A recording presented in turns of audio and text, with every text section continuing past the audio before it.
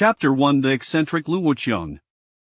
Before him lay an extraordinary tomb, uniquely constructed on the mountainside, jutting out dramatically. Above was the Jareski, while below Gapadeshi Arabis. The tomb resembled a soaring spacecraft, poised toes into the heavens. The materials said to erect this grand sepulchre were unlike any linfi had ever encountered an enigmatic, lustrous black stone. As the just undergraduate in the archaeology department, thought he was the smallsten years, he was no nithless a remarkable scholar of no little repute. Passionate about archaeology, he had encountered a myriad of stones and reveled in the exploration of their peculiarities. What sort of stone is this? Linfi read the surface of Testona spacecraft, hoping to procure a sample for further study. Yet, despite the exerting gull strength, it seemed as if a veristone was composed of a singular molecular structure, yielding no fragments whatsoever. Frustration surged within him, prompting him to strike a lever resembling a gear shift with heiser and hammer. Crack, crack.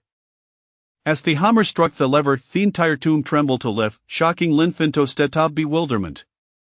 Thought typically fearless in this desolate wilderness, for removed from civilization, even the boldest felt to kill off trepidation as serialized Strausers were suddenly damp. But the surprises were far from over. The entire mountain begin to quake, reminiscent of any earthquake, as if the apocalypse had arrived, compelling Linfado Crookdon in fear.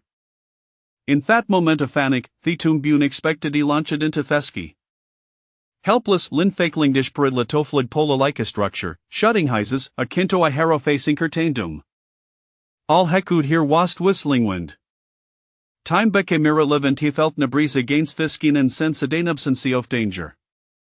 Tentatively, Harrowly Stonehand, discovering the Thuas indeed safe, which allowed him to relax. Heffeltus off a washerdling throat here at an unimaginable velocity, surrounded by avoid worryingly flating points off like glimmered past them. Glancing down at himself, Herolized thighs was not a tumbatrothera vessel crafted from an unknown material. The entirety of Tesha presembled a colossal aircraft rear, yet it burned smokestacks or flight decks, and the surrounding black, lustrous stone smitted a faint, dark glow. On this immense vessel, Linfi found himself utterly alone. Uncertain of the vessel's destination, he could not discern the surrounding scenery, only countless luminous spheres flashing by. At times, the vessel would enter a fog-laden region, surrounded by incessant lightning that struck the craft, causing Jito sway and tremble.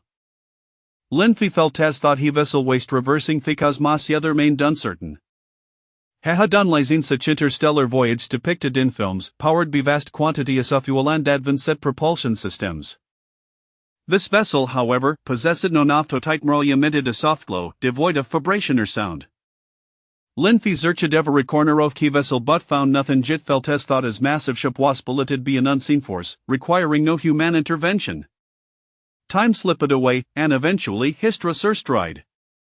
Or den junable to find anything to QP himself, he succumbed to exhaustion and fell into a deep slumber. Had no idea how long he slept by thalfe century yormerly hafede. Upon awakening, Linfe discovered himself nestled within a cave. Ashizaya suggested thedum light, he examined the surroundings, noting thesmuth dark rock walls adorned with various glowing orbs. The stones reflected a deeper shade of black under their illumination. Isn't this precisely the stone he used to construct Thotham? Linfi exclaimed, springing to his feet. With an innate affinity for stones, headed at the cave walls, feeling the coldness emblifum. Looking down, Herolized was entirely unclothed. In a flurry, Linfi's clothes, but the expansive cave revealed nothing but black stones, unfamiliar plants, a few stone benches, and a solitary stone table. Damn it, Wixkundril has taken McLethies, if I find you, Ilmaki you pay dearly, he shouted, gripping himself in anger. Ah, you're awake, young man, I thought he had Beasley up for 10 days sormery, beauty only slept 4-6. A voice, heavy with age, seemed to emerge from nowhere, startling Linfei. Wario, show yourself, Linfei shouted, Hishiar tracing Geshasken at the cave, yet Sinan only hearing the voice, which made him clutch himself tighter, too frightened to relax. In moments of fear, people often resort to bravado. At that moment, Linfi felt thought nothing mattered more than what was protecting below. Wario, Ario Humanera Ghost, please, he haven't anything wrong ring. Receiving Norpley, Linfei, once fearless, began to tremble. the size of society governed by laskering semiana to the athis azarius offense. Hefel the spirit near lie escape him. Ha, this is amusing, what is the society governed by lawyer speak of, I haven't ever heard of such a thing. Aren't ye the fearless choller, why are ye also terrified no? The voice floated closer, seemingly aware of Lin Fai's background, followed by a feed of hearty laughter. After 10,000 years if any of experience said such joy, you, my boy, have a brought happiness today. I shall take you was a mediciple, war truly favored by the heavens. 10,000 years ago a waste like you wouldn't have caught my eye, but today, you've entertained me so I shall accept you. Linfi had heard such voice sin and scientum films or Fantasa movies, and the hate always made he a chartrace. Now, hearing such a voice before him, yet noblito Caesars, left them feeling overwhelmed. Oriu Augustra homen, show yourself, and let's set lethus. Hanir lie shouteth ice with Ella's might. Ha ha, you have guts, since the orisoia jertosim alomato introduce meself. Ashbun de read the voice origin, a shadow suddenly materialized before him. Ghost, Teresa Ghost. Terrified, Lin feeder ned to flee, Bothus legs felt as if they were rooted to the ground, refusing to move. In a moment of panic, a stream of fureni escapeme, splattering across his shadow before him. What is this, how disgusting! The shadow Kiklyre treated. At this moment, Linfi felt as though his for a soul had fled into her. Ario a human or a ghost, what do you want, is where I have a nothing, I promise it to be divine skull from now on, Linfi nearly cried as Shooter read these words. Pa, you are the ghost, the floating figure spat. What do you mean you're not a ghost, how can a person flee? Linfi de read nota pen hises. Ha had seen countless ghost stories, and defoning counter a ghost, their soul would surely be taken. Open Yuri sense how I am the indomitable god emperor, you are the ghost. What indomitable god emperor, those are Marie Teles from movies and novels, there is no such thing in the real world. Though Lin fear mained hesitant tupen his eyes, curiosity bequithenum. Thinta to claim it not to be ghost, and he wished to discern its true nature, yet o certitudes an indomitable god emperor washard to believe. Who was, after all, a student at a prestigious university and had knowledge of many things. Since a the mysterious figure had na farmedhum ha presumed it ber him noil will. Gradually he opined his Isis liver and beheld the figure before him. The sight shocked him. Wathas was a bang with no limbs, a mania of wild hair, and a beard, appearing as if it had not been groomed Indians. If he did not believe it to be human, he might have mistaken it for a ton Leo von Roulebius's. You, Ario utrally human, Linfea could hardly believe his eyes. How could such a creature exist in world? Where am I and we is there a bang like you here, though Linfi's fear had subsided, he remained cautious. You brat, of course I am human, if I were not, Butrethera demon beast, I would have devoured de Olanga Joe. With that, Themon feigned monstrous demeanor. What is a demon beast, I've never heard of it, Lin fear plied, utterly bewildered. He had never encountered such a creature, and suddenly his eyes would end in realization. Human a demon beast, could it bethet I am no. At this thought, Lin Fishart sankens more. Demon beasts, entities from a fantastical realm, how could they manifest before my very eyes, if he had not reversed into another world, how could I possibly witness a demon beast? Yet though such a phenomenon as traversing worlds truly exist, could it be happening to me right now, in a world with demon beasts, would Simeon like him not utterly helpless? Linfi found himself an undated with a myriad of questions. What are you exactly, let me go back, my mother will be searching for me everywhere, and if she cannot find, she will be heartbroken, Linfi wept. Thought he was skeptical about the notion of traversing worlds, the appearance of this being left them questioning how Simeon like this could exist in his own world. A 12-year-old child, how could he have possibly witnessed such a realm, lacking protection, children often believe thought crying is the most effective means of seeking comfort and safety. Stop crying, Ifio continue, the demon beast will truly come, the floating figure appeared exasperated, yet the corners of his mouth remained turned upwards. Sigh, war is certainly not from this world. However, since he awareth the discipolite sire, Ishalessamithoroliafio Yurgardian for some time. After all, Iquasia Vohoventure Dontamiship to engage in thys archaeological endeavor. Brat, army tinges fat spite the vast distance estat separdus, the sisen die der bondas masteran disciple. Lu Yukian gunder stut the paino flusing insperence, jetha felti tways an unavoidable circumstance. Heckled not simply bring Linfisperance over besides, such an endeavor would be too costly. Bringing Linfi from one world to another hadel redi consumed Lu Yukian century saving semestever 20 millennia, all of which were precious spirit stones. Or perhaps, the fact that where masteran disciple spirated by twa different world Sicil sortestini Lu Yukian remarked with a shekaveshed. Linfi trolle creed he cared little for destiny for hin wall told hot demon beasts were indeed carnivorous. Ha had seen in film show they devoured humans with easi and without hesitation. Seeing Lin faintiers that floating being gradually approach them, conjuring Gapera feather real hands with his spiritual nergitogen lay caress Lin faished. Brat, from thisman forth, you shall bem a disciple. I fioish I can also blakeeper into you. Rest assured, he will transform I when tothimust formidable expert in this world. Forius and sunk known as the ethereal hands stroked him, Linfi felt an overwhelming sense of comfort, and Dolphirin panic dissipated without a trace. Hezen sitify rekindling in his abdomen, yet it was devoid of feign. Simultaneously, heffel to multitude of intricate symbols, reminiscent of tadpoles, entering Gizmond. These symbols were unfamiliar, yet Iberian uncanny resemblance to something he had encountered before. Hesla like Losetazes, acutely aware of that something was altering his body, his bones were fracturing and resembling, his thoughts fading away on little beer bornenu. Yet, heckled not resist, for the sensation was simply too pleasurable. In essence, Linfi felt an unparalleled sense of ease, akin to an infant nestled in the warmth of its mother's womb, world ways infused with beauty and bliss. Gradually, Linfacius tie sweep and gone succumbed to slumber, entering gay dream. Chapter 2 The Swallowing Heaven Divine Cauldron. Upon awakening in Semor, Linfi felt as if he had adapted and integrate into this world. The first sight that Methesius was the figure before him, which bore an or semblance to a human kneeling in Bothnisan perform engaged to reef respect. Disciple pace respects to master. Excellent, excellent, excellent. Luwukianj exclaimed Thris, his heart brimming with joy. After much effort and expenditure, he had finally acquired a disciple. From this day forth, you shall be Thelis disciple of Luwukian, as well as a might wealth disciple. Luwukian declared, his spiritual hands lifting Linfi to his feet. From no one shall dispense with formalities. Speak freely with me about any matters. Whether it flies in Thesk or walks upon earth, anything ye outdesire, I can assist ye one obtaining. From today, I shall impart the entirety of my life's work to you, and I hope I will achieve great things, like your senior brothers, carving guti our own place in his world, and perhaps finding my original disciples, shall the still be obeve.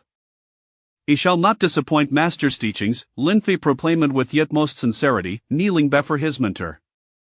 This was Linfi's first time bowing to an unfamiliar figure as a mentor, yet he felt no sense of estrangement.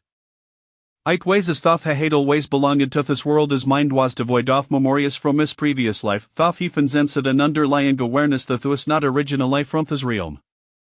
However, despite his searching his mind thoroughly, he could find no evidence to support these. He only knew that a tedious consciousness lay a shroud of black mist as if concealing something, yet he could not perceive its true essence. As Linfira called the events of Tate, despite being a prominent figure on this continent, Heffel to Webasa Quashoverum. It was merely Luwukian's gentle caress with his spiritual hand that had compressed all memorias of his previous world, sealing them away till now, revealing to him that they had not belonged to this world. For centuries, his parents in thought worlded like Lilons and set apart of his realm now, who was truly unencumbered. His greatest hope was to find a way back to his original continent, yet achieving that would require traversing infinite spatial whirlpool sandstorms, each rift in space at a Raphaean gabbies. From that day forward, Linfi officially stepped into this continent, melding into the realm of martial supremacy, becoming a martial artist endowed with spiritual energy. A month passed, and under Luwukian's guidance, Linfi, already exceptionally intelligent, made remarkable progress, advancing from an ordinary individual to this event level of refining in just 1 month as beat thought could hardly be medslow. Even among the most gifted on sofa steam and familias insects, such rapid advancement would leave a theme awestruck. Lu Yuqian was greatly pleased with Lin Fei dedicating his utmost efforts to imparting his life's achievements to him. Although Lin Fei remained in the refining stage, he was learning techniques beyond the scope of that phase cultivation methods, martial skills, alchemy, formations, and more. In pursuit of this disciple, Lu Yuqian spared no resource. Half-air swiftly passaduito Lin Fei's brilliancy and exceptional memory, Lu Yuqian got already imparted of everything he wished to teach him. Some concepts, though not yet cultivable, had been etched into Lin Fei's memory. Lin Fei, a dutiful child, thrived under the abundance of techniques and resources, his cultivation skyrocketing from nothing to 6th level foundation building just half-air. Onedai, Lu Yuqian summoned Lin Fei before him. Upon seeing his master, Lin Fei was taken aback, for it was the most serious expression he had ever witnessed on Lu Yuqian's face since their first meeting. Today, Lu Yuqian's gravity was so pronounced that Lin Fei hesitated to approach him. Realizing he may have overdone, Lu Yuqian forced Asmal. His master truly thought intimidating, Lu Yuqian glanced at Lin Fei. Today, I could do her for a matter of great importance. Lin Fei slowly approached Lu Yuqian, casting a question against his way. Have I done something wrong to upset master? Not at all. Lu Yuqian smiled before assuming a serious demeanor. Lin Fei, I have something to present to you. Tell me what do you see. With that, Lu Yuqian revealed a small golden cauldron from within his robe. The small cauldron emitted a soft golden glow in Lu Yuqian Shen's soft golden, for radiance was neither ostentatious nor lacking in value. Initially, the cauldron remained still, but upon Lin Fei's gaze, it began to tremble. Lu Yuqian quickly subbed it. Isn't this just a small cauldron, master? Lin Fei observed the cauldron, failing to notice any change, before directing his gaze to his master. Indeed, it is a small cauldron, but it is far from an ordinary one. Lu Yuqian's expression transformed into no fun paralela joya shega zed at Lin Fei. This cauldron is known as Swallowing Heaven Divine Cauldron. Swallowing Heaven Divine Cauldron, Ariase and Jit can swallow the heavens? The Swallowing Heaven Divine Cauldron is on off Tetriasaurus that guards the infernal river of 3 realms alongside the circling divine and Needling the flying heaven divine X, each safeguarding thy own domain. At this moment, the Swallowing Heaven Divine Cauldron rested in the hands of Lu Yuqian, appearing merely as a diminutive golden vessel, seemingly devoid of any extraordinary capabilities. However, upon closer inspection, one could discern intricate and dark runes set shed upon its surface, flowing gone transforming in a mesmerizing dance, as if they belonged to a realm beyond this world. Even more astonishing was the revelation that these runes did not merely hover above the cauldron's exterior or theory-sided within its very essence. Yet, their dynamic nature could still be observed from the outside. Lu Yuqian had previously endeavored to study these runes, yet, despite his self-proclaimed mastery affirmations, he could not recognize their significance. He surmised that their level must surpass top divine runes. Fragments of records concerning the divine cauldron couldn't be found in ancient texts, yet the surcounts failed to elucidate the cauldron's mysteries. Thus, Lu Yuqian placed bishops in Lin Fei. This reliance stemmed from Torius's firstly, Lin Fei was less disciple secondly, the extraordinary phenomena suggested an enigmatic bond between Lin Fei and the cauldron. Master entrusted to you, hope and jit will acknowledge you as its master. If it accepts you, you shall come to understand its formidable power. Approach, and let 3 drops of our blood follow upon it if it recognizes it shall bear henceforth. Years ago, Lu Yuqian ventured into the infernal flame river alone, wielding the might of Emperor, to secure this divine cauldron. He battled demon Emperor and vanquished flame god, only to have his limbs grievously burned by the inferno beneath. Yet, he did not foresee that the cauldron would defy his control, resisting all his threats and attempts at domination. In despair, Lu Yuqian kept the cauldron close, yearning for the day when Simeon would be worthy its allegiance. Since Lin Fei's arrival, the cauldron exhibited peculiar behavior, particularly when Lin Fei stood beside Liu Yuqian and instinctively feeling gross within Liu Yuqian that the cauldron yearned to leap forth. Initially, Lu Yuqian dismissed it as mere coincidence, but upon closer observation he noted that whenever Lin Fei appeared, the cauldron seemed to awaken with an understanding eager to break free. It became evident that Lin Fei possessed an equal for the cauldron. From Theban soft today, it was clear that his divine cauldron was finally ready to embrace a master. This was the culmination of Liu Yuqian's aspirations and efforts throughout his life, and to have it bestowed upon his own discipline filled him with joy. Come, let your blood fall upon it, and it shall belong to I. Liu Yuqian urged, noticing Lin Fei's hesitation. Very well, Lin Fei with a heart full of trepidation gazed at the diminutive cauldron. At this moment, although the cauldron remained relatively calm under Liu Yuqian's overwhelming presence, he was acutely aware of its brewing restlessness.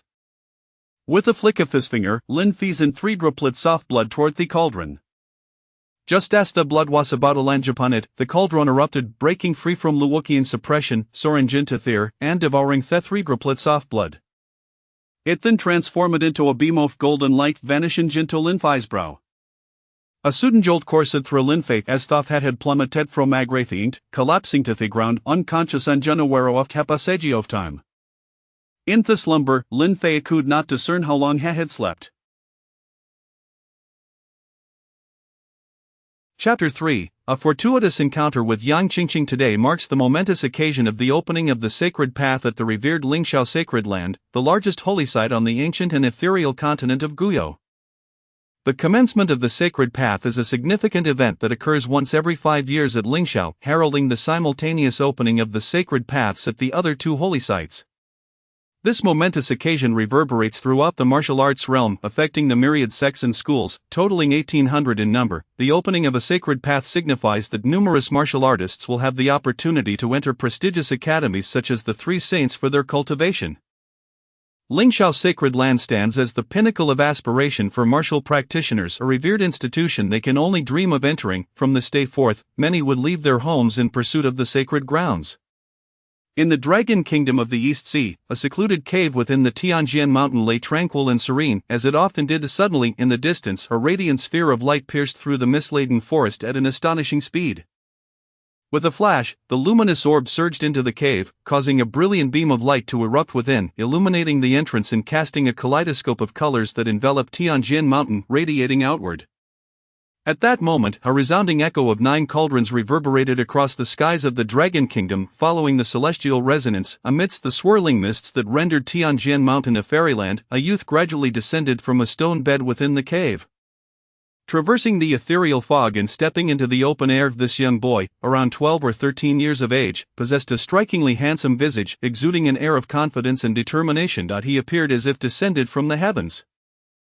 And with every step he took, the surrounding mist parted as if in reverence. Through the swirling vapors, he seemed like an immortal stepping into the mortal realm, his features sculpted by divine hands. And an innate aura of authority emanated from his gaze. Observing this unfamiliar terrain, Lin Fei suddenly recalled the events that transpired during his unconsciousness. At that moment, a familiar visage emerged in his mind. And the soothing voice of Liu Wuqiang resonated softly in his ears. My disciple, do not blame your master for sending you away. It is merely my folly, for in the end, you cannot remain by your master's side forever. If you are a dragon, you must soar beyond the seas. If you are a rock, you must fly through the heavens. Now, I entrust you with the Hunyuan Swallowing Heaven Cauldron and the Hunyuan Divine Art. You should understand the principle of bearing treasures that invite envy. With your master absent, the path ahead is yours to navigate alone. Remember, the path of martial arts is fraught with peril. Tread with utmost caution. If fate permits, we may meet again. Upon finishing Liu Wuqiang's words, Lin Fei felt a surge of new information flooding into his mind. The Hunyuan Divine Art, in the realm of martial arts, techniques are categorized into various tiers: ordinary techniques, yellow techniques, earth techniques, heaven techniques, and divine techniques. Ordinary techniques are practiced by families and clans, being the most commonplace, while yellow techniques are exclusive to smaller sects and prominent families, enabling them to thrive for centuries. Earth techniques are reserved for large sects, and even a standard earth-level technique is beyond the reach of ordinary families. As for heaven techniques and divine techniques, they are rarely heard of, let alone possessed or cultivated by the general populace. The divine technique bestowed upon Lin Fei, albeit simplified and modified by Liu Wuqiang, possesses the potential to incite a bloody storm within the martial arts community. Not to mention, the Hunyuan Swallowing Heaven Cauldron he carries is equally formidable. Understanding his master's intentions, Lin Fei could only manage a wry smile. Faced with this entirely strange world, the path ahead remained uncertain, and he could only summon courage within himself. Master, do not worry, I shall persevere. A gentle breeze caressed his long hair, akin to a flag unfurling in the wind. Indeed, survival is the ultimate truth. Without life, all is rendered meaningless. At the foot of Tianjin Mountain, a road stretched from east to west. And a young boy, weary from his journey, walked forth, imbued with a sense of confusion, determination, and yearning, feeling the strangeness of this world. In the early morning mist, a carriage rushed towards him, the driver focused intently ahead. Suddenly, he perceived a faint silhouette amidst the fog and swiftly halted the horses. That was close, just a step away from colliding. What is it, Uncle Lu? A melodious voice chimed from within the carriage. Miss, there is a young boy ahead, replied the driver. Lu, how can there be anyone in this desolate stretch surrounding Tianjin Mountain? The voice questioned again. Moments later, the carriage curtain lifted, revealing a celestial young lady peering out. Eager to alight from the vehicle, Miss, allow me to handle this. The master instructed that you should not disembark carelessly. Uncle Lu hurriedly closed the curtain and stepped down to approach Lin Fei.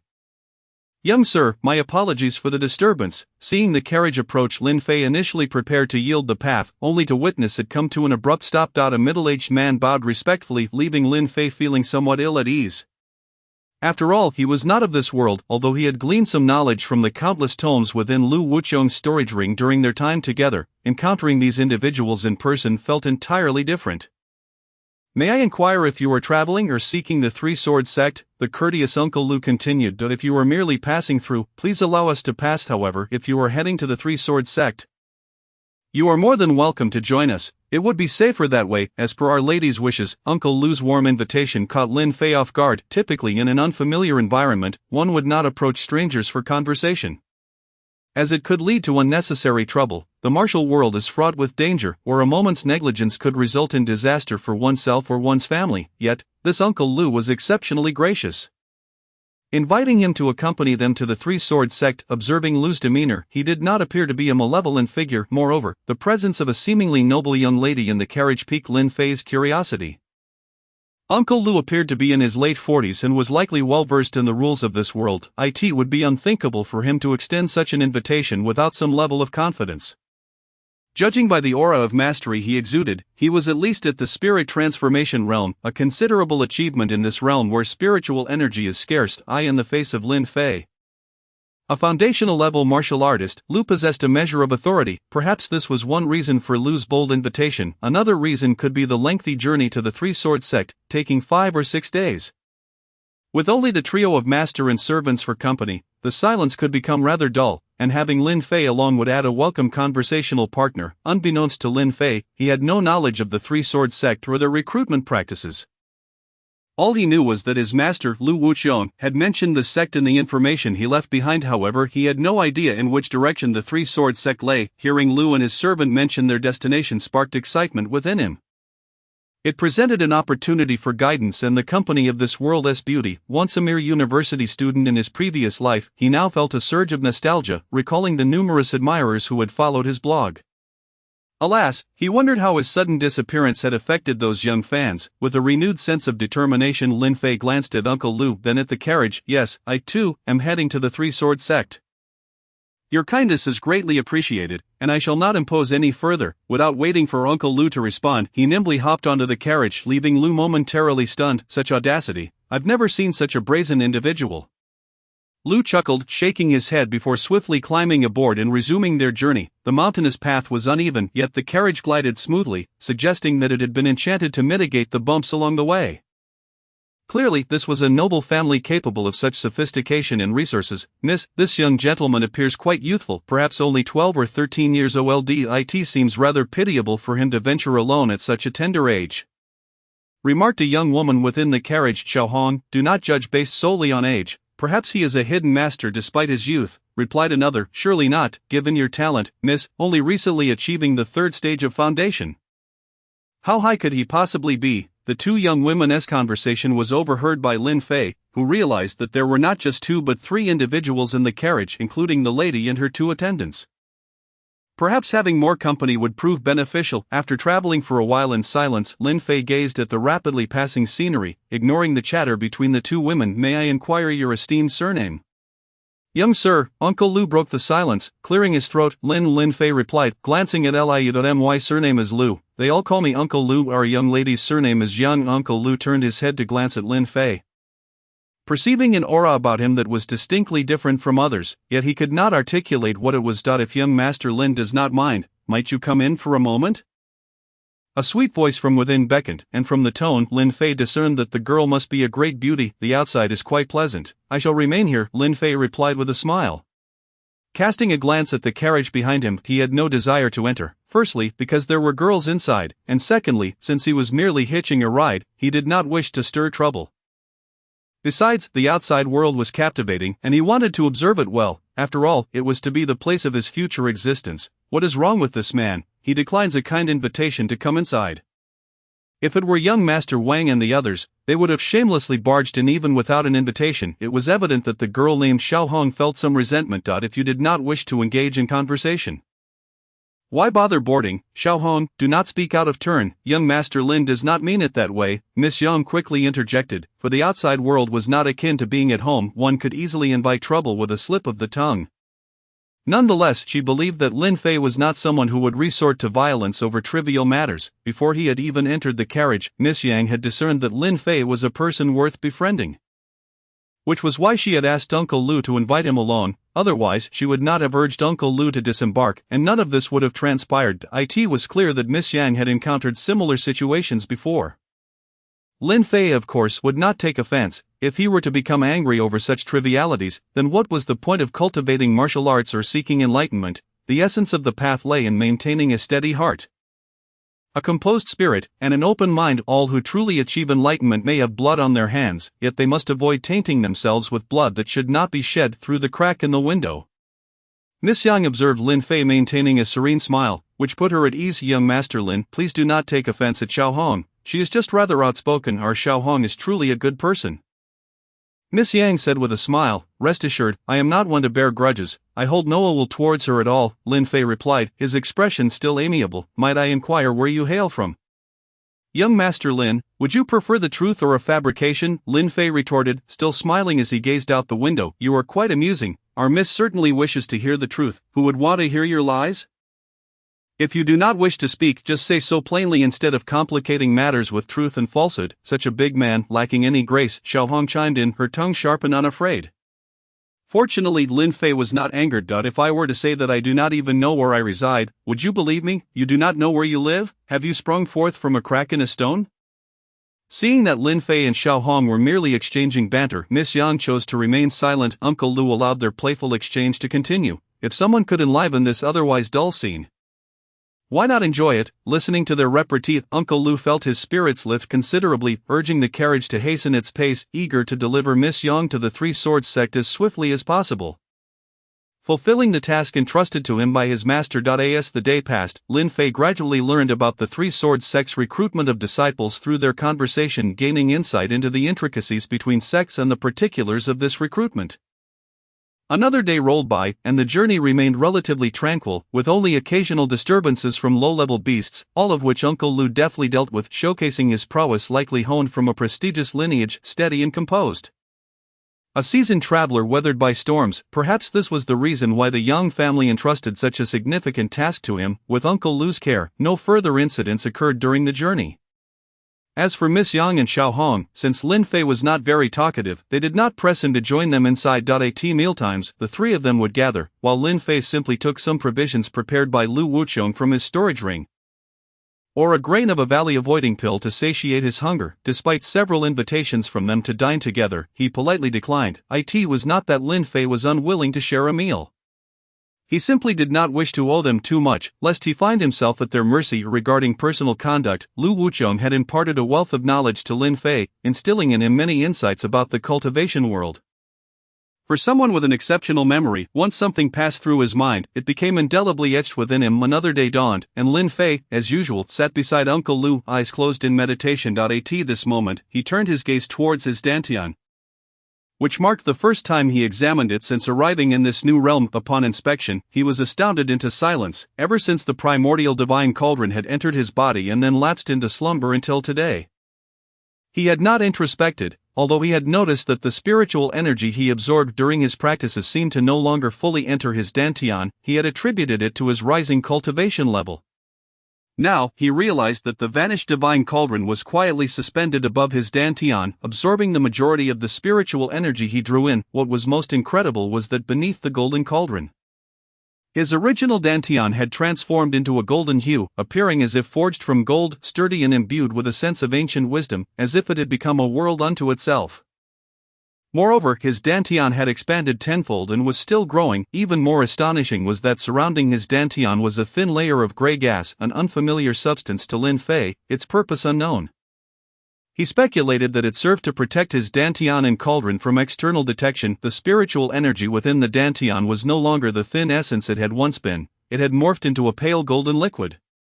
Emanating a formidable energy, Lin Fei estimated that just a single drop of this liquid possessed a potency 100 or even 1,000 times greater than the original spiritual energy. Now, the incoming spiritual energy no longer directly entered his dantian, but was entirely absorbed by the cauldron, which then transformed it into the current spiritual liquid that flowed into the dantian. This meant that Lin Fei need not worry about depleting his spiritual energy any longer. After silently circulating the energy, Lin Fei discovered that the flow rate of the spiritual energy was unimaginably swift, at least 10 times faster than before. Furthermore, the energy now traversed his meridians not merely in gaseous form but coexisted as both gas and liquid, resulting in a far more potent output than previously. I ought to find a place to test just how powerful my strike has become, Lin Fei mused, a smile playing on his lips. Reflecting on his remarkably transformed dantian, he recalled his master's words. It was no wonder that his master, even at the cost of his own limbs, sought to secure the divine cauldron. It was truly a miraculous artifact. Not only that, but the divine cauldron's extraordinary techniques, if successfully cultivated, would undoubtedly render him invincible. With these thoughts, Lin Fei felt a surge of excitement. It seemed he could now commence practicing and employing divine techniques.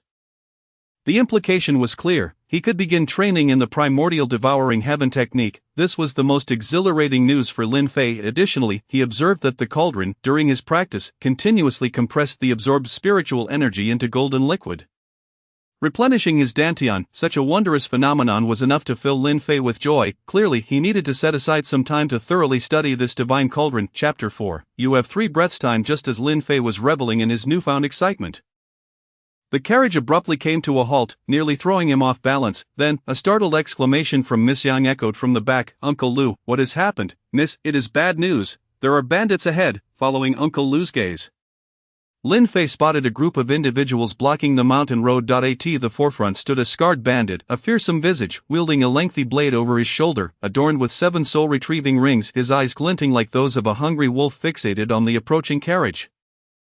Akin to a famished man eyeing a steaming bun, salivating at the sight. In this desolate wilderness, where could these bandits have emerged from? They were truly terrifying. Xiao Hong, peering through the carriage door, caught sight of the bandits and quickly withdrew her head in fright.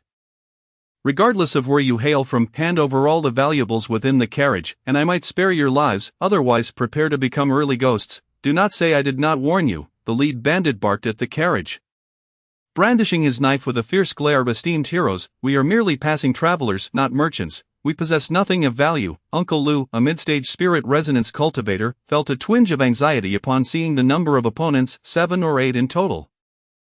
If it were just him alone, it would be manageable. As a mid-stage spirit transformation cultivator, he could handle a few small-time bandits. However, with his young mistress present, a precious figure, and having received countless admonitions from his master to ensure her safety during the journey, he could not afford any mishaps. If something were to happen, how could he face his master upon returning? Bandits only knew greed and bloodshed, devoid of compassion or righteousness. If anything were to befall his young mistress at the hands of these bandits, it would be a crime he could never atone for. The lead bandit was clearly no novice, having engaged in such deeds before, and thus was unimpressed by Uncle Lu's attempts at diplomacy.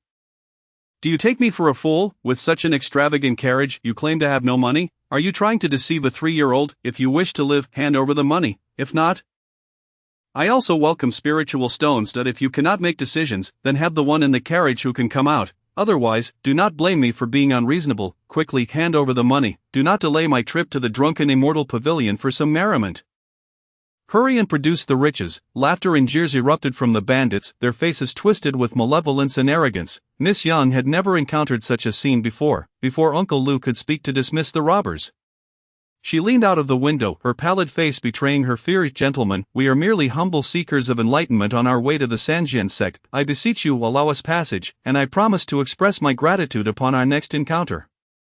Clearly, in Miss Yang's eyes, reason could sway anyone. Those who dwell in the light are often unaware of the shadows that exist, the brutality of violence, or the nature of wicked individuals. Brothers, look, there's a beautiful girl in the carriage. Ha! Tonight, we are indeed fortunate. The leader of the robbers' eyes sparkled with greed upon seeing Miss Yang, his lust evident as he drooled at the sight of such a pure and lovely maiden. Rather than achieving the desired effect, Miss Yang's appearance only emboldened the bandits further. Xiaohong and Miss Yang, having never witnessed such a spectacle, were terrified, with Xiaohong clutching Miss Yang tightly as tears streamed down her cheeks.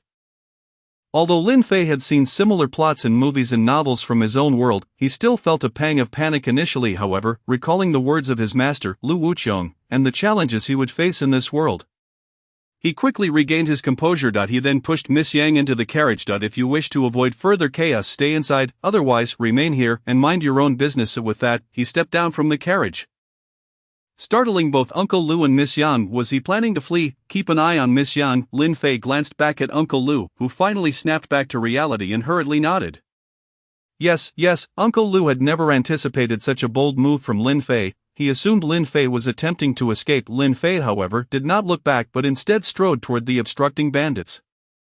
Originally, he had no intention of involving himself in this affair, but considering the earlier incident with his Dantian and the assistance he had received from Miss Yang and Uncle Lu during their journey, he resolved to intervene. His primary objective was to test his own abilities. If he could not win, he was confident that his perfected shadow step, combined with his extraordinary spiritual energy, would allow him to flee. Who are you, brat? Get lost, bring that girl out. If she agrees to be with me, I will spare you. The leader of the bandits leered at Lin Fei, stroking his stubbled chin. Stop right there, don't come any closer. Let the girl speak with me, or else I'll take your head. Lin Fei did not halt his advance. Unbeknownst to him, a dark blade had materialized in his hand, gleaming faintly with a sinister light.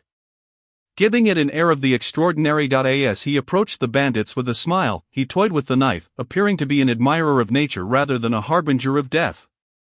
Kill this kid, the leader of the bandits barked at his men as Lin Fei continued to advance. Uncle Lu and Miss Yang exchanged bewildered glances. What was this strategy? No one had beckoned him forward. 8 late-stage foundation establishment cultivators and 1 mid-stage spiritual manifestation cultivator stood before him. Wasn't he merely walking into his own demise? They outnumbered him tremendously, and the leader was a formidable spiritual manifestation practitioner. Lin Fei was at a significant disadvantage. The so-called spiritual manifestation cultivators could manifest their spiritual energy into tangible forms to attack their enemies. Although they were not as effective as real humans in some respects, the forms created by those with profound spiritual energy could possess nearly identical destructive power. Moreover, the demise of these manifestations hardly affected their creator. As long as their spiritual energy was sufficient, they could merely expend some energy and replenish it over time, provided they remained alive. Thus, it was often said that practitioners of spiritual manifestation had 2 lives. Lin Fei seemed to anticipate the ensuing actions, glancing back at Uncle Lu, who had jumped down from the carriage. If you wish to ensure your young lady's safety, stay put in the carriage and keep watch over them. He then turned away, continuing his advance, seemingly confident that Uncle Lu would heed his words. You have 3 breaths to vacate this place. Otherwise, you shall forfeit your chance of survival. Lin Fei walked with an easy demeanor, unperturbed, speaking to the bandits as if conveying the most ordinary of statements. Of course, he was also bolstering his own confidence. While he felt capable against foundation establishment cultivators, the pressure from a spiritual manifestation practitioner was undeniable. What are you, a fool? Do you think you are an emperor? Just because you say we should leave, we will? You're nothing. The leader of the bandits scoffed at the young Lin Fei, among all present. He certainly had the audacity to feel superior as a mid-stage spiritual manifestation cultivator, yet he remained oblivious to the true nature of the person he faced. He was ignorant of who Lu Wuqiong was, and thus he had no understanding of what Lu Wuqiong's disciple might be capable of. Had he heard of Lu Wuqiong, he would have recognized Lin Fei as his apprentice and likely fled in terror. The other bandits shared similar thoughts. They were all seasoned warriors of bloodshed, having witnessed countless scenarios. To them, a mere 12 or 13-year-old child like Lin Fei, who should still be clinging to his mother, was far too naive to venture into the world alone. Thus, they believed it would take minimal effort to deal with such a young foundation establishment practitioner, with their eyes fixated on the lovely Miss Yan within the carriage. Their thoughts were solely on the prospect of enjoying the evening with her, and they paid little heed to their own safety. Armed with knives, swords, and other weapons, they lunged at Lin Fei. 10 steps. 5 steps, various techniques and weapons gleamed with different lights, and propelled by their spiritual energy, a tempest surged toward Lin Fei, engulfing him in a whirlwind of blades and swords. As their weapons descended upon him, they were convinced that with a single strike, Lin Fei would surely perish. However, to their astonishment, Lin Fei remained standing, seemingly waiting for their weapons to land upon him. Yet, the scene that unfolded was far from what they had anticipated. As their blades struck Lin Fei, it was as though they had cleaved into nothingness. To their eyes, Lin Fei appeared to dissolve like ink in water, gradually fading from view, with the force of their attacks. 4 or 5 of them stumbled forward. At that moment, the vanished Lin Fei stood behind them, a sly smile gracing his lips as he watched them tumble to the ground in disarray. What an embarrassment! Sensing danger, the 4 or 5 bandits quickly regained their footing, disregarding the dirt smeared across their faces, channeling all their spiritual energy into their weapons. No longer dismissive, they surrounded Lin Fei once more, exchanging glances before simultaneously launching another assault from 5 directions. We'll eliminate you, you little scoundrel. In an instant, their weapons flared with overwhelming spiritual energy, radiating blinding light as they unleashed their most potent strikes against Lin Fei. Intent on dismantling him entirely, Uncle Lu and Miss Yang had been deeply concerned for Lin Fei. Now, witnessing the full force of their attack, their hearts plummeted once more. Filled with dread, the 5 bandits watched as Lin Fei was enveloped by the luminous spiritual energy of their weapons. Dust and debris rose into the air, shrouding Lin Fei and the attackers in a cloud, leaving their fates uncertain. It's over, Uncle Lu sighed heavily, and soon after, Miss Yang and Xiaohong, peering through the carriage door, instinctively embraced one another, too fearful to look outside. Tears streamed down Miss Yang's face. Lin Fei was risking his life for them, and her heart ached with pain. The robbers, meanwhile, cackled with glee after a few breaths. The mountain breeze gradually dispersed the swirling dust, and all eyes turned toward the center. To their astonishment, there stood Lin Fei, calm and composed. You were too slow, just as everyone believed Lin Fei had met his demise. He remained in place, a blade shimmering with dark spiritual light held poised at the tip, a droplet of blood glistening ominously. Beneath him lay the 5 bandits who had lunged at him moments before. The leader of the bandits and 3 others stood frozen in disbelief, unsure whether to advance or retreat. In that moment, they finally grasped the weight of Lin Fei's earlier words. You have 3 breaths to leave this place.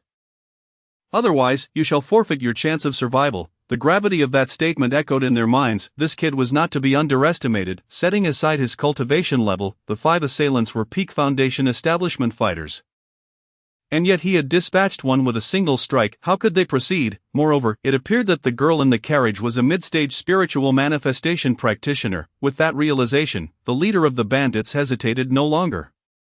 He turned to flee, followed closely by the other 3. After all, life was paramount. What use were spirit stones if one were dead? Young man, I shall remember you, the leader of the robbers shouted as they retreated into the distance.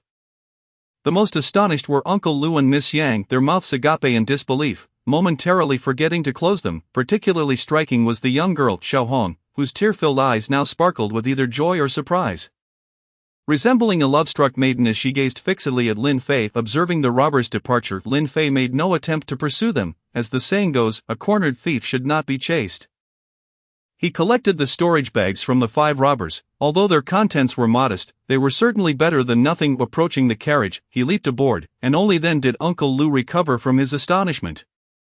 Humbly tidying Lin Fei's seating area and placing a fine beast hide beneath him for comfort, Lin Fei graciously expressed his gratitude before settling down. Soon voices drifted in from the carriage window, where Miss Yang and Xiaohong were engaged in lively conversation. Miss, he is truly formidable. Xiaohong peered sneakily out of the carriage door. You little girl, weren't you just speaking ill of others? Now you're praising him. Have you developed a crush? Not at all, I merely speak the truth, Xiaohong retorted, while Miss Yang chimed in. If you paired with such a gentleman, it would be a match made in heaven.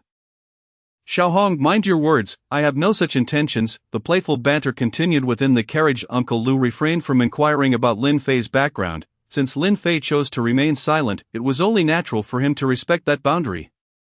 As everyone harbors their own secrets. Chapter 5. Entering the Three-Sword Sect. As they drew closer to the Three-Sword Sect, the number of travelers increased, and the atmosphere became relatively peaceful. Although minor skirmishes occasionally erupted, they did not affect their journey. Another day passed, and a prominent sign came into view, emblazoned with 3 gilded characters. Three-Sword Sect. Miss, we have entered the territory of the Three-Sword Sect. There will be no more danger, Uncle Lou called out cheerfully from within the carriage. According to the rules, they could only proceed 5 more miles before the carriage would no longer be permitted entry. So, miss, after 5 miles, Xiaohong, and I will turn back. From then on, you shall continue on your own. Very well, Uncle Lou. The trading market of the Three Sword Sect should be just ahead, once we arrive. You may return and inform father that I have arrived safely. There is no need for him to worry. Xiaohong will return with you, so please take care of her along the way. Of course, miss, rest assured. Uncle Lou was elated, having completed his task and ensured a safe return. Surely the master would reward him handsomely. By the way, Miss Lin Gongzi is a good person. It would be wise for you to stay with him for support. Certainly, Uncle Lou, you need not worry. I know what to do. After disembarking from the carriage, Uncle Lou and Xiaohong turned back to report, while Lin Fei and Miss Yang glanced back at the disappearing carriage before heading toward the Three Sword Sect. This place feels different from the outside world, Lin Gongzi. Look at that mountain, with its tiered palaces. It is truly majestic, Miss Yang exclaimed. Indeed, this is a realm beyond the ordinary. It was Lin Fei's first encounter with the visage of a sect on this continent. And the scene before him was unlike anything depicted in films. The mountain was not only suffused with rich spiritual energy, but the swirling clouds around it were both real and ethereal. The creatures soaring through the skies, traversing the ground, or swimming in the waters were beyond the capabilities of mere cinematic representation. Everything was beautiful yet retained the essence of the human experience. Although they could see the Three Sword Sect now, reaching its base would take them the better part of the day. Miss Yang, let us proceed. There is still a long journey ahead, Lin Fei reminded her. Noticing her momentary distraction, alas, this young lady truly seems unaccustomed to the world. If she were to visit our realm, she would surely be left in awe. A smile crept across Lin Fei's face. Very well, Lin Gongzi, Miss Yang replied, her cheeks slightly flushed, resembling a freshly bloomed lotus in the sunlight. The women of this world were indeed captivating. Unlike the ordinary girls of his own, this was Lin Fei's first encounter with such exquisite beauty. Earlier, when Miss Yang had invited him into the carriage, he had declined, and now, witnessing her grace, he felt a tinge of regret, pondering how delightful it might have been to join her. As these thoughts swirled in his mind, a sly smile crept onto his lips. Lin Fei, have you fallen for her charms again? Do you recall that time in your freshman year when you were beaten for this very reason?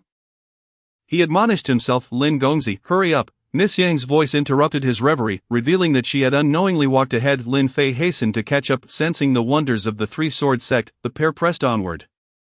The number of travelers increasing as various individuals converged towards the sect. The Three Sword Sect was finally within reach. A towering black iron stone, approximately 100 feet high, bore the imposing inscription of Three Sword Sect in bold characters. Radiating an aura of authority, the characters, etched by some master swordsman, emitted a sharp energy. Even after centuries or for generations, seekers had gathered at the base of this stone, striving to comprehend its teachings and unlock the mysteries of the sword. Yet, few could truly glean wisdom from it. Over time, the number of visitors dwindled. Regardless of attendance, the swordsmanship contained within those characters was not easily comprehended by the average individual. If understanding the way of the sword were so effortless, this world would be teeming with swordmasters. Lin Fei observed the inscription, realizing it was not what he sought to learn. He had no particular interest in swords, rather, as his master had wielded a blade and gifted him a knife, he believed that the knife was his true path. After all, the knife was the progenitor of all weapons, simple and direct. However, mastering the knife and grasping its essence was a formidable challenge. While the way of the sword was readily attainable, the way of the knife was much more elusive. Looking at it, it still seems quite distant. After walking for a while, Miss Yang, who was beginning to tire, remarked to Lin Fei, indeed, the path of martial arts is akin to this journey. Though it appears within reach, it is often a vast chasm away. Thus, for those of us who practice martial arts, if we are not adequately prepared, we might as well cease our pursuits and return to live a mundane life. Lin Fei mused as he observed the throng of people surrounding them. Look at these passers-by. Some have traveled from afar to reach the Three Sword Sect, yet how many will truly enter? How many will perish on the way? And how many will ascend to the pinnacle of life, becoming overlords in their own right? Thus, the path of martial cultivation is a road of no return. A single misstep could lead to irreversible consequences. This journey is also fraught with bloodshed, where compassion only begets disaster. Only ruthlessness and ambition define the true essence. I presume Miss Yang's family is also one of martial lineage. I wonder if she is prepared for such challenges, Lin Fei remarked, casting a glance at the breathless Miss Yang. At this moment, her cheeks, already flushed, resembled the rising sun. Truth be told, if Lin Fei had not brought it up, Miss Yang would have remained oblivious to these martial truths. The sheltered world of the affluent was beyond the comprehension of ordinary individuals. Miss Yang regarded Lin Fei with a breathtaking gaze, as if to say, "What you assert must be true." At long last, they arrived at the grand entrance of the Three-Sword Sect. A colossal plaza capable of accommodating 100,000 people was now a sea of humanity. At the entrance, a row of disciples clad in the outer sect uniforms maintained order, while at the forefront, a massive stone awaited those aspiring to enter the sect, where candidates queued for the initial assessment. Lin Fei observed flashes of light ascending into the sky, followed by cheers from the crowd, while those who did not succeed exited with downcast expressions. "What is happening?" Lin Fei inquired of Miss Yang. Perplexed by the scene before him, as he had never witnessed a sect assessment, this is the first round of assessments for entering the Three-Sword Sect, which evaluates your martial talent. Only those with exceptional gifts and innate spiritual roots can genuinely enter the sect. Every sect operates similarly, no matter your current level of cultivation. It is not the foremost criterion. Conversely, without innate talent, even the highest cultivation cannot secure entry. One would remain an outer cultivator, deprived of superior resources. Miss Yang glanced at Lin Fei and smiled. "That stone over there measures talent. Simply place your hand upon it and infuse a trace of spiritual energy, and it will reveal your martial aptitude." "Is that stone truly so remarkable?" Lin Fei scratched his head, doubtful. "Of course it is, otherwise how could such a vast sect find its extraordinary prodigies?" Miss Yang earnestly explained. Lin Fei began to believe her. Meanwhile, those queuing nearby regarded him with bemusement, as if to say, "This world truly harbors all sorts, even the foolish have come to join the throng." Lin Fei continued conversing with Miss Yang, oblivious to the scrutinizing gazes around him. He had seen them but chose not to engage with their ignorance. "Young Master Lin, it seems you are not yet acquainted with the matters concerning the recruitment of disciples by the sections. Allow me, then, to share with you some details about the Three-Sword Sect's recruitment process while there is still time, so that you may be better prepared for what lies ahead following this." Miss Yang elaborated on the intricacies of the Three-Sword Sect's disciple admission. The Three-Sword Sect does not recruit disciples every year, rather, it only does so during the period when the 3 saints and 5 teachings open the holy path. As a branch of the Tongtian sect among the 3 saints and 5 teachings, the Three-Sword Sect can be considered a premier sect on this continent, and thus, its recruitment standards are exceedingly stringent. Typically, prospective disciples must pass through 3 trials. The first trial assesses innate talent, which is the very examination we are about to undertake. This is a mandatory assessment for all who aspire to join the Three-Sword Sect. Only those who successfully navigate each trial may proceed to the next. Whenever the holy path is opened, there are always no fewer than 50,000 applicants vying for entry into the Three-Sword Sect. However, fewer than 3,000 will manage to pass the first trial and advance to the second. Therefore, despite the multitude of hopefuls gathered here, many are fated to remain unconnected to the Three-Sword Sect. The second trial is even more challenging. Half of those who pass the first trial will be eliminated in this stage, either returning home or remaining in the sect as auxiliary disciples. Subsequently, they must also clear the outer sect assessment conducted every 3 years, and only those who succeed will gain entry to the outer sect. The third trial serves as the final hurdle. Only those who pass this trial can truly be considered disciples of the Three-Sword Sect. The top 10 among them will be granted direct entry into the inner sect for cultivation, while those ranked thereafter will join the outer sect. Those fortunate enough to enter the inner sect are destined for great heights, with limitless potential. Naturally, there are exceptional talents. For instance, if one possesses an exceptionally high level of innate talent in the first trial, an elder may personally select them as a disciple, a fate most enviable. Through Miss Yang's words, Lin Fei began to grasp the profound differences and similarities between this world and the one he hails from. Likewise, in his previous world, every individual had to overcome numerous obstacles to achieve prominence, win the hearts of women, and carve out a space for survival. Yet the world he now inhabits is far more brutal. Governed solely by interests and bloodshed, in the realm of martial arts, mercy holds no sway. Before long, the queue ahead continued to dwindle. Confronted with the harsh realities of life, most individuals departed dejectedly, having journeyed countless miles only to return empty-handed.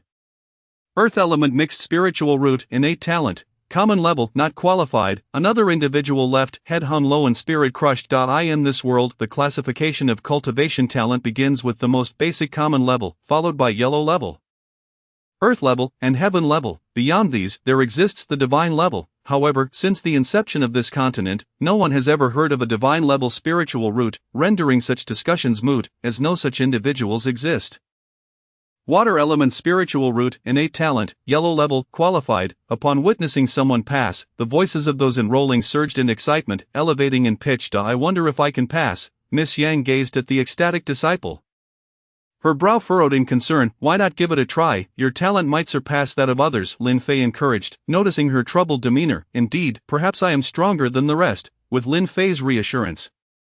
Miss Yang's spirits lifted once more. "It's your turn now. Place your hand upon the sphere and channel a trace of spiritual energy." Soon, as the individuals ahead completed their assessments, it was Lin Fei's turn. Miss Yang reminded him, "You must place your hand on the testing sphere and input a thread of your spiritual energy." The disciple in charge of the testing smiled at Lin Fei, saying, "Please proceed." "Thank you, senior brother," Lin Fei replied with a smile, placing his hand upon the shimmering crystal sphere and channeling his spiritual energy into it. Alas, why is there no reaction at all? After Lin Fei infused the sphere with his energy, it appeared to cease functioning, showing no signs of response. The testing disciple quickly glanced around, puzzled, yet found no discernible issue. Could the testing sphere be malfunctioning? That seems unlikely. Just then, a brilliant light shot forth from the testing sphere, followed by beams of red, orange, yellow, green, cyan, blue, and purple encircling the central column of light. The vibrant display illuminated the entire testing square and extended into the skies above the Three Swords sect. The testing disciple gaped in astonishment, while the elder beside him, who had been dozing, suddenly jolted awake. 7 Spiritual roots, all divine-level talent. Could this be a sign of divine favor? Is the Three Swords sect truly on the verge of a great rise?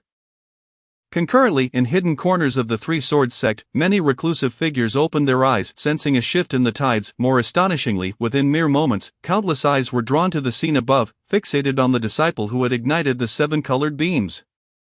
"Have I truly passed?" Lin Fei observed the stunned testing disciple with calm composure. "Of course, indeed." The outer sect disciple finally regained his wits and hastily confirmed, "Divine-level talent. If this does not count as passing, then what does?" Descending from the platform, Lin Fei approached the astonished Miss Yang. "It's your turn." All right, Miss Yang exclaimed, her gaze fixed on Lin Fei as if he were an otherworldly being. "Junior sister, please state your name and channel a thread of spiritual energy into the crystal sphere."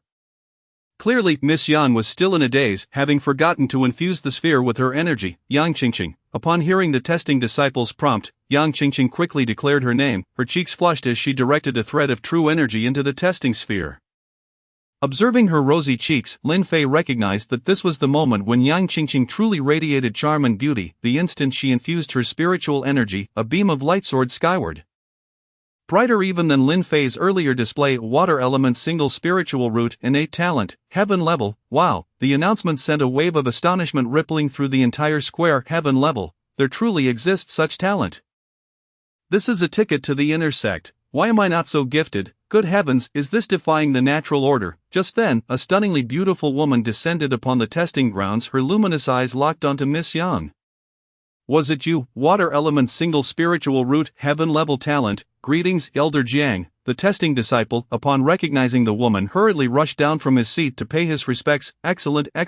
It appears the Three Swords sect is poised for a meteoric rise, one with a divine level spiritual root, and now another with a heaven-level single spiritual root. Splendid. After circling around Miss Yang, the elder faced her, exclaiming "excellent" 6 times, rendering her face crimson and making her feel exceedingly self-conscious as she glanced at Lin Fei, as if questioning, "What does this mean? Would you like to become my disciple? If you agree, I can take you as my personal disciple for training, with resources beyond consideration. Moreover, the entire Mingjian Peak will cherish you as a precious gem."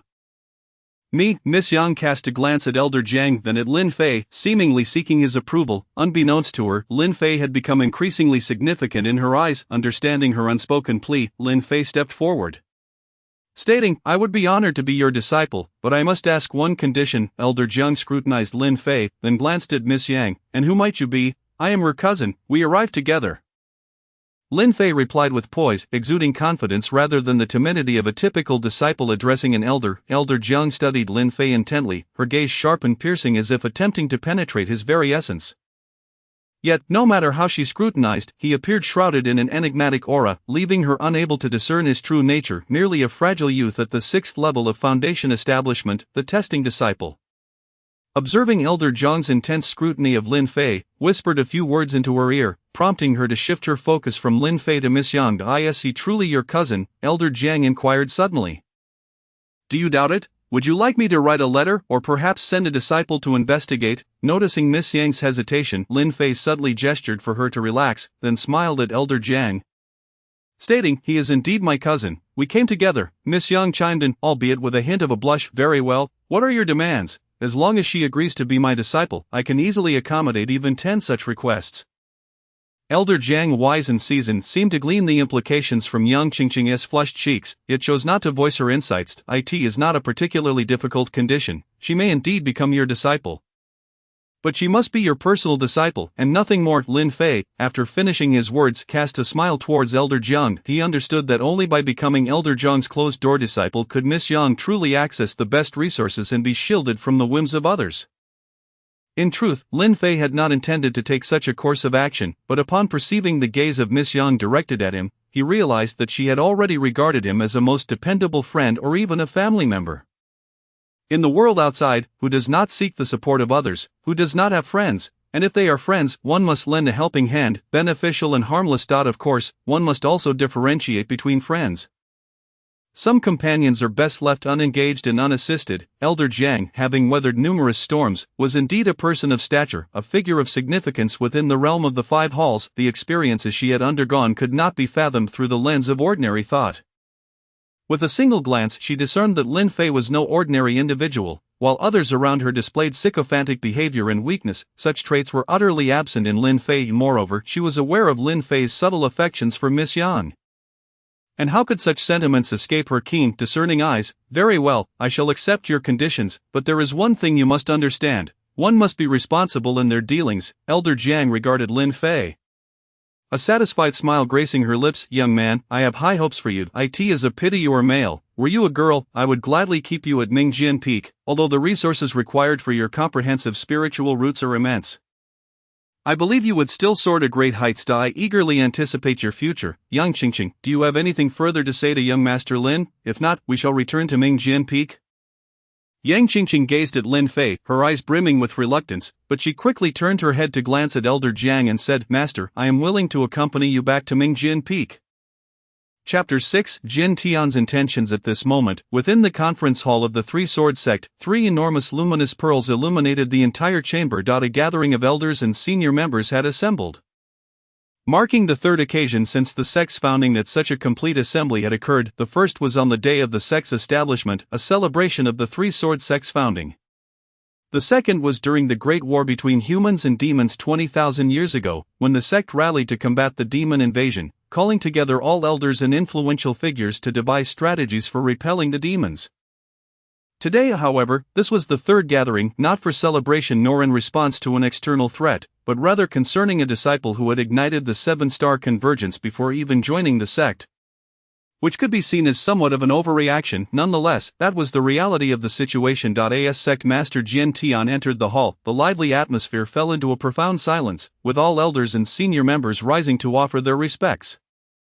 They had no choice. Jin Tian was a pinnacle existence among sovereigns, a half-step to the revered realm, a rarity within the ancient continent of Yu. Jin Tian relished this elevated treatment, smiling down upon the gathered elders. And with a gentle wave of his hand, they felt a remarkable force guiding them to sit, as if a divine hand were at work. And now, regarding the matter of the 7-star convergence, I invite your thoughts, Jin Tian stated, foregoing pleasantries and diving straight into the topic. The 7-star convergence was a once-in-a-millennium occurrence. However, nurturing such a disciple would require a colossal amount of resources. And even with those resources, countless hours of time would be necessary to cultivate them into a talent. Should their training falter midway, it would be a sheer waste. Elder Jiang of Tianjin Peak, a veritable grand elder beneath Jin Tian, spoke candidly. While such a disciple possesses exceptional talent, if only they had a singular spiritual root, I would gladly take them as my closed-door disciple. Alas, it is a pity.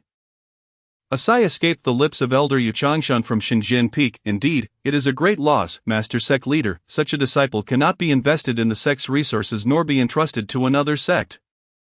I suggest we allow them to remain in the outer sect and grow independently. This was the voice of Jin Dueling, the Peak Master of Lingjin Peak. Soon, the hall buzzed back to life. With each peak master and elder sharing their opinions, yet few expressed any desire to extend special attention to Lin Fei. In essence, Lin Fei had inadvertently become a hot potato within the Three Swords sect, too burdensome to keep and too risky to discard. Ultimately, Sect Master Jin Tian's words quelled the bustling discussions in the hall. Very well, since all elders and senior members share this perspective, we shall proceed accordingly. He shall remain in the outer sect for a time, after which we will re-evaluate. Furthermore, today's matters must not be disclosed to anyone, particularly concerning Lin Fei's igniting of the 7-star convergence. Violators will face the sect's regulations. With that, Jin Tian slowly vanished from the hall. Yes, we shall comply with the sect master's arrangements, the assembly responded in unison. However, at the very moment Jin Tian disappeared, a fleeting shadow flickered across the sky, and an imperceptible smile crept upon Jin Tian's lips. Clearly Jin Tian harbored his own intentions, the nature of which he alone understood. The Three Swords sect's recruitment this time had proven to be exceptionally fruitful, with over 30,000 individuals arriving from various locales. Ultimately, after 3 rounds of testing, 1,009 were selected. This marked the highest number of recruits since the sect's inception. Notably, the cultivation talents of Lin Fei and Yang Qingqing had captured the attention of all within the Three Swords sect. Without question, Yang Qingqing entered the inner sect under Elder Zhang's tutelage, while Lin Fei, for reasons unknown, ignited the 7-star convergence yet remained outside the inner sect, free to pursue his own path without entering any designated area. This made him the most peculiar existence since the sect's founding, instantly becoming a central topic of discussion. Have you heard? The disciple who ignited the 7-star convergence, didn't he even make it into the inner sect this year? I heard, and he remains in the outer sect without anyone wanting him. Some say his resource needs are too great, making progress exceedingly difficult. Indeed, such talent can also be a drawback to in the end. For a time, Lin Fei's situation became a source of amusement throughout the entire Three Swords sect. Despite the laughter surrounding him, Lin Fei remained unfazed. Freedom was far more appealing. He could go wherever he wished without oversight and could cultivate according to his own desires. What more could one ask for? One day, as Lin Fei emerged from his meditative practice, he was greeted by a cacophony of shouts from outside. Hey, you inside, hurry out and move out of here. What is happening? Lin Fei was somewhat bewildered. This was merely a dilapidated courtyard, devoid of any inhabitants. Why were they telling him to leave? Wasn't he this part of the Three Swords sect? Dressing quickly, Lin Fei stepped outside, after a night of cultivation. He felt invigorated, particularly his dantian, which seemed to have transformed into a true golden dantian. The spiritual energy within had fully materialized, forming a lake at the base of his dantian, though the spiritual liquid was not abundant. It was already beyond the reach of ordinary individuals. Following the expansion induced by the divine cauldron, his dantian was now at least 50 times larger than that of an ordinary person. With signs of further expansion to come, however, Lin Fei understood that future advancements in cultivation would require vast resources to sustain. Upon contemplating this, he could only let out a wry smile, yet, thinking of the divine cauldron, he felt a wave of joy that was something no one else possessed. The cauldron's ability to absorb spiritual energy was unparalleled, allowing Lin Fei's day of cultivation to equal at least 3 days of others' efforts.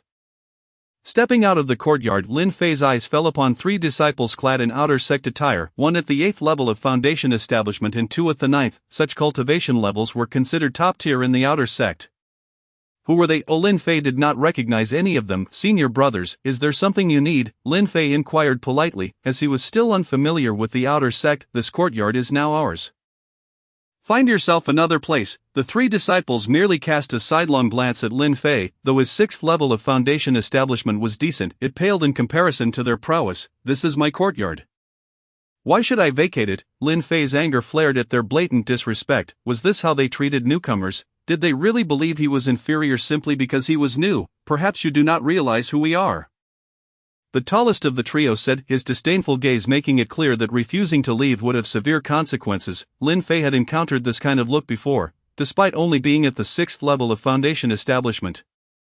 He did not regard the 3 as a significant threat, especially since joining the Three Swords sect, he had mastered the shadow step and, drawing from the memories left by his master, had practiced the heavenly dragon palm technique.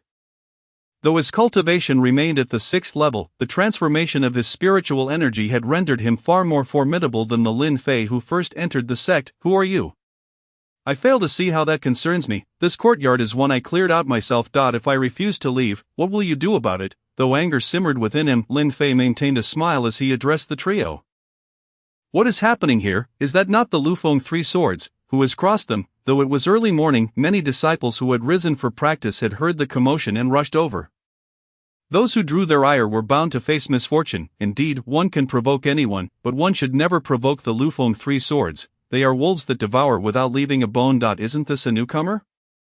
Ah, I recall now, he is the disciple who illuminated the Seven Stars Convergence, seemingly named Lin Fei. Goodness, the Flowing Wind Three Swords truly have a knack for targeting the weak. Do they not fear the embarrassment that may ensue?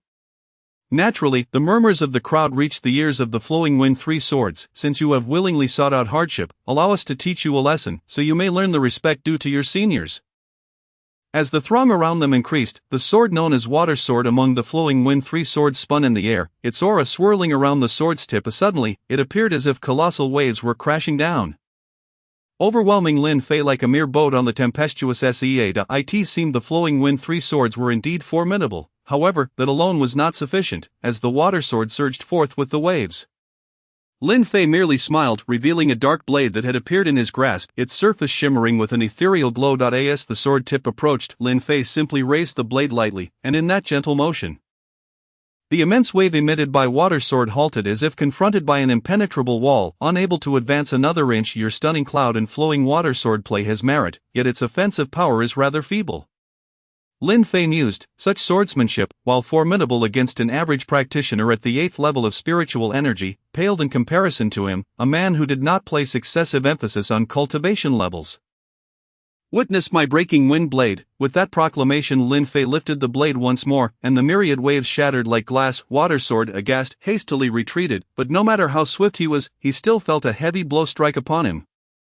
Then, as if propelled by unseen forces, Water Sword soared into the air, a mouthful of essence blood erupting like a crimson flower, crashing to the ground 10 paces away. Unable to rise again, the world seemed to fall silent, including the Wood Sword and Gold Sword, along with the outer disciples who had gathered to observe. Had there been a camera to capture this scene, it would undoubtedly have been a comically absurd photograph.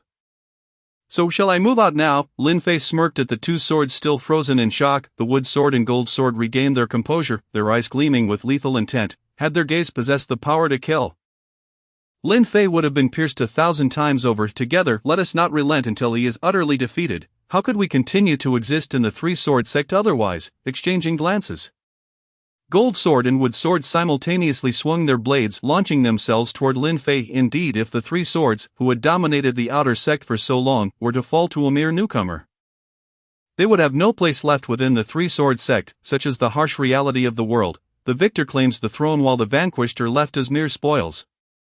Spiritual energy swirled as the two swords emitted contrasting glows. The golden light of Gold Sword shone like the sun illuminating the heavens, while Wood Sword radiated an orange-blue brilliance, as if striving to save all living souls.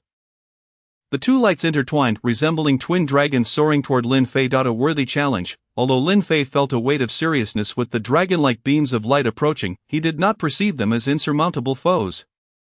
However, the onlookers among the outer disciples believed this to be Lin Fei's demise. Indeed, in the outer sect, one-on-one duels were not unassailable for the Three Swords, yet in a group battle, defeating all three would prove exceedingly challenging. Since the Flowing Wind Three Swords had risen to fame, they had repeatedly emerged victorious, with few defeats. As for a single individual challenging all three, no successful examples had been recorded, let alone a newcomer. Reality dictated that as the sword tips loomed ever larger, both upper and lower routes were sealed, indicating their firm intent to incapacitate Lin Fei. Yet, Lin Fei only smiled wickedly, just as the swords pierced through him. His form began to dissipate gradually. Wood Sword and Gold Sword sensed something amiss. However, they were convinced Lin Fei had been so frightened that he had forgotten to move. The truth was far from that. In battles among masters, everything hinges on a fleeting thought. The moment they sensed something was wrong and attempted to pivot for defense, it was too late. A flash of blade light cut through.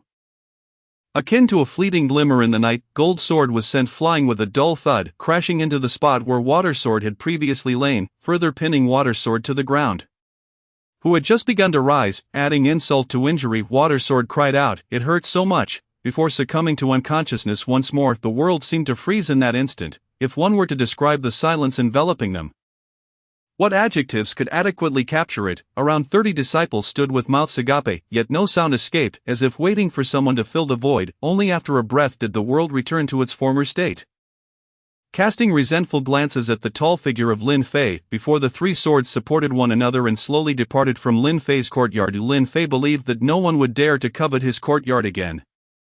As the three swords left, the onlookers discussed the recent events among themselves before gradually dispersing, leaving Lin Fei alone. He surveyed his surroundings and then returned to his courtyard. Following the battle, the previously tenuous boundaries of his cultivation began to show signs of breaking through.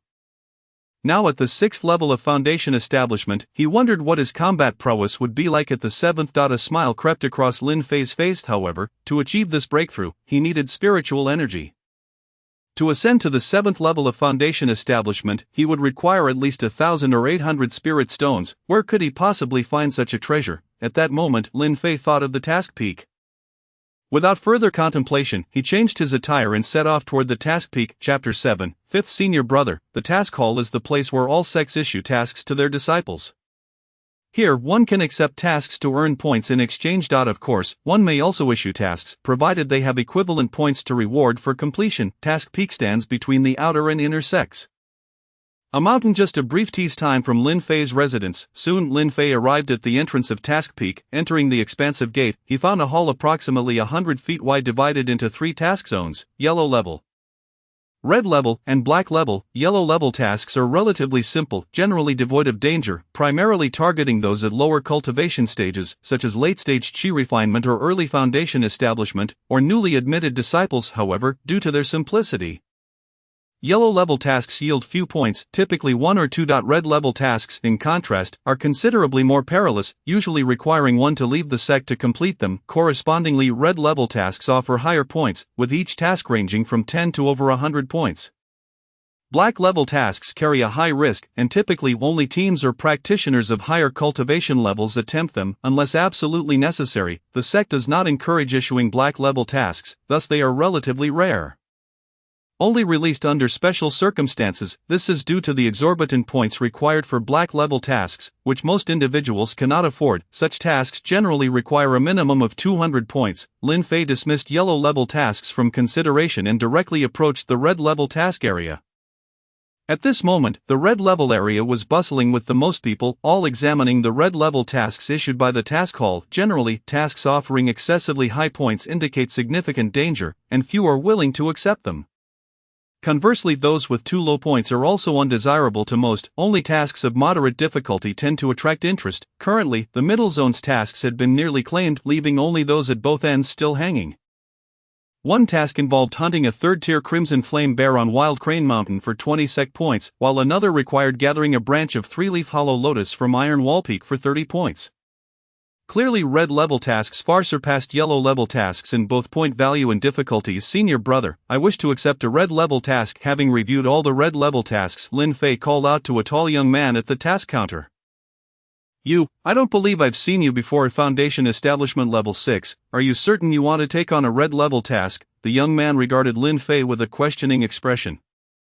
Hearing the voice of the task hall senior brother, numerous disciples present turned their gazes toward Lin Fei. Lin Fei displayed no signs of discomfort, rather, he maintained a calm demeanor. Indeed, I am a new disciple, and I wish to accept a red level task. Lin Fei felt no resentment towards the senior brother's skepticism. On the contrary, he found a flicker of fondness for him. Most others would have disregarded what task you intended to undertake.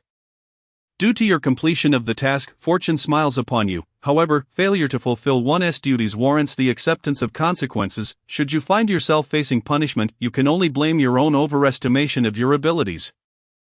Furthermore, if one were to perish while undertaking a mission, it would solely be a matter of your own making, and there would be no sympathy from others. In the realm of martial arts, if you do not possess the strength to undertake a challenge, do not expect anyone to be concerned for your well-being. Who is this, daring to take on a red mission at the 6th level of Qi?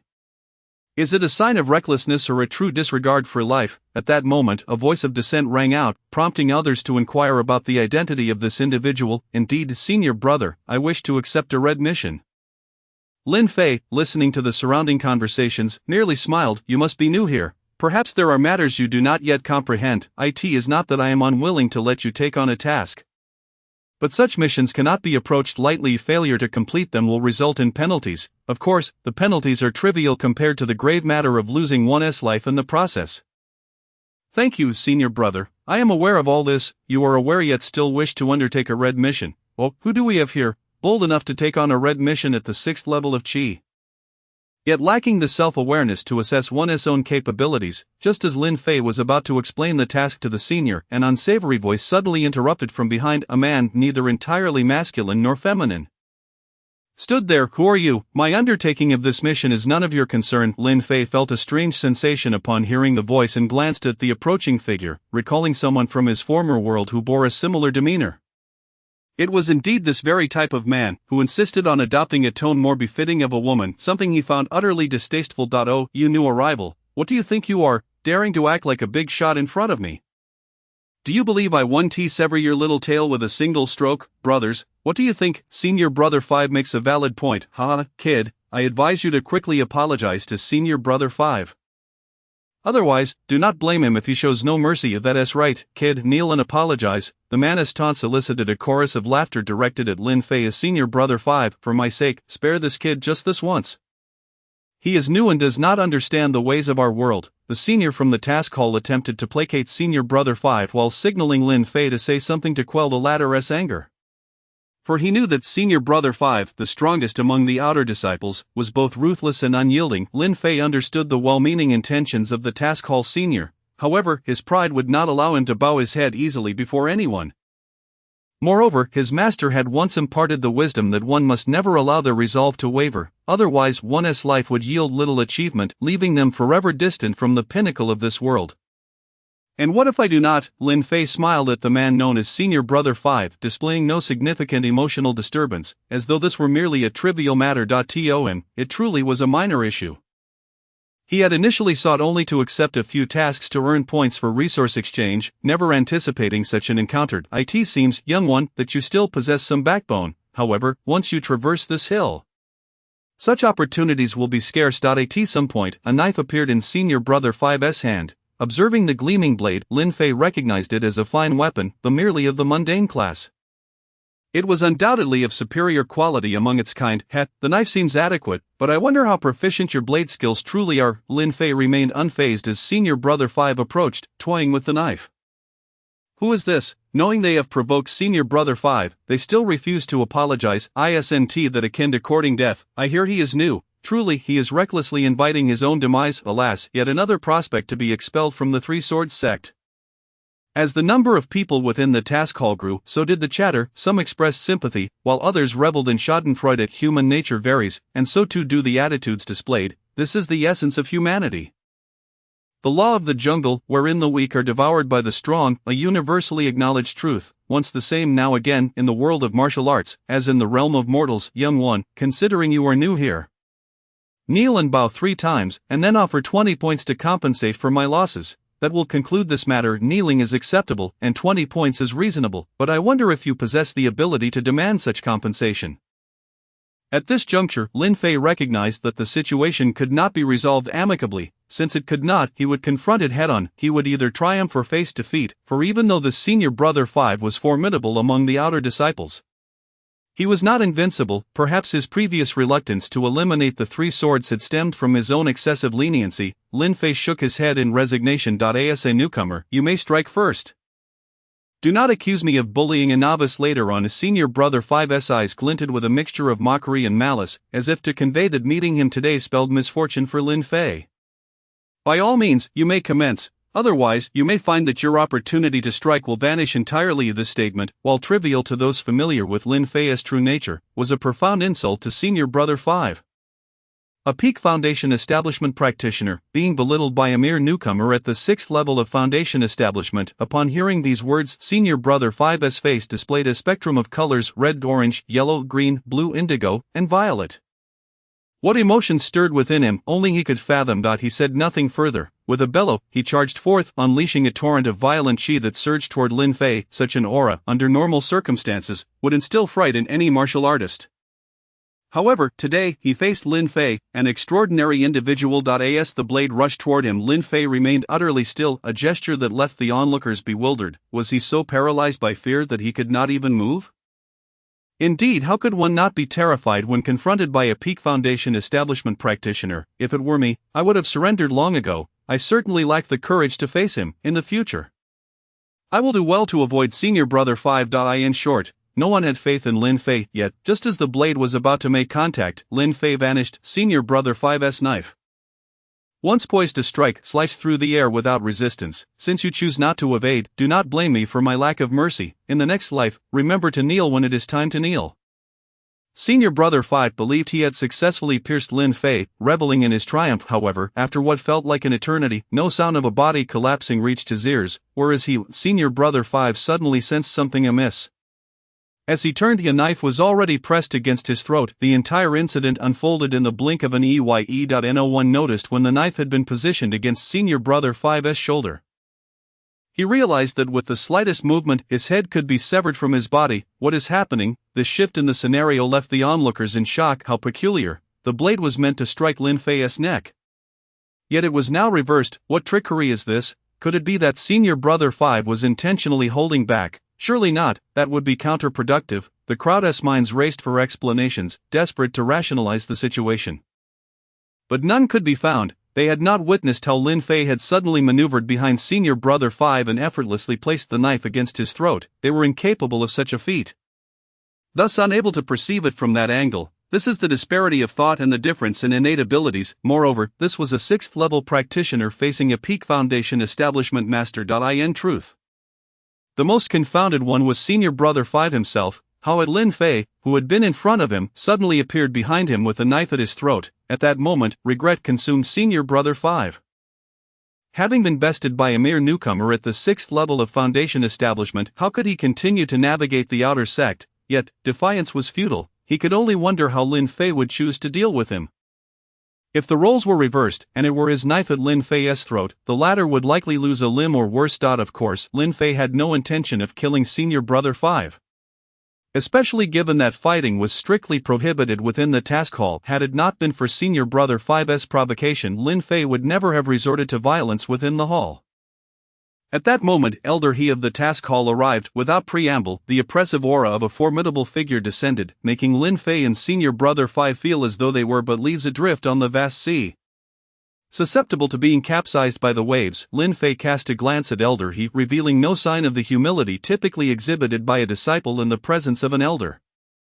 While Senior Brother 5, terrified, immediately knelt, not daring to raise his gaze. The arrival of Elder He rendered any notion of continued conflict impossible. Both parties withdrew. Elder He surveyed Lin Fei and then Senior Brother 5, nodding before shaking his head. Why are you two causing a disturbance in the task hall? Are you not aware that fighting is strictly forbidden here? Elder, it is he, the newcomer. He is utterly ignorant of the rules and shows no respect for his seniors.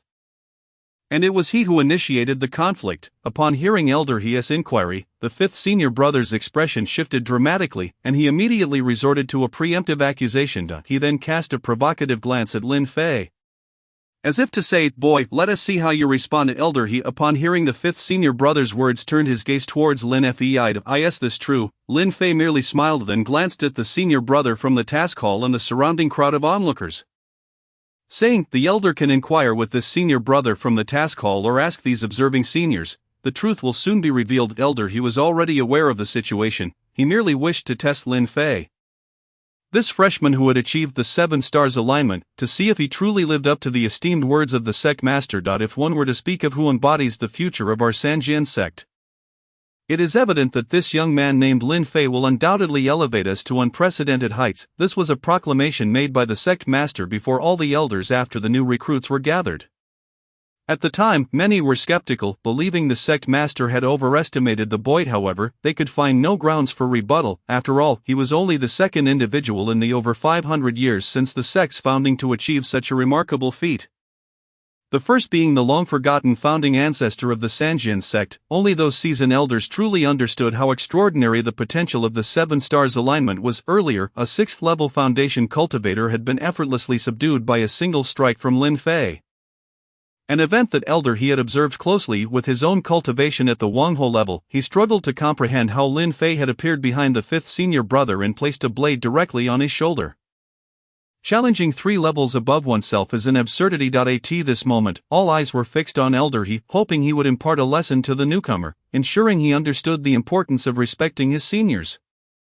If no reprimand was issued, what would the other seasoned students think of such leniency? Elder he scrutinized Lin Fei minutely. Despite being merely a new student, the calm demeanor he exhibited was something Elder he had never witnessed before. This tranquility was remarkable. Could this truly be a mere teenager? Even seasoned veterans could not maintain such composure. Elder he mused silently. Furthermore, how could his eyes possess such depth akin to an unfathomable abyss? Dark and captivating, let this altercation go unpunished this time, but I hope there will not be a next time. Should such an incident occur again in the task hall, do not blame me for my lack of mercy. Elder he regarded Lin Fei with a nod of approval. Everyone, return to your own affairs, and do not linger here to stir up further trouble. How could this be? Was Elder he showing leniency? Such an occurrence had never happened before, and it contradicted his usual stern character. Chapter 8, Counterhunt, Part 1. Upon hearing Elder He's resolution, the atmosphere below erupted with chatter. However, Elder he had already departed, leaving behind a significant question. What was the reason for Elder He's protection of Lin Fei? Was it solely due to him being a newcomer? Yet Elder he was known for his strictness. In his 10 years overseeing the task hall, no one had dared to cause a ruckus, not even the senior students, let alone a fresh recruit. Consequently, whispers began to circulate about Lin Fei's background. Was he a relative or illegitimate child of an elder or the sect master? Regardless of the investigation, it was certain that Lin Fei's disruption today would spread throughout the outer sect of the Sanjian sect by tomorrow. The sentiments of the fifth senior brother were predictable, and many refrained from looking in his direction, fearing he might unleash his ire upon them. They lacked the courage of Lin Fei. After Elder He's departure, the fifth senior brother shot Lin Fei a venomous glare before leaving. Lin Fei, however, did not depart. Instead, he accepted 3 red-tier tasks and engaged in discussions with the senior brother at the task hall regarding the specifics of the tasks before finally leaving. Upon returning to his cave, Lin Fei prepared the necessary items for the tasks, and the following morning, he set off towards the sect's outskirts. The 3 tasks included hunting a second-tier flame wolf, collecting a bladeheart grass, and investigating the Tianyin cave near the Ligan mountain to ascertain the cause of the fog that had enveloped the area for the past month. These tasks had been posted in the red task zone for days without anyone daring to claim them. Though they were all categorized as red tasks, there were varying levels of difficulty and danger, indicating that these particular assignments were indeed challenging. The 3rd task, investigating the fog at Tianyin Cave, was particularly daunting. If one could not return with tangible evidence, others would doubt the validity of the completed task.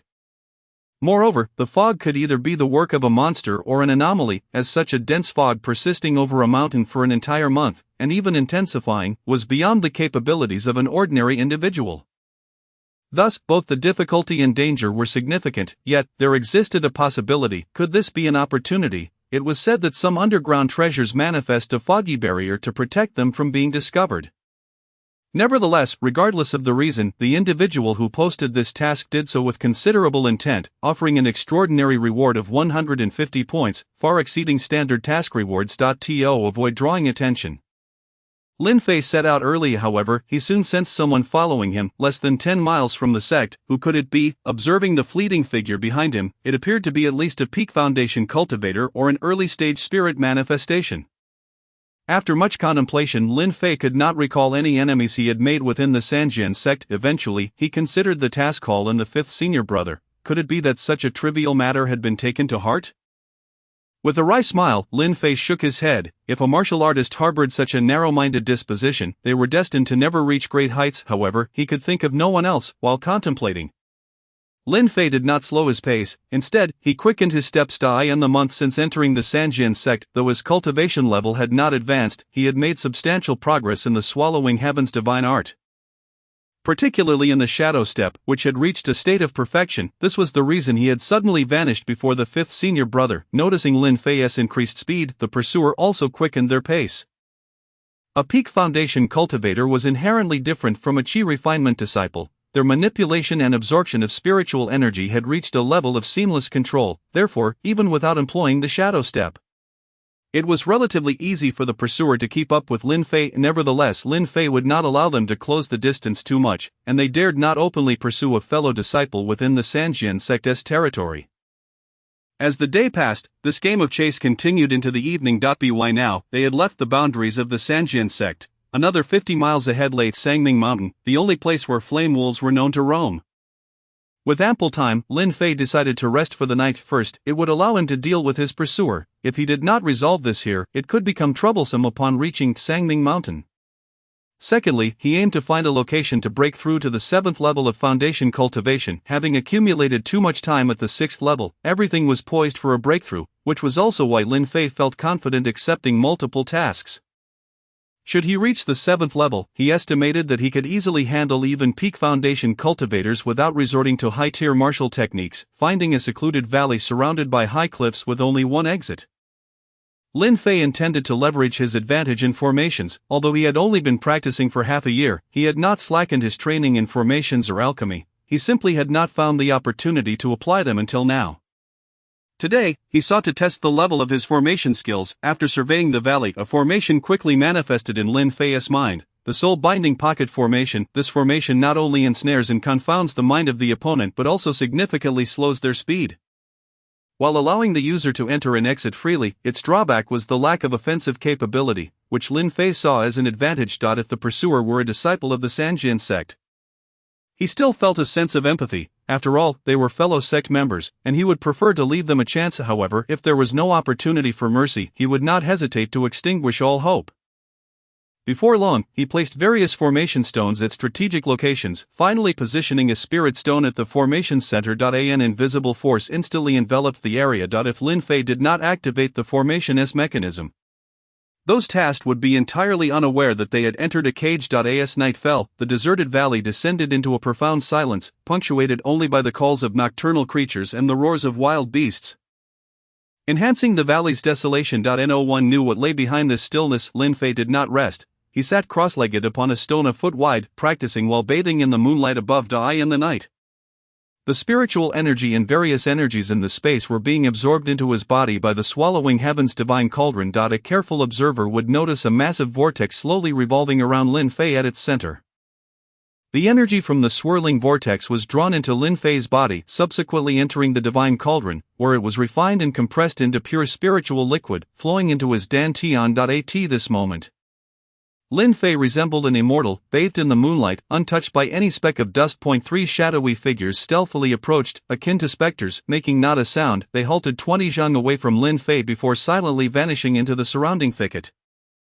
In truth, Lin Fei had been aware of their infiltration long before. However, whether they were friends or foes, it was only proper to extend a warm reception to manifest the host's grace. Casting a sidelong glance at the spot where the 3 had disappeared, a faint smile graced the corners of Lin Fei's lips. After trailing him for so long, why still hide? As the night moon cast a gentle glow, the deep forest appeared even more enigmatic. As the night deepened, the various chirps of insects and birds gradually subsided, as if their earlier harmonious melodies were merely an accompaniment to the impending climax. Just past midnight, the 3 could no longer contain their impatience and exchanged glances. The 5th senior brother and 2 inner disciples surrounded him from 3 different directions. Nevertheless, they did not act recklessly, instead treading lightly following the confrontation between Lin Fei and the 5th senior brother the previous day. The latter could no longer regard Lin Fei as a mere weakling at the 6th level of foundation establishment. Approaching from 3 sides, it was evident they intended to deny Lin Fei any chance of escape. It seemed that tonight would be a fight to the death. In such a remote mountainous region, taking a life would leave no trace by dawn. Numerous spiritual beasts in the forest eyed the scene, and the scent of blood would draw them in like a frenzy. Halting 5 zhang away from Lin Fei, the 3 paused, evidently speculating whether Lin Fei truly slept. Of course, Lin Fei was not asleep.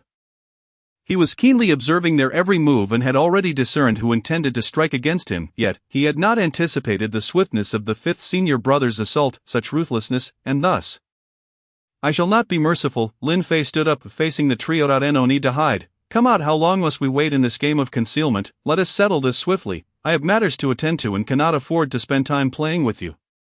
What do you say, 5th senior brother? Observing the 3 too at the initial stage of the spiritual phase, Lin Fei felt a twinge of gravity in his heart, yet maintained an air of nonchalance on his face. A smile gracing his lips. Since you are aware, let me be frank. These 2 are my esteemed inner disciples, Brother Jia and Brother Yu, whom I have hired at great expense. If you are wise, relinquish the treasures upon you. I do not believe in the notion of fighting beyond one's level. As a mere 6th level foundation establishment cultivator, how could you so easily overwhelm me without some extraordinary item? Whatever treasures you possess, hand them over, and perhaps we may grant you a chance at survival. At this moment, the fifth senior brother was beyond caring. Having lost face before numerous peers, his murderous intent had already ignited. Yet, he dared not act in the presence of Elder He. Upon learning that Lin Fei had accepted the mission, the fifth senior brother surmised that Lin Fei would inevitably venture into the world to complete it. And with thoughts of revenge brewing, he resolved to incapacitate Lin Fei. This wild mountain forest was indeed an ideal locale for murder and plunder, a chance for vengeance, and an opportunity for profit. A double win. Lin Fei was no mere clay figurine to be molded at will. From the earlier movements surrounding him, he discerned the cultivation level of the two brothers, merely at the initial stage of the spiritual phase. The truth was, the fifth senior brother's financial means and character were insufficient to summon truly powerful and seasoned senior brothers. Given that the conversation had reached such a point, further discussion was futile. What surprised me was that the esteemed fifth senior brother, second in the outer sect, turned out to be such a petty individual, unable to withstand pressure. It seems your potential has reached its limit here. With the intent to kill, knowing the fifth senior brother's character, Lin Fei felt no need for courtesy, having already dealt him a wound. Why fear twisting the knife further? The fifth senior brother, being inherently petty, could scarcely endure Lin Fei's provocation, his rage surging to his head, hair standing on end. Lin Fei, if I do not slay you today, I shall change my name. With that, disregarding any semblance of seniority, he summoned his spiritual power, which coiled around the blade's tip, resembling a blue flame in the darkness, charging directly at Lin Fei. You little wretch, I will kill you. The fifth senior brother launched a violent assault. His curved blade, infused with spiritual energy, radiated dazzling light under the command of the fifth senior brother, who had reached the pinnacle of foundation establishment through much hardship indeed, for an ordinary martial artist. The fifth senior brother possessed considerable prowess. Alas, he had encountered Lin Fei. Perhaps it was simply an inauspicious year, or perhaps he was merely unfortunate. As Lin Fei observed the blade enlarging before him, the oppressive aura bearing down upon him, he remained calm, watching the two inner disciples with bewildered expressions. Why does this fool, little Wu, need our assistance? Surely, it cannot be just about a single strike. Indeed, look at him. He seems to have forgotten how to move with just one blow. Haha, had I known spiritual stones were so easily obtained, I would welcome more of such events. Indeed. While the two were engaged in their banter, the fifth senior brother's blade was less than a meter from Lin Fei's nose, yet, at that moment, Lin Fei vanished once more, leaving only a shadow that gradually dissipated, having learned from the previous encounter. The fifth senior brother did not panic excessively. However, he did not expect Lin Fei's figure to disappear even more swiftly than before. He immediately retracted his blade, guessing that Lin Fei had once again appeared behind him. And as he swung the blade back, its edge sliced through the air. The fifth senior brother's technique, known as the splitting mountain and rolling gold blade, relied on sheer force rather than finesse. Focusing solely on power to break through techniques, resonating with his practiced skill, the mountain crushing palm, both were forms of brute force martial arts. I am the outer sect. This rare form of might allowed the fifth senior brother to triumph over many. However, regrettably, this technique afforded him no advantage against Lin Fei, whose agility rendered all his strength futile. The very moment the fifth senior brother swung back, Lin Fei's figure had already vanished. Not good. The fifth senior brother realized, hastily sidestepping to the left, but it was too late. Lin Fei's blade had already sliced down along his back. Had the fifth senior brother not managed to deflect it with his blade, he might have been cleaved in two. A cold sweat broke out over the fifth senior brother, as though he had traversed the gates of hell. Chapter 9, Counterhunt, Part 2, no longer daring to be careless. The fifth senior brother promptly shouted, Brother Jia, brother Yu, let us attack together and eliminate this brat today. I will double your spiritual stones. Alright, little Wu, just make sure you don't play tricks later, Brother Jia chuckled, eyeing the fifth senior brother without rushing to take action. Business must be clear before we act. What say you, brother Yu? Indeed, little Wu, remember, you initially promised us 100 spiritual stones, now it has become 200 each. Keep that in mind, brother Yu is no saint either. Rest assured, dear brothers, little Wu speaks with integrity. The fifth senior brother promised, regardless of where the 200 spiritual stones would come from, his priority was to kill Lin Fei first. Very well, for the sake of those 200 stones, let us proceed. Brother Jia smirked, exchanging a knowing glance with Brother Yu, and together they approached Lin Fei up from their leisurely gait. It appeared as though they were not here for a battle, but rather to admire the blossoms and grasses. Of course, given their cultivation levels, they indeed carried an air of superiority. Being two at the initial stage of the spiritual phase, it was indeed overkill to deal with a mere 6th level foundation establishment newcomer. Be careful, brothers. this kid has some tricks up his sleeve. Seeing Brother Jia and Brother Yu underestimate their foe, the fifth senior brother hastily cautioned, "Fear not, in the face of true strength, all is but a fleeting cloud. Just ensure the spiritual stones are ready," Brother Jia replied with nonchalance. As the two advanced, Lin Fei could not help but display a hint of solemnity, albeit just a hint compared to ordinary individuals. The spiritual energy circulating within Lin Fei was several hundred times greater, and his bones, tempered by golden spiritual energy, were 100 times stronger, while most individuals operated with spiritual energy that was slow and scarce. Lin Fei's body circulated spiritual liquid, with a single drop equating to hundreds or even thousands of units of spiritual energy. The flow of spiritual liquid within his broad meridians was significantly faster than that of ordinary spiritual energy. With the support of this energy, Lin Fei's strength in each strike was magnified tenfold, 100-fold. His techniques were also more agile and powerful than others. The same move executed by him would yield entirely different results. The golden spiritual energy surpassed that of ordinary practitioners, enhancing his attack power immensely, compounded by his superior techniques. Thus, Lin Fei was confident that even without resorting to divine techniques, he could defeat these two inner disciples. Observing their confidence as they approached, Lin Fei's heart flickered with a momentary gravity, but it quickly shifted to ease. However, this ease was not a sign of underestimating his adversaries, rather, it was rooted in a profound respect for them. This battle would undoubtedly be the most grueling Lin Fei had faced since entering this world. The outcome of victory or defeat is intrinsically tied to Lin Fei's entire existence. Fleeing from a fight is not in Lin Fei's nature. Whether in this world or the one he originally hails from, this is not the path he desires. To engages to win, and it is essential that his foes remember this encounter vividly. Instilling within them a profound fear, Lin Fei's spiritual energy has already begun to circulate within his body, and with a mere exertion of force, a magnificent golden radiance will manifest at the tip of his blade, an aura capable of effortlessly cleaving through black gold stone.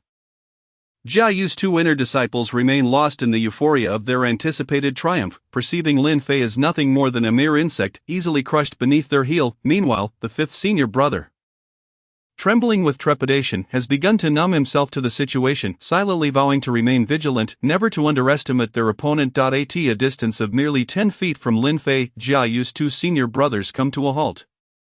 At this moment, Yu's sword is already in hand, while Jia's fist is enveloped in swirling spiritual energy. They exude an air of nonchalance. "Boy, are you prepared to meet your demise? Do not take it personally. It is simply a consequence of your offense against Xiao Wuzi, or rather, against the spirit stone itself. As the saying goes, money can make the devil push the millstone. Today, we shall embody those very devils." Yu glances at Lin Fei and performs a flourish with his sword. "Enough of your prattle. If you wish to fight, then let it be so, since you desire to play the role of the spectre. I shall oblige." Lin Fei's tongue has never known defeat, still stubborn to the end. "Are you? Let us strike together, and then we can return home to rest." Indeed, Yu chuckles lightly. "Boy, prepare to pay with your life." The two disregard all notions of dignity, for two in the spirit manifestation realm confronting a mere foundation establishment six-layer disciple is a display of audacity indeed. However, what they are unprepared for is the unforeseen event that is about to unfold. The matter they believe to be easily within their grasp is one they cannot fathom. Lin Fei's resilience against their assault. On the left, Jia unleashes a shattering mountain palm, channeling 70% of his power. As the immense pressure of his early-stage spirit manifestation energy surges toward Lin Fei like an avalanche, Lin Fei feels as if he is a small boat amidst a tempestuous sea, teetering on the brink of annihilation. To the right, Yu's 3-foot frostblade, nurtured by his spiritual energy, gleams with a deadly radiance, transforming into a bolt of lightning aimed directly at Lin Fei. Their combined assault seals off all avenues of retreat for Lin Fei, providing him with no glimmer of hope. Suddenly, the heavens darken with a foreboding chill as a fierce wind sweeps through the trees and earth, uprooting anything in its path. The violent gusts of palm energy and sword chi ravage the surroundings, uprooting trees as if they were mere weeds. The might of the spirit manifestation realm is indeed of a different caliber compared to foundation establishment, even though the two inner disciples are still novices in spirit manifestation and have yet to unleash their true forms. Their ordinary techniques alone are cataclysmic in nature. Caught between the two, Lin Fei's expression is grave, a fierce light glimmering in his eyes. He understands that this is a battle for his very life. And though a flicker of fear stirs within him, it is swiftly replaced by an overwhelming surge of fighting spirit. Just as their attacks close in, a sudden stirring within the divine cauldron in his heart occurs. A clear inscription manifests in Lin Fei's mind: a king's body, golden jade reborn, the blade that opens the heavens, formless yet spiritual. Golden spirit transforms into a blade, unrivaled under heaven. Then, a diminutive figure emerges from the divine cauldron. Entering Lin Fei's consciousness and beginning to unfold a blade technique he has never encountered before. Lin Fei stands astonished, observing the figure's movements as his own hands instinctively mimic the motions. Jia and Yu, intent on Lin Fei's demise, are momentarily taken aback by his unexpected actions. Even as Lin Fei does not deliberately counter their assault, yet, they find that the blade in Lin Fei's hand strikes precisely at the weak points of their techniques. The moment they attack, Lin Fei is poised to dismantle them one by one. In a clash between masters, time compresses into mere instants, something Jia and Yu, seasoned from numerous battles, are all too aware of. Realizing the precariousness of their situation, the two quickly retract their strikes, abandoning their previous assault to watch Lin Fei dance with his blade, transfixed. As clarity returns to the surroundings, a peculiar scene unfolds. Lin Fei continues to wield his blade, seemingly without rhythm, yet upon closer inspection, one can discern an inexplicable order and principle at play. These principles bind Lin Fei's seemingly chaotic movements into a seamless, interlocking flow of an unnamed blade technique, balancing offense and defense with remarkable precision. On the other side, the fifth senior brother Jia and Yu stand dumbfounded, witnessing Lin Fei's extraordinary display. The fifth brother urges Jia and Yu to take advantage of this moment to eliminate Lin Fei, lest he becomes a threat. Although Jia and Yu contemplate the idea of striking while Lin Fei is preoccupied, as they approach within 5 feet of him, a wave of inexplicable dread washes over them, one that transcends their understanding, rendering them powerless to resist. Thus, Lin Fei's movements accelerate, his blade gaining an increasingly tyrannical force. To their eyes, he transforms into a blade of unparalleled lethality, helpless as beings of spirit manifestation. They dare not approach Lin Fei in this state. They can only wait, biding their time until he exhausts himself, at which point they will strike with minimal effort to claim their desired prize. They are convinced that Lin Fei cannot sustain this intensity indefinitely. In the nocturnal forest, aside from the sound of Lin Fei's blade, silence envelopes the air, as the four remain frozen in their respective intentions. Finally, an hour passes, and just as Jia and the others begin to feel the monotony, Lin Fei suddenly halts, revealing no trace of fatigue in the darkness. He merely inspects his blade, a smile gracing his face. Before directing his gaze toward the trio, "Will you come at me all at once or one by one? I suggest you hurry. I have no time to linger here with you, boy, since you are so eager to meet your fate." "We shall lend you a hand." Jia and Yu, having grown impatient, do not believe Lin Fei's recently acquired technique can hold against their onslaught. Once more Jia and Yu launch a coordinated assault, their furious fist winds tearing through the pitch-black night sky, while Yu's sword, imbued with spiritual energy, illuminates the heavens like a blazing serpent. Clearly, this time they are unleashing no less than 90% of their power, determined to vanquish Lin Fei in a single blow. The old adage, "men die for wealth, birds perish for food," rings true. If not for the mere 200 spirit stones, Jia and Yu would not stoop to hunt down an outer disciple, especially one they deem a weak chicken. Little do they know, it is precisely these 200 spirit stones that seal their fate. Lin Fei is acutely aware of their intentions, and in this life and death moment, he cannot afford to regard them as fellow disciples. Since they have acted unjustly, why should he extend even a modicum of mercy? Observing Lin Fei's stillness, Jia and Yu mistakenly believe their attacks have intimidated him. Grinning with satisfaction, Lin Fei, recognizing their overconfidence, remains calm as their lethal strikes approach. Just as they prepare to deliver the final blow, Lin Fei suddenly moves. He deftly sidesteps, slipping through the gap in their techniques, while his blade transforms from a deep black to radiate the brilliance of the sun, casting forth a blinding light. As he passes through, he unleashes 2 slashes, one colliding with Jia's overwhelming palm strike, the other shattering Yu's dazzling sword attack. In the instant of their clash, 2 resounding explosions reverberate between them, sending shockwaves that carve a 10-foot crater into the ground, dust and debris erupting into the air, shrouding the battleground in a thick veil of chaos. At that moment, Lin Fei has already dashed out of the fray. Vanishing from their sight, alarmed, the two realize Lin Fei has eluded them, and their previous exertion propels them forward with great inertia. They must rely on their formidable spiritual energy to halt their advance and mount a defense.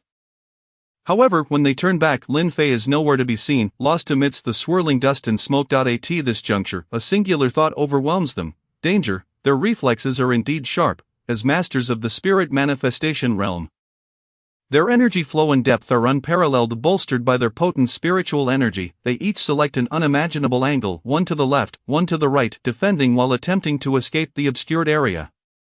Their strategy is sound, but Lin Fei will not permit them to leave unchallenged. First, you feels as if Lin Fei's blade has anticipated his retreat, poised at the very direction he seeks to flee. Faced with the oncoming black blade light, you instinctively raises his sword in defense. The moment their weapons collide, a metallic clang reverberates, followed by the sound of shattering glass as Yu's sword disintegrates upon contact. Utterly astonished, Yu finds himself in a state of shock. His sword is a top-tier artifact, and yet it crumbled under the mere brush of Lin Fei's blade, revealing the extraordinary craftsmanship of Lin Fei's weapon. The Foundation establishment cultivator Lin Fei was inherently extraordinary, and now, wielding such a formidable blade, how could senior brother Yu possibly stand a chance? After Yu's sword shattered, Lin Fei's blade continued its relentless force, slicing directly towards him. At that moment, Yu was consumed by a singular thought: escape. But where could he flee? Although Lin Fei's strikes appeared to be mere ordinary techniques, to Yu's keen perception, the black blade's radiance had effectively sealed off all avenues of retreat, leaving him trapped with no way out. My life is over. In a state of utter terror, you could hardly fathom how easily he, a practitioner of the spirit manifestation realm, could be so effortlessly subdued by someone at the mid-stage of Foundation establishment. A wave of desolation washed over him. Regret. At this juncture, regret held no significance. What began as a fleeting desire had unexpectedly cost him his life. In Lin Fei's eyes, you appeared as a feeble creature, and in a mere flash of the blade, a head soared into the heavens, a spray of crimson resembling a brilliant arc, swiftly followed by the nauseating scent of blood. Yu was dead, under the moonlight. Yu's severed head struck like a devastating blow, leaving both Brother Jia and Brother Wu utterly stunned. Yu was indeed a master of the spirit manifestation realm, yet he stood defenseless before a mid-stage Foundation establishment practitioner. Was this not the very definition of the extraordinary? Stunned as he was, Brother Jia found no resolve to continue fighting. He was acutely aware of Yu's capabilities, and as a member of the Jia family, he was far inferior to the Yu lineage. Now, witnessing Yu being so brutally slain, could he still hope for mercy? Moreover, the technique Lin Fei had just employed was the very same chaotic blade art he had been using moments before. If Brother Jia's guess was correct, it must be a high-level technique that Lin Fei had inadvertently comprehended. At this instant, escape became his paramount thought. Lin Fei had no intention of granting him any chances. After severing Yu's head, he vanished in the blink of an eye, bolting toward Brother Jia's direction. Soon, Lin Fei spotted Brother Jia's figure, and in his hand appeared a small dagger. This dagger, named Soul Chaser, was a protective gift from Lu Wuqiang, and it had also been Lu Wuqiang's concealed weapon. A hint of imperial might seem to shimmer within the blade. At that moment, the dagger glimmered with golden spiritual energy, radiating like a luminous sun, and under Lin Fei's command it shot towards Brother Jia's back. Brother Jia sensed the approaching light and could only channel all his spiritual energy into his legs, fleeing desperately ahead. But how could he possibly outrun the imperial might of the Soul Chaser? With a resounding thud, the sound echoed through the mountains as the dagger struck with unyielding force, piercing through Brother Jia's body before embedding itself in a tree ahead. The massive tree crashed down, and in the instant Brother Jia fell, countless expressions of unwillingness and regret flickered in his eyes. At this point, Lin Fei stood before Brother Wu, his gaze mocking as he surveyed him, still wearing an air of invulnerability. I told you, this is the extent of your prowess. Tonight, this place shall be your final resting ground. In your next life, remember not to challenge the limits of others so carelessly. Spare me a life, and I shall serve you as a humble servant. I am the future. Whatever you require, I will fulfill. Brother Wu pleaded with an almost desperate gaze, but it was all in vain. From the moment you sought to take my life, our fates became entwined in a cycle of vengeance. Thus, prepare for your journey to the next world. Remember to be a good person in your next life. Once foes, how could there be mercy or kindness in the world of martial cultivation? Only slaughter and cruelty endure. Furthermore, within a sect, Lin Fei would never allow a potential threat to linger. In a swift arc, the blade flashed like a comet, and Brother Wu's head soared into the air, unwilling blood spraying outwards. As his head fell, Brother Wu's eyes remained wide open in disbelief, filled with regret. Having collected the storage bags of the three, Lin Fei examined their contents and smiled. Though there were no extraordinary treasures, the combined spiritual stones amounted to over 400, an impressive fortune for someone newly arrived in this realm. Yet, for a practitioner like Lin Fei, who had mastered the trifecta of martial arts, alchemy, and formations, such wealth was merely trivial. Regarding elixirs and formations, he had already grasped the theoretical lessons passed down by Lu Wuqiang, but he lacked practical experience. He had hoped to test his formation skills tonight, but instead, he had inadvertently triggered the divine cauldron, resulting in a battle that nearly crushed someone at the initial stage of spirit manifestation. As the battle concluded, Lin Fei pondered the mysterious blade technique imparted by the divine Cauldron. What name should he bestow upon it? Yes, let it be known as the Blade of Annihilation. He envisioned this name resonating throughout the ancient and mysterious continent. And a smile of pride etched across his face, yet he acknowledged that his cultivation was progressing too slowly. It seemed he would need to seek an opportunity to acquire an alchemy furnace. For only then could he gather ample resources to swiftly enhance his cultivation. Lin Fei's lips curled into a smirk, finally, casting one last glance around to ensure there was nothing left to address.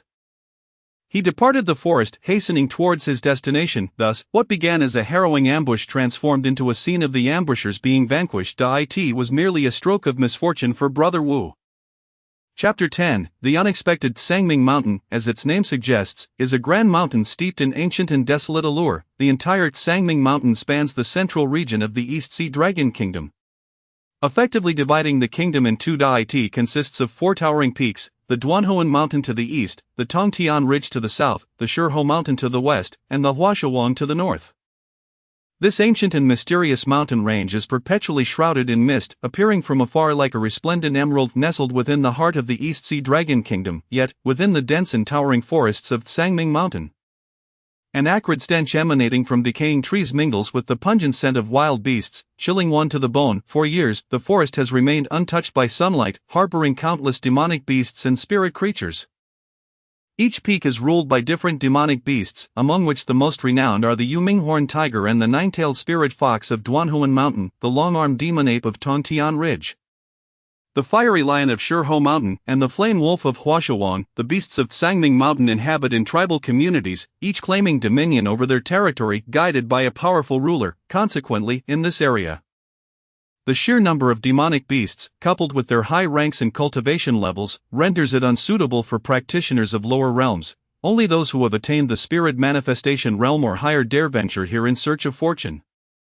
However, the beast cores of these demonic creatures hold little value for those at the spirit manifestation level or beyond. For them, only the cores of demonic beasts that have reached the human spirit manifestation realm are of any significance.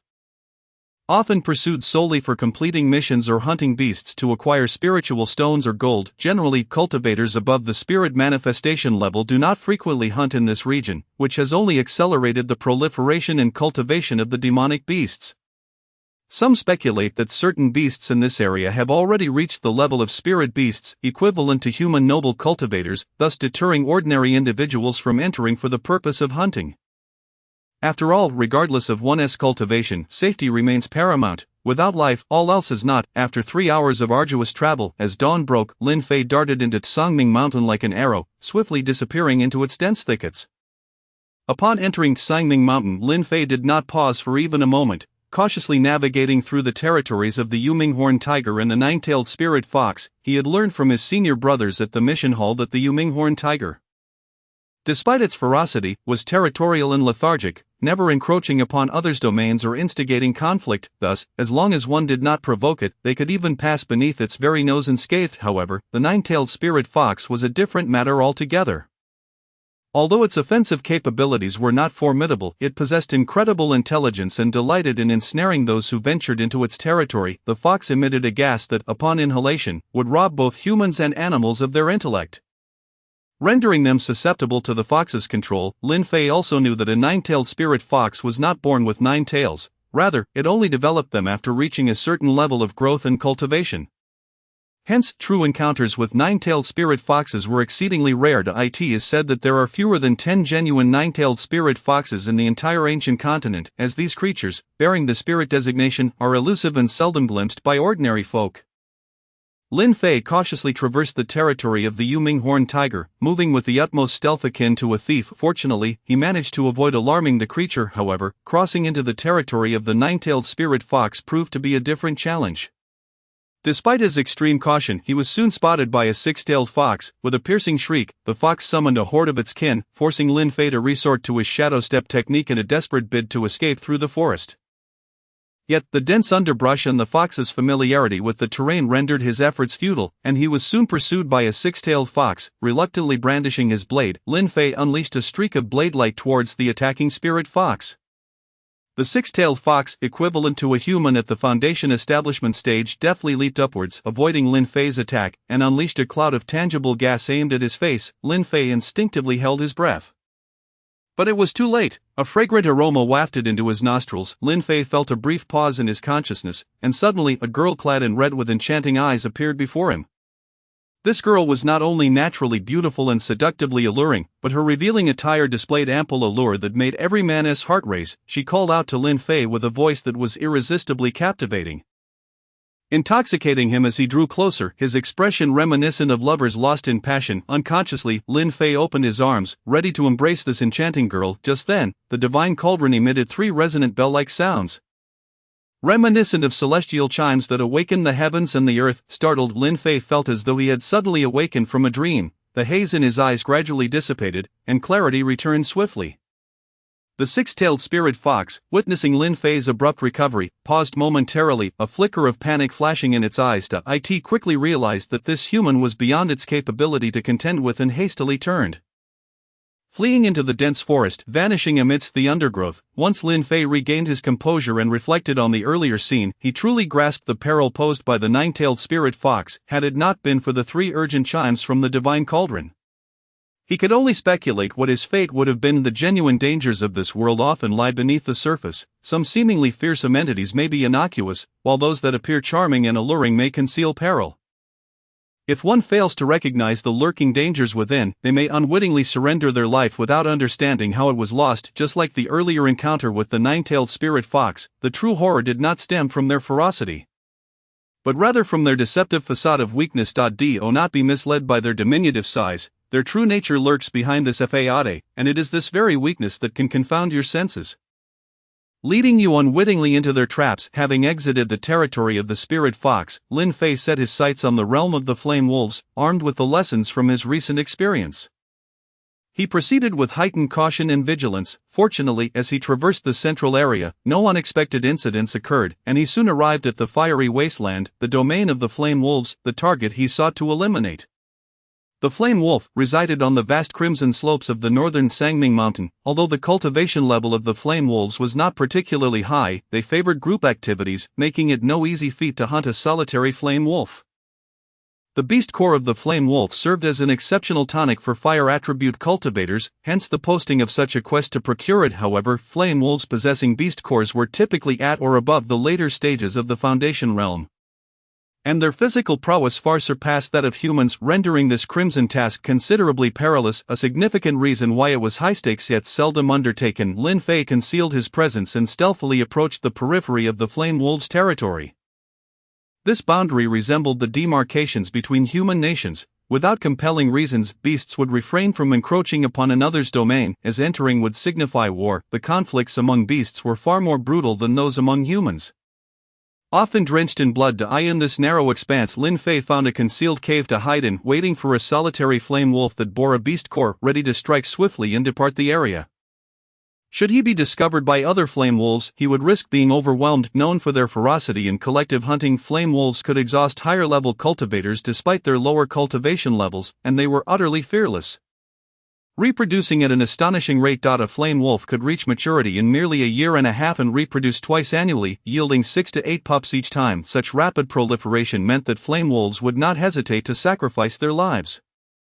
The name flame wolf derives from their crimson eyes, reminiscent of burning fire, and at night, their gaze resembles flickering flames. Thus, they are easily identifiable. Flame wolves with beast cores possess less conspicuous fiery hues compared to their counterparts without, often exhibiting a subtle blue halo amidst the flames, making them relatively easy to distinguish. Flame wolves possess a pair of sharp fangs, which are their most formidable weapons, alongside the flames they expel, which can swiftly scorch human skin, factors that necessitate caution. Nightfall arrived as expected, enveloping the surroundings in darkness. This evening marked the beginning of the lunar month, with no moon illuminating the sky, only scattered starlight twinkled amidst the thin clouds, casting an eerie and silent atmosphere over the mountainous terrain. Occasional howls from wolves or bears reverberated, pressing upon the void and inducing profound unease in Lin Fei's heart. Vigilantly, he monitored the habitat of the wolves.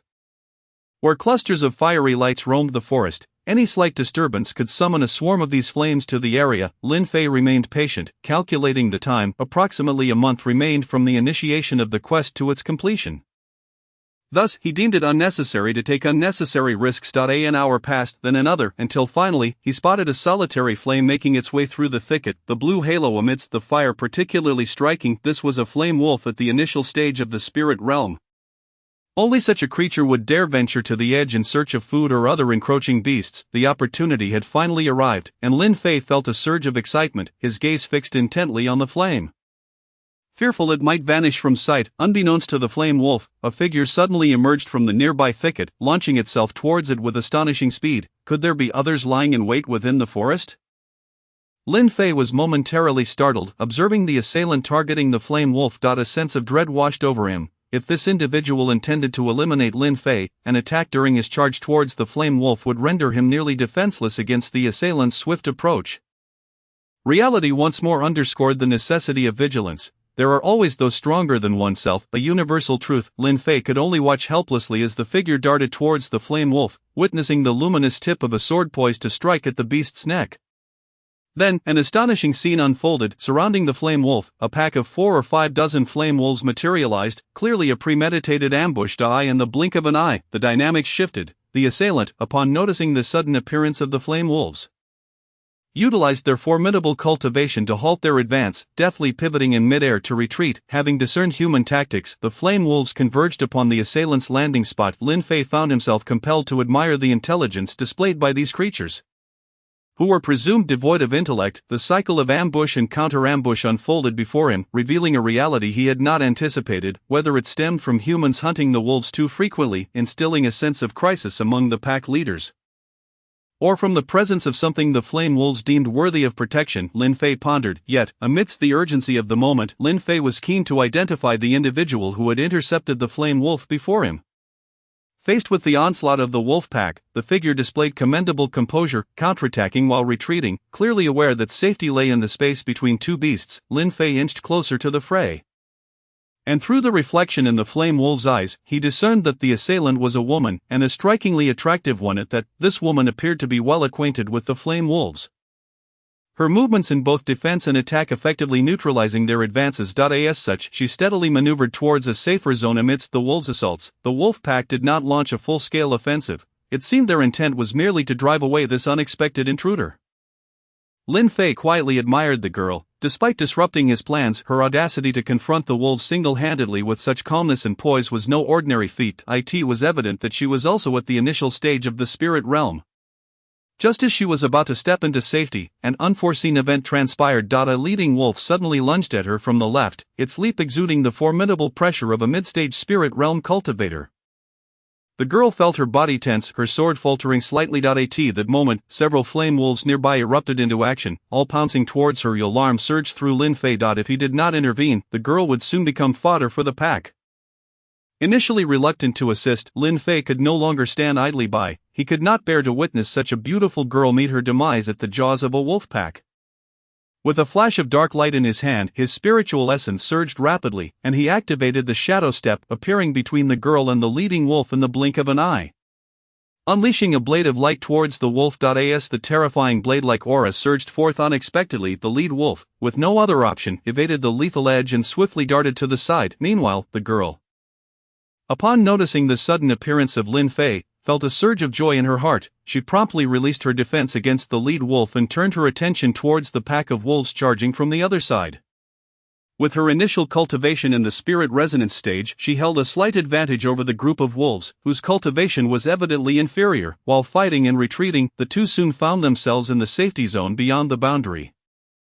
Observing their retreat, the lead wolf, albeit reluctantly, withdrew and vanished into the distance. With the crisis averted, the girl, appearing unfazed, glanced at the retreating wolves and then at Lin Fei. A look of disbelief flickered in her eyes. Yet she quickly shifted her expression. "Thank you for saving me. Had it not been for your intervention, I might have fallen prey to the wolves today." The power unleashed by Lin Fei, who had reached the 6th level of the Foundation establishment stage, left the girl astonished, yet the reality of the situation compelled her to accept it. With genuine sincerity, she regarded Lin Fei. Chapter 11, Foundation Establishment 7th Level. No need for thanks, honestly, I hadn't intended to save you. I had been observing that solitary flame wolf for quite some time. Your intervention was unexpected. Perhaps it was fate lending me a hand. Had you not stepped in, it could very well have been me facing the attack or suffering injury. Lin Fei spoke candidly, revealing his true thoughts without reservation. The reality was that had he been in the forefront, his escape would have been uncertain, although he could evade the Flame Wolf's attacks using the Shadow Step technique. The sheer number of wolves would inevitably lead to some minor injuries. Regardless, I must express my gratitude for your timely rescue. A life saved deserves thanks. I am Tianlin. If there is anything I can assist you with in the future, please do not hesitate to ask. Tianlin was refreshingly straightforward. Despite Lin Fei's cultivation being only at the 6th level of the foundation establishment stage, such a selfless act of risking one's life for a stranger was indeed rare in the martial world. Lin Fei, he reciprocated her straightforwardness by introducing himself. After all, a man should embody a certain magnanimity. If he were to constantly weigh every trivial matter, he would hardly qualify as a true man.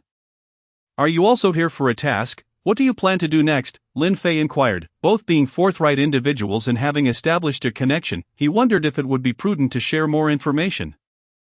Let us observe for now. From my experience, the flame wolves seem to be growing increasingly intelligent. Today, they even devise traps. It appears their sentience has significantly advanced. Despite the girl not showing panic, Lin Fei distinctly perceived the flicker of worry and unease in her eyes.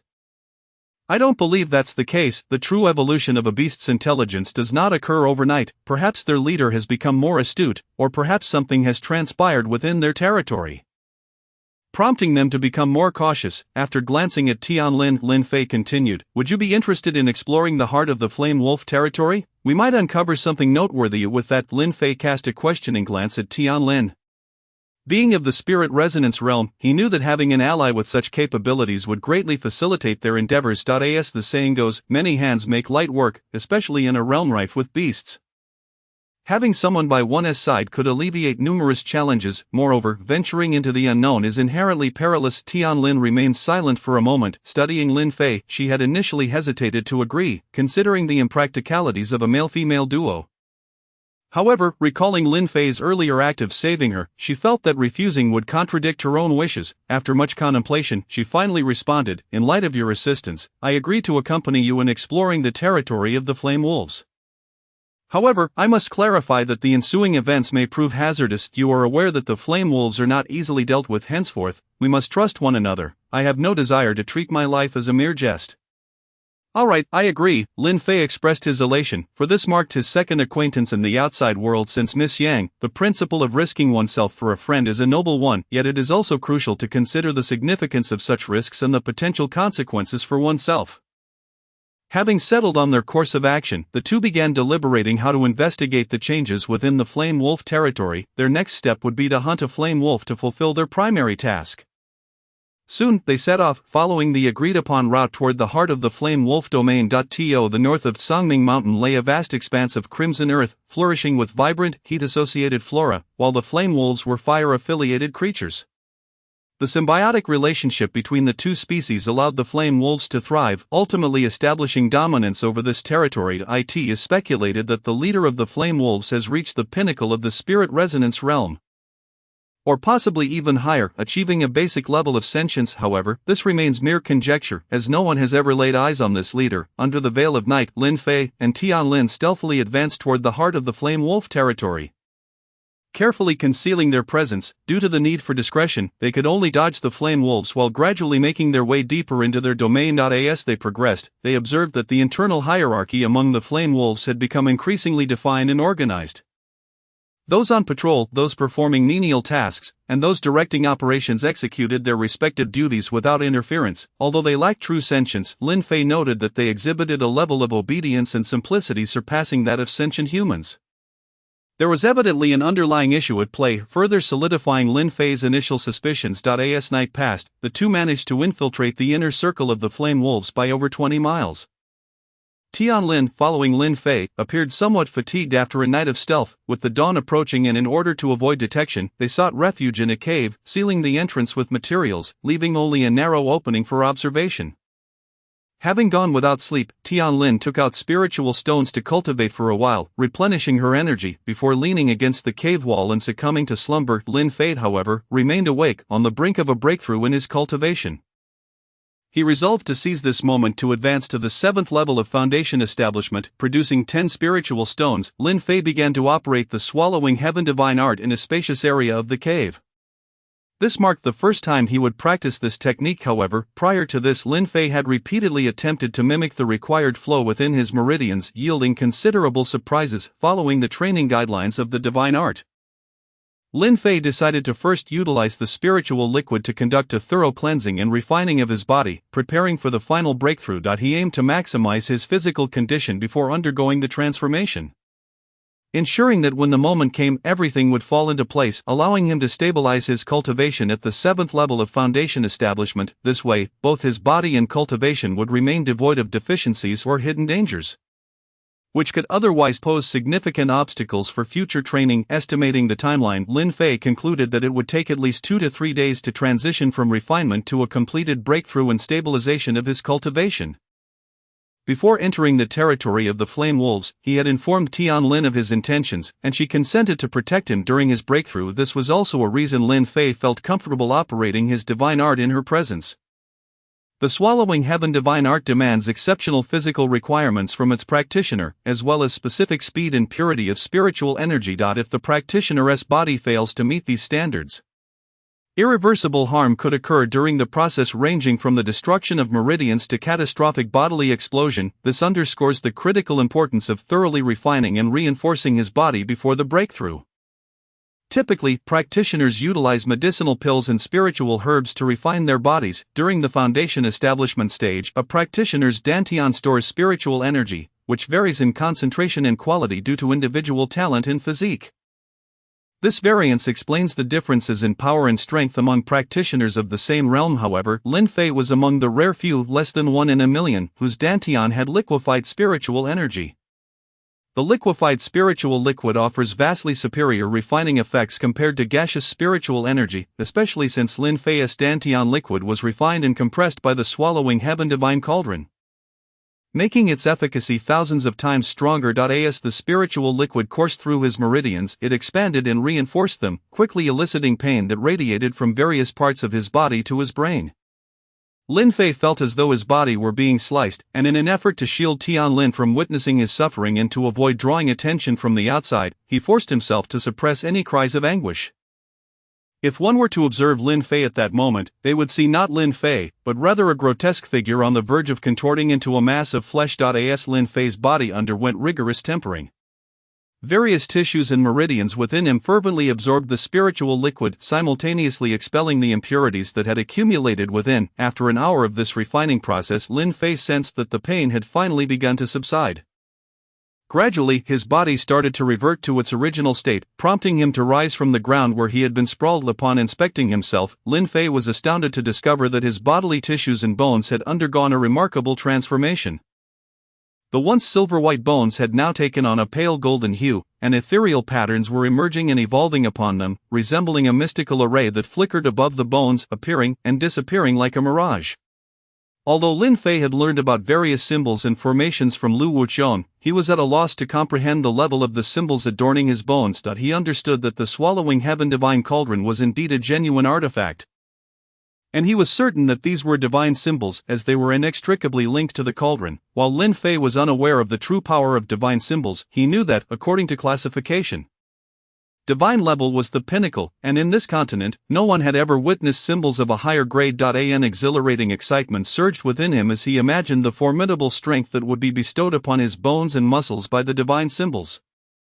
Another hour passed, and Lin Fei's skeletal structure continued to undergo astonishing changes. Simultaneously, his muscles and meridians transformed in ways that were beyond imagination, and a layer of a foul, oily substance appeared on his skin, emitting a rancid odor that roused the slumbering Tian Lin. Looking up at Lin Fei, who was engrossed in his training, Tian Lin was taken aback by the drastic changes that had transpired in him within just a few hours.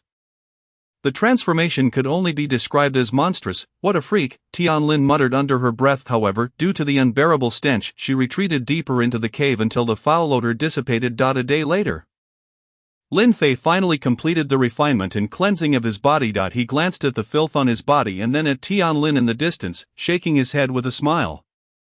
Finding a corner, he wiped away the grime and changed into a clean set of clothes before sitting down to begin his breakthrough into a new realm. As the Swallowing Heaven divine art quietly commenced, Lin Fei realized that the cauldron operated like a voracious maw, consuming all forms of energy in the vicinity, which then entered his body and was refined into golden spiritual liquid within his dantian. As the quantity of spiritual liquid within his dantian increased, the color of the cauldron itself began to shift, with flowing patterns emerging on its once golden surface. Lin Fei could not comprehend the workings of the swallowing heaven divine cauldron. He merely felt an immense vortex forming around him, drawing in external spiritual energy and various unknown substances through invisible fissures and the roots of trees into the cave, all of which ultimately flowed into Lin Fei's dantian. Witnessing this spectacle, Tianlin's jaw dropped in astonishment. She even noticed that the spiritual energy within her own body began to flow outward, merging into the vortex surrounding Lin Fei. Realizing she had no choice, she retreated further into the depths of the cave, grateful for its considerable depth. Otherwise she would have been forced to flee, convinced that if she remained, her spiritual energy would be entirely devoured by Lin Fei. What kind of cultivation technique is this freak practicing? It's astonishing. No wonder his attack at the 6th level of foundation establishment can rival that of a spiritual manifestation. As she distanced herself from Lin Fei's area, Tianlin cursed under her breath, yet she could do nothing but watch him voraciously absorb energy, feeling a sense of joy for him as well. Throughout their journey, from strangers to acquaintances, Tianlin had developed a certain fondness for this young man who was both her junior in age and cultivation level. As for the nature of this fondness, she herself was unsure. Outside the cave, torrents of spiritual energy and fire attribute energy surged wildly toward the cave, observing her own energy being continuously siphoned away. The firewolves in the vicinity began to vacate the area. From above, one could see a massive vortex engulfing the surrounding energies. Some trees, too close to the cave, began to wither and splinter. As if a calamity were imminent, however, Lin Fei remained oblivious to the happenings outside. With the swallowing heaven divine cauldron's insatiable absorption, the quantity of spiritual liquid in his dantian multiplied exponentially, yet it was still insufficient. To fill this extraordinary dantian, he required a modicum more energy. Lin Fei took out 50 spirit stones, crushed them, and then consumed a golden energy pill. The energy contained in the spirit stones and the pill surged into his dantian, causing it to feel as though a torrential flood had erupted within. This breakthrough, which had already been poised for success, was propelled to the brink due to the infusion of these spirit stones and pills. Now, with the assistance of the swallowing heaven divine art, the spiritual liquid in his dantian surged like a deluge, forcefully expanding his meridians while breaking through the sealed and unconnected pathways to it was time. Lin Fei bellowed a breakthrough. The spiritual liquid surged toward the final barrier, and with the sound of shattering glass, Lin Fei's cultivation seamlessly ascended to the 7th level of foundation establishment. At that moment, Lin Fei felt an unprecedented surge of power. Although he had advanced from the 6th to the 7th level, he discovered that his strength had increased from a mere 10,000 pounds to 50,000 pounds, signifying a 5-fold enhancement.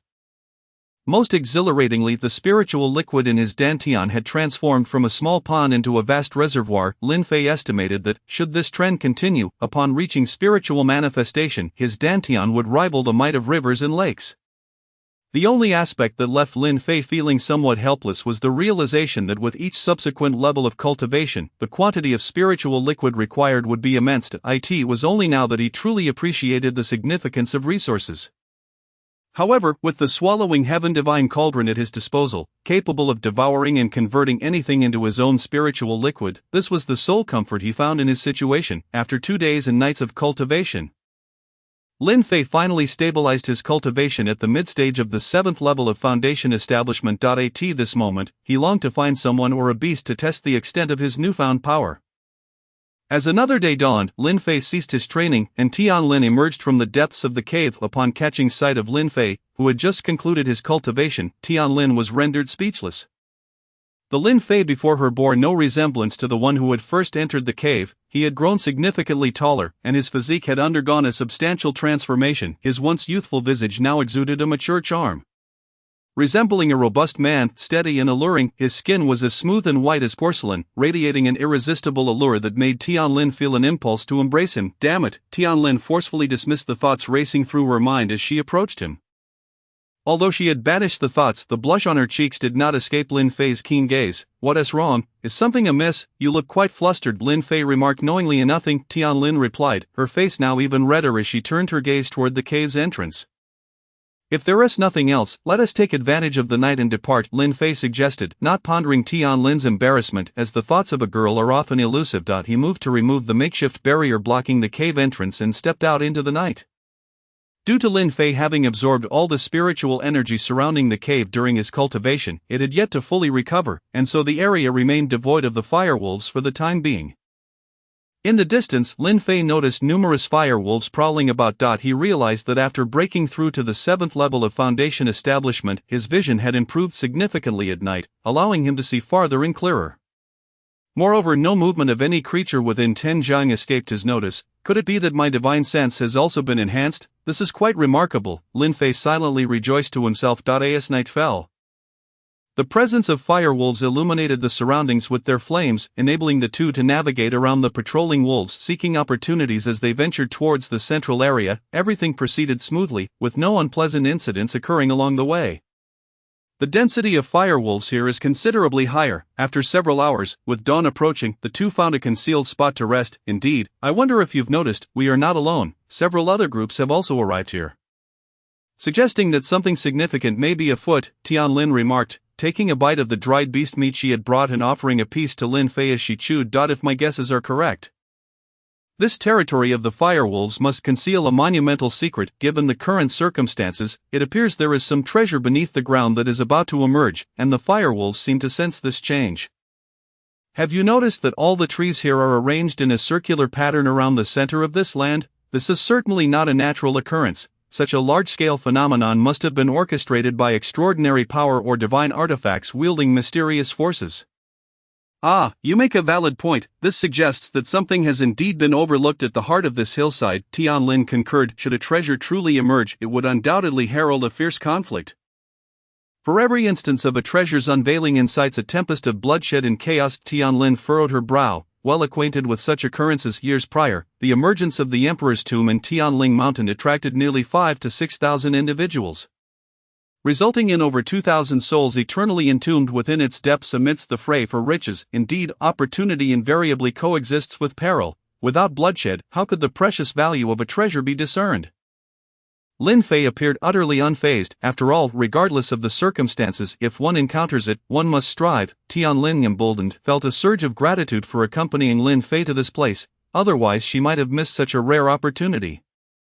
Suddenly, the sky darkened ominously, startling both Lin Fei and Tian Lin, who hastily retreated to the solitary vantage point from which they could observe the outside world. Lin Fei beheld a startling sight. A mass of ominous clouds enveloped the center of the flame wolves. Dark and roiling, crackling with dense bolts of lightning, each one as thick as 10 meters, weaving through the darkened sky as if foretelling a significant event. Below the cloud mass, the flame wolves, sensing impending doom, scattered in a panicked frenzy, retreating to a distance of over 1,000 meters from the epicenter. Amidst the throng of flame wolves, Lin Fei discerned an even more terrifying presence, the alpha flame wolf. A monstrous entity roughly the size of 10 ordinary flame wolves, this creature was entirely crimson, with eyes so large they defied description, flickering with icy blue flames. Its gaze seemed capable of piercing the very clouds. Yet within those eyes lay a palpable fear and unease. Lin Fei surmised that this alpha flame wolf possessed a cultivation level at least equivalent to the early stages of human nobility. And with its formidable physique, it could rival those at the mid-nobility level among humans. And this continent, few things could instill such dread in a noble. Lin Fei remained uncertain about what lay hidden within the clouds. However, should those bolts of lightning strike the ground, their force would be beyond the endurance of even a practitioner of the law realm. The clouds churned incessantly, and the lightning continued its chaotic dance within. As if awaiting the arrival of something significant, the entire central area fell eerily silent after the flame wolves' departure, time seeming to slow, the world gradually coming to a standstill. An hour passed, yet nothing transpired.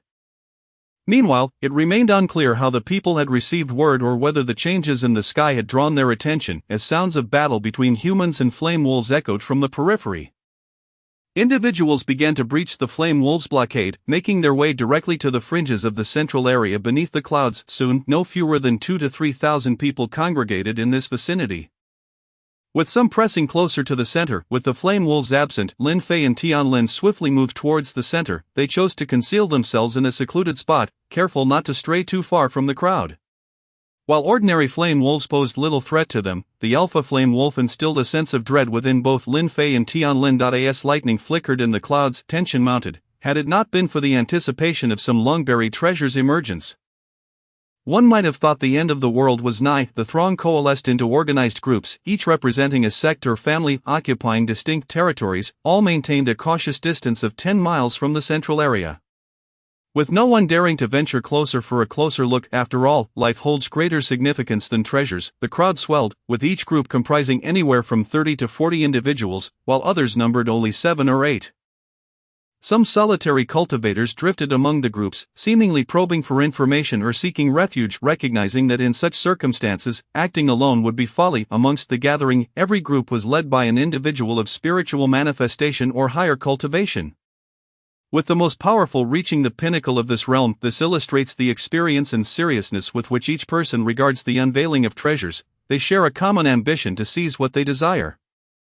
Treasures are categorized into 4 levels: mortal, earthly, heavenly, and divine, each further divided into 9 ranks. Most families possess only mortal-level treasures, typically of mid-grade quality, while some powerful clans may own a few earthly-level items. Albeit of lower quality, sects tend to possess higher-grade earthly treasures, while heavenly treasures remain exceedingly rare, even among formidable forces like the 3 saints and 5 teachings, who may possess only inferior specimens. As such treasures are overwhelmingly powerful, the divine treasures, namely the divine Cauldron and the Netherworld Blade, entrusted to Lin Fei by Lu Wuqiang, are of divine grade, which is why Lu Wuqiang specifically cautioned Lin Fei against revealing them indiscriminately. The adage "he who holds a gem invites jealousy" is universally understood, yet some individuals, in their arrogance, fail to realize that such ostentation can cost them their lives. Lin Fei pondered the presence of a significant city near Tsangming Mountain. Questioning how so many had gathered so swiftly, indicating they must have received prior knowledge. He turned to Tianlin. "You do not know this, 200 miles from Tsangming Mountain lies a great city. Yibang City, within the Tianshan Kingdom, with a population nearing 50 million, it stands as one of the 5 major cities of Qinglian Kingdom, renowned for its bustling commerce and complex web of power dynamics." Tianlin regarded Lin Fei as if he were a curiosity. "Even children know of Yibang City, yet you appear as an outsider to is that not peculiar? My apologies, I truly know not of this place.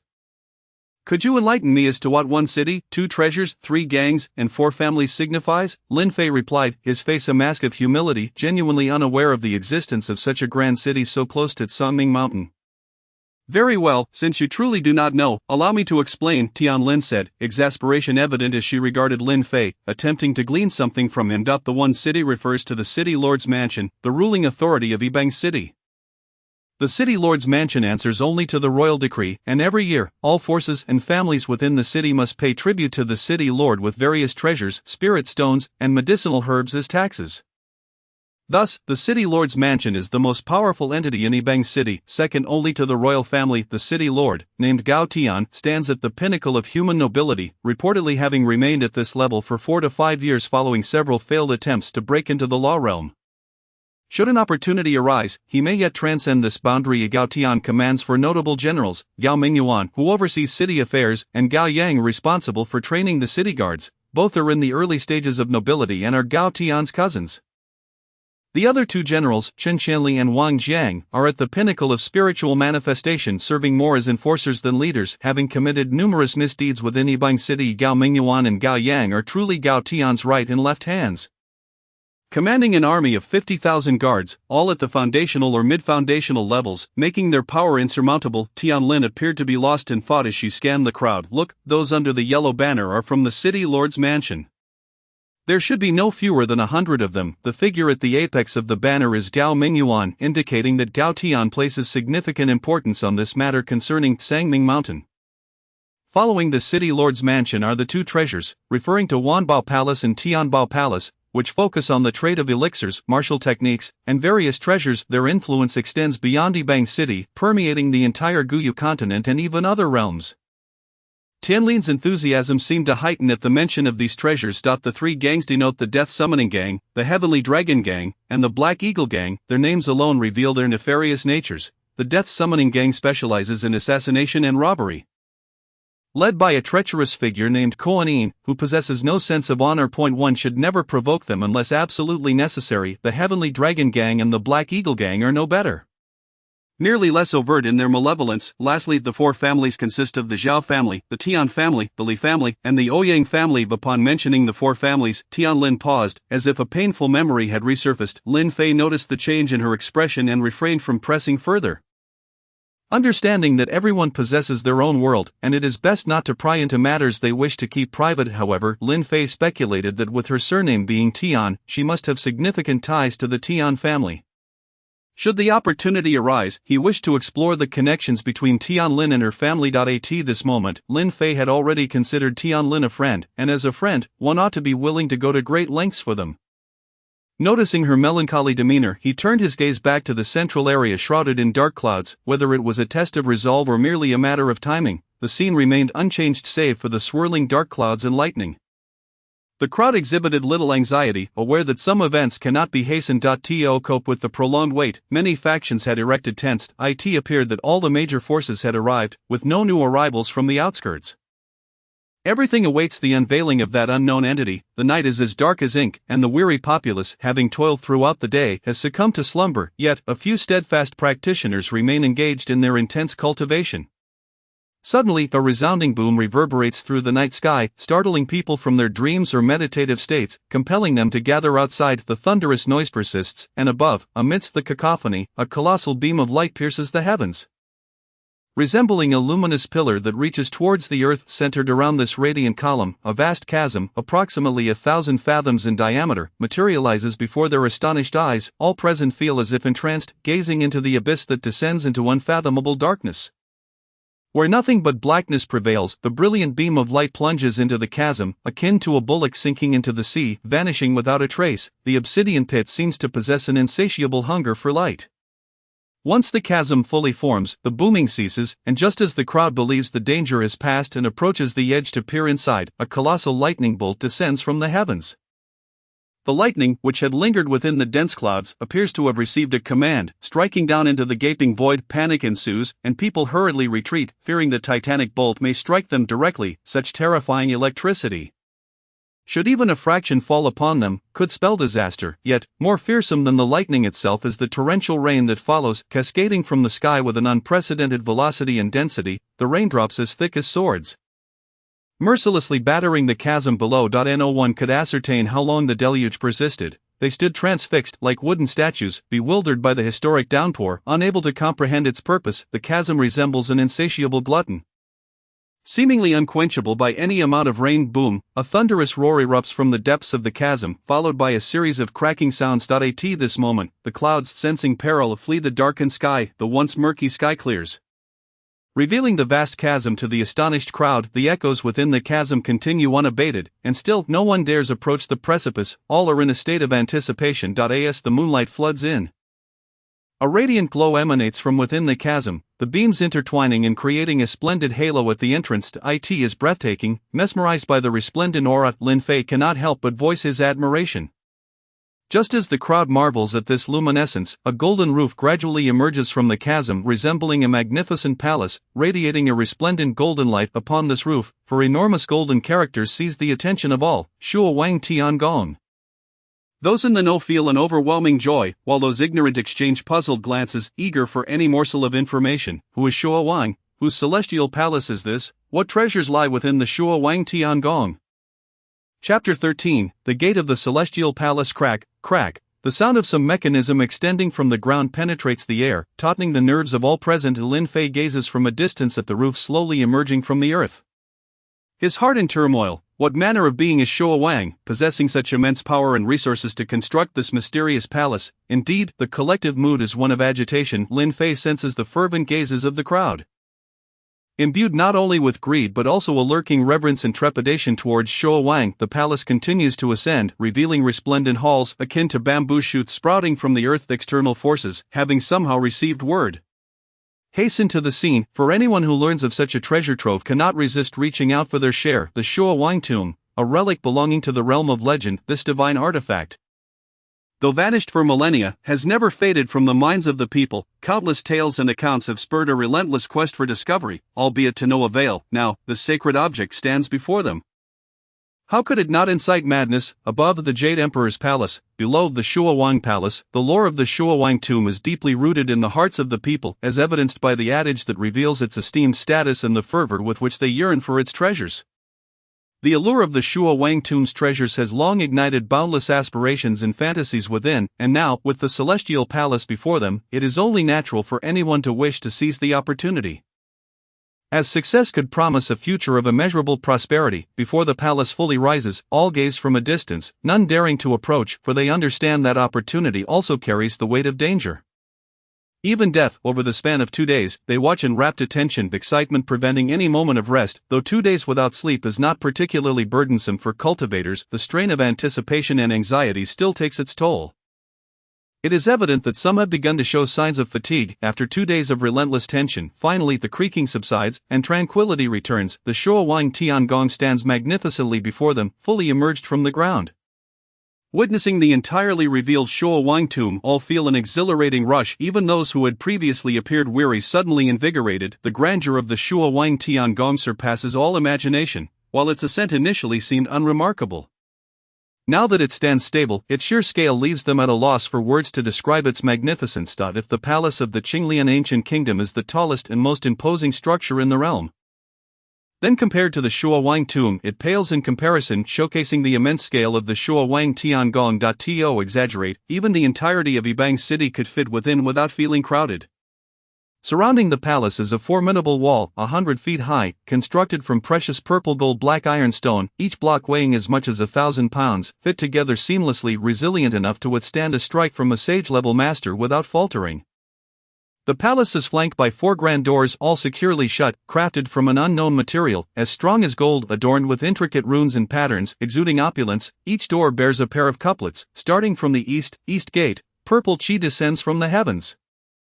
The vast mountains share longevity and fortune, the eastern sea enjoys eternal peace, south gate, blessings and harmony, a southern breeze brings celestial auspice, 100 birds sing as the earth fills with smoke.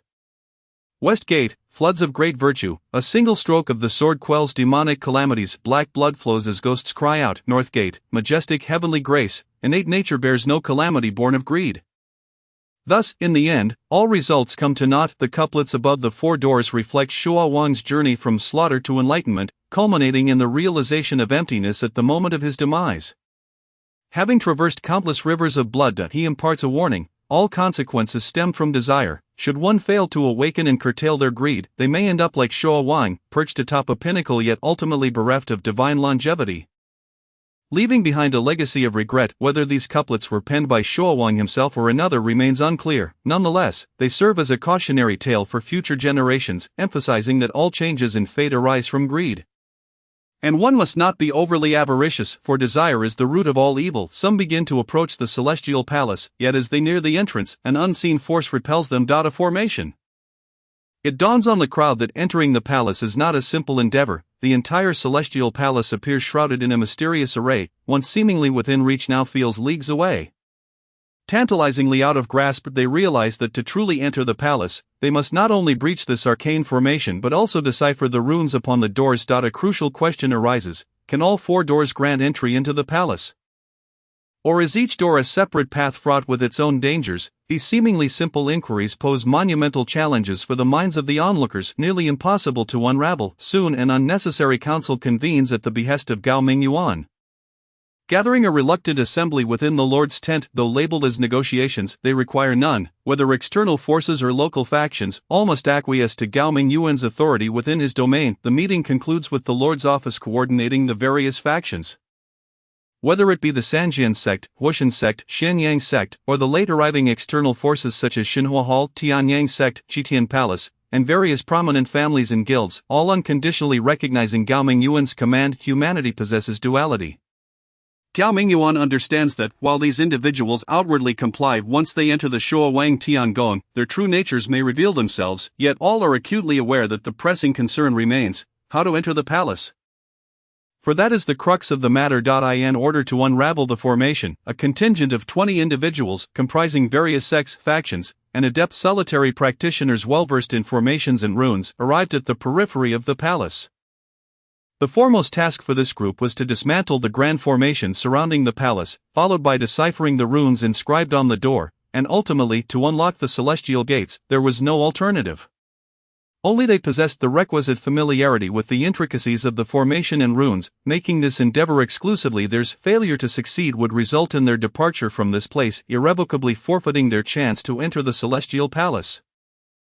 None wished for such an outcome, thus they resigned themselves to the task at hand, pouring their hearts into the dismantling of the formation. This undertaking, while appearing deceptively simple, posed significant peril. A moment's carelessness could lead to a backlash from the formation, resulting in injuries or, in dire circumstances, loss of life. Lin Fei, well versed in formations, understood the inherent dangers of this task. However, sometimes driven by the allure of potential gains, one might disregard such trepidations entirely. As a day elapsed, it seemed that progress was elusive, yet, unbeknownst to many, several practitioners began to grasp the structure of the formation, attempting to craft their own dispelling runes and embarking on the path to unraveling the formation.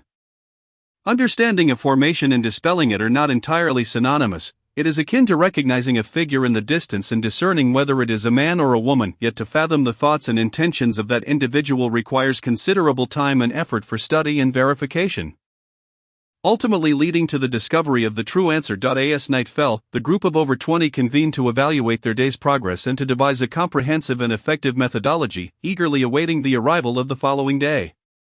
The day's labor had been arduous. The tension and exhaustion from such exertion often surpassed the fatigue of mere physical toil. Whether mending formations or honing martial skills, maintaining ample rest and vibrant energy is imperative. Though their task involved merely gesticulating and inscribing runes, the simplicity of the act belied its complexity. The act of inscribing runes demands more energy and spiritual essence from practitioners than it might initially appear. Without formidable mental fortitude to support them, one cannot successfully undertake the task of rune inscribing. Generally, practitioners skilled in formations and runes must cultivate their mental capacities to a level surpassing that of their peers. The extent of this cultivation hinges upon the grade of their practice techniques and innate talents. Typically, only sects with profound heritage possess techniques for cultivating earth-grade mental prowess. However, such techniques are scarce, and many sects lack even high-tier mortal-grade methods, let alone earth-grade or superior techniques. In comparison, Lin Fei stood as an extraordinary figure among them. All the techniques imparted to Lin Fei by Lu Wuqiang, encompassing martial arts, formations, and alchemy, were all of heavenly grade or higher. The limitation of Lin Fei's cultivation level rendered many of these techniques inaccessible to him, leaving him in a state of exasperation. While others sought advanced techniques, Lin Fei was in search of a low-tier method suitable for his current stage, an irony not lost on him. Should others discover this, it would undoubtedly become a source of ridicule. On the following day, the work of dismantling the formation continued. Little did they anticipate the formidable challenges posed by the Shuowang Heavenly Palace, particularly for those unfamiliar with such experiences. The thought of the difficulties encountered at the entrance led some practitioners to reconsider. While solitary martial artists or those from smaller groups began to recruit others to bolster their ranks, soon numerous teams began to coalesce. Lin Fei and Tianlin opted to avoid complications by refraining from joining any group. Lin Fei understood that while larger teams boasted greater strength, they also brought with them a multitude of issues. As noon approached on the second day, after nearly 2 days of research and validation, a breakthrough finally occurred. The grand formation exhibited signs of yielding. At this juncture, a formation master from the Motian Palace, utterly fatigued, inadvertently input a detonation rune into the formation, provoking a violent tremor and triggering a backlash.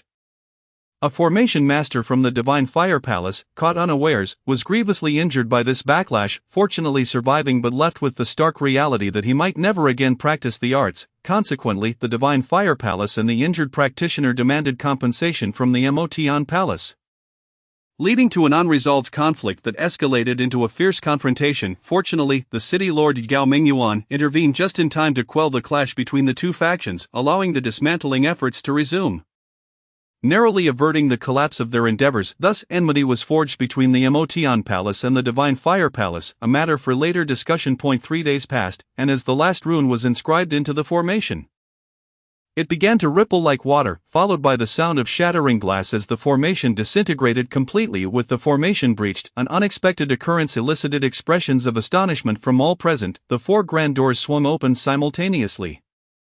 Witnessing this sudden revelation, the crowd surged forward, eager to be the first to enter the celestial palace. However, as they reached the threshold, a gust of wind howled ominously from within. The foremost individuals, sensing danger, attempted to retreat, but those behind them offered no opportunity for retreat. As the peril became palpable, a primal energy surged forth from within the doors, bearing a scent of blood and exuding an overwhelming aura of slaughter.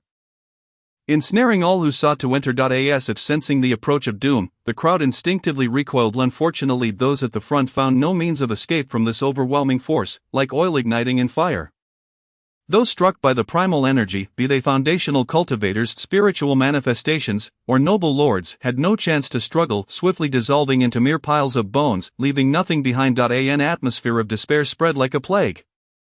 And upon witnessing the scattered bones of their comrades, those remaining began to regroup, a sense of foreboding rising in their hearts. The primal energy, having arrived with great speed, vanished just as quickly, leaving behind only a lingering shadow of dread, which dissipated alongside its presence. Regardless of circumstances, the path of martial cultivation is forever entwined with death. If one were to quantify success as a blend of luck and effort, it could be calculated as 9 parts luck to 1 part effort.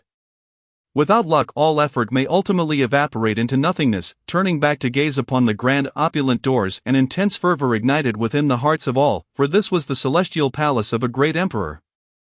Its treasures perpetually beckoning the greed of mortals. Greed, an insatiable affliction of the human heart, breeds conflict and bloodshed. Once the tumult subsided, individuals began to cautiously venture into the Shuowang heavenly palace. As the first group vanished into the corridor beyond the grand doors, those who followed, perceiving the absence of immediate danger, surged forward, and within moments, 5,000 to 6,000 people had entered the palace. Leaving the once crowded hillside desolate, Lin Fei and Tian Lin chose to enter through the southern gate. In contrast to the eastern gate, Lin Fei sensed something amiss about the western and northern gates. Though he could not articulate the source of his unease, choosing not to dwell on it, he proceeded through the southern entrance. The eastern gate was primarily entered by individuals affiliated with the city lord's estate and various prominent families, as well as those from the Erbao faction. Those entering through the southern gate included Lin Fei and Tian Lin, along with members of the Sanbang faction and the Divine Fire sect, while other factions and external sects utilized the western and northern gates. In a mere quarter of an hour, the throng of over 5,000 to 6,000 had entirely vanished within the Shuowang Heavenly Palace.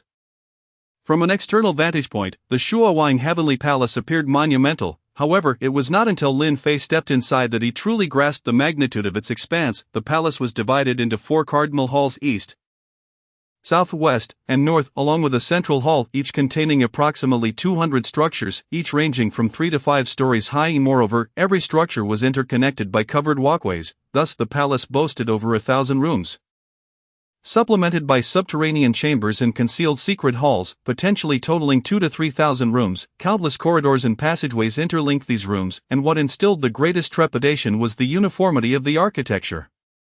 If one were to neglect the nuances in the layout of the rooms and corridors, becoming lost in this sea of similarity would render escape impossible. Upon her initial entrance into the palace, Tian Lin was left utterly speechless, while Lin Fei found himself intrigued by the Shuowang's architectural design. Once the crowd had dispersed into various corridors, Lin Fei opted for a secluded passageway devoid of others. It was not that he was unaware that the majority of treasures would be housed within the main halls, but rather that he preferred solitude. Should a treasure be discovered, the ensuing disputes over its division would likely culminate in violence, if not injury, then potentially death. He understood that the world of martial cultivation was one of bloodshed, yet he was not one to engage in unnecessary killing. He only struck down those who were malevolent or adversarial when left with no alternative. Furthermore, the treasures within the palace were, in his eyes, largely unworthy of his attention, especially in comparison to the valuables he already possessed. Upon their initial foray into such an unfamiliar locale, Lin Fei and Tian Lin proceeded with utmost caution, meticulously observing the surroundings as they advanced slowly. This corridor appeared untouched, as evidenced by the dust accumulating on the handrails and the even layer of dust blanketing the floor. It was clear that no one had traversed this path before. Perhaps its remoteness had deterred visitors, as most preferred the bustling central areas, thus neglecting this peripheral zone. After traversing over 100 meters, the corridor continued onward, devoid of any branches. Lin Fei found this peculiar. According to the layout of the Shuowang Celestial Palace, such a corridor should connect to numerous others, yet this one seemed singularly linear. By now, most had ventured towards the central region, leaving the corridor eerily silent as the two proceeded. Lin Fei's mind began to wonder if this place truly held nothing as rumored. Turning a corner, he suddenly perceived a faint sound emanating ahead, accompanied by an increasing humidity in the air, which bore a subtle fragrance of ethereal herbs. As this aroma wafted into Lin Fei's nostrils, he felt a refreshing clarity wash over him, as if emerging from a dense fog, awakening a profound appreciation for the world around him. At that moment, he sensed a stirring within his dantian, as if the divine cauldron yearned to burst forth. This was an unprecedented phenomenon, ever since Lu Wuqiang had entrusted the divine cauldron to Lin Fei. It had remained placidly suspended above his dantian. Could it be that the alluring scent of the herbs had incited such an unusual reaction? What sort of divine herb could provoke such a response? Have you noticed? This place seems to have transformed, Lin Fei remarked to Tianlin as they walked. I too have sensed it. The air has become considerably more humid. That sound must originate from a waterfall within. She replied, Come, let us quicken our pace and see what awaits us ahead. There may be unexpected treasures. A smile played at the corners of Lin Fei's lips. As a scholar of the herbal compendium, he understood that they were likely approaching a rare spiritual herb or fruit, for such a fragrant aroma in this damp environment was indeed unusual, and the divine cauldron would not react without reason. After another 50 meters, the corridor culminated at the entrance of a cave. The rumbling of water indicated to Lin Fei that a majestic waterfall, perhaps 1,000 feet or more in height, awaited them. As they advanced, the sound grew increasingly clearer. Upon entering the cave, both Lin Fei and Tianlin adopted a wary demeanor. Since their arrival at the Shuowang Celestial Palace, they had encountered no dangers, leaving Lin Fei with an unsettling sense of unreality. All historical accounts suggested that the emergence of treasures, whether from ancient tombs, submerged sects, or fallen kingdoms, was invariably fraught with peril. Typically, treasures were found amidst danger. Yet, they continued through the cave, which measured over 10 meters in length, without encountering any threats, aside from some unidentifiable insects and creatures. Upon exiting the cave, an overwhelming sense of pressure enveloped them, revealing a towering cliff that ascended 1,000 feet. A wide silvery waterfall cascaded down, its droplets dancing in the air before plunging into a deep obsidian pool below. At the center of this pool, several extraordinary lotus pods floated upon the surface, their bluish-gray forms veined with gold, emitting a soft glow. The delicate fragrance wafting from the lotus seeds within was intoxicating. What thrilled Lin Fei most was the sight of the golden seeds nestled within the pods, uniformly golden and comprising 7 mature pods, each containing 7 seeds, totaling 49 seeds that shimmered like golden pearls. The no-leaf 7-seed golden heart lotus, and at least 5,000 years old, gazing at the 49 golden beads in the water. Lin Fei felt an overwhelming urge to leap with joy. What sort of spiritual herb is this? Tianlin inquired, noticing Lin Fei's exuberance. This is no ordinary herb. Have you ever heard of the no-leaf 7-seed golden heart lotus? Not at all, Tianlin replied, her face a canvas of bewilderment. For a girl with limited exposure to spiritual herbs, her knowledge was confined to a few common varieties. The more advanced ones remained unknown to her. Thus, Lin Fei's mention of the no-leaf 7-seed golden heart lotus elicited her astonishment. It's understandable that you are unaware. However, let me say this, if you were an ordinary person without spiritual roots, unable to sense spiritual energy, possessing just one of these lotus seeds would grant you the prowess akin to a celestial grade root. Not only would it elevate you from nothingness to the 6th level of true energy or beyond, but it would also bestow upon you greater innate talent and capabilities in your future cultivation, enabling you to reach higher realms. Wow, is there truly such a miraculous herb in this world?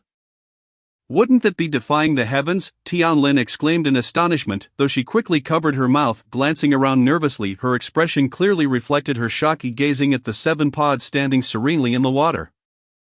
Her eyes widened, hardly daring to blink, as if fearful the precious lotus would vanish before her eyes. This was a true treasure, capable of altering the very fabric of reality. No wonder Lin Fei felt the divine cauldron in his dantian yearning to emerge.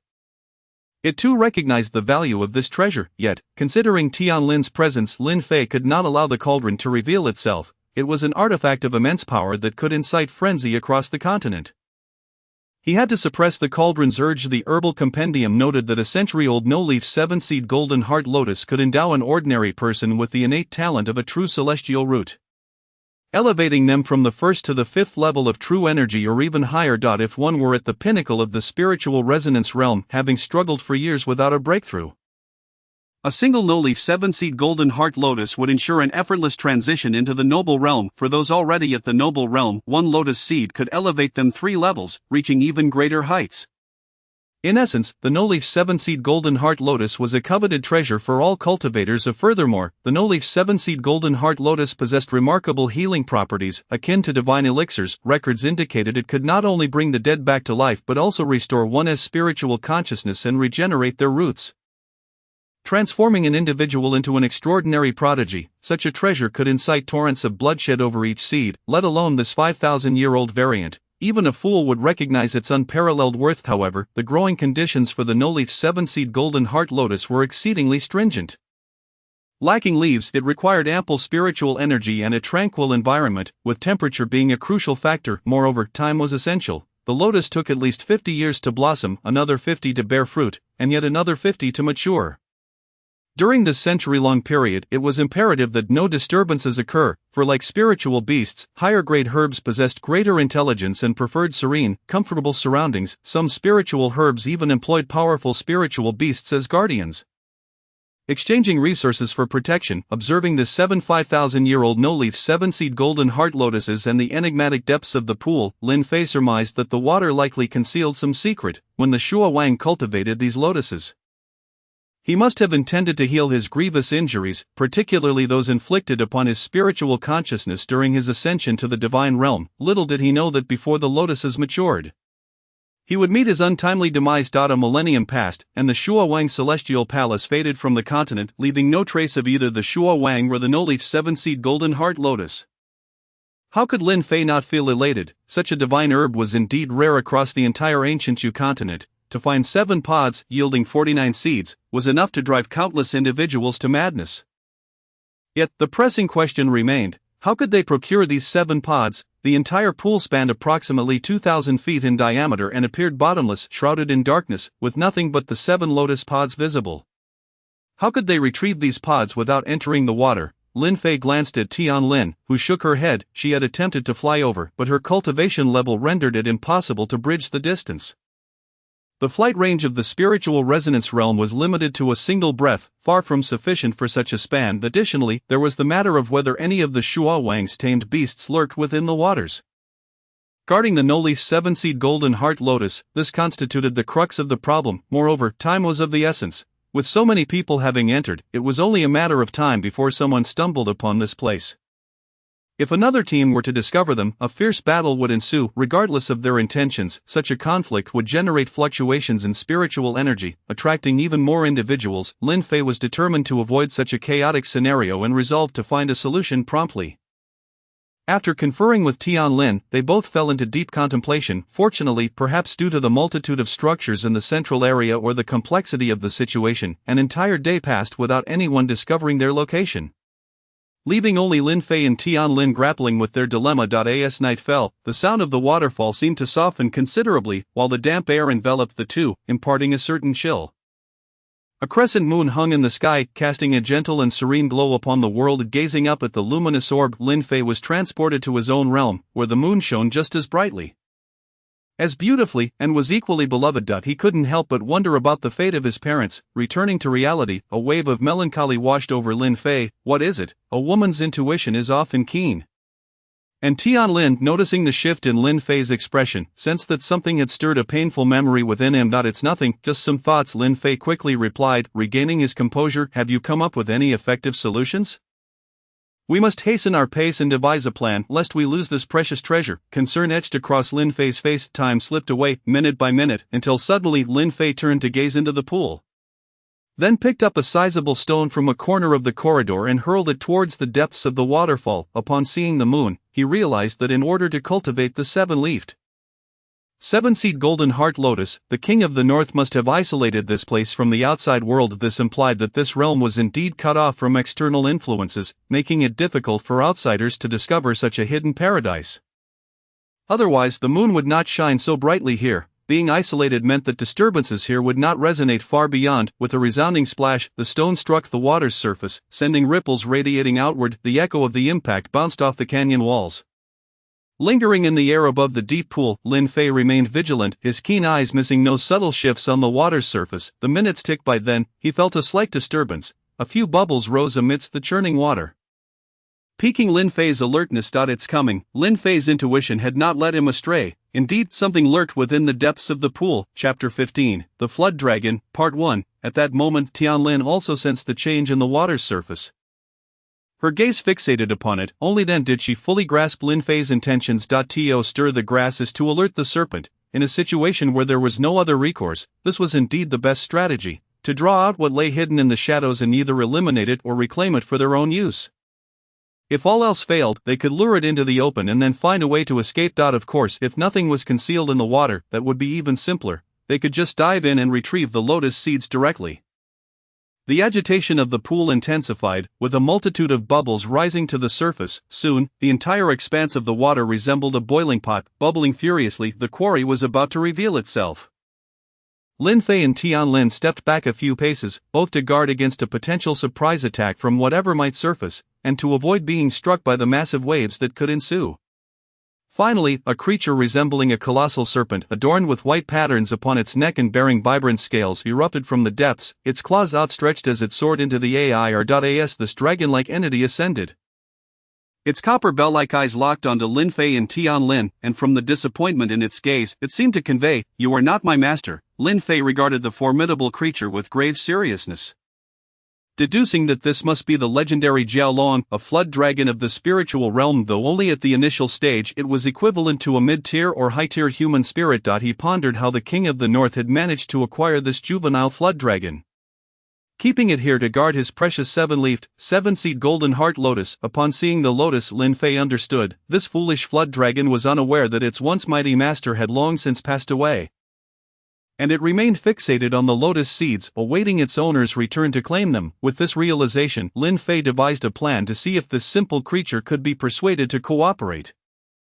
If it agreed, all would be well. If not, he would have no choice but to seize the seeds by force. "Little dragon, I am here on behalf of the old man, the King of the North, to collect the lotus seeds. Be wise and deliver them to me without delay, lest I get my feet wet." Lin Fei infused his voice with energy, calling out to the flood dragon. The flood dragon appeared to comprehend Lin Fei's words, but it did not behave as Lin Fei had hoped. Instead, it circled above the pool and then turned to face Lin Fei again, its expression one of utter disdain and contempt. Realizing that the flood dragon was not as foolish as he had presumed, Lin Fei concluded that it had recognized the disparity in their powers. Both he and Tianlin were at the foundational level of cultivation, far beneath the status of the King of the North's disciple, and thus it did not trust Lin Fei's claims. Yet, rather than feeling disheartened, Lin Fei maintained a calm demeanor. "Little dragon, perhaps the King of the North never fulfilled his promise to provide you with resources, instead confining you to this small pond, resulting in your stagnation in power, forever trapped in this mediocre state of spiritual resonance. Do you even grasp the concept of a millennium? No, of course not. You've been shut away in this confined space, oblivious to the passage of time. I dare say you are merely a small snake, a dim-witted creature clinging to a few pitiful lotus seeds." With eloquence, Lin Fei continued before the flood dragon could react. "Little snake, or should I say little dragon, if you were to ally with me, perhaps I could train you from a mere snake into a grand dragon. But if you refuse, well, today you might just meet your end as a true little snake, caught, skinned, and turned into a delectable dish." Tianlin was initially taken aback by Lin Fei's audacious words. Wishing to intervene and prevent him from provoking the dragon's wrath, however, realizing that Lin Fei had his reasons, she refrained from speaking, standing ready with her sword, prepared to strike should the flood dragon become aggressive. The flood dragon, possessing a certain level of intelligence, understood Lin Fei's words. It had guarded the seven-leafed golden heart lotus for a millennium, believing that one day it would transform from a flood dragon into a true dragon, as promised by the King of the North. Thus, for 10,000 years, it had remained steadfast. However, upon hearing Lin Fei's remarks, it began to comprehend that the old man had not returned to claim the seeds. He had been dead all along. 10,000 years, a whole millennium wasted. The flood dragon, once merely irritated, now seethed with rage. After all, being stood up by someone was one thing, but being abandoned for nearly 10,000 years was another matter entirely. Who wouldn't feel incensed? If it were a person, they would have stormed into that individual's abode, seeking vengeance, and for one of noble dragon lineage, such indignation was even more pronounced. It was unclear whether the flood dragon's temperament had simply grown irritable or if it genuinely remained unaware of the passage of a millennium. Only it could know.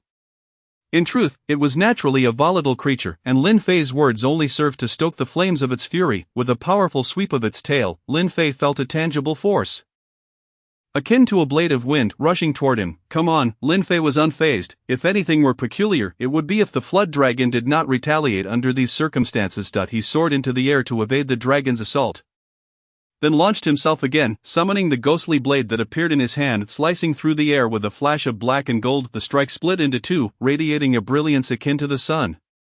Crackling with thunder and lightning aimed at the dragon's head and tail, the flood dragon had anticipated that its tail swipe would send Lin Fei flying, but it was unprepared for the counterattack that followed. Sending it into a furious rage, it let out a thunderous roar. While the earlier strike had not startled Lin Fei, this roar sent a jolt of fear coursing through him, draining the color from his face. Should anyone nearby hear the dragon's roar, they would undoubtedly rush to the scene, and that would spell trouble to Tianlin. Go retrieve the lotus seeds. I will hold the flood dragon at bay quickly, in this precarious situation.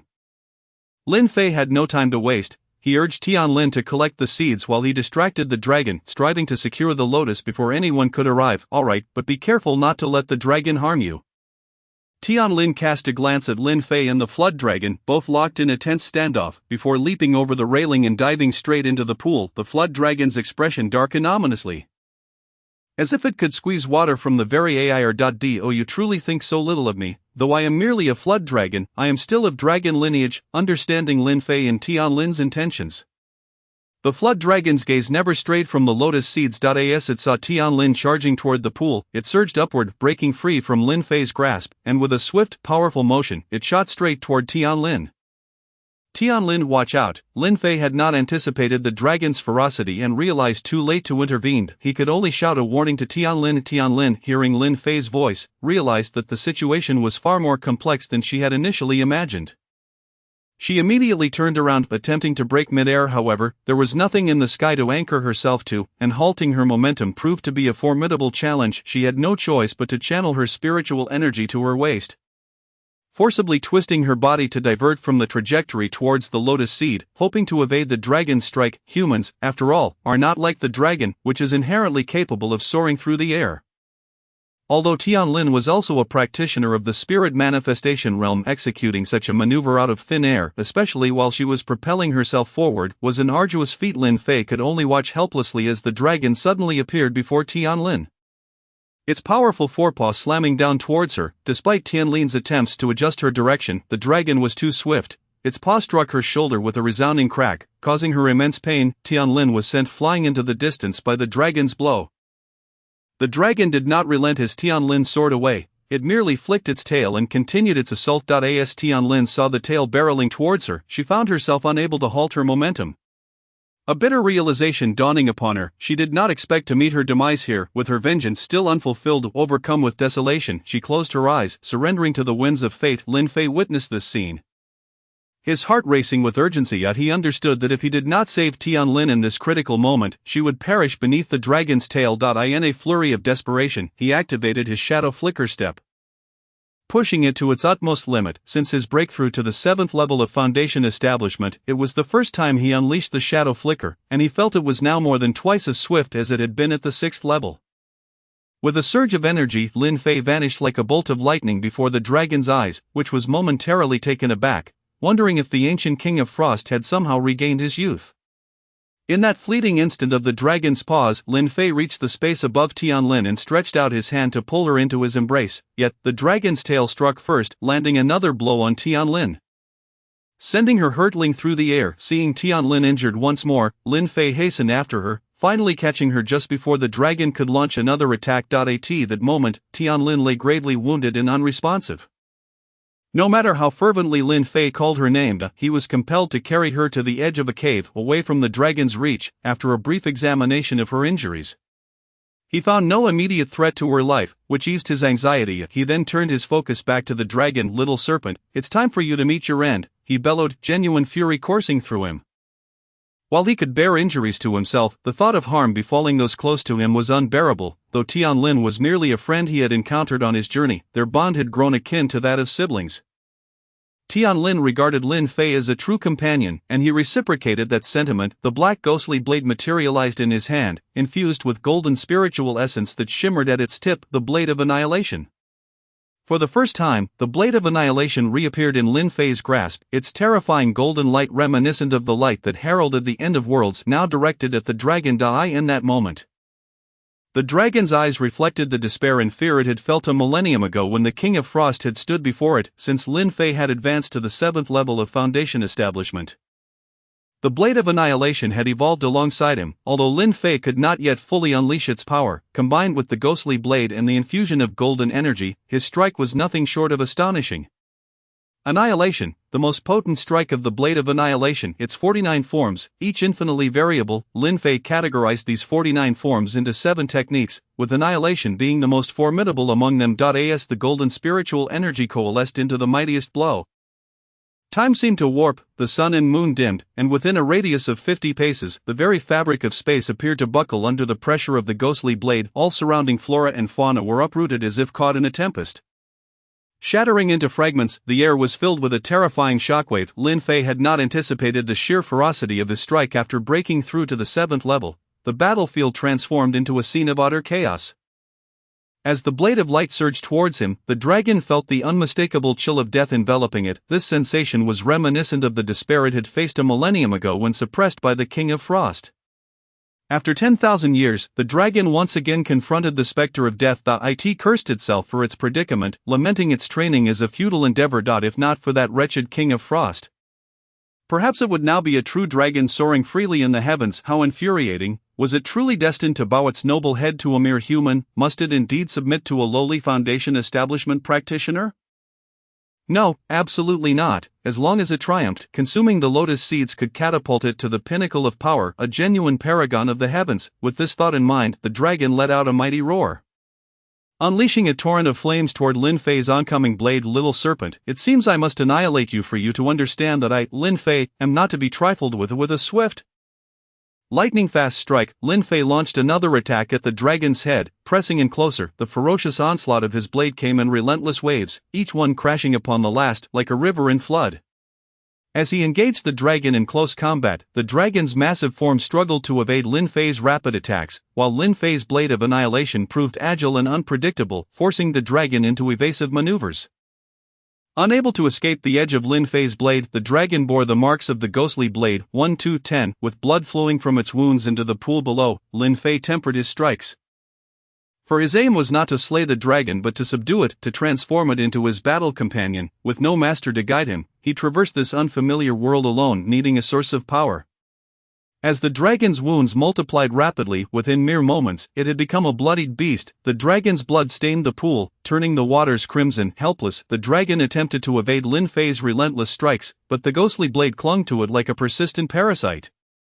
Refusing to be shaken off, despite its thick hide, the blade, infused with golden energy, sliced through its defenses with ease, tearing into its flesh. Lin Fei's shadow flicker was now perfected. How could a spirit manifestation dragon, hidden for 1,000 years, hope to evade the nimble Lin Fei? The dragon pondered whether it should indeed concede, contemplating that becoming another's battle companion might not be so bad after all.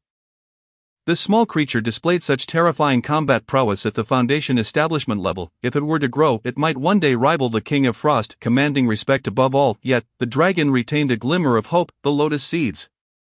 This was one of the reasons it had not yet surrendered. As it noticed the dragon's movements slowing, Lin Fei did not relent, continuing to strike while taunting. Little serpent, how does it taste, if you do not yield? You may soon become nothing more than a decorative blade. Though the dragon was indeed a dragon, it bore the indomitable bloodline of its kind deeply ingrained within its very essence, compelling it to endure Lin Fei's relentless cuts. It awaited an opportunity. The dragon formulated a plan. It would seek an opening to evade Lin Fei's strikes and then plunge into the deep pool, consuming the 7 lotus seeds. Once it had devoured the seeds, its shackles would be lifted, its wounds would heal swiftly, and with the seeds, anything would be possible. It believed Lin Fei would eventually tire, for a human's energy reserves were finite, while the dragon's robust physique far surpassed that of a human. Little did it know, it had encountered an extraordinary being, one who could not be measured by ordinary standards. However, even the most astute can falter, and Lin Fei was no exception. While wielding his blade, he cast a glance toward the distant Tianlin. It was this momentary distraction that the dragon seized upon. With a swift maneuver, it evaded Lin Fei's attack, then launched itself forward, successfully shaking him off. The dragon, free from Lin Fei's grasp, summoned its remaining strength and charged toward the 7 lotus seeds, determined to claim them. Chapter 16, The Dragon, Part 2. Oh no, Lin Fei suddenly felt his blade meet only air. Instantly realizing the gravity of the situation, executing the shadow flicker, he vanished from his position, reappearing beneath the dragon. A torrential onslaught of blade light surged, sealing off all escape routes for the descending dragon. The dragon was not easily intimidated. Upon witnessing the terrifying blade light below, it swiftly turned its head, executing a powerful tail swipe directly at Lin Fei. Lin Fei narrowed his eyes at the incoming tail strike. Though he was formidable, he knew that the force behind the dragon's tail was immense, potentially weighing in at 40 to 50,000 pounds. A direct hit would not be fatal, but it would undoubtedly cause significant injury. Lin Fei had no choice but to employ his shadow flicker to evade the blow. While Lin Fei successfully dodged, the dragon's tail could not retract so easily. It crashed heavily against the dark waters of the deep pool. With a thunderous roar, the impact shook the very earth, sending towering waves surging skyward. The dragon's tail nearly upended the entire pool, sending colossal columns of water soaring into the heavens, reminiscent of an apocalyptic event. How could the delicate 7-seed golden heart lotus possibly withstand such a terrifying impact? As the waters of the pond were violently stirred, the lotus seeds, along with the lotus pod, were completely swept into the sky by the tail of the dragon. Gazing at the soaring spectacle, Lin Fei's heart felt as though it were bleeding. The leafless 7-seed golden heart lotus was indeed a true treasure, a miraculous elixir. The spiritual liquid within his dantian surged with fervor. And with the shadow step executed to its fullest extent, Lin Fei darted through the air, desperately searching for the lotus seeds that had been flung into the heavens. In such circumstances, how could Lin Fei alone possibly recover all 49 seeds? He could only rely on his strength and search with all his might. At that moment, the divine cauldron in his dantian stirred, and then, disregarding the overwhelming pressure, it suddenly shot forth from Lin Fei's dantian. Hovering directly above the dragon, emanating a radiant golden light, this light enveloped the dragon like a binding shackle, firmly restraining it in mid-air, rendering the creature unable to escape despite its struggles. Observing the diminutive cauldron above, the dragon's eyes reflected a complete loss of confidence, replaced by an overwhelming fear. Ultimately, despite Lin Fei's best efforts, he could only recover 5 seeds of the leafless 7-seed golden heart lotus. The rest had all plunged into the depths of the pond. In that moment, Lin Fei felt an overwhelming urge to kill. "You little serpent, you wretched creature, I will end your life," Lin Fei shouted, the spectral blade of the underworld flashing as he prepared to charge at the dragon. Looking up, he saw that the dragon beneath the cauldron was completely immobilized, as if ensnared by divine hands, coiled helplessly. Witnessing the dragon's pitiful state, Lin Fei's fury subsided somewhat, although he had only retrieved 5 seeds. The prospect of subjugating such a formidable creature as the dragon filled him with immense joy for the future, envisioning a powerful ally at his side. With this thought, a smile broke across his face. "Come forth, little dragon, submit to me and my master, and I shall transform you into a true dragon." The voice of the cauldron resonated in the air. As Lin Fei beheld the cauldron, he recalled the expression of his master at the time of its bequeathal. Finally understanding the immense hope his master had entrusted to him, he wondered how many untold secrets the cauldron still held, knowing he would gradually uncover them in time. Despite feeling helpless regarding these mysteries, he found great delight in them. The dragon, upon hearing the voice of the cauldron, had long since abandoned any desire to resist. Rather, it dared not harbor even a flicker of defiance, under the illumination of the golden light. Lin Fei watched as the dragon gradually diminished in size, ultimately entering the cauldron entirely. The cauldron absorbed the little dragon and then vanished, re-entering Lin Fei's dantian. Lin Fei observed that the cauldron remained suspended above his dantian. At its center, a little dragon fluttered excitedly within the cauldron's confines. Extending his consciousness into the cauldron, he gently touched the little dragon, which immediately became as docile as a puppy, allowing him to pet and tease it. "Had I known this would be the case, I should have released you when Tianlin was injured. Alas, I wasted so many precious lotus seeds." Lin Fei withdrew his consciousness and approached Tianlin, who remained unconscious, having sustained grievous injuries. Reflecting on how Tianlin had been wounded for his sake, Lin Fei, without a second thought, placed one of the 7-seed heavenly heart lotus seeds into her mouth and quietly stood vigil beside her. The ensuing battle had inevitably drawn the attention of those entering the heavenly palace. Barely had Lin Fei concluded his skirmish when a group arrived at his location, taking in the scene of devastation and the still unconscious Tianlin. All eyes turned toward Lin Fei. People of Tianyang sect. Lin Fei recognized the emblem on their attire, understanding that these were disciples and leaders of the Tianyang sect. The Tianyang sect was also a sect within the Qinglian kingdom. albeit distanced from Ebang City and not under its jurisdiction. Leading the group was a man in his 40s, exuding a commanding presence, with an aura of authority and a cultivation level in the mid-stage of spirit resonance. Accompanying him were 18 individuals, 2 at the initial stage of spirit resonance and 16 in the mid to late stages of foundation establishment. Among the 18, 2 appeared visibly injured, their faces marked by misfortune. Seeing only Lin Fei and Tian Lin, the expressions of these 19 individuals shifted to one of excitement, their gazes towards Lin Fei akin to hunters spotting their prey. Boy, have you obtained something of value? Show it to us, and I guarantee they won't harm you. The man in his 40s offered no room for negotiation. Adopting a posture of superiority, Lin Fei grasped his intent, to either comply or face death.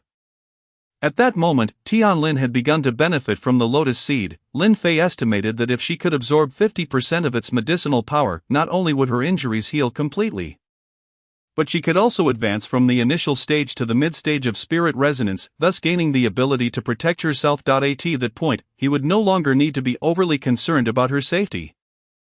Allowing him to fight with abandon, time was of the essence. Lin Fei's sole thought was to delay. He reckoned that within 3 hours, Tian Lin could fully recover. What did you say? Do we look like we have obtained anything?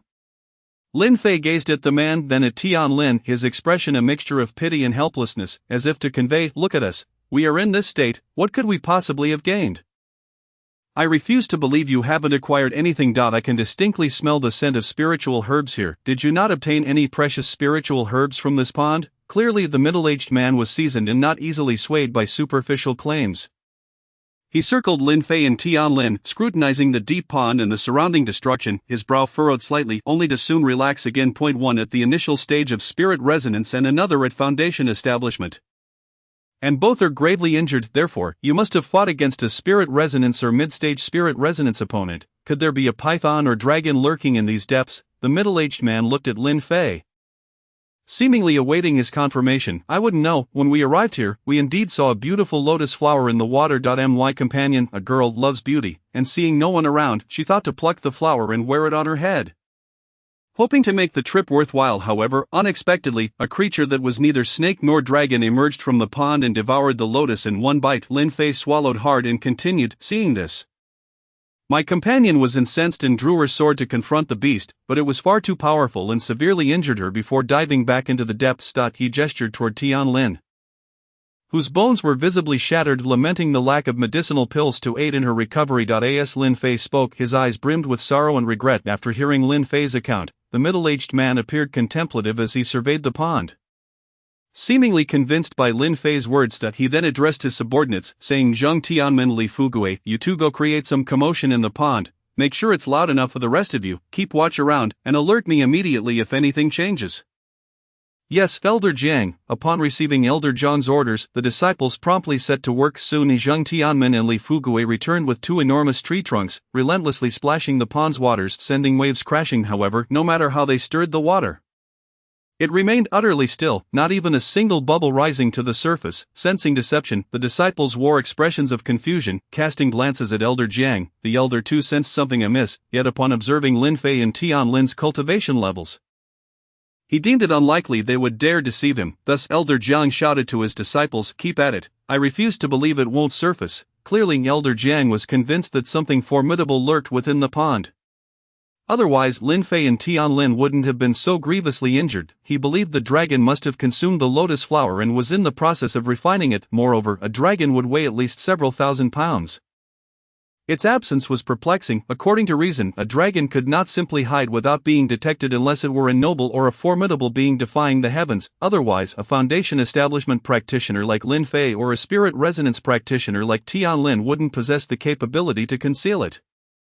As for Lin Fei and Tian Lin, one at the foundation establishment and the other at the initial stage of spirit resonance, they were unlikely to stir up a significant commotion. However, this afforded Lin Fei and Tian Lin ample time.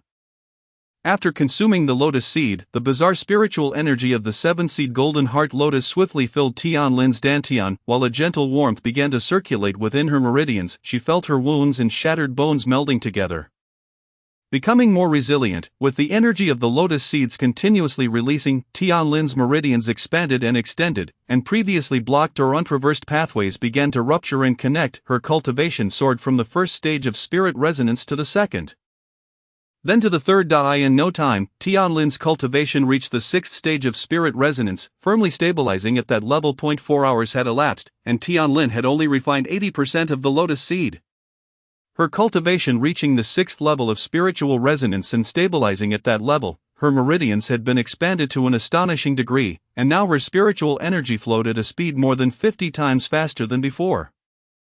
To illustrate, if Tianlin's meridians were once akin to a dirt road, they could now be likened to a highway, broader and more direct than any expressway. Simultaneously, her dantian had also been widened and reinforced.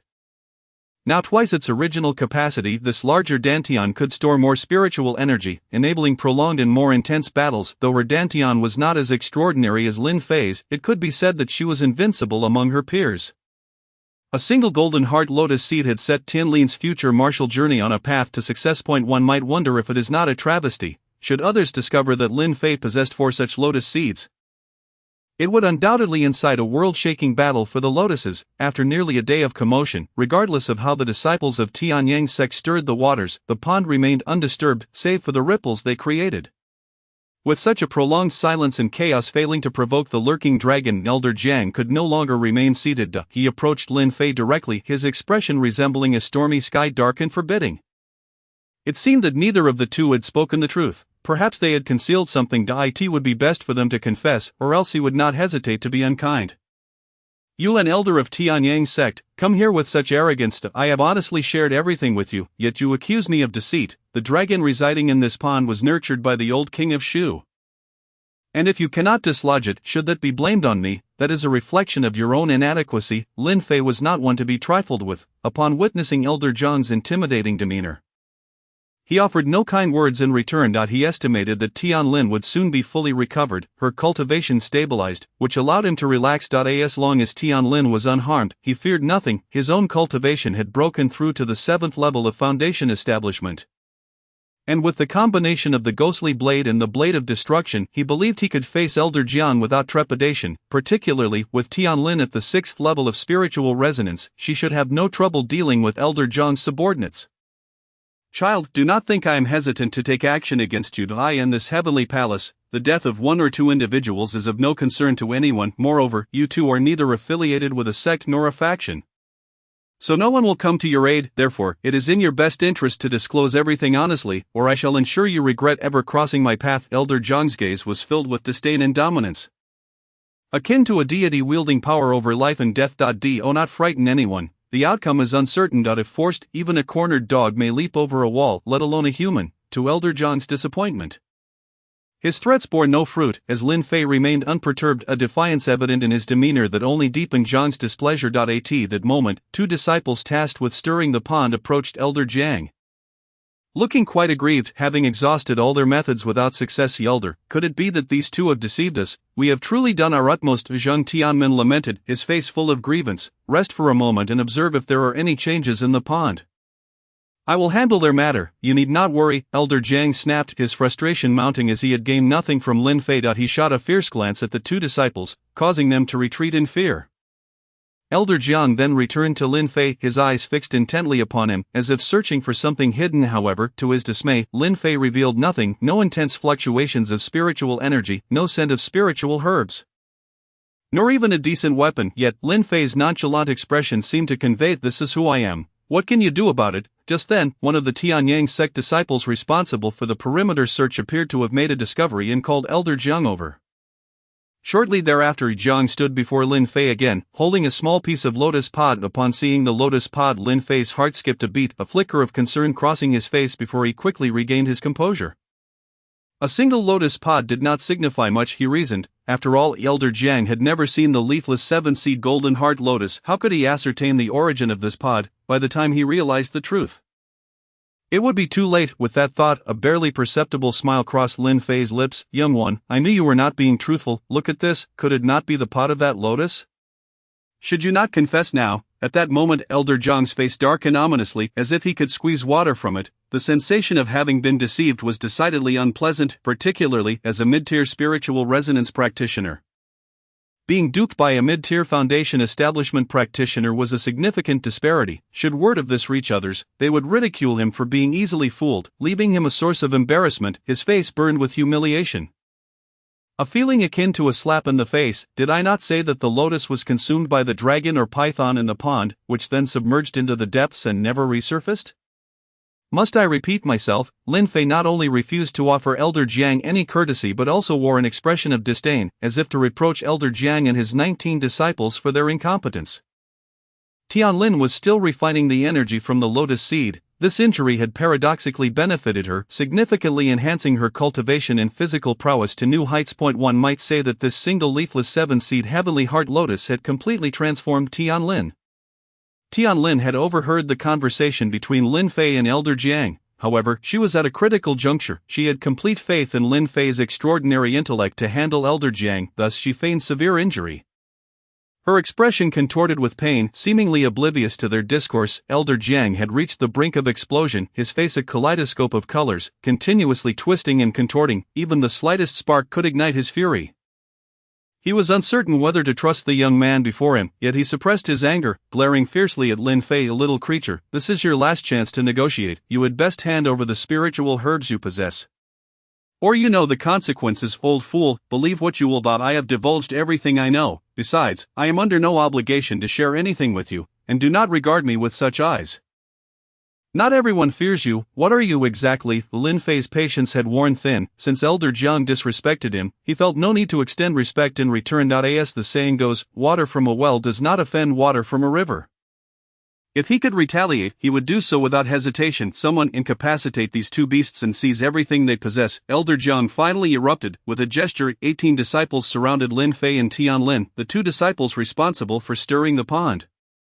Zhang Tianmin and Li Fugui approached Lin Fei with disdainful expressions, reveling in their anticipated triumph. You heard Elder Jiang. Surrender the spiritual herbs, and we shall merely maim you. Otherwise, we wield swords without conscience, and if we kill you, it would be a regrettable accident. Where do these two toads come from, with their pockmarked faces, daring to act like frogs here? Get lost, or I may accidentally break your limbs, and your parents will mourn a child lost too soon.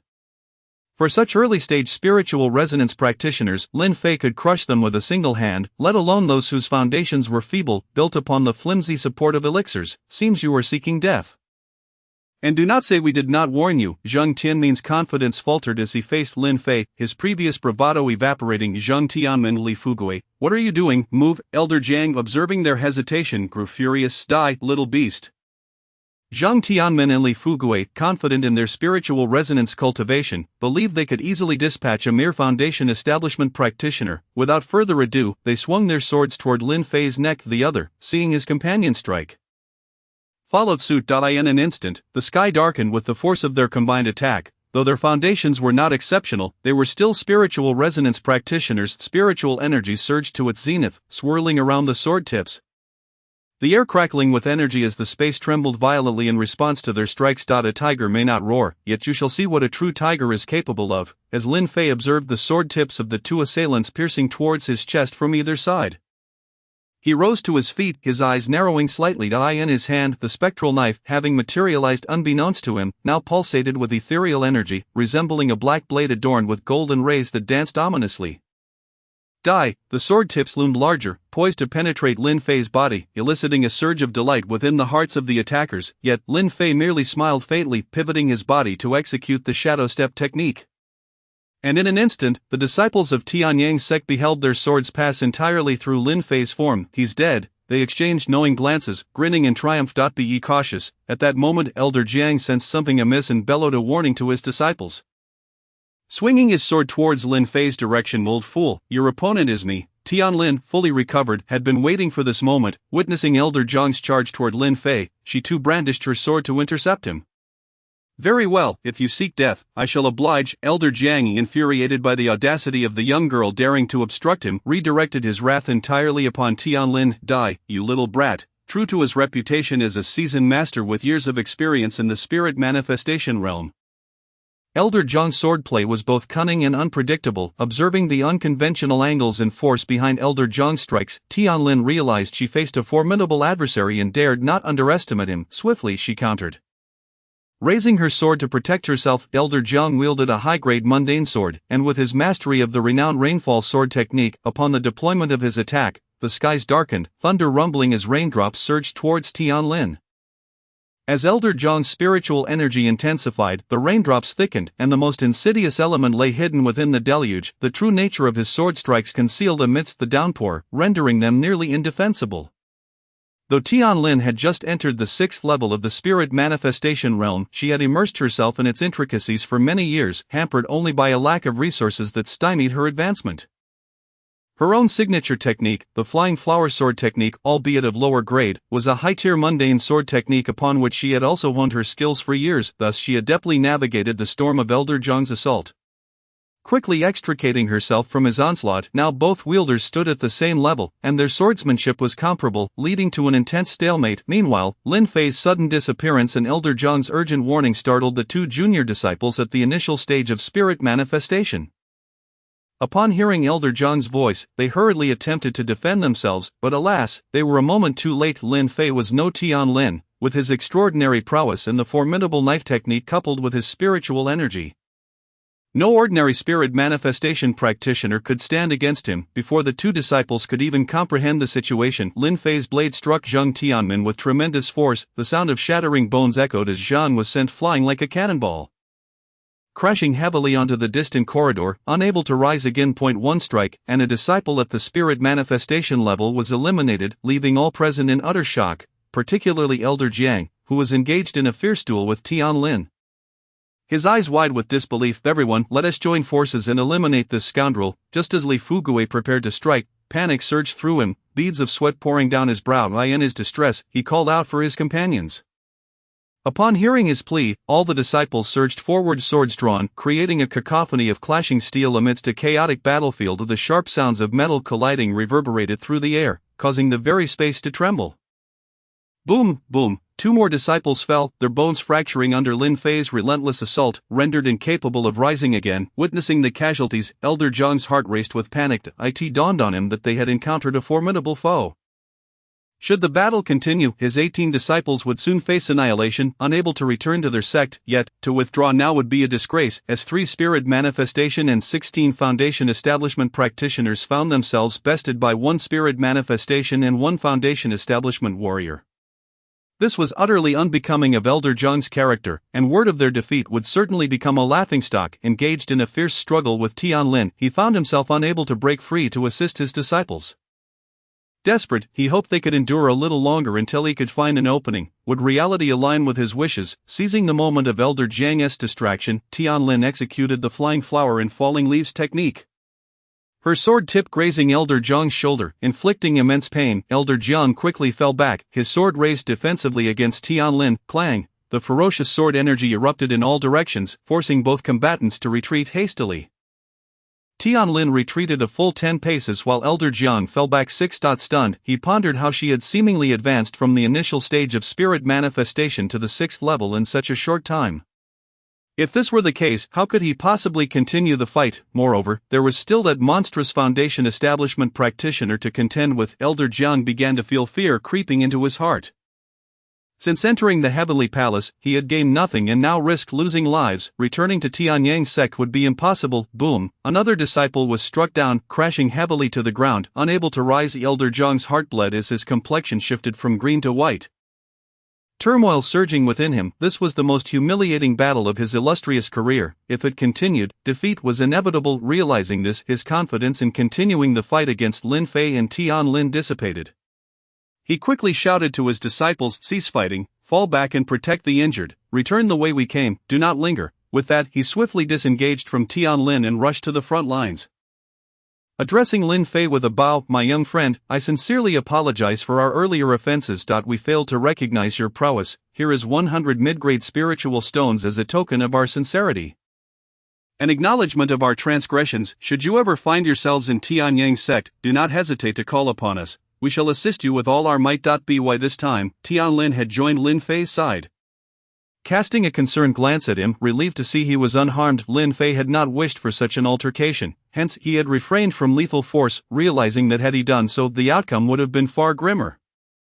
Seeing Elder Zhang's genuine intentions, he decided to let the matter rest. "I shall spare you this time. However, I do not wish to encounter you again within the Heavenly Palace. The choice is yours."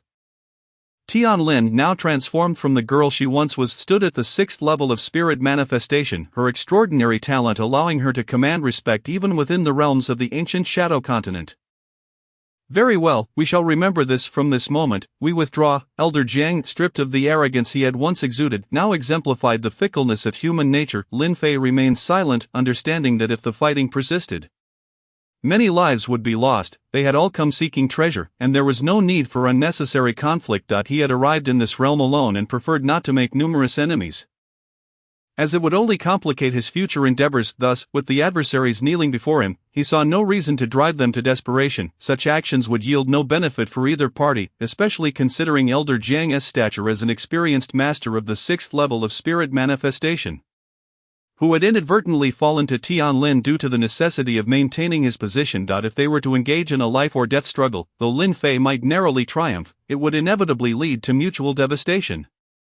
With the Golden Heart Lotus already in his possession and the dragon also secured, the adversaries had demonstrated their goodwill. Thus, it was time to let go, ensuring a win-win resolution. Seeing Lin Fei's silence, Elder Jiang placed 100 mid-grade spiritual stones upon the ground and retreated alongside his disciples down the path they had come once the adversaries had vanished at the corridor's end. Lin Fei collected the spiritual stones, dividing them with Tian Lin, 50 for her and 50 for himself. Although he had intended to bestow all the stones upon her, Tian Lin insisted on sharing, leaving Lin Fei with no choice but to accept the remaining 50. Thus, a confrontation that should never have transpired concluded with a resounding victory for Lin Fei and Tian Lin. The two exchanged smiles. Casting a glance at the ravaged surroundings and seeing nothing worth lingering for, they proceeded down the corridor from which the disciples of Tian Yang's sect had disappeared. Chapter 18. Encountering Yang Qingqing. Stop right there.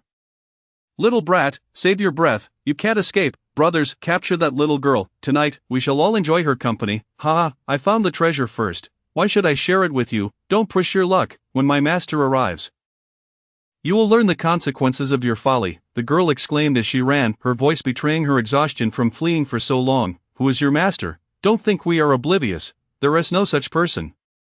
Stop trying to deceive us, brothers, hurry, she's just trying to scare us. Even if she claims to have a master, he won't find us among all these houses. After her, from a distance, the sound of disordered footsteps echoed, unmistakably revealing yet another group that had stumbled upon a solitary girl. Their baser instincts awakened. As Lin Fei and Tian Lin stepped out of the corridor, the voice of a girl resonated in Lin Fei's ears.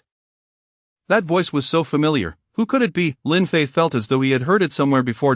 It was Yang Qingqing. Tian Lin, hurry, we must save her, Lin Fei exclaimed as he unleashed his shadow step to pursue. While Tian Lin, lacking Lin Fei's abilities, could only do her utmost to keep up, before long Lin Fei beheld the scene ahead. 4 young men encircled a girl, their faces adorned with lewd grins, as if the girl were a delectable piece of cooked spirit beast meat, enticingly fragrant. Don't come any closer, if you do, I will destroy it. The girl raised a jade box in her hands, her aura unmistakably warning the men that any further approach would yield nothing but despair. Lin Fei could easily surmise that Yang Qingqing had obtained the jade box first, only to be spotted by these men. Seeing her alone ignited their nefarious intentions. Not only did they covet the jade box, but they also desired Yang Qingqing herself. For alas, beauty brings calamity. Lin Fei sighed. Indeed, any man would be captivated by a stunning beauty like Yang Qingqing, especially in such dire circumstances, and it was no wonder Lin Fei felt a pang of regret. She's becoming increasingly beautiful, Lin Fei mused, a slight smile gracing his lips as he observed from a concealed vantage point. Refraining from intervening just yet, he wanted to see how these men would proceed. Do you know her? Tian Lin, having noticed the admiration mixed with concern in Lin Fei's gaze, inquired. A familiar acquaintance, Lin Fei replied mysteriously. Then why not go help her? She's in great danger, Tian Lin insisted, ready to step forward. Wait, let's observe first. Lin Fei halted her. Tian Lin regarded Lin Fei with incredulity. A girl was in peril, and to not assist her now would surely lead to her suffering at the hands of those men.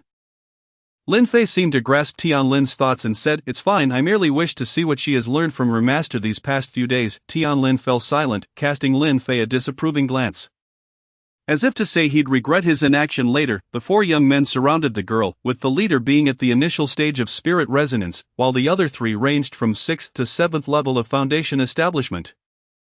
Whereas Yang Qingqing had only reached the 3rd level. Little girl, hand over the jade box, and I promise to treat you gently, the leader leered, followed by the lewd laughter of his companions. Sweetheart, as long as you obey.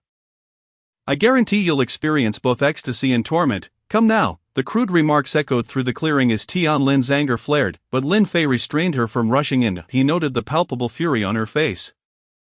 As a fellow woman, she was naturally more incensed. When Lin Fei and Yang Qingqing had first entered the San Jian sect, she had yet to establish her foundation. Now, nearly 2 months later, she had reached the 3rd level. A speed that was considered extraordinary throughout the entire Qinglian kingdom. Truly, her heavenly roots surpassed the ordinary talent, and her master had certainly invested much in her training. Why has she been left alone here? Lin Fei pondered. Under normal circumstances, such an event should be impossible. Could it be that the San Jian sect members had all perished? That seemed unlikely, unless some unforeseen incident had occurred. Lin Fei was perplexed as to who was leading the San Jian sect this time. Leaving such a stunning beauty in a den of wolves and tigers, the leader, with a lecherous grin, gazed at Yang Qingqing. How about this? We brothers will treat this treasure as our token of affection. If you serve us well tonight, we won't make things difficult for you, and tomorrow, we will let you return to your master. You shameless beasts, if you come any closer, I will destroy this treasure and take my own life. Ensuring you gain nothing. The girl's voice trembled with fear and desperation, her body tense as she pressed the blade against her neck, ready to resort to extreme measures at the slightest provocation. I know you're afraid, but how could such a beautiful lady truly take her own life? Right, brothers? The leader spoke, attempting to distract Yang Qingqing as he flicked his finger, sending a black pellet hurtling toward her. Clang! The pellet struck the hilt of Yang Qingqing's sword and immense force surged through her hand, and the pellet exploded, enveloping her in a cloud of smoke. Yang Qingqing felt darkness engulf her, and she collapsed. The sword clattering to the ground. I warned you not to resist. Now, brothers, seize the jade box and carry her away to enjoy. Ha ha, brother Li Kuang's ammunition is formidable indeed. We are in awe, the other 3 men praised as they approached. At that moment, a languid voice interrupted, startling them. TSK. For men bullying a girl, are you also shameless? Who is it? The 4 men halted, turning to the source of the voice, only to see Lin Fei approaching leisurely, evoking looks of disbelief as if they had encountered a monster. Ah, a mere foundation establishment cultivator. Do you wish to partake in our spoils? But that depends on whether we are inclined to share. Lin Fei seemed oblivious to their words, continuing his leisurely advance. Kid, I advise you not to come any closer, lest you ruin my plans. That if you do, I will flay you alive. Why be so angry? Harmony brings wealth, does it not? How about this? You take the treasure, and the girl is mine. It's settled. What are you? Why should the girl belong to you? Such a beautiful girl, and we haven't had our turn. Why should we give her to you? You're like a toad dreaming of eating swan meat. Besides, if we 4 brothers desire something, who dares to snatch it? The man named Li Kuang wore an expression of disdain, clearly having judged Lin Fei as an easy target, for Lin Fei was merely at the 7th level of foundation establishment, and any one of them could easily overpower him, especially since he was a spirit resonance cultivator. They had not noticed Tian Lin, leading them to believe Lin Fei was merely a lone passerby. I told you not to be angry. I am doing this for your own good. Do you even know who that girl is? I bet you don't, but I do. You know. Who is she? Listen closely. She is your ancestor. Lin Fei exaggerated the last 2 words, a mischievous grin spreading across his face as if to mock their foolishness. At that moment, Tian Lin stepped forward, unable to contain her laughter upon hearing Lin Fei's words. Seeing another girl approach, one who was nearly as beautiful as Yang Qingqing, the menace eyes gleamed with desire. Envisioning the 2 girls together, they paid no heed to Tian Lin's cultivation level. You little brat, how dare you mock us in such a roundabout way? Brothers, let us take care of this little pest before dealing with these 2 beauties. Li Kuang's expression shifted rapidly from anger to rage, then to murderous intent. All brothers, let's go, take care of this brat, and we shall split the 2 girls among ourselves, having worried about how to share 1 girl. The arrival of another was fortuitous, and the 3 men grew increasingly eager to eliminate Lin Fei and return home to indulge in their pleasures. Upon hearing Li Kuang's command, they brandished their weapons and advanced menacingly toward Lin Fei. As the 4 men closed in, Tian Lin prepared to intervene, but Lin Fei signaled her to hold back, and she reluctantly withdrew her sword, stopping a distance away. Let me ask you again, are you certain you wish to approach rather than leave immediately? You little brat, spare us your nonsense. Do you think we are easy to intimidate? One of the men scoffed, his disdain evident as he regarded Lin Fei. You are merely a foundation establishment cultivator. Any one of us can easily defeat you. Do you expect us to kneel before you? Their laughter echoed mockingly. You may laugh now, but soon enough, you'll find no reason to smile. I genuinely do not wish to take lives. Yet you leave me no choice. Since you have presented your necks for the chopping block, why should I refrain from striking?" Lin Fei feigned a look of helplessness, as if someone were coercing him to commit this act against an utterly defenseless foe. "I shall slay you." Li Kuang, seeing his threats ineffectual, decided to take decisive action. At that moment, he unleashed his 3-foot-long wide blade, its spirit energy surging, a bright blade light reminiscent of the blazing sun. Sweeping down like a tempest, leaving Lin Fei no chance to respond, the other three simultaneously unleashed their weapons, performing their mightiest techniques, resembling ferocious beasts charging at Lin Fei with unbridled fury. In an instant, centered around Lin Fei, a myriad of weapon glints descended upon him, stirring the dust and uprooted grass and roots that flew chaotically in all directions. The 4 formidable spiritual energy blades struck the ground where Lin Fei stood, creating a 10-jung deep pit. That he was dead, the most potent attack from the 4 of them. If Lin Fei did not perish, he would certainly shed a layer of skin. As the dust gradually settled and the pit became clearer, the 4 rushed towards it, only to find no trace of Lin Fei amidst the charred earth and remnants of burnt vegetation. Where could he have gone? Was he reduced to ashes? Impossible, if he was gone. His weapon should remain, however. Li Kuang, sensing something amiss, suddenly changed countenance, his feet shifting as he rapidly turned around. Be careful, Li Kuang shouted urgently. The other 3 did not share Li Kuang's instinct for danger, but upon hearing his cry, they immediately turned to look behind them. "Hey, it seems you 4 are not entirely foolish, yet still too weak." A languid voice emanated from above the pit, as if Lin Fei had not just endured a life-and-death struggle but had merely risen from his bed. Even stretching lazily at the sarcasm was palpable, stark, and unvarnished. The 4 were momentarily stunned. They had just unleashed their lethal moves upon Lin Fei, a desperate assault that failed to vanquish him. Instead, it was he who now stood above them. While they remained in the pit, the incredulity and terror etched on their faces were almost tangible. "You were the ones who attacked, and now it's my turn. Are you prepared to meet your demise?" Lin Fei's voice, neither heavy nor light, resonated in their ears like a thunderclap, causing their hearts to pound as if on the verge of bursting. "Form the formation. Defend," Li Kuang exclaimed. The 4 quickly arranged themselves into a formation, their weapons glowing with spiritual energy. As their combined attack array activated, a tremendous, overwhelming pressure surged from the pit towards Lin Fei. A slight smile played on Lin Fei's lips. "So you do no fear. But unfortunately, you are still too weak." Blade of Annihilation. Annihilate. Lin Fei's golden spiritual liquid surged wildly into the netherworld blade, and an ominous blade aura erupted from it, ravaging the space around him, creaking ominously as if it would shatter. The 4 had never encountered such a terrifying blade aura. Even before it fully manifested, their defensive formation crumbled. In an instant, they felt the specter of death looming over them. Li Kuang whirled around and shouted, "Run!" before leaping from the deep pit and vanishing down a corridor. The other 3, witnessing Li Kuang's flight, lost their will and immediately turned to flee, disappearing without a trace in the blink of an eye. Lin Fei shook his head in exasperation at their retreat. "I was merely trying to scare you. How could you run so swiftly?" After the 4 had completely vanished, Lin Fei sheathed his blade and approached the girl. "Alas, Foundation Establishment 3rd Stage, truly a heavenly spirit root. Your speed is remarkable." Lin Fei reminisced about his initial entry into the 3-Sword sect, recalling how Yang Qingqing was at the pinnacle of true qi then.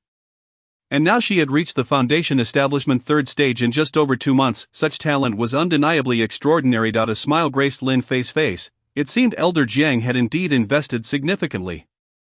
At that moment, the girl remained unconscious, clutching the jade box tightly in her hand, her closed eyes invoking a sense of tenderness in Lin Fei. He gently propped her up, retrieving a pill from his spatial ring and placing it in her mouth.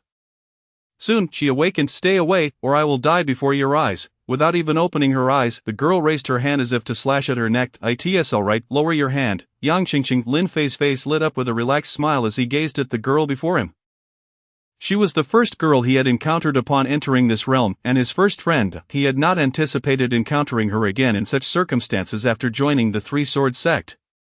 Upon hearing her name called, Yang Qingqing's eyes fluttered open, and upon seeing Lin Fei, she leapt into his embrace, tears mingling with laughter as she sobbed, "It's you, young Master Lin. I knew you wouldn't abandon me."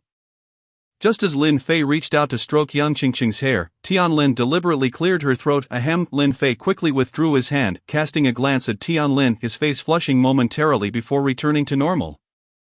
Yang Qingqing, hearing the cough, pushed herself away from Lin Fei's embrace. Looking up, she saw Lin Fei's smiling face, which seemed dreamlike, transforming her previously pale visage into a rosy hue. "Is it really you, young Master Lin?" Am I not dreaming? Yang Qingqing appeared incredulous at the reality before her. What, do you not recognize me? You weren't in the team when we entered the Heavenly Palace, how did you end up here? I came here for a mission and happened upon the situation, so I joined in. This is my new friend, Tianlin. Lin Fei glanced at Tianlin before redirecting his attention to Yang Qingqing. Yang Qingqing, my first friend, you are my second Tianlin. Tianlin smiled amicably at Yang Qingqing, introducing herself. I am Yang Qingqing. Thank you both for saving me. At this moment, Yang Qingqing had completely relaxed, seeing Lin Fei had significantly lifted her spirits. Why are you alone? Where are your master and teammates? Lin Fei found it strange that Yang Qingqing's companions and master had yet to come looking for her. We got separated. Yang Qingqing then recounted the circumstances of their separation and her encounter with the four assailants. Chapter 20, The Strange Crossroads. It turned out that Yang Qingqing had entered the Shuowang Heavenly Palace with 20 teammates and their leader, Elder Yu Yangming of the Cangjian Peak. Initially, everything went smoothly, and they obtained several low-tier spiritual artifacts and some pills in a side hall. Just as they were about to exit the side hall, an unforeseen event transpired. No one could tell when the large door they had entered had closed, trapping all 20 of them inside the side hall. In a state of panic, they tried every possible means to open the door but to no avail, ultimately resorting to searching the other rooms in the side hall for a possible escape route. Thus, everyone began to search through the rooms, and Yang Qingqing joined the search party. Originally, Elder Jiang had not intended to let Yang Qingqing out, as she was his cherished disciple. However, upon realizing that Elder Yu Yangming was leading the team, he was reassured to entrust Yang Qingqing to him with specific instructions to keep a close eye on her. Therefore, when Elder Yu Yangming saw Yang Qingqing enter a room alone, he hurriedly followed. Fearing for her safety, he understood that if anything were to happen to her, he would have a difficult time explaining it upon his return. After Yang Qingqing entered a room, she discovered a hidden door. However, despite her efforts, she could not open it and had to call for Elder Yu. When Elder Yu arrived, he searched high and low but found no way to unlock the door. He then instructed Yang Qingqing to stay put while he went to fetch someone knowledgeable to open it. Little did they know whether it was Yang Qingqing or Elder Yu who had just left. A mechanism was triggered, causing the door to open on its own. Yang Qingqing, heeding Elder Yu's instructions, did not immediately enter but waited outside for him to return. However, after waiting for quite some time with no sign of Elder Yu, she decided to venture inside alone. The moment she stepped through the door, it closed behind her, and where there had once been an entrance, there now stood a wall, leaving Yang Qingqing unable to find any trace of the door. Confusion enveloped her as she frantically pounded on the spot where she had entered.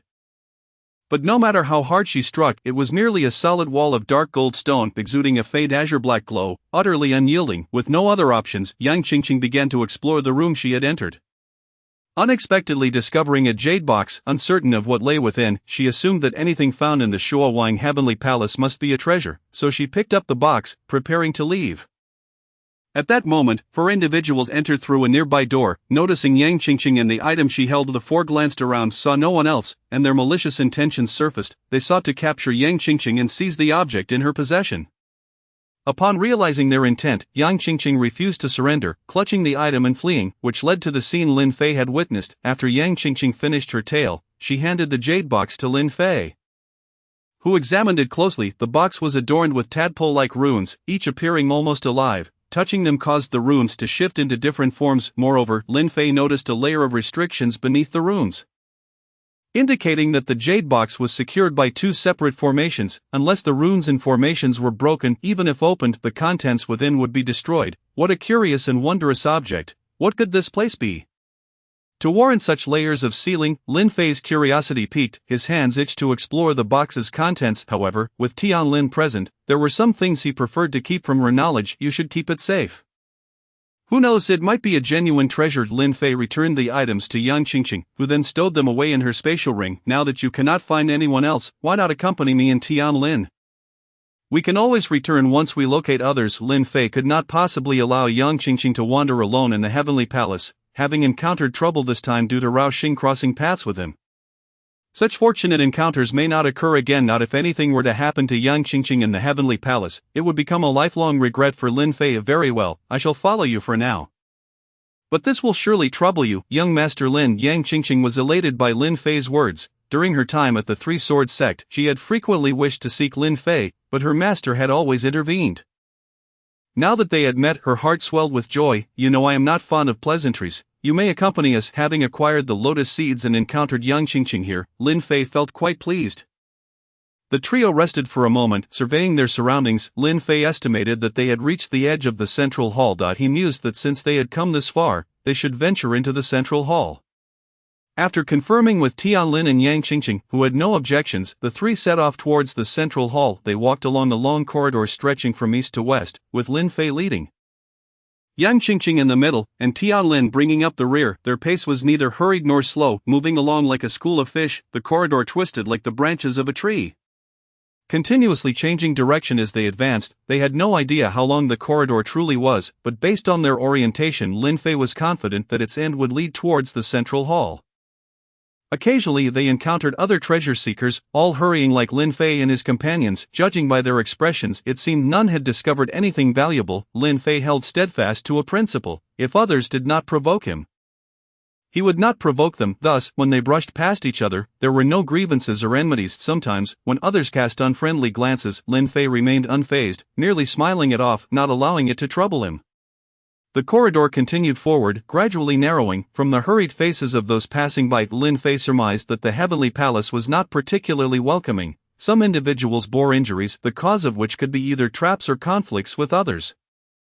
In any case, each person's countenance seemed to narrate a story, each adorned with a different hue. Upon reflection, it became clear: the heavenly palace was originally someone else's domain. If one attempted to seize it by force, would one expect others to relinquish their treasures easily? Moreover, human hearts are inherently narrow. Upon witnessing another's acquisition of a treasure, one desires to possess it as well. However, with only one treasure available, conflict becomes inevitable. Such disputes often lead to harm, which explains the various injuries among these individuals. Ultimately, all issues stem from a single word: greed. Greed breeds malice, malice breeds madness, and madness breeds irrationality, leading to slaughter. As Lin Fei pondered this, he shook his head in resignation. After walking over 100 zhang, the trio suddenly found themselves in a dark cavern. Strangely, the transition from day to night occurred in the blink of an eye. It was still midday, yet darkness enveloped them. Lin Fei and Yang Qingqing quickly retreated a few steps, only to find the light returning. It was as if an invisible wall separated the night from the day.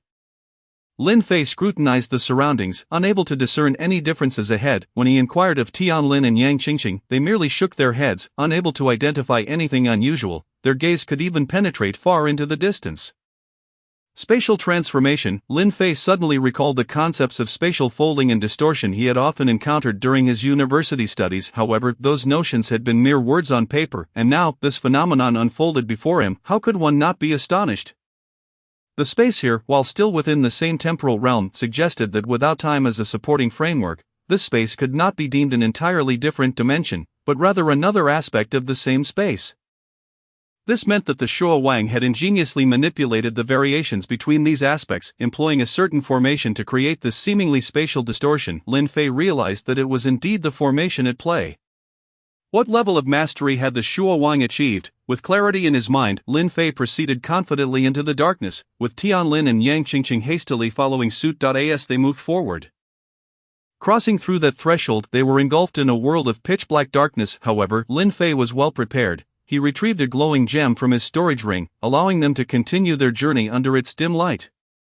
After traversing approximately 100 zhang, they arrived at a fork in the path leading in 3 different directions. Each route was adorned with a lantern, albeit without a flame, merely inscribed with 2 characters each: heaven, hell, and the human realm. It was evident that only one path led to the Grand Hall, while the other 2 were certain to be fraught with death and disaster. Young Master Lin, which direction should we take?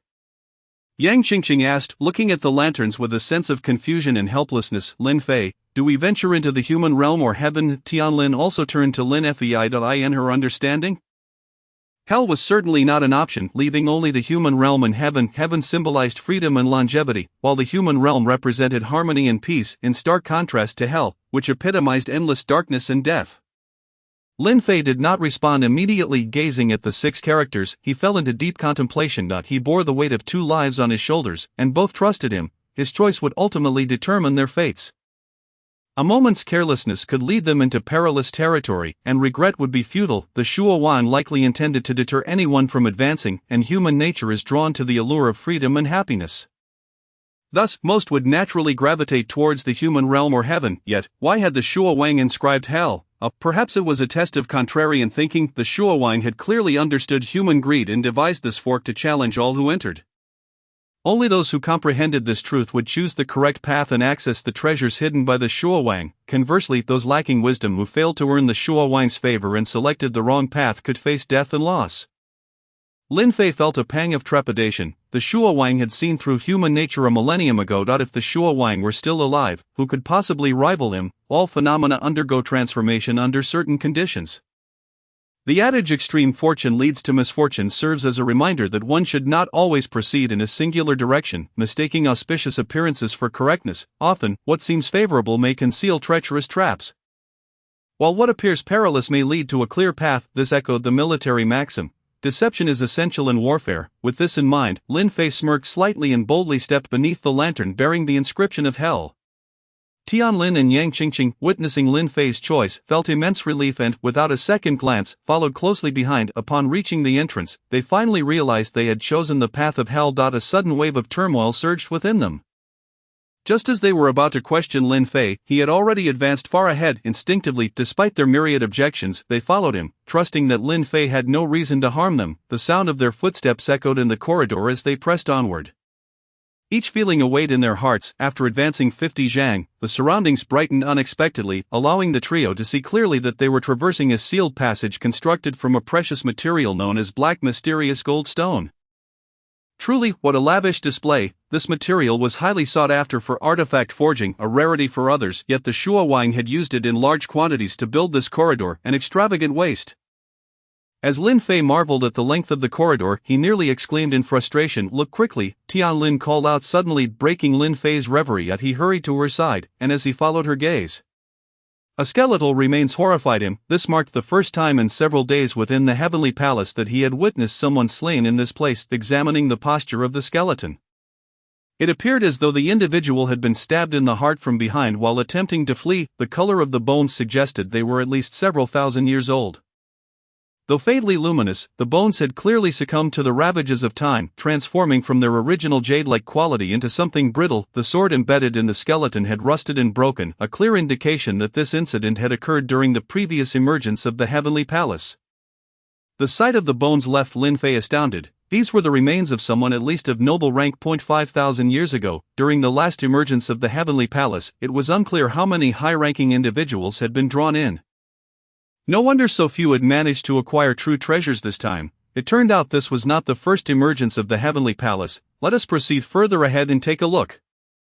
If there is nothing of interest, I believe we may exit, for there should not be much left here. Lin Fei understood that the heavenly palace had likely exhausted its stock of unparalleled treasures. As they advanced, the number of skeletal remains began to increase. After traversing less than 100 zhang, they encountered 2 skulls, each severed from its body by a blade or a sword, and notably, these corpses bore no remnants of belongings. This clearly indicated that the battles fought here had been fierce and driven by greed. Gazing upon these skeletons, a shadow of foreboding descended upon the hearts of the three, and the atmosphere grew increasingly oppressive. After walking 10 meters, they stumbled upon 3 puppets forged from copper essence and secret silver. Based on the size and strength of the materials, Lin Fei deduced that each puppet was at least at the pinnacle of the princely realm.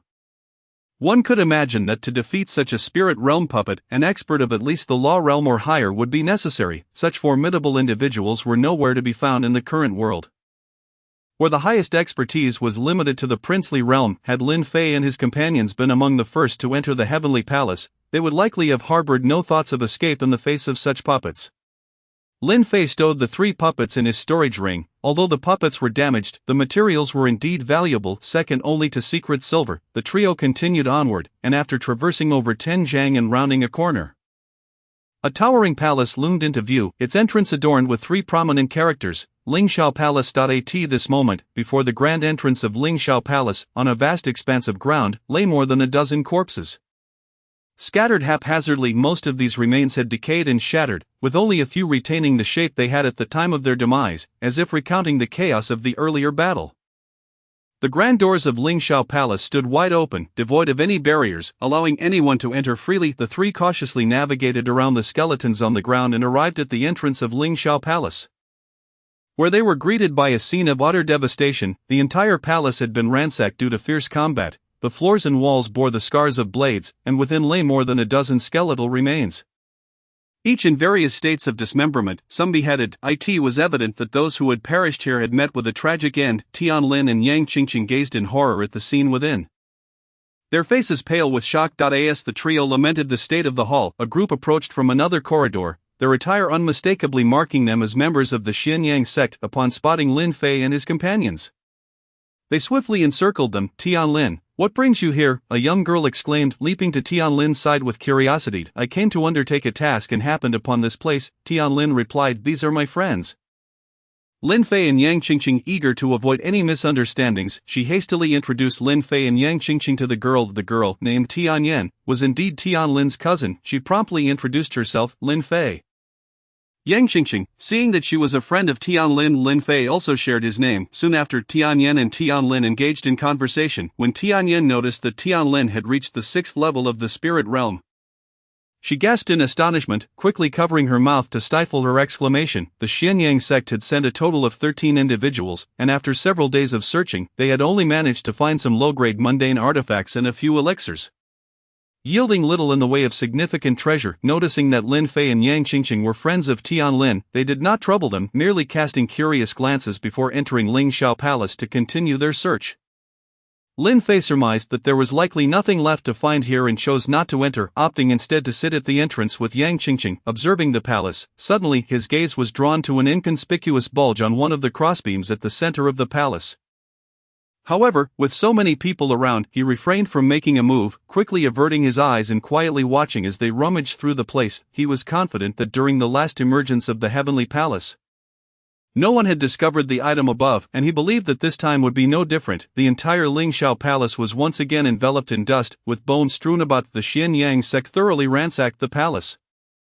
Yet, after several hours of searching, they found nothing of value. Ultimately, they concluded that there was nothing left to seek, and soon departed in disappointment. Tianyan invited Tianlin to join them on their return, but Tianlin declined with a feigned excuse. Reluctantly, Tianyan and Tianlin parted ways, disappearing at the end of the long corridor. Once everyone had left, Lin Fei approached the center of Lingxiao Palace. Looking up at the left side of the massive central pillar, where he noticed an unremarkable protrusion, logically, such a feature should not exist in this location, leading Lin Fei to conclude that it was intentionally placed there. However, only by retrieving it could he discern its nature. Employing the shadow step, Lin Fei vanished before Tianlin and Yang Qingqing. Upon witnessing Lin Fei's sudden disappearance, Yang Qingqing was left in awe.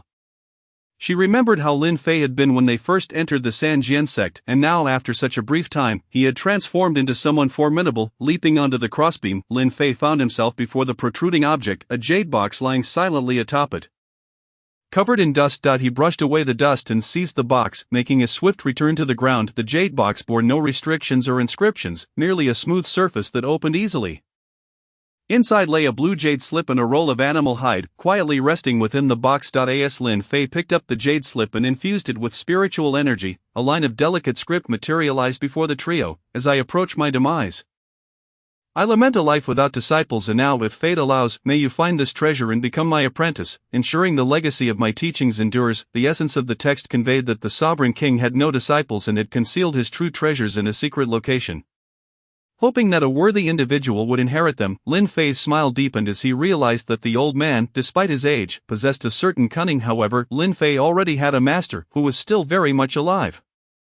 Thus, how could he possibly accept the long-deceased old man's offer? Upon opening the roll of animal hide, he discovered a detailed map meticulously documenting the location of the hidden treasure. Without hesitation, Lin Fei and his companions set off towards the treasure's indicated site. By this time, the Sovereign King's heavenly palace had been open for 7 days, and everyone had procured some items within. Though none were of legendary status, many mundane high-grade items had been found. Yet the most disheartening reality was that each grand hall had been completely stripped bare, making the discovery of true treasures seem impossible. Consequently, some began to withdraw from the heavenly palace, which had transformed into a ghost town. Following the map's indications, Lin Fei and his companions journeyed onward, encountering no one along the way. Soon, they arrived at the foot of a mountain, where their path came to an end. The trio examined the map thoroughly, confirming they had not strayed. Thus, the only possibility left was that the treasure might lie beneath the mountain. However, the map bore no indication of how to access the underground chamber. Clearly, the old man had not marked the surface. As he understood that those entering the heavenly palace were no fools, even the slightest deviation would reveal some information leading them to discover the means to unearth the treasure, thus eliminating any later seekers. Hence, the old man opted to leave no markers at all. Only those fortunate enough to possess the map would know that a treasure indeed resided beneath the mountain. The three began to scour the mountain's perimeter for an entrance. Knowing something lay beneath, they meticulously examined every stone, leaving nothing unturned. The mountain was not particularly large, and within an hour, they regrouped, each shaking their heads in disappointment. Lin Fei's brow furrowed in concentration, pondering where the problem lay. Could it be that this was merely a game devised by the old man? He quickly dismissed this notion. A dying man would not engage in such trivial pursuits, especially one of divine stature, who was known for his integrity and would not indulge in childish antics. So where could the issue lie? Lin Fei's gaze swept across the mountain's surroundings, and suddenly, he spotted a solitary stone standing upright about 10 zhang away to the southeast. Encircled by 4 smaller stones, the area was overgrown with weeds, and without careful inspection, one might assume this was merely decoration for the grassy patch. Yet upon closer examination, the 4 surrounding stones were arranged in alignment with the 4 cardinal directions. Remarkably, the northern stone leaned slightly, aligning with the inscription at the heavenly palace entrance. Inherent nature knows no calamity, for greed arises from belief in causality, leading to emptiness. Was this perhaps a message meant to convey something? Approaching the stone, Lin Fei gently adjusted the northern stone to an upright position. At that moment, an area of lush grass about 10 zhang away began to shift, revealing an entrance large enough to accommodate 1.5 individuals. "Let us go," Lin Fei called to Tianlin and Yang Qingqing. In no time, the three vanished into the opening, which then returned to its previous state, leaving no trace of their passage. At the tunnel extended directly beneath the mountain, adorned with numerous star-bright stones, ensuring visibility along the path. After walking approximately 200 meters, they arrived at a door, which was not locked but merely ajar. A gentle push was all it took to open it. Upon entering the door, the first sensation experienced by the 3 individuals was one of sheer astonishment, leaving them utterly speechless and at a loss for their limbs. "Wow, this is truly terrifying." The entire chamber measured approximately 3 zhang on each side.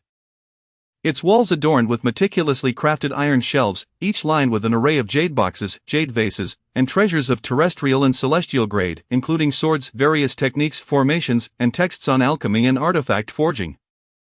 The most abundant were the spiritual herbs and fruits, some aged a millennium, others 5 millennia. Each of these items, if placed on the surface, could cause a sensation across the entire continent. "Let us take everything," Lin Fei declared to the 2 companions. "Once we exit, no one must speak of this, not even to our parents." Tianlin and Yang Qingqing nodded eagerly. However, the items they chose were solely those beneficial to themselves. Leaving the rest untouched, their trust in Lin Fei assured them he would provide for others when the time was right, and they had already come to regard him as a true confidant. Lin Fei, however, did not hold back. Since they had entered, even if he could not become their disciple, he would at least ensure that the treasures they harbored would flourish in the outside world. The 3 of them, aside from Tianlin's somewhat small spatial ring, found Yang Qingqing's and Lin Fei's to be quite expansive, especially Lin Fei's, which had been personally crafted by Lu Wuqiong, capable of containing 3 or 4 such secret chambers. Thus, in no time, the contents of the room vanished without a trace. The 3 exchanged knowing smiles and retraced their steps along the passage they had entered, returning to the surface, originally filled with high hopes. The various sects and family factions gradually withdrew from the Shuowang Heavenly Palace. Although the city lord's residents had prepared a formidable force, their gains were minimal, and they ultimately retreated from the Shuowang Heavenly Palace in disappointment.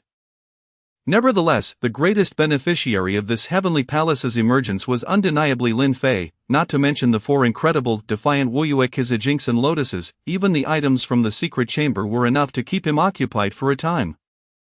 However, in comparison to the insatiable needs of his extraordinary dantian and spiritual energy, these treasures were still woefully insufficient, realizing that each level now required 100-fold more spiritual energy than the average person. Lin Fei could not help but feel a sense of despair upon reaching the outside. They found that the members of the 3 Swords sect were still waiting for Yang Qingqing. Elder Yu's previously grim expression transformed into one of relief upon spotting her. As he put it, had Yang Qingqing not emerged, he would have had no choice but to venture into the heavenly palace alone. The 3 Swords sect could afford to lose others, but Yang Qingqing was irreplaceable. She was Elder Zhang's treasure and the jewel of the entire sect. Returning without her would surely incur Elder Zhang's wrath, a fate Elder Yu dared not contemplate. A reluctant Yang Qingqing departed from Lin Fei and rejoined her group. After a brief exchange with her, Lin Fei and Tian Lin did not delay further, for he had 3 more tasks at hand, and 10 days had already passed, transforming what had once been ample time into a pressing matter.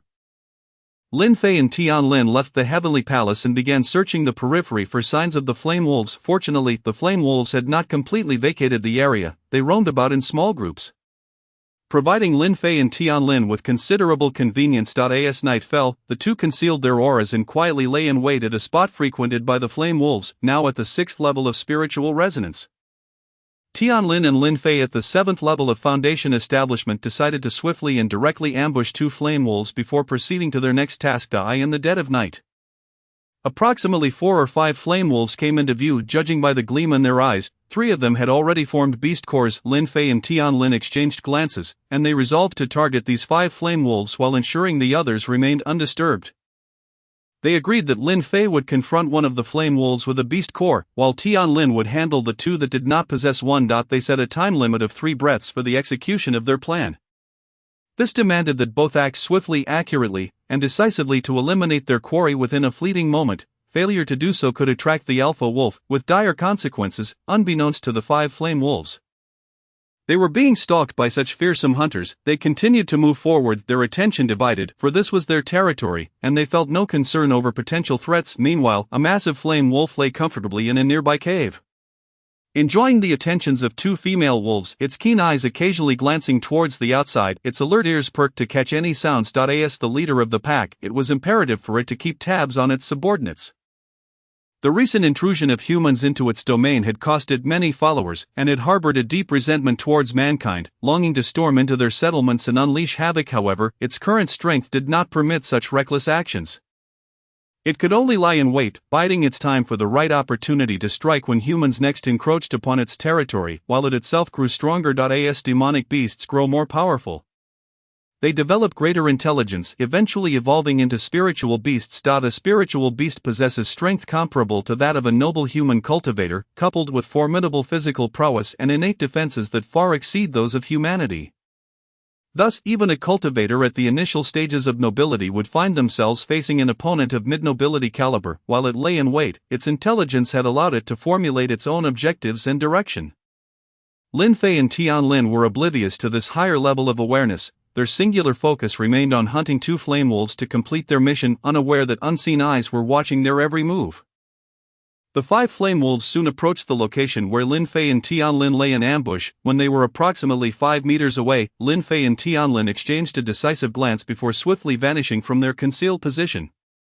Reappearing directly above the flame wolves, their weapons, infused with spiritual energy, shimmered with a dazzling light, striking like bolts of lightning towards the necks of 2 flame wolves. The 5 flame wolves were caught completely off guard by the sudden attack.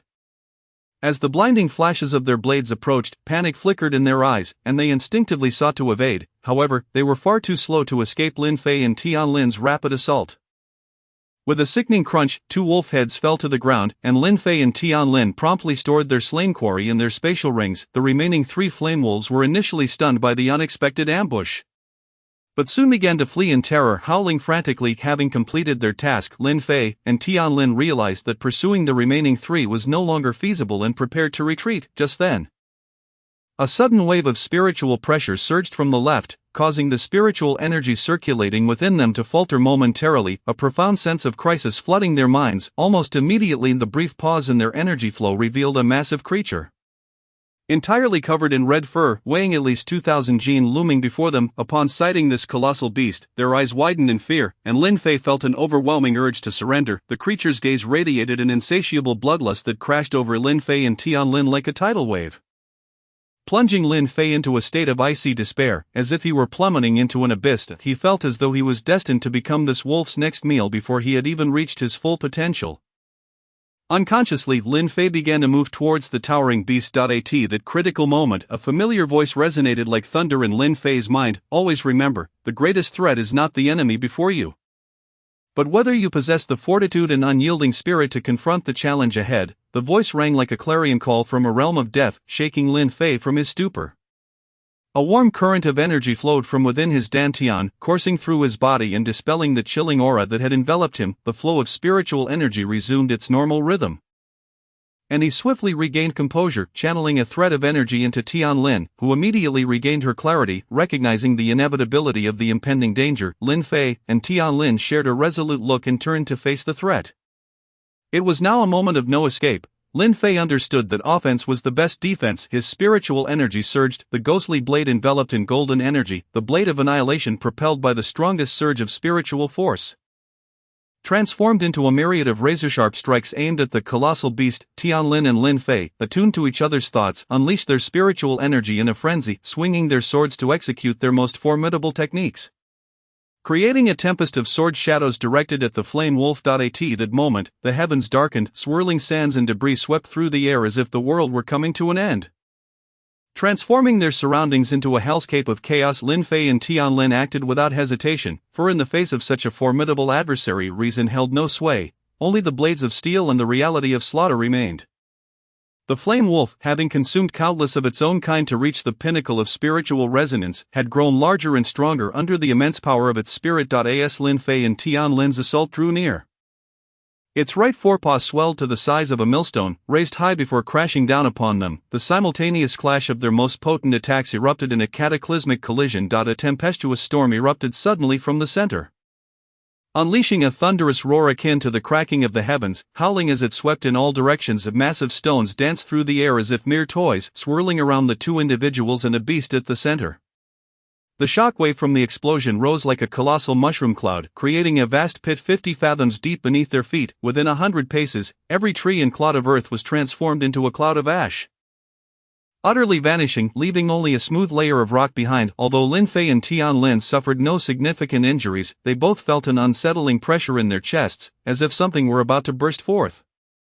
Their garments were in tatters, their bodies and faces coated in dust. Fortuitously, the dust concealed Tianlin, or else her radiant beauty would have been laid bare before Lin Fei of the Firewolf, in a particularly dire state.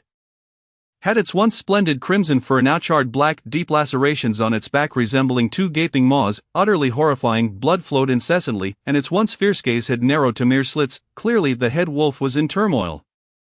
Shaken by the realization that it, at the pinnacle of its spirit form, had been bested by a Foundation establishment cultivator and a mid-level spirit form practitioner. It had not anticipated such formidable power from those of lesser standing. Having reached the peak of its spirit form, it stood on the brink of ascending to a noble beast, capable of human speech and transformation. Its final thought was to strike down these two humans, devour them, and harness their energy to propel itself into nobility. Yet, in its current state, doubts assailed its mind. It questioned whether the humans still possessed sufficient spiritual energy. If they had exhausted their strength with that previous strike, it would be an easy task to claim their heads. Conversely, if their reserves remained intact, and that strike had merely been a prelude to their true might, it could very well meet its demise at their hands. What had once been a desire to consume them and break through to nobility now seemed a distant thought. The creature's eyes reflected deep uncertainty and apprehension. As the head wolf contemplated whether to engage or retreat, Lin Fei and Tianlin seized the moment, unleashing their most potent strikes. Lin Fei's spirit energy flowed like a mighty river, complemented by Tianlin's extraordinary talent in the transformation of her dantian through the Wu 7 Seed's golden heart lotus. Although their reserves were not as prodigious as Lin Fei's, they were far beyond the ordinary. In unison, they unleashed their strongest assaults, each blow significantly more powerful than the last. Witnessing the formidable energy and the tumultuous blade strikes barreling toward it, the Firewolf felt an ominous foreboding swell within. Quickly, the head wolf activated its spiritual defenses, hoping to withstand the onslaught. However, reality proved far grimmer than anticipated. Lin Fei's golden energy, taking the form of a blade, rendered its defenses as fragile as parchment, shattering effortlessly. The head wolf was astonished that the attacks not only remained formidable but had intensified. The pain coursing through its body was a harbinger of death. It recognized that if it were to endure another strike from these two, even survival would mean a total loss of its cultivation. Such a fate would bring an end to nearly 5 centuries of effort. Reluctant yet resolute, it made a decision to flee. Being a creature with 4 legs, coupled with its peak spirit form cultivation, its speed was incomparable to that of any human. In an instant, the Firewolf vanished like a wisp of smoke. Seeing their leader retreat, the surrounding firewolves scattered like frightened birds. Despite the head wolf's escape, Lin Fei and Tianlin's strikes found their mark upon the hillside, resulting in a deafening explosion that sent dust billowing into the air. Once the chaos settled, both individuals wore smiles, though these were not expressions of triumph, but rather reflections of the lingering fear that accompanied their narrow escape. It was a moment of survival, and they exchanged glances. Each recognizing the gravity of their ordeal. Soon Tianlin noticed something amiss in Lin Fei's gaze. Lowering her head, she blushed, hastily retreating from his sight. Observing her departure, Lin Fei smiled softly, exhaling a breath of relief. It was evident that the battle had profound significance for him. For the first time, he grasped the true extent of his power, realizing that his most potent strike could likely contend with a mid-level spirit form practitioner like Tianlin. However, he understood that against a peak spirit form like the Firewolf, retreat was the wisest course of action. The pressing concern remained his cultivation level, which was alarmingly insufficient. It became clear that he must intensify his training and elevate his abilities. While also exploring formation techniques, alchemy, and artifact forging, when Tianlin reappeared before Lin Fei, she had transformed into an ethereal beauty reminiscent of a celestial being, whether by design or due to a lack of other attire. She wore a set of casual garments unique to young women. Her tall, delicate figure, skin like jade, and radiant smile made her a vision of grace. The beauty of Tianlin and Yang Qingqing was distinct. One exuded the heat of summer while the other radiated the warmth of spring, both capable of ensnaring men's hearts with a single glance. Lin Fei stood before her, nearly unable to fathom that this enchanting girl was the same companion he had known for days. Lost in a state of infatuation, noticing Lin Fei's rapt gaze, Tianlin's cheeks flushed, rendering her even more adorable. "Why do you look at me like that? Do you not recognize me?" she teased. Girls often changed their tones when they were fond of someone. Their voices akin to a gentle breeze or a lone bird's song, drawing one into their poetic realm. No, I was just contemplating," Lin Fei stammered, his face reddening as it was his first time regarding a girl in such a manner. Yet he quickly turned his gaze toward the distant mountains, regaining composure. "I must return to the sect. I have only half a month left." Tianlin, fully aware of Lin Fei's thoughts, shared his desire to remain together. In recent days, his image in her heart had undergone profound changes, especially with the arrival of Yang Qingqing, which stirred feelings of unease within her. She could not articulate the reason behind these emotions. Yet they were undeniably present. A girl's heart is often a mystery known only to herself. "Very well, since time is still on our side, you should return early. I have tasks to complete as well. And once I finish, I may seek you out." Lin Fei regarded Tianlin, his smile tinged with shyness. "All right," Tianlin replied, turning slowly, then glancing back with a smile before vanishing into the thicket. She understood that the more one clings to something, the further it may drift away. Conversely, if one were to relax, perhaps one day it would return of its own accord. Watching her retreating figure, Lin Fei felt a pang of loss. "What is happening to me? It is merely a girl, after all. Moreover, it's not as if we are parting forever. We shall meet again." With a heavy heart, Lin Fei turned away, departing from Sangming Mountain as he made his way toward the location of his next task. The eagle-pecking mountainous heavenly abyss cave was a vast pit of unknown depth. No one had ever reached its bottom. Some claimed it was an entrance to another continent, while others suggested it led to a mysterious door that opened into the divine realm, a gateway to paradise. Thus, the heavenly abyss cave remained shrouded in mystery, as no one dared to explore its depths. Legends are but tales, and some truths await verification. What if it truly is a portal to another realm or an entrance to a divine world? No one could definitively say otherwise, and so the stories persisted, awaiting those brave enough to seek the truth. The iron sword golden heart grass Lin Fei was tasked to collect grew on the rock face 200 fathoms deep within the abyss. Home to a peculiar beast known as the blood jade wolf spider. Though small in size, it bore a wolf-like visage with powerful limbs adept at climbing and running along the rocky surfaces. Most troubling was their tendency to swarm in great numbers, appearing in droves of hundreds or even thousands, rendering them nearly impossible to evade. Even more alarming was the venomous silk they emitted, which dissolved upon contact with blood and swiftly infiltrated the skin. Should one become ensnared by a blood jade wolf spider's silk, lacking an effective antidote, the consequences would be dire. Thus, most individuals would refrain from venturing into this perilous pit unless adequately prepared with potent antidotes, unless compelled by matters of life and death. Additionally, one's cultivation must be sufficient to outrun the blood jade wolf spider's pursuit. When Lin Fei first heard his senior speak of these dangers, he had been reluctant to accept the task, yet finding no suitable alternatives, he ultimately acquiesced, eager to test the true difficulty of the mission. The Tianyuan cave lies over 300 miles from Sangming Mountain. Despite Lin Fei's relentless pace, it took him a day and a half to reach the outskirts of the cave. By this time, darkness had begun to envelop the sky, with no other option He sought refuge in a cave for the night, planning to explore further come morning. The thought of venturing into Tianyuan Cave at night filled Lin Fei with trepidation. Not only was he unfamiliar with the terrain, but the creatures within, including the blood jade wolf pearls, were nocturnal hunters. To embark on such an expedition after sundown would be akin to delivering oneself to the slaughter. Lin Fei had never been one to engage in unprepared confrontations. However, while exploration was ill-advised, he could still practice his cultivation. The night was devoid of visitors at Tianyuan Cave, with the Eagle Beak Mountain being 400 miles from the Sanjian sect, and the Yibang city even further away at over 500 miles. Thus, the influx of individuals into this area was exceedingly rare. As night fell, the entire Eagle Beak Mountain descended into silence, far removed from the clamor of the mundane world, save for the occasional low growl of nocturnal beasts. This did not greatly perturb Lin Fei. Seated within the cave, he activated the Tongtian divine art. With Lin Fei as its focal point, a colossal funnel began to form, drawing in all manner of energies and useful substances from the outside world.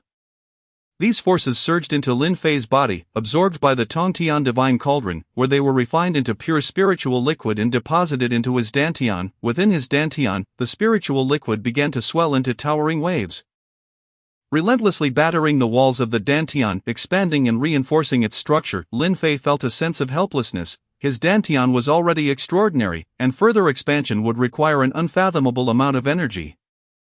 He pondered how much spiritual liquid would be needed for each subsequent breakthrough, yet he found himself powerless to halt the expansion of his dantian, silently beseeching it to cease. After approximately 2 hours, Lin Fei sensed that the influx of energy had diminished significantly. He resolved to cease his absorption of spiritual energy and began the arduous process of refining his body, cleansing his marrow and fortifying his bones. Chapter 23, Each Task.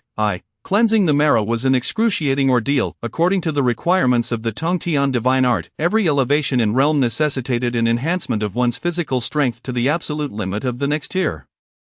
Only by achieving this could one ascend without leaving behind the burdens of cultivation. Though seemingly minor, these burdens could accumulate over time, ultimately culminating in catastrophic failures during a breakthrough, resulting in shattered sinews or madness.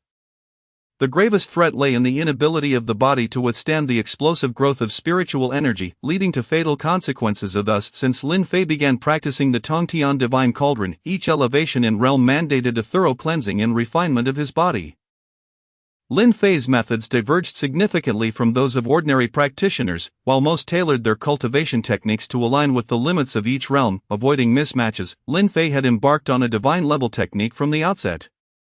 This method imposed stringent requirements on the body, demanding that every step taken be meticulously calculated, necessitating a physical strength far exceeding that of an average individual. This was why Lin Fei had to tread carefully. And the reason his physical prowess surpassed that of others by 100-fold or more. The notion of defeating opponents of higher realms, though succinctly phrased, belied the immense toil and hardship involved, an arduous journey through a world fraught with peril, where rest was a luxury no practitioner could afford. In this environment, any two individuals could shift from allies to mortal enemies overnight, should one's cultivation fall short of the other upon entering this world. Lin Fei had constantly sensed danger lurking nearby. The notion of rest was foreign to him, thus, cultivating and enhancing his abilities became a vital daily task. He retrieved a foundation-building elixir obtained from the heavenly palace and swallowed it. A surge of pure spiritual energy flowed into the divine cauldron, where it was further refined into golden multi-elemental liquid, which was then injected into his dantian. As the saying goes, a flower represents a world. A leaf embodies enlightenment. Everything possesses its own trajectory and method of operation, contributing to the complexity of existence. During each introspective moment, Lin Fei perceived an enigmatic transformation occurring within his dantian. Occasionally, he glimpsed a dark object amidst the sea of spiritual liquid, particularly when its volume waned, making it appear strikingly prominent, akin to a solitary island in a vast ocean. On several occasions, Lin Fei had attempted to extend his consciousness to discern the nature of this object. Yet his own awareness was thwarted within his dantian. He remained oblivious to the intentions of the divine cauldron. Nevertheless, as the cauldron occupied his entire dantian, Lin Fei could only exercise dominion over the spiritual liquid. As the refining of the elixir reached completion, the volume of spiritual liquid within his dantian surged once more. At midnight, the surroundings had fallen into complete stillness, and sensing no immediate threat, Lin Fei decided to commence the fortification of his body. Rise. With a commanding shout, the spiritual liquid within his dantian surged into his meridians, coursing through his bones, muscles, and every intricate tissue of his body. The effects of the spiritual liquid far surpassed that of spiritual energy, providing a more direct means of refinement. Consequently, the pain Lin Fei endured was also more acute. Although the previous refinement during his breakthrough had been thorough, it had marked the final enhancement of his physical strength at the 6th level of foundation building. This time represented his first refinement after entering the 7th level. According to the Tongtian divine art, each elevation in realm necessitated a minimum of 3 to 4 rounds of cleansing and refinement to maintain the peak strength and purity of his physique, ensuring optimal defense against the demands of powerful spiritual energy. As the Tongtian divine art operated swiftly, Lin Fei felt his bones shattering and reforming repeatedly. During this process, various impurities embedded within his bones and muscles were expelled through his skin, while the runes shimmering on his bones and meridians grew increasingly intricate and mysterious. Concurrently, he sensed his skeletal and meridian structure strengthening. In less than an hour, Lin Fei's originally pale skin was enveloped in a viscous, foul-smelling substance. Despite its repugnant odor, it paled in comparison to the agony he was enduring. Even so, he gritted his teeth, knowing that this moment was critical. Any misstep could result in irreversible damage to his body or even lead him to the brink of madness. This necessity for vigilance was precisely why practitioners often required companions for protection during refinement and breakthroughs. 3 hours passed, and the dawn began to break. Lin Fei's cleansing reached its conclusion, once his body fully recovered. He noted a 10% decrease in the spiritual liquid within his dantian. After refining a Koan Yuan pill, he felt the expended liquid replenished in an instant. Next, he absorbed 20 low-grade spirit stones, feeling an unprecedented surge of strength. As he opened his eyes, the world outside appeared remarkably clearer. He realized that his vision, which had previously extended only 100 meters, now allowed him to see at least 150 meters.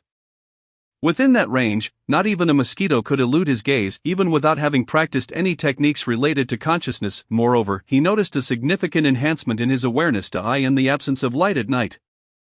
He could perceive objects clearly within a 10-meter radius. At this moment, Lin Fei was most eager to ascertain the extent of his strongest technique. If coupled with the golden spiritual liquid, the Yumming treasure blade, and the annihilation blade, he felt a surge of excitement. However, his immediate priority lay in cleansing himself of the unpleasant residue. Gazing at the black viscous substance clinging to him, he felt an overwhelming urge to retch. Exiting the cave, the world outside appeared extraordinarily beautiful to Lin Fei. Let us find a water source to wash away this filth, and then delve deep to seek out medicinal herbs. Just wait. Little wolf pearls. With a swift leap, Lin Fei dashed down the mountain. Drawing upon his wilderness survival knowledge from university, he quickly located a small river that flowed from Eaglebeak Mountain, cascading downward. Its final destination unknown, the water was crystal clear, teeming with various aquatic plants and numerous small fish frolicking within. Had he encountered such a river during his university days, he would have relished the opportunity to explore it. Yet Lin Fei had no time to admire the scenery. He had a crucial task to accomplish, and his body needed to grow stronger in the shortest time possible to adapt to the laws of this world. Spotting a deeper section of the river, he leapt in, unafraid of any lurking beasts. Scrubbing away the grime from his body, he then retrieved a fresh set of clothes from his storage ring. Emerging as an unparalleled handsome man in the mountain gorge, the young man, merely 13 years of age, possesses a tall and upright stature, along with striking features that exude an elegant charm reminiscent of a jade tree swaying in the wind. A faint smile graces the corners of his lips, and his flowing white garments lend an ethereal quality to his appearance. His handsome visage, characterized by well-defined contours, is framed by brows that arch gracefully towards his temples. While his starry eyes glimmer with vitality, there is an unmistakable scholarly aura emanating from between his brows, rendering him both refined and charismatic. Should one be an unparalleled beauty, adorned with an unprecedented pride and extraordinary visage, they would undoubtedly find themselves captivated by such a striking young man. Departing from the small river, Lin Fei swiftly approached the precipice of a deep pit. At this moment, the morning air was rife with intense convection, propelling the cold, damp air from below upwards, forming a veil of white mist above the chasm. Through the dense fog, the darkness below seemed to swallow all light, and the chilling breeze that rose from the depths caused Lin Fei to lose the ease he had felt moments prior. Without hesitation, he began to scale the walls of the pit, descending slowly along the rocky surface. The most palpable sensation was the sudden drop in temperature. The fierce sunlight he had basked in above had transformed into the gentleness of a submissive maiden. Yet, this girl's embrace was devoid of warmth. Instead, an unsettling chill permeated the air, as if the girl were not a gentle maiden but a cold-hearted sorceress. As the depth increased, the vegetation exhibited a tiered transformation, and the creatures encountered began to diminish in size. After an hour and a half, Lin Fei arrived at a depth of 100 zhang, where towering trees had vanished, replaced by lowly herbaceous plants and shade-loving shrubs. Here, the only beasts present were diminutive creatures such as the crimson-blooded ants and black-spirited tree snakes, lowly beings of little threat. Furthermore, the concentration of spiritual energy was steadily waning. At a depth of 120 zhang, Lin Fei could no longer perceive any spiritual essence. Lin Fei had not anticipated the formidable nature of this task, nor had he understood why it had remained unclaimed for so long. For those on the path of martial cultivation, spiritual energy is as vital as the air one breathes. A place devoid of such energy is one that no soul wishes to tread. In a world where spiritual essence fuels power, the absence of it is a terrifying prospect. It is akin to a fire. Though one may possess the spark to ignite it, without kindling, the flame is but a fleeting flicker, destined to extinguish swiftly. Left with no alternative, having ventured so far, Lin Fei pressed onward. He had never been one to retreat. Fortunately, his reserve of spiritual energy far exceeded that of ordinary individuals. However, as he clung to the rocky walls, utilizing spiritual energy for each movement, he began to feel his reserves depleting gradually. The walls were slick with moss and perpetually damp, leaving little purchase for his hands and feet. At times, he could only rely on the tiniest protrusions of rock, using spiritual energy to adhere as he descended. The thought of jumping down was unfathomable, for the unfamiliarity of the environment posed a risk. Any loud noise could awaken the unknown creatures lurking within. Upon reaching a broader platform, Lin Fei estimated he had descended at least 170 zhang. Here, apart from some moss, no other plant life thrived. Observing his surroundings, doubts began to creep into Lin Fei's mind regarding the authenticity of this task. According to the task's description, if the iron sword golden heartgrass resided 200 zhang below, then he still had 30 zhang to traverse. The temperature here had plummeted significantly, even with his body's defensive strength and reserves of spiritual energy. He felt the penetrating cold. Moreover, without a trace of spiritual essence, how could a spiritual herb thrive? Under such extreme conditions, could any flora adapt to survive? The thought was nearly inconceivable to Lin Fei. He pondered whether this task was a deliberate ploy to set him up for failure. Yet, how could one ascertain the task's authenticity without descending to that depth? With a resigned smile, he recognized the dilemma he faced. After resting for a moment and refining a few spiritual stones to replenish his lost energy, Lin Fei resumed his descent. Although it was shortly after noon, sunlight had yet to penetrate this depth. Thanks to his extraordinary vision, he could discern objects within a range of about 20 zhang, illuminated by the faint light. As he descended another 20 zhang, Lin Fei took twice as long as he had for the previous 10 zhang. The final 10 zhang, as described, would lead him into the territory of the blood jade wolf spider. Standing at the edge of the rock, Lin Fei cast his gaze downward, feeling a weight of seriousness settle upon him. Despite their small size, the blood jade wolf spiders possessed remarkable speed and lethal striking power, compounded by their overwhelming numbers and venomous nature. In such an environment, even the most formidable cultivator could find themselves gradually consumed. Their bones corroded and dissolved by the toxins. Each subsequent step became a careful gamble with his life, a wager on fortune and speed, a gamble on survival. 9 zhang 8 zhang. As he neared the last 3 zhang, Lin Fei spotted a peculiar cave. The entrance was exceptionally smooth, devoid of any traces of moss, indicating frequent animal passage. He surmised that this cave was likely the lair of the blood jade wolf spiders. Just 2 zhang beneath the cave, a golden-hued grass sprouted from a crevice in the cliff. Strikingly, no other flora or fauna could be found in its vicinity. This grass shone like a luminous pearl in the night, exuding an intoxicating allure. It was indeed the iron sword golden heartgrass, thriving in such a barren, soilless, and energy-deficient environment, a marvel of nature. At that moment, deep within the cave, approximately 100 meters down, the space widened extraordinarily, capable of accommodating at least 5,000 individuals. The walls of the cave were adorned with countless tiny crystals, twinkling like stars in the night sky, casting a soft, luminous glow that illuminated the cavern. The expansive cave floor and walls were teeming with blood jade wolf spiders, their forms glistening red under the ethereal light, transparent and hauntingly beautiful. Should one step inside, they would be so overwhelmed by fear that time would slip away, and the instinct for self-preservation would be eclipsed by thoughts of despair and death. Deeper within the cave, a melodious sound of flowing water could be heard. Following the sound led to a river approximately 2 meters wide. Its source and destination unknown. On the opposite bank lay a small island of silt and sand, illuminated by a cluster of glowing crystals overhead. The light fell upon this sandy expanse, which was lush with various spiritual herbs. Among them, one particular herb stood out, the elusive 10-leaf dragon yang grass, classified as a divine herb in the compendium of herbs. Its rarity was evident. 10-leaf dragon yang grass grows at an excruciatingly slow pace, producing a single leaf every 1,000 years. Below 3 leaves, it is referred to as snake heart grass, possessing minimal medicinal properties. When it reaches 5 leaves, it becomes known as young python grass, its benefits beginning to manifest. Suitable for crafting 3rd or 4th grade elixirs and possessing the ability to revitalize and mend bones, only at 8 leaves does it attain the status of dragon yang grass, at which point it becomes a treasure in the eyes of cultivators. Capable of miraculous transformations as long as one's essence remains intact, while not as extraordinary as the 7-seed golden heart lotus, the dragon yang grass still evokes fervor among practitioners. No one could have anticipated that such a miraculous herb would flourish in this desolate abyss.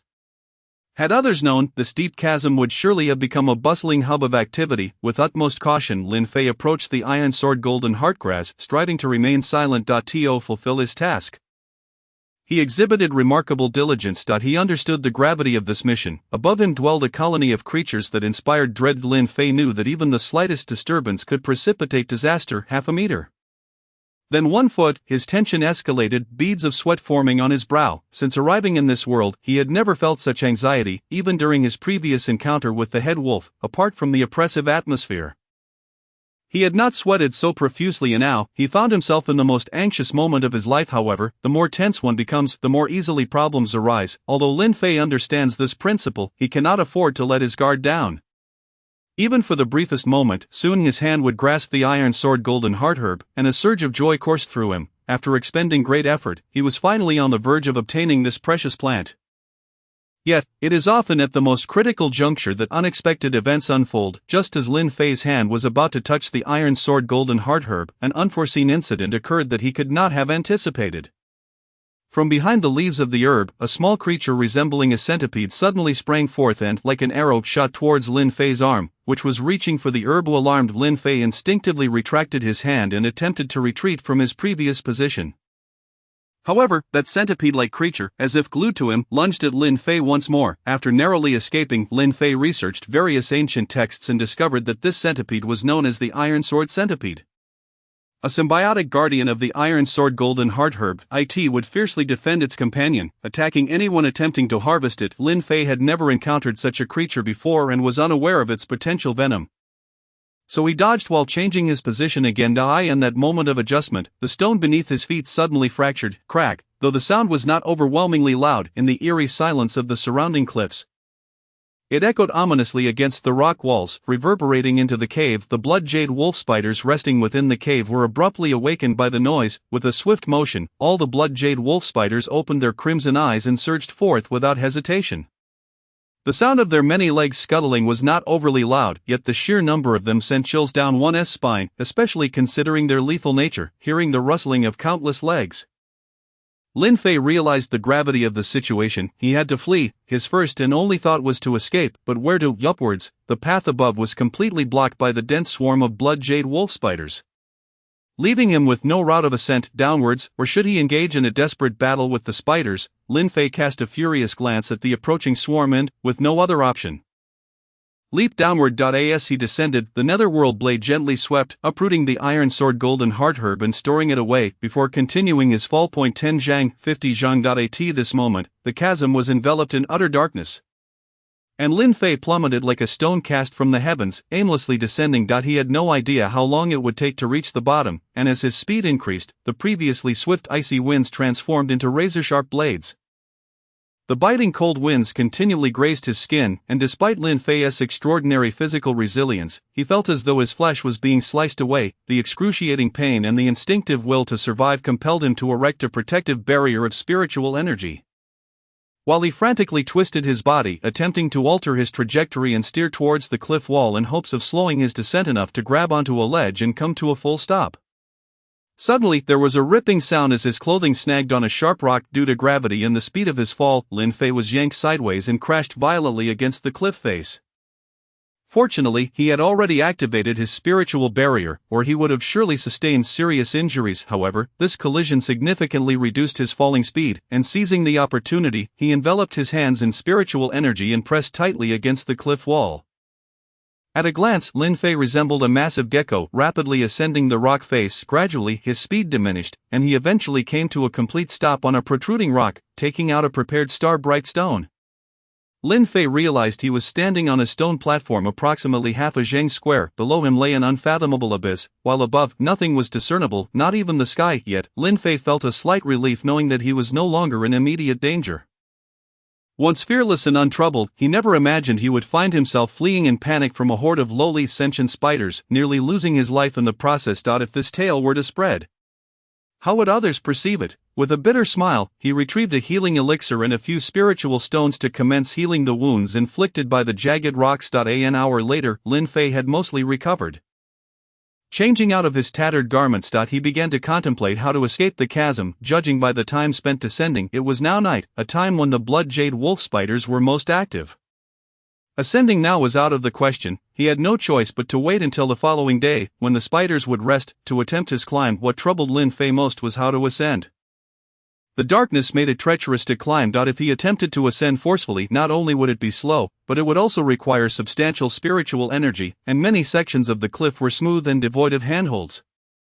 Although Lin Fei could manage to hover in the air for a brief moment, it would not resolve his predicament. He could think of no viable solution. He considered the dragon within the divine cauldron.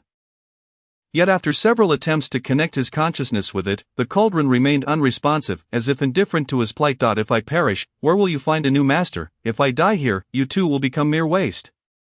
Lin Fei shot a furious glare at the divine cauldron, his heart brimming with indignation. Meanwhile, Yang Qingqing had returned to the three-sword sex ranks and soon made her way back to her own peak.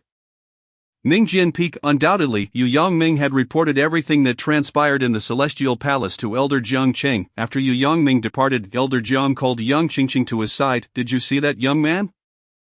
Elder Jiang inquired with a smile, his gaze fixed on Yang Qingqing, prompting her to wonder if her master had transformed into a fox. Just as Elder Yu had mentioned, she had been fortunate enough to be rescued by him. Otherwise, she would have feared the worst. Yang Qingqing was aware her master had always disapproved of Lin Fei, though she could not fathom whether it was due to Lin Fei's earlier offense or some other reason. In several instances, she had attempted to offer Lin Fei some spiritual stones, hoping to catch a glimpse of him, only to be reprimanded by Elder Jiang. Are you suggesting I should personally thank him for saving you? Though he was not angry, Yang Qingqing understood her master's temperament. No, how could I dare harbor such a thought? I merely meant to say he is a good person. With considerable effort, she managed to articulate her point. Her face tinged with embarrassment. Do not think for a moment that I am unaware of your little schemes. You have tried multiple times to see him, and it is I who has stopped you.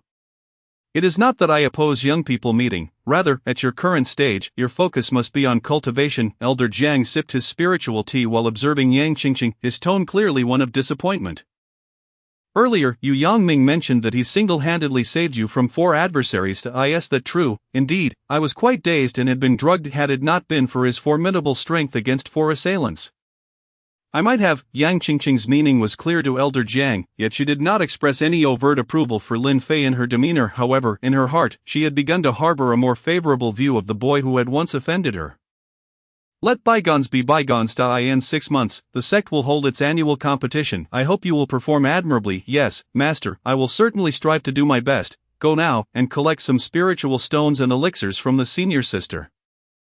Trained diligently alone in the depths of the chasm, Lin Fei found himself in a place devoid of spiritual energy and vitality, relying solely on spiritual stones to replenish his energy. The passage of time and waiting always felt slower than usual. Lacking spiritual energy and unable to cultivate, Lin Fei stood and extended his consciousness outward, 1 meter, 2 meters. He could distinctly sense the various changes around him. However, upon reaching 7 or 8 meters, his perception began to wane. His consciousness was still too feeble. He needed to find a method to strengthen it, lest his awareness lag behind his cultivation level, which would be dire. Strengthening one's consciousness was not merely an auxiliary endeavor. In truth, a powerful consciousness could be lethal, often more mysteriously so than any technique or weapon. Sometimes, a mere glance could spell death without a sound. Steeling his resolve, Lin Fei searched through all the techniques imparted by his master and finally found one titled Heavenly God Kill that resonated within his mind. Heavenly God Kill, a celestial-grade soul martial technique, was divided into 5 realms. The first realm, expanding the sea, allows one to enter the realm of spiritual perception according to the technique's description. Upon reaching the first realm, one's consciousness sea would expand to 5 times its original capacity, and at its zenith, it could even reach 10 times. However, most individuals, unless possessing exceptionally high physical strength and having reached the spirit manifestation stage, would only manage a 5-fold expansion. The expansion of the consciousness sea would lay the groundwork for the next stage of consciousness manifestation. The concept of entering the spiritual eye refers to the phenomenon where one's spiritual energy penetrates into the eyes, an area recognized as one of the most delicate parts of the human body. Generally, an ordinary person's spiritual energy cannot directly access the eyes, nor can it enhance or expand the meridians within them. However, once an individual's consciousness evolves, aided by heightened awareness, it becomes possible to guide spiritual energy into the eyes, thereby expanding the corresponding meridians. This process significantly enhances the acuity and sensitivity of one's vision, enabling the individual to perceive even the minutest details, such as the flow of sap within trees, the direction of another's vital energy, and to discern the flaws in an opponent's techniques during combat as well as their subsequent movements.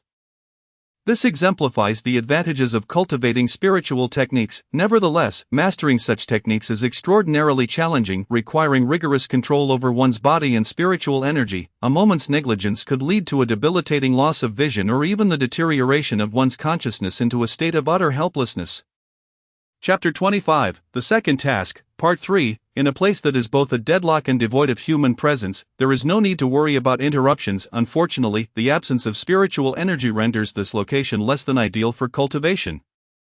Lin Fei stood in the darkness, silently attuning himself to the subtle shifts in his surroundings. After over a day of acclimatization, he had fully adapted to the obscurity enveloping him, unable to devise an effective escape plan. Lin Fei resolved to diligently practice the first level of the Heavenly God Killing technique in hopes of achieving foundational mastery. Settling down, he retrieved several spiritual stones, optimizing his body's condition before commencing his training. First, he familiarized himself with the incantations of the Heavenly God Killing technique and, following the prescribed routes and steps for spiritual energy circulation, Lin Fei attempted to vaporize the spiritual liquid and gradually push it along the designated energy pathways.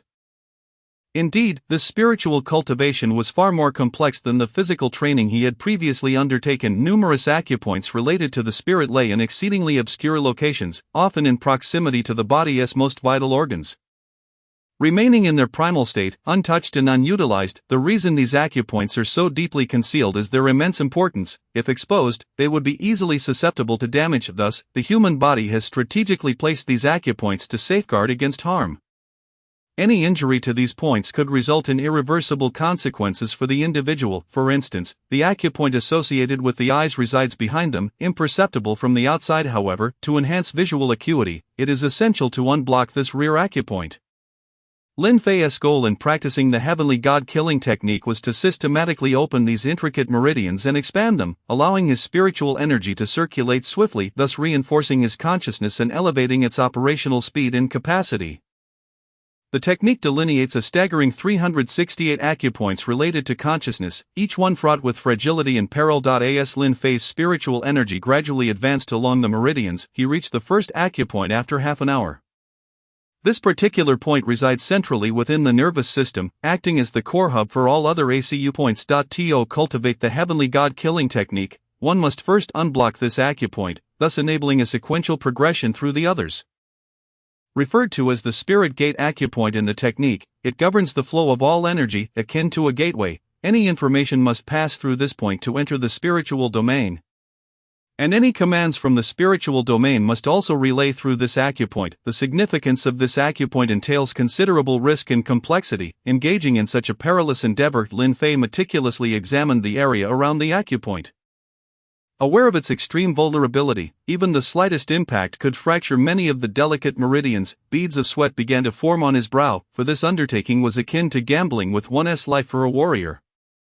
A successful gamble would yield significant advancements in both cultivation and consciousness, while failure could mean the cessation of his progress, reverting him to a state of utter ineptitude. Lin Fei was determined to grow stronger. Recognizing the necessity of this gamble, and he possessed the confidence in his abilities. As the spiritual energy approached the perimeter of the acupoint, Lin Fei noticed a layer of gray mist enveloping it. Obscuring the view within, tentatively he transformed his spiritual energy into a needle-like form and slowly penetrated the mist. However, upon contact with the gray substance, Lin Fei was suddenly overwhelmed by an excruciating pain emanating from his consciousness, an agony distinct from physical suffering. Both tangible and yet imperceptibly abstract, this pain was so profound that even those of steely resolve would find it challenging to endure. Sweat cascaded down Lin Fei's face, a torrential downpour in contrast to the stillness of the abyss surrounding him.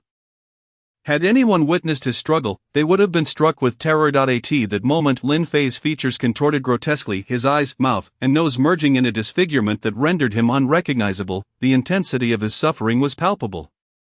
Yet, Lin Fei had to endure this torment, persistently pushing the spiritual energy deeper into the acupoint. Gradually, as the energy infiltrated the acupoint, the mist began to dissipate, leaving only a thin veil. Lin Fei, now no longer seated on the stone, lay prone on the ground, his body contorted like a mass of flesh. As the mist retreated, the speed of the spiritual energy increased, and only a final thin membrane remained. Lin Fei understood he had reached a critical juncture.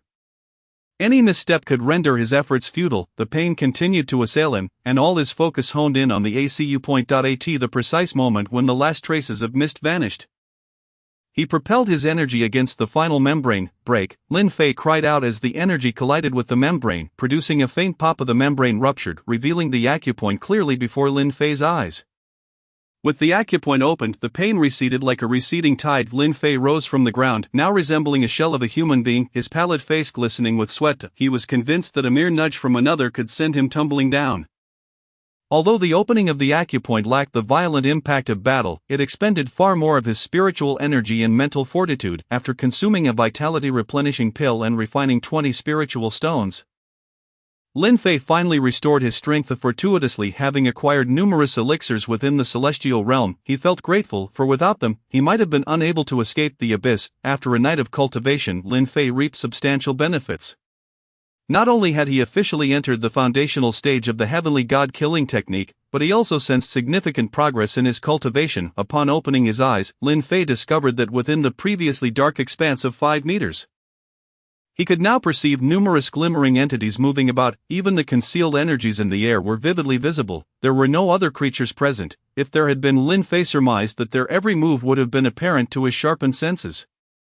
It was likely that daybreak had arrived outside, and Lin Fei began contemplating an ascent. Lacking alternative effective methods, he resolved to scale the smooth rock face step by step. However, for a martial artist, this incremental ascent was akin to flying compared to an ordinary person's efforts. Having descended directly earlier, he now had to probe cautiously upward. Lin Fei dared not rush. With each elevation, he surveyed his surroundings, prepared for any unforeseen changes. After climbing 50 zhang, Lin Fei noticed a significant protrusion above him, extending half a zhang over the cliff's edge. Embedded within this rocky outcrop was a dark mass, resembling the entrance to a cave. Could there be a cave here? Lin Fei questioned the evidence before him, though his curiosity compelled him to investigate further. Planting his feet on the rock, Lin Fei leaped skyward, covering several zhang in an instant. Upon reaching the platform, he realized he had stumbled upon a remarkable location. His instincts were correct. It was indeed a cave, showing no signs of prior visitation. The interior was shrouded in an oppressive darkness, and at the cave's mouth Lin Fei sensed an ancient, weathered aura emanating from within, accompanied by an inexplicable and unsettling fragrance. To enter or not to enter, uncertain of the potential dangers, Lin Fei lingered at the entrance, casting a meaningful glance inside. Yet, with his current level of cultivation, he could not perceive even a meter into the cave. Was it possible that there were prohibitive barriers within? Lin Fei's heart suddenly tightened. If there were indeed restrictions here, it indicated that this place had been visited before, perhaps even being the cave dwelling of an ancient cultivator. If that were the case, it would undoubtedly harbor some ancient cultivation techniques, medicinal pills, and possibly treasures of earth or heaven grade. A smile slowly crept onto Lin Fei's lips. Taking out a star-bright stone, he carefully examined the cave entrance for any dangers under its faint glow. Once assured of safety, he cautiously stepped into the cavern. As he entered, Lin Fei abruptly felt a disconnection from the outside world. He could no longer sense the external temperature or anything else. Indeed, there were formations and restrictions set by ancient cultivators here, and despite having endured thousands or even tens of thousands of years, they continued to function. Moreover, these restrictions were ingeniously designed, rendering their presence imperceptible. After confirming there were no immediate threats, Lin Fei proceeded with utmost caution. After traversing a long corridor, a door appeared before him. It was as tall as the cave itself and crafted entirely from fine copper. Remarkably, after all this time, there was not a trace of corrosion, and it remained brilliantly solid, as if brand new. Lin Fei meticulously inspected the surroundings of the door and found no other dangers. Upon examining the runes on the door, he discovered they were identical to those of the Shua Wang Tiangong, neither resembling the characters nor symbols of the current era. To Lin Fei's astonishment, the door swung open with a gentle push. The instant it opened, a beam of light flooded in, nearly blinding him. While the outside world was shrouded in darkness, the interior of the cave was as bright as day. Looking up, he saw the ceiling studded with countless luminous crystals, illuminating the entire cavern. In the center stood an unfinished stone statue, which, judging by its incomplete features, appeared to depict a remarkably handsome young man. His elegant face, deep in three-dimensional contours and sharply defined features, exuded a rugged charm. Lin Fei could not ascertain the cultivation level of this figure. What astonished Lin Fei even more was the concentration of spiritual energy in the cave, which was 20 times greater than that outside. With his senses fully engaged, he noticed that the shining crystals above were continuously emanating spiritual energy. A spiritual vein. Lin Fei was momentarily stunned. Peering deeper into the cavern, he observed that the entire ceiling was adorned with glowing crystals, indicating that the cave was built atop such a spiritual vein. His heart raced with excitement. With this spiritual vein, Lin Fei had no reason to worry about resources anymore. Following the direction of the spiritual vein, he ventured deeper into the cave and discovered that every 10 to 20 meters, there was a branching path. Exploring each one, he entered a room fashioned from the cave, which was not very large, nearly 4 or 5 zhang in area. The room contained nothing but some stone-made utensils and a bed. Subsequently, Lin Fei explored 4 or 5 similar rooms, each containing little more than the essentials. Clearly, the owner had taken everything else upon leaving. Continuing forward, after about 50 zhang, Lin Fei discovered a stone staircase leading upward. Though it was completely sealed with stone, breaching it would require considerable time and effort, an endeavor he was not yet prepared for, as he remained uncertain of where it might lead. To the left of the staircase, there was another entrance, which stood ajar. Upon entering, Lin Fei immediately felt a significant increase in temperature, akin to stepping into a furnace, and a fragrant aroma of medicinal pills wafted through the air. His first impression was that this must be a place for alchemy. Upon careful inspection, he found a stone door on the western side of the room, blending seamlessly with the rock wall. If not for a close examination, one would hardly notice it was a door. It opened easily with a gentle push, revealing a large alchemical furnace standing prominently in the center of the room. The furnace stood 1 zhang and 3 qi tall, exuding a blackish golden hue, adorned with a multitude of intricate runes. Upon touching it, Lin Fei felt as if the runes were alive, pulsating with energy. In the center of the furnace, a coiled dragon appeared lifelike, as if it could soar into the sky with a mere breath. What a mysterious furnace! Lin Fei had never encountered one like this before. While the Baichao Fangjing contained records of alchemical furnaces, none resembled this exquisite creation. As he scrutinized the furnace, he finally discerned a line of densely engraved characters on its belly, resembling tiny flying insects etched into its surface. Through careful comparison with various texts he was familiar with, Lin Fei surmised that this furnace was likely the renowned heavenly dragon Cauldron from ancient times. This was truly a treasure. Lin Fei, well versed in the significance of alchemical furnaces, understood that a superior furnace not only accelerated the mastery of alchemical skills but also facilitated the creation of high-quality pills. This furnace could be deemed a supreme heavenly-grade furnace, second only to divine artifacts like the Shenlong Ding. With this furnace, Lin Fei was confident that it would not be long before a mysterious alchemy master emerged on the continent. Gazing at the furnace, Lin Fei's smile widened. He had everything now: spiritual vein, alchemical furnace, and cave dwelling. What more could he desire? After inspecting the entire cave, it was clear that no remnants of the ancient cultivator remained. It seemed the cultivator had ample time to leave the cave in such pristine condition. However, due to the protective formations at the entrance, outsiders would remain oblivious to the abundant spiritual energy within. Otherwise, it would have been stripped bare long ago. If possible, he should summon Biao Cheng and Tian Lin to join him. His smile deepened as Lin Fei's thoughts soared beyond the cave. He wondered how the 2 lovely maidens were faring. Moreover, he had promised Tian Lin to visit the Tian family. With the resources he had discovered, he would not need to delay for long. Lin Fei estimated that at least a peak spiritual manifestation expert resided in the Tian family, and he would need to reach at least the initial stage of spiritual manifestation to visit them confidently. If the Tian family did not provide a satisfactory response, Lin Fei would not hesitate to erase their presence from the continent. A glint of determination flickered across his face. Chapter 26, Breaking Free from the Abyss. Reaching the cave entrance, Lin Fei employed his knowledge of formations to set up a mist formation, which could be sustained by the spiritual vein within. Thus, regardless of how long this formation operated, it would remain effective. Once the formation was complete, with a command, a light mist rose, completely concealing the entire platform. Satisfied with the formation, Lin Fei returned to the cavern. The entire mission was set for a month and a half.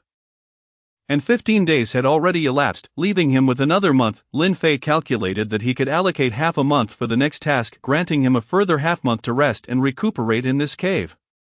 He estimated that the spiritual energy here, combined with the medicinal pills and spiritual stones acquired from the Shuo Wang Tian Gong, would enable him to break through to the 9th level of Foundation Establishment or even reach its peak.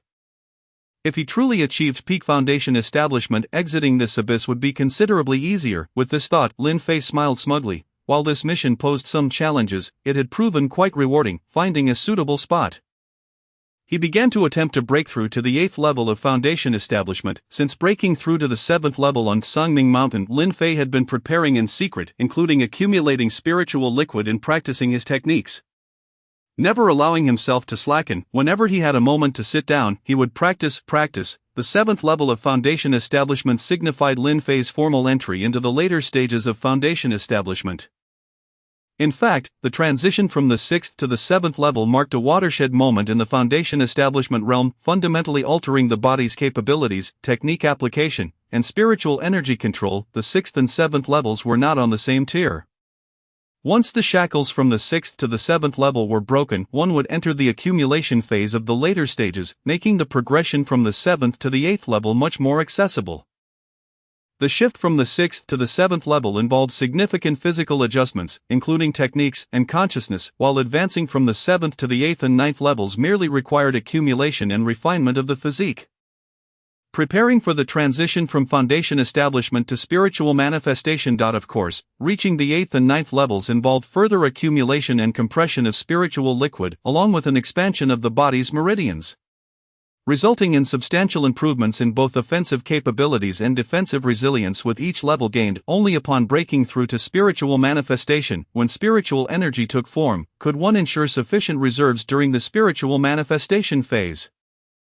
With such abundant spiritual energy, Lin Fei's heaven-swallowing divine art surged into action, and he noticed that the spiritual stone crystals within the cave suddenly dimmed considerably. Like a glutton, the divine cauldron voraciously absorbed the rich spiritual energy in the cave, refining and purifying it until golden spiritual liquid cascaded into his dantian like a waterfall. A tempest of spiritual liquid erupted within his dantian, and Lin Fei felt his cultivation soaring, approaching the 8th level of Foundation Establishment. Relentlessly pushing towards the breakthrough, however, even with such ample spiritual energy, it proved insufficient. Reluctantly, Lin Fei retrieved 20 more spiritual stones and crushed them. This time, the spiritual energy storm intensified, with torrents of spiritual liquid surging from his dantian, coursing through his meridians and striking at the hidden ACU points. At last, Lin Fei has reached the 7th level of Foundation Establishment, with only a thin membrane separating him from the 8th level. Once again, he crushed 10 spirit stones, and under the powerful surge of spiritual liquid, that membrane shattered like broken glass, vanishing completely. With a rush, Lin Fei felt as if his body had ascended to unprecedented heights. Every movement of his limbs brimmed with boundless strength, and he sensed his soul becoming even more formidable. In that moment, Lin Fei yearned to find someone to validate his newfound power, to engage in a thrilling battle and ascertain the extent of his abilities. After absorbing another 10 spirit stones, his realm finally stabilized. Lin Fei noted that with the breakthrough to the 8th level of Foundation Establishment, a single spirit stone no longer held significant value.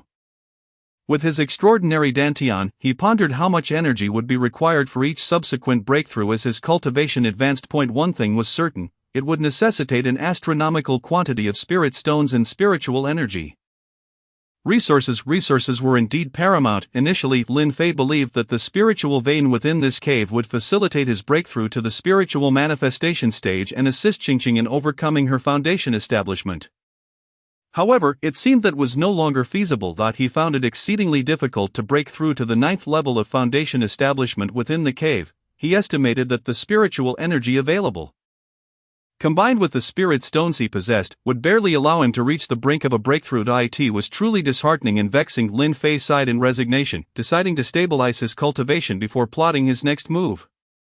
Meanwhile, Tianlin returned to the sect, and after submitting her task in the mission hall, she made her way back to her cave. It was a delicately arranged cave, uniquely suited for a girl. Imbued with a faint, elegant fragrance. On the table, a small jade vase held a few unknown spirit herb flowers, releasing a distinct aroma that was utterly enchanting. After taking a refreshing bath and sitting by the bed, the fatigue of the past few days dissipated, and her body relaxed completely. Tianlin's thoughts drifted back to the days spent with Lin Fei, and as she reminisced, a shy smile gradually graced her lips. Where could he be now? Has he completed his mission? Tianlin pondered to herself. At that moment, a melodious voice interrupted her thoughts, startling her and pulling her back to reality. Tianyan, come in. Tianlin looked up to see Tianyan standing at the door. You little rascal, she affectionately chided as Tianyan entered. Her sister Tianlin, brotherly, has asked me to invite you to train in the Monster Beast Mountain. I wonder if you would be interested? Tianyan appeared quite delighted, as she held great affection for her sister Tianlin. Why would Brotherly invite me? Just tell him I don't want to move, I wish to rest. Upon hearing Brotherly's name, Tianlin understood the reason for Tianyan's visit. Brotherly Li Jin, at the 7th level of spiritual manifestation, was the chief senior brother of Xianyang sect and also the most extraordinary disciple of the sect. Often mentioned alongside Tianjiang of the Three Swords sect and Huaming of the Fire God Palace as the three prodigies of their respective sections. Tianlin, on the other hand, was the flower of Xianyang sect, revered as a goddess in the eyes of all the male disciples. Now, with Brotherly inviting her to train at the Monster Beast Mountain, the implications were abundantly clear. Had Tianlin not encountered Lin Fei, she might have readily accepted Brotherly's invitation, for his charm and handsomeness were well acknowledged by all female disciples of Xianyang sect. However, fate had taken a different turn. Since the day she met Lin Fei, her heart had been entirely captured by him, leaving no room for anyone else. Some believe in destiny, others in fate, and some in love at first sight. Yet, regardless of belief, a person's emotions inevitably evolve with changing circumstances. This is particularly true when one's heart is unoccupied. Once it is claimed, it becomes exceedingly arduous, akin to a bloody tug-of-war, for another to seize that emotional stronghold. Naturally, Brotherly was unaware of Tianlin's sentiments. Having long harbored feelings for her, the phrase divine couple was a common praise among the disciples of Xianyang sect, as they believed that should these two unite, they would undoubtedly form the most blissful and compatible pair. Tianyan's subsequent reply left Brotherly in disbelief, yet he was compelled to confront reality. What did she say? His eyes were filled with disappointment and frustration, tinged with a barely perceptible anger that only the observant Tianyan could detect. Sister Tianlin said she just returned from a mission and is very tired and unwell, so she does not wish to come. Tianyan relayed, fearing Brotherly would create trouble for Tianli and I in a world where strength dictated everything. Any situation could arise. Do you know what she encountered during her mission? Brotherly sought to extract information from Tianyan, his gaze pleading. Normally such a look would elicit sympathy from others, yet Tianyan shook her head, indicating she was unaware of any details. Naturally, Brotherly found this hard to believe. His prideful nature, cultivated by his elevated status, made rejection feel like a resounding slap to the face, especially after he had confidently asserted that Tianlin would come. Dejected, Brotherly departed. After his exit, Tianyan returned to Tianlin's chamber, where she found Tianlin tidying her belongings. Although Tianyan knocked, Tianlin had not finished concealing her items. Upon seeing the plethora of treasures, Tianyan's eyes widened in disbelief. She could hardly fathom how Tianlin possessed such riches. The elixirs and spirit stones were unlike anything she had ever seen, even rare within all of Xianyang sect. Once Tianlin had organized her belongings, she smiled at Tianyan, who remained momentarily stunned and at a loss for words. Discovering another's secret is not always a good fortune. Despite sharing the same surname, one was a direct descendant of the Tian family, while the other had been cast out, making them fundamentally different. Although Tianyan regarded Tianlin as an elder sister and treated her like family, human hearts are fickle. Thus, Tianlin's instincts warned her, though her face maintained a spring-like smile. What's wrong? Have you never seen such things? They're merely low-grade elixirs and spirit stones. It's not that extraordinary, is it? No, it's just that I haven't seen so many spirit stones in ages. Tianyan admitted, her surprise evident, though she could not hide her panic from Tianlin's discerning gaze. I came to inform you that Brotherly seems quite displeased. He might investigate what you encountered during your mission. Despite her inner turmoil, Tianlin managed to suppress her urge to voice her thoughts. Alright, I understand, however, let him be. You need not worry, here are 20 spirit stones. Take them and cultivate well. Some matters are better left unsaid for your own good. Tianlin pressed the 20 spirit stones into Tianyan's hands. Though Tianyan initially declined, her heart swelled with joy. 20 spirit stones represented a year's worth of allowance for an outer disciple of Xianyang's sect. As she exited Tianlin's chamber, Tianyan remained restless, contemplating what treasures Tianlin had acquired in the celestial realm. With such cultivation and wealth, the Tian family could elevate their status within the city of Yibang. Unbeknownst to Tianlin, a storm was brewing, fueled by Brother Li's investigation in Tianyan's ambitions. In the cave, Lin Fei sat, the spiritual liquid within his dantian nearly overflowing. It had been 7 days since he entered the pit, and he wondered if anything had transpired outside. With the deadline for his task drawing near, Lin Fei resolved to utilize the abundant spiritual energy here for his first body refinement since reaching the 8th level of foundation establishment.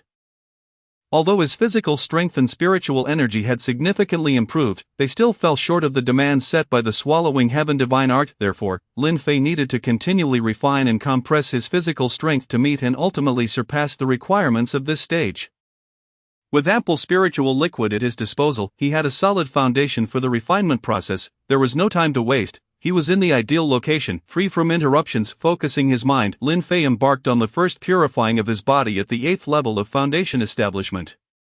He channeled all the spiritual liquid from his dantian into his expansive meridians, a feat most would not dare attempt, for their meridians were not nearly as extraordinary as Lin Fei's. Thus, during their refinement, others could only gradually guide their spiritual energy into their organs, too timid to unleash it with the ferocity Lin Fei exhibited. A torrent of spiritual liquid surged through his body, crashing against every part like a raging flood. Lin Fei's spiritual liquid had been refined and purified through the divine cauldron, making it purer and more potent than that of anyone else, resulting in superior cleansing effects. The liquid permeated every cell and smaller tissue, forcefully expelling the accumulated impurities and waste, which emerged through his skin's open pores. This was the essence of purification. A cleansed body is rendered purer, its structure becomes more compact, and the flow of vital energy operates with greater fluidity. Consequently, the execution of this energy is expedited, enabling the body to adapt to the substantial influx of vital energy required during intense physical adjustments. Otherwise, the circulation of this energy may be impeded. Failing to meet the demands of a grand battle, the notion of transcending levels in combat is essentially a test of an individual's reserve of vital energy and the finesse with which they can wield it. Through repeated purification, the impurities within Lin Fei's body diminish continuously while his bones and muscles grow increasingly robust. The hue of his bones deepens from a pale golden sheen, and the runes upon them solidify and become intricately complex. Now, should he rid himself of the viscous, foul-smelling substances clinging to him, one would discover that Lin Fei's skin has transformed to a softness akin to that of an infant, yet his strength rivals that of a rhinoceros. As a cultivator progresses in their practice, their lifespan elongates correspondingly. Upon reaching the foundation establishment stage, one may live to 300 years. Upon entering the spirit phase, 500 years. This so-called increase in lifespan is merely a result of continual purification of the body, eliminating the detritus of aging and decay, allowing for regeneration and reinforcement of tissues, thereby extending one's life. Mortals, consuming grains and cereals rife with impurities, cannot achieve the limitless purity of vital energy, hence their lifespans are confined to mere decades. This is why many aspire to cultivate immortality and longevity. However, there lies an obstacle. Do you possess the innate talent for cultivation? After a night of tempering and fortifying, Lin Fei's physique has ascended to a new pinnacle. Compared to his initial entry into the 8th level of foundation establishment, Lin Fei estimates that his physical strength has surged by over 20%. Now, with a mere gesture, the surrounding space quivers. It is time to venture forth. Cleansing himself of the layers of impurities and donning a fresh set of garments, Lin Fei inspects the array he has set and steps out of the cave.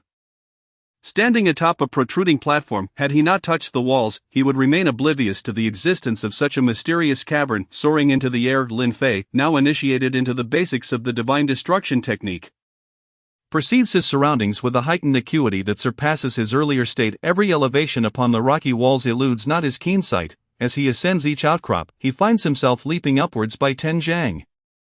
In no time, after a prolonged absence from sunlight, Lin Fei once again savors its warmth. Perched upon a stone, he glances at the abyss below and then at the sunlight above, a sly smile gracing his lips.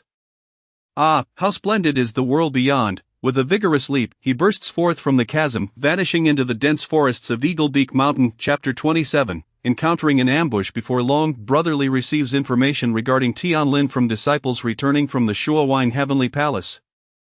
He learns that the man accompanying Tian Lin is named Lin Fei. Upon returning to his cave, Brotherly summons a few close companions and shares what he knows. Their thoughts align perfectly with his. Kill him.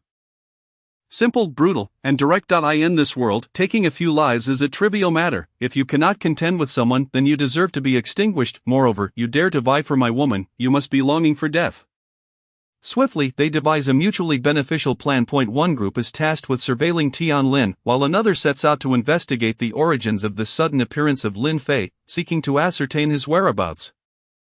The two factions will reconvene to deliberate on the timing and location for the execution. Once their plans are finalized, they spring into action without delay. Li Kuwait Wang Damao and He Jin are responsible for monitoring Tian Lin.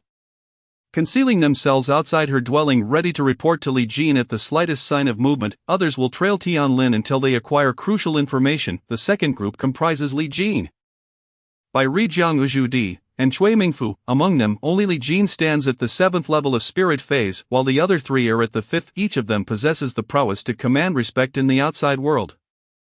Tasked with eliminating a mere 8th level foundation establishment cultivator, their efforts seem akin to employing a cannon to swat a fly. The two factions move with remarkable swiftness. Those monitoring Tian Lin vanish into the thickets surrounding her cave, while the other 4 slip away into the wilderness, their whereabouts unknown. Unbeknownst to Tian Lin, her unplanned excursion has spiraled into a significant predicament. Oblivious to the brewing storm, she remains engrossed in her cultivation within her cave.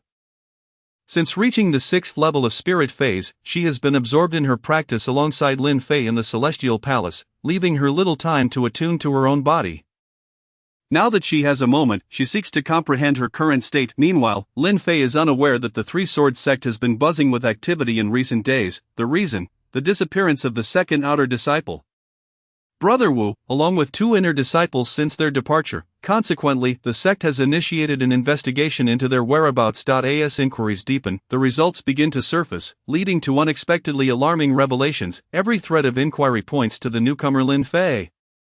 The source of the turmoil. Initially, the matters within the task hall come to light. Brother Wu had been humiliated by Lin Fei and vowed revenge, a fact known to all disciples present that day. Corroborated by Elder He, who merely mentioned it in passing yet inadvertently provided evidence. Additionally, it was overheard that Brother Wu sought the assistance of brothers Jia and Yu to conspire against Lin Fei, an assertion confirmed by another inner disciple during the investigation. Thus, all evidence converges upon Lin Fei. Who is Lin Fei? As this news circulates within the sect, nearly everyone is left pondering this question.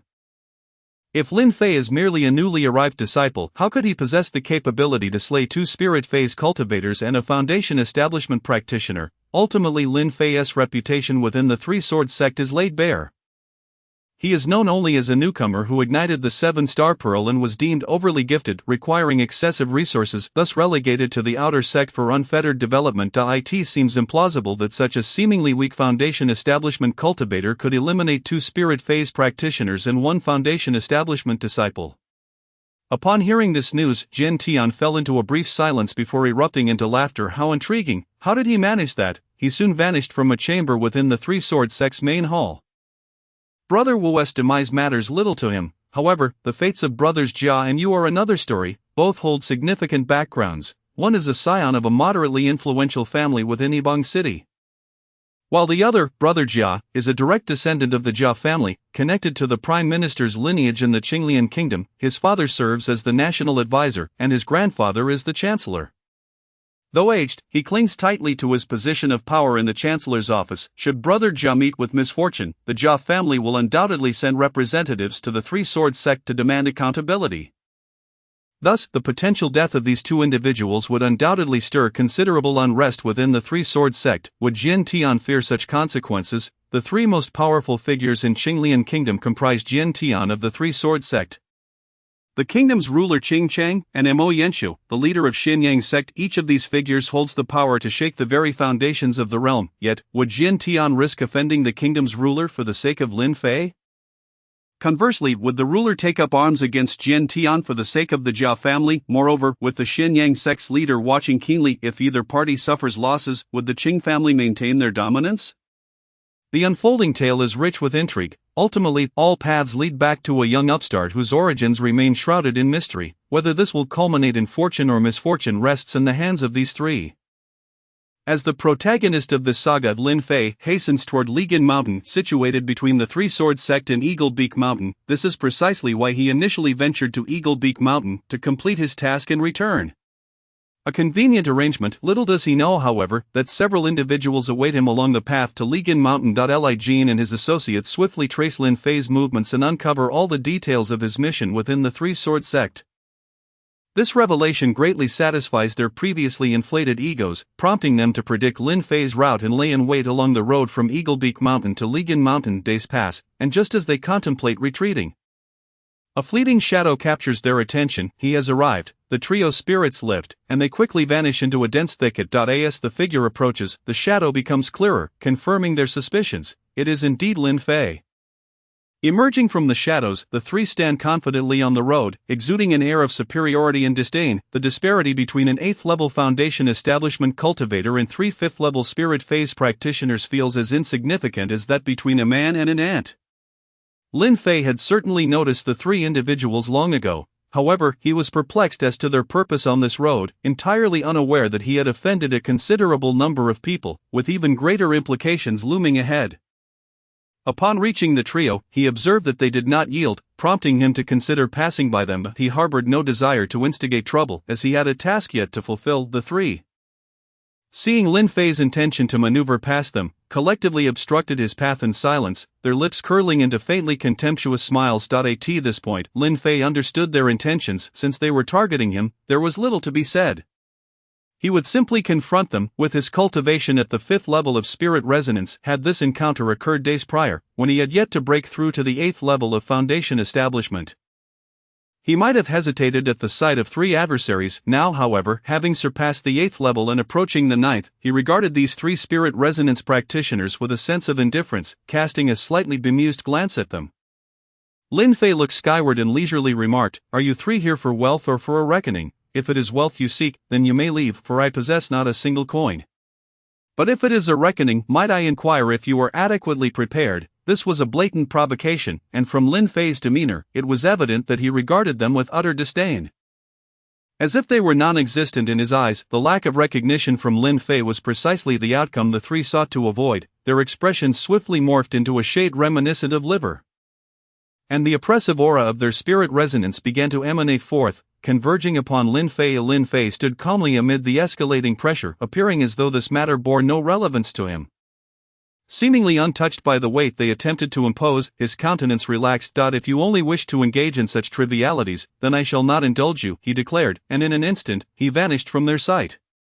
Upon witnessing Lin Fei's attempt to flee, the trio's expressions darkened, and they immediately ceased their efforts to apply pressure, pursuing him instead. Point 1 led the charge, while the other three followed closely behind. Lin Fei did not manage to distance himself significantly, merely creating an impression of speed that was not extraordinary. The trio hastened their pace. Each spirit resonance practitioner possessed their own unique skills, and if they could not even catch a Foundation Establishment cultivator, how would they face their peers upon returning? In no time, the distance between Lin Fei and the trio dwindled considerably, at which point a dense forest came into view. Upon sighting the woods, a sly grin appeared on Lin Fei's face. "This is the place. I shall send you on your way here, and I hope you find wisdom in your next life." Just as the three believed they were on the verge of catching up to him, Lin Fei suddenly vanished. "Go into the forest," Bai Riji called out, and the first among them vanished into the thicket, followed closely by Judy and Cui Minghu. "Where is he?" As soon as Judy and Cui Minghu entered the woods, they lost contact with Bai Riji, and regardless of their attempts to sense him, they could perceive no trace of Bai Riji's presence. Danger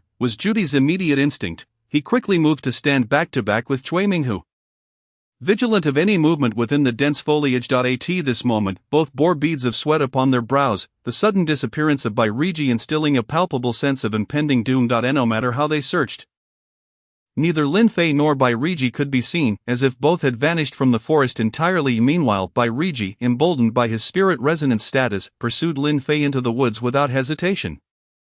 However, to his dismay, Lin Fei seemed to have evaporated, completely eluding him. Just as he thought Lin Fei must have fled in fear, he caught a fleeting glimpse of Lin Fei reappearing merely 10 zhang ahead. Before vanishing once more, without a second thought, Bai Riji leapt forward in pursuit. Suddenly, he felt as though he had entered an unfamiliar realm, devoid of trees and life, surrounded only by a great, desolate sky and an eerie silence. The threat of death loomed over him, and for the first time, he felt an unsettling fear creeping in. He dashed about, calling out loudly, yet the silence of the void offered no response, save for the thunderous beats of his own heart and the frantic sound of his feet striking the ground. He had never encountered such terror, nor had he ever felt so helpless. Observing Bai Riji's frantic movements, Lin Fei's mocking expression deepened. "Well then, it is time to send you on your way," Lin Fei proclaimed. And the god-slaying blade erupted with a blinding radiance, its deathly edge materializing before Bai Riji in a flash. Instantly, Bai Riji sensed the lethal force of the blade hurtling towards him, its power eclipsing that of a spirit resonance. Akin to a royal decree. He hastily summoned his spiritual energy shield and called forth his spirit resonance. Bai Riji's spirit resonance took the form of a majestic white-fringed tiger, emanating a formidable aura as it surged towards Lin Fei alongside the lightning-like blade. Yet, it was as if the blade passed through tofu, effortlessly slicing through Bai Riji's spirit resonance, which let out a mournful cry before crumpling to the ground. As his spirit resonance shattered, Bai Riji felt a sudden warmth in his chest. A surge of hot blood rising to his throat, the blade of Lin Fei flashed past, appearing directly before Bai Riji. Run. The foremost thought in Bai Riji's mind was to flee, but within Lin Fei's array, where could he find an escape? The blade's glimmer flashed once more, and Bai Riji's head was severed from his body, the vivid crimson staining the grey earth. Bai Riji was dead. With Bai Riji's demise, Lin Fei's array no longer served a purpose. He dismissed it and turned his attention towards the remaining two. Without Bai Riji, Judy and Shuiming, who found themselves in a precarious predicament, advancing was futile. As they had lost all trace of Lin Fei and Bai Riji amidst the vast woods, where could they possibly search? Retreating, however, posed its own challenges, for how could they report back to Li Jin? They were acutely aware of his volatile and arrogant nature, a man who would not hesitate to turn against them. In the midst of their indecision, a languid voice drifted into their ears. "Are you two growing impatient? If so, I can send you both on your way post-haste." Lin Fei's unhurried tone felt particularly grating in their ears. Before they could respond, Lin Fei's voice echoed again, fluctuating in distance as if shrouded in mystery. "I forgot to share some good news. Your brother from earlier is already waiting for you on the other side." He mentioned that he seems a bit frightened. Like a summons from the underworld, his words weighed heavily upon them, akin to a colossal stone pressing down on their chests. "You little bastard, do not presume that we will take your words at face value. Bai Riji is a spirit resonance practitioner. If you claim he is dead, then prove it. If you have the guts, come out and face us instead of lurking in the shadows." They shouted towards Lin Fei's voice. But all they received in return was the oppressive silence of the forest. At that moment, they could hear each other's heartbeats, an unprecedented moment of vulnerability since their ascension to spirit resonance. "We'll fight." They exchanged glances, resolved to charge toward the direction of Lin Fei's voice, but suddenly they felt the world around them shift, the trees vanishing from sight. "This is bad. That kid is an array master. And our information was flawed." Realization dawned on them. Lin Fei's earlier assertion that Bai Riji had already departed was likely true. Defend. They quickly summoned their spiritual energy shields, but events unfolded contrary to their expectations. A wave of purple mist wafted into their nostrils. Upon contact, their bodies tightened, their eyes igniting with a crimson glow as their spiritual energy surged violently, each casting a murderous glare at the other. In a frenzy, they drew their swords and lunged at one another. The clash of two spirit resonance practitioners was nothing short of earth-shattering, each strike resonating like thunder, causing Lin Fei's array to tremble under the pressure. Lin Fei was forced to channel his own spiritual energy into the formation, yet he had ample liquid essence to sustain the array without issue. The duel between the two raged on for nearly half an hour.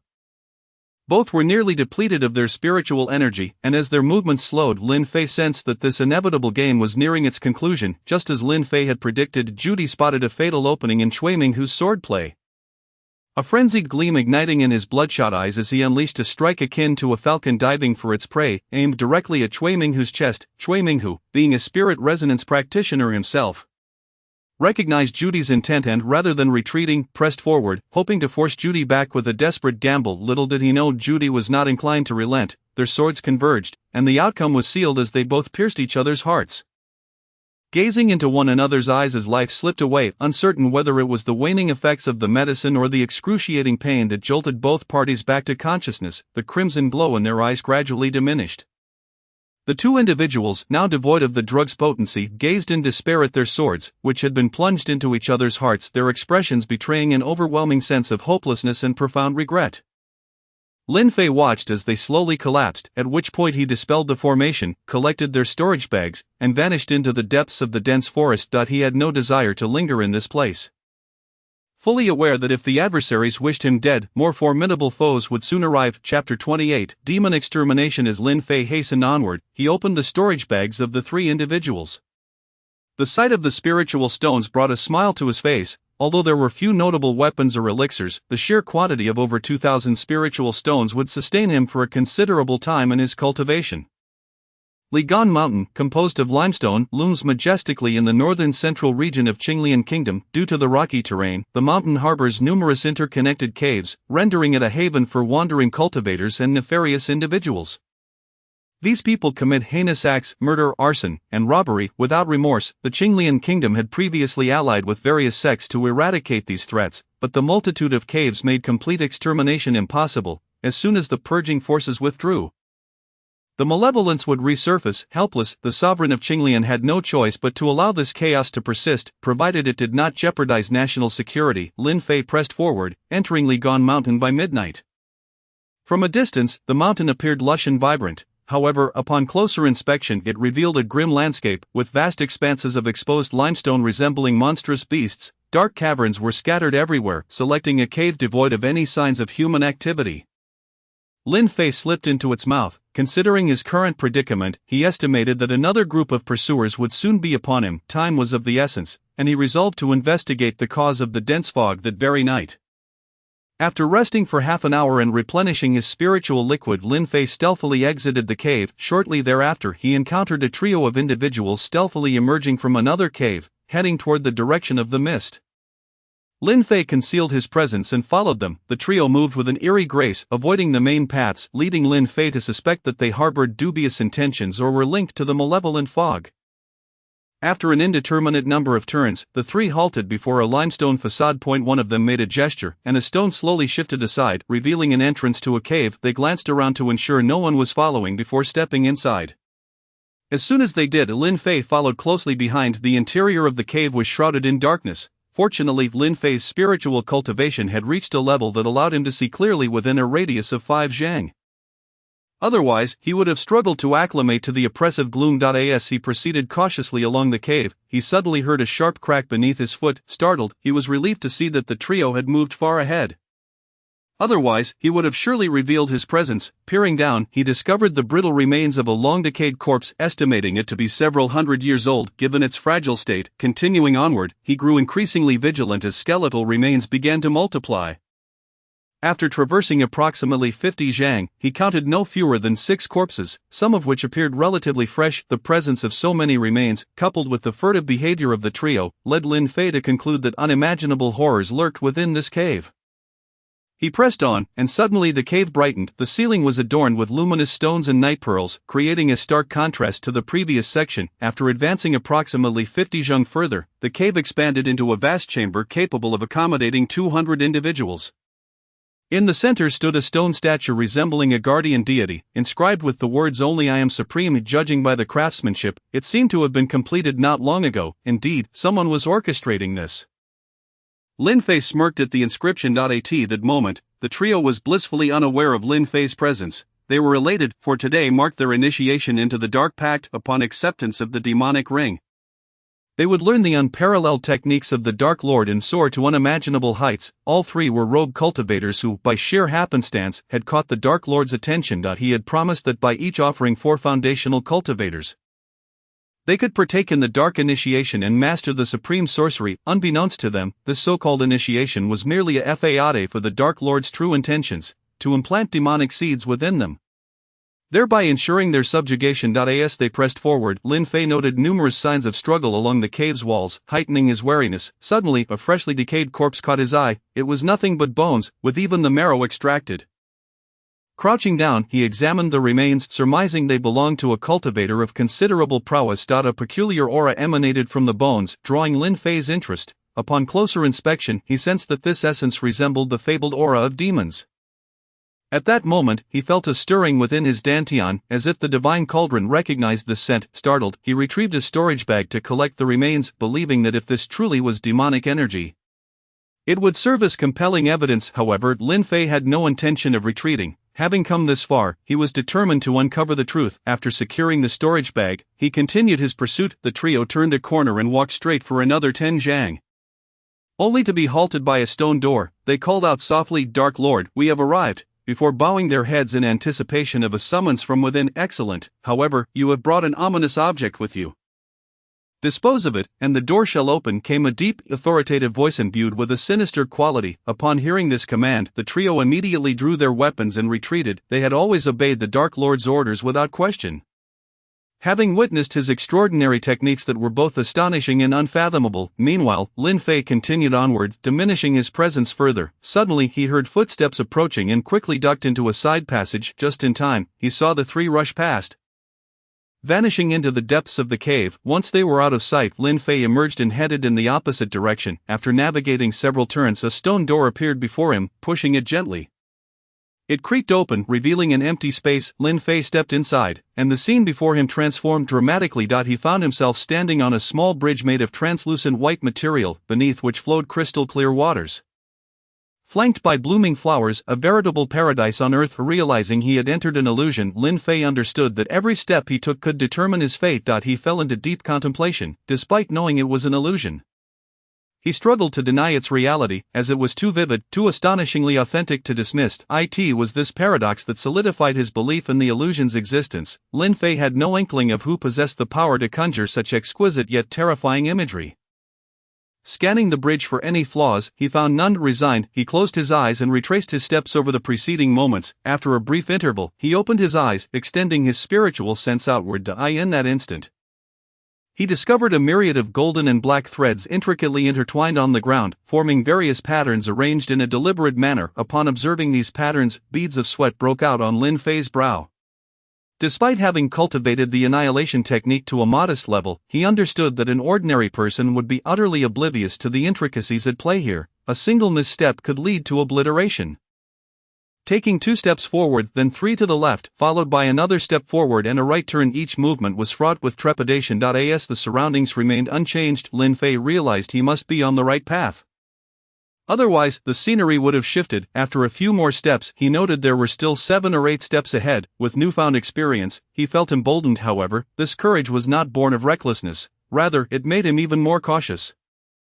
While the illusion appeared benign, it concealed lethal traps, and the architect of this illusion was exceptionally skilled, embedding lethal strikes within each step akin to those of a pinnacle spirit cultivator. In truth, Lin Fei had no real experience in this regard. His previous steps had been mere gambles. Having successfully navigated the initial risks, Lin Fei's expression turned grave as the patterns of black and gold threads began to shift.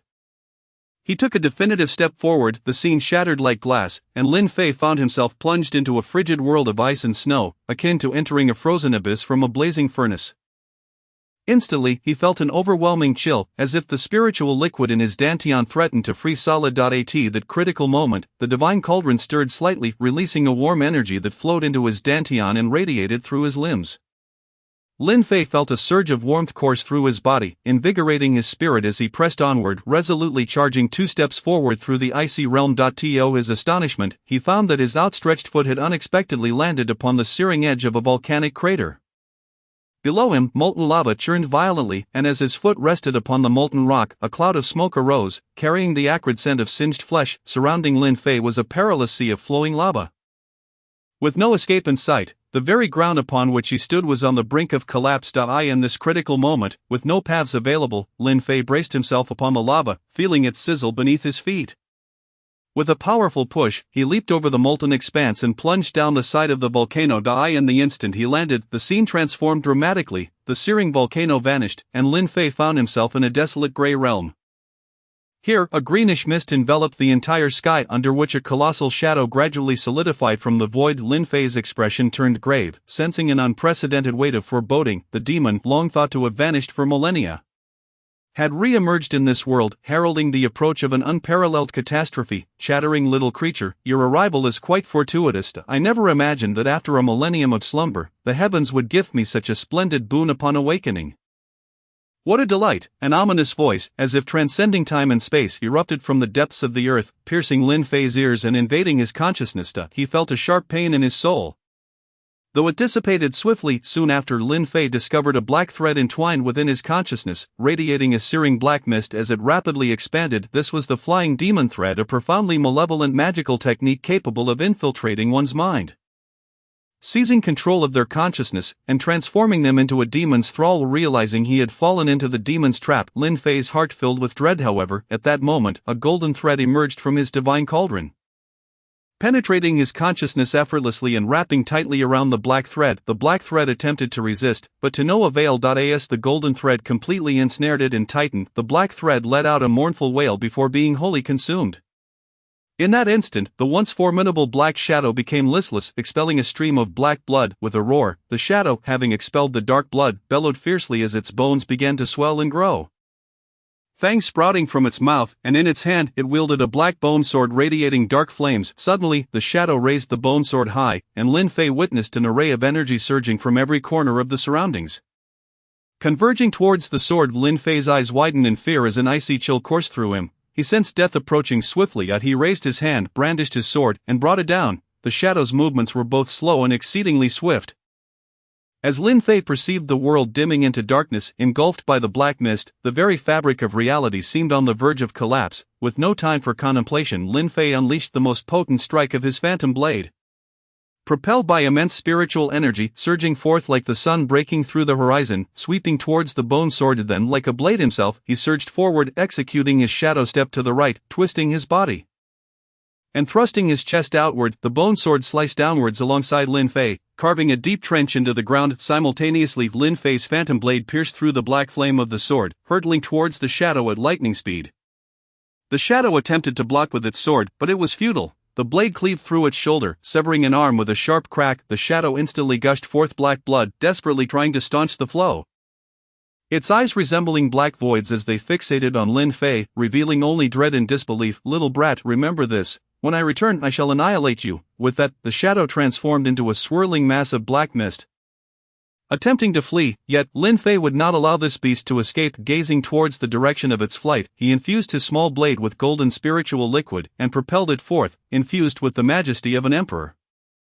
Pursue the soul. The phantom blade's pursuit technique was unleashed, the small blade darting forth like a divine arrow, hurtling towards the black mist. The blade raced with blinding speed, leaving a shimmering trail as it pierced through the void towards the dark mist. Sensing the approaching blade aura, the shadow felt an overwhelming dread as the imperial might entwined within the blade surged. Realizing escape was futile, the shadow resolved to fight back. It halted, turned, and braced the bone sword across its chest, convinced that the strength of a foundational cultivator was not insurmountable. Despite the unknown source of the blade's imperial power, though its cultivation had waned to the peak of spirit manifestation, it had once been a formidable figure among nobles a millennium ago. Therefore, it believed that a desperate struggle might yield a sliver of hope. The black flames coiled around the bone sword, and a triple-layered shield of spiritual energy enveloped it, as it gazed at the approaching white blade light with apprehension. In an instant, the blade light struck, first colliding with the 3 layers of spiritual protection. With a shattering sound, the shield crumbled like fragile glass, and the blade light surged forward, locking onto every avenue of escape for the shadow. Realizing its options were sealed, the shadow's heart sank. My life is forfeit. Who would have thought that the moment I emerged, I would be met with death? Truly, the heavens conspire against me. What can I do? Then, with a fierce determination, the shadow poured all its spiritual energy into the bone sword and swung it towards the blade light. As the blade light shattered the protective shield, it absorbed the energy, intensifying its brilliance. The enhanced blade light surged forth unimpeded, crashing into the shadow's spiritual might. The cave trembled violently, as if it were on the brink of collapse. Following this, a wave of blade light pierced through the center of the shadow like dawn breaking through the night. A piercing scream echoed throughout the cave, and as the cry faded, the shadow slowly dissipated. Lin Fei beheld a skeletal form on the ground, muscles regenerating, with a small knife embedded in its black heart, a defensive dagger gifted to him by Lu Wuqiang. At that moment, the knife began to absorb the energy of the black heart, its blade glowing with a radiant light as runes danced across its surface, ascending to a higher tier. Only when the heart's energy was completely consumed did it transform into a pile of grey ash. Before reluctantly returning to Lin Fei's hand, observing the enigmatic dagger in his grasp, Lin Fei's lips curled into a smile. He was unaware of the true grade of this treasure, but he knew it was a rarity in the world. A fleeting smile graced his face. Collecting the Shadow's storage ring, Lin Fei opened it to find a trove of treasures that even someone of his experience found exhilarating, without mentioning the quantity of spirit stones. What captivated Lin Fei most was a black, translucent pill nestled within a jade box adorned with 4 glowing patterns that spiraled around it. It was unmistakably a 5th-grade spirit pill. What thrilled Lin Fei was not merely the pill's design. It was the fact that this pill was a unique super elixir, specifically crafted to enhance and fortify one's soul. For those who cultivated their spirit, it was an unparalleled boon, the celestial elixir. Forged from over 300 varieties of spiritual herbs, was said to be exceedingly difficult to concoct, with a mere 1 in 10 chances of success, and the multitude of herbs required made it nearly impossible to assemble. Deterring all but the most formidable alchemists from attempting it, now a treasure of such immeasurable value lay before him, and how could Lin Fei not be elated? He estimated that this single pill could amplify his soul's strength by at least 5-fold. Elevating him to the realm of nobility. If that were the case, Lin Fei, even before entering the spirit manifestation stage, could contend with those at the peak of that realm. Lin Fei understood that this demon sought to restore its corporeal form here and leverage the pills and spirit stones to ascend to the nobility. Regaining its former might. If that were to happen, few on this continent would stand a chance against it, yet fate intervened. Before the demon could regain its strength, it fell into Lin Fei's hands, ultimately meeting its demise. Having secured the elixir, Lin Fei did not leave immediately. He thoroughly searched the cave's interior and exterior. The black demon had been cautious, storing everything within its ring, leaving nothing behind. Lin Fei speculated that the 3 who had departed would return shortly. Since they wished to delve into malice, he would lend them a hand today. Finding a suitable spot to sit, Lin Fei reflected that all tasks had been accomplished, and he still had time. Collecting the storage bags of the 3 before departing would not be a delay. Meanwhile, the trio returned to the cave entrance, finding nothing amiss. Has the demon lord made a mistake? There is nothing here. One of the taller figures murmured, gazing into the dark forest outside. Wang Hong, do not speak ill of the demon lord. If the lord hears of it, we will be doomed. Another hastily admonished, the demon lord's prowess is unparalleled. How could there be an error? Yes, Brotherly is right. It was my foolishness. I deserve to be punished. Wang Hong chastised himself, slapping his face in remorse. Consequently, the trio fell silent, their gazes fixed on the cave entrance. Where silence reigned. After half an hour without any change, the one namely finally spoke. Let us enter and see what the demon lord wishes. If the lord calls us out again, we shall emerge. After all, nothing has changed outside. What Brotherly has said is indeed correct. I believe that remaining outside would be futile. I hope that the Lord of Demons can bestow his teachings upon the 3 of us sooner rather than later, enabling us to serve him more effectively. Indeed, that is precisely my sentiment. Wang Hong nodded repeatedly. Let us return to the cave and seek the Lord of Demons' approval. Upon seeing that the other 2 shared the same thought, the individual surnamed Li echoed the sentiment. Excellent. With their opinions aligned, the trio made their way back to the cave. Swiftly arriving at the stone door, Wang Hong gently tapped on the stone door and softly called out, Lord of Demons, all is well outside, with no danger present. Might you be able to impart your magic to us now? Sigh, you have all performed admirably. Shortly, I shall teach you magic. First, place your respective storage bags at the entrance. Then walk back 50 paces, no more, no less, otherwise you shall not learn the magic. Yes, we heed your words, revered Lord of Demons. After speaking, the 3 of them promptly arranged their storage bags neatly at the stone door and turned to walk back. Little did they know, at that moment, the Lord of Demons had changed hands, and the 3 remained blissfully unaware of their impending fate. Once the trio had walked far enough, Lin Fei swiftly opened the door, retrieved the storage bags, and vanished into the depths of the cave. After navigating several passages, Lin finally found an exit and departed without a backward glance. As the demons dissipated, the miasma that had lingered near Gen Mountain for months gradually faded away. The moonlight filtered through the treetops, casting dancing shadows upon the ground. Lin Fei inhaled deeply, savoring the fresh mountain air, and soon disappeared into the depths of the forest. After more than 20 arduous days of tasks and tribulations, they finally embarked on their journey back to the sect, feeling an undeniable sense of relief. The experiences of these past weeks had significantly enriched their cultivation and personal growth. Most gratifying for Lin Fei was the abundance of resources he had acquired. Even a modest sect would find his wealth to be overwhelmingly superior, particularly, the treasures left behind by the old man Shua Wang could be likened to a fortune in the billions. Unbeknownst to Lin Fei, the current dynamics of the Three Swords sect and the Xianyang sect had been dramatically altered due to his actions. The journey from Zhen Mountain to the Three Swords sect would take a day and a half. And by the afternoon of the second day, Lin Fei returned to the sect. Upon entering, he sensed the altered gazes of his fellow disciples, some of whom were whispering and pointing at him. Ignoring them, he made his way directly to the task hall. According to his plan, he intended to submit his completed tasks, take a moment to rest, organize his storage ring, and then seek out Yang Qingqing to discuss his experiences in the abyssal pit. Upon entering the task hall, he was greeted by the familiar bustling atmosphere, with disciples coming and going to accept and submit tasks, each displaying a range of emotions. As Lin Fei arrived, all eyes turned towards him. Is that Lin Fei, building the sixth foundation, having slain 2 spirit resonance practitioners and 1 building foundation disciple? I can't believe it. Nothing particularly special about him. How could that be possible? Indeed, I witnessed the 5th senior brother fall without even managing to launch a single strike against him. Is it real or just a rumor? In summary, while every gaze was distinct, they all shared a common thread. They regarded Lin Fei as a curiosity. The same senior brother from before attended to Lin Fei. And upon seeing him return so soon to submit tasks, he expressed concern. Is it that you could not complete the task? No matter, consider it a lesson for next time, since it's your first attempt. I won't impose a penalty, just be cautious moving forward. Hearing those words rendered Lin Fei speechless. Why must he be looked down upon? Yet, upon reflection, he understood that the senior brother's skepticism was not unwarranted. He was a newcomer.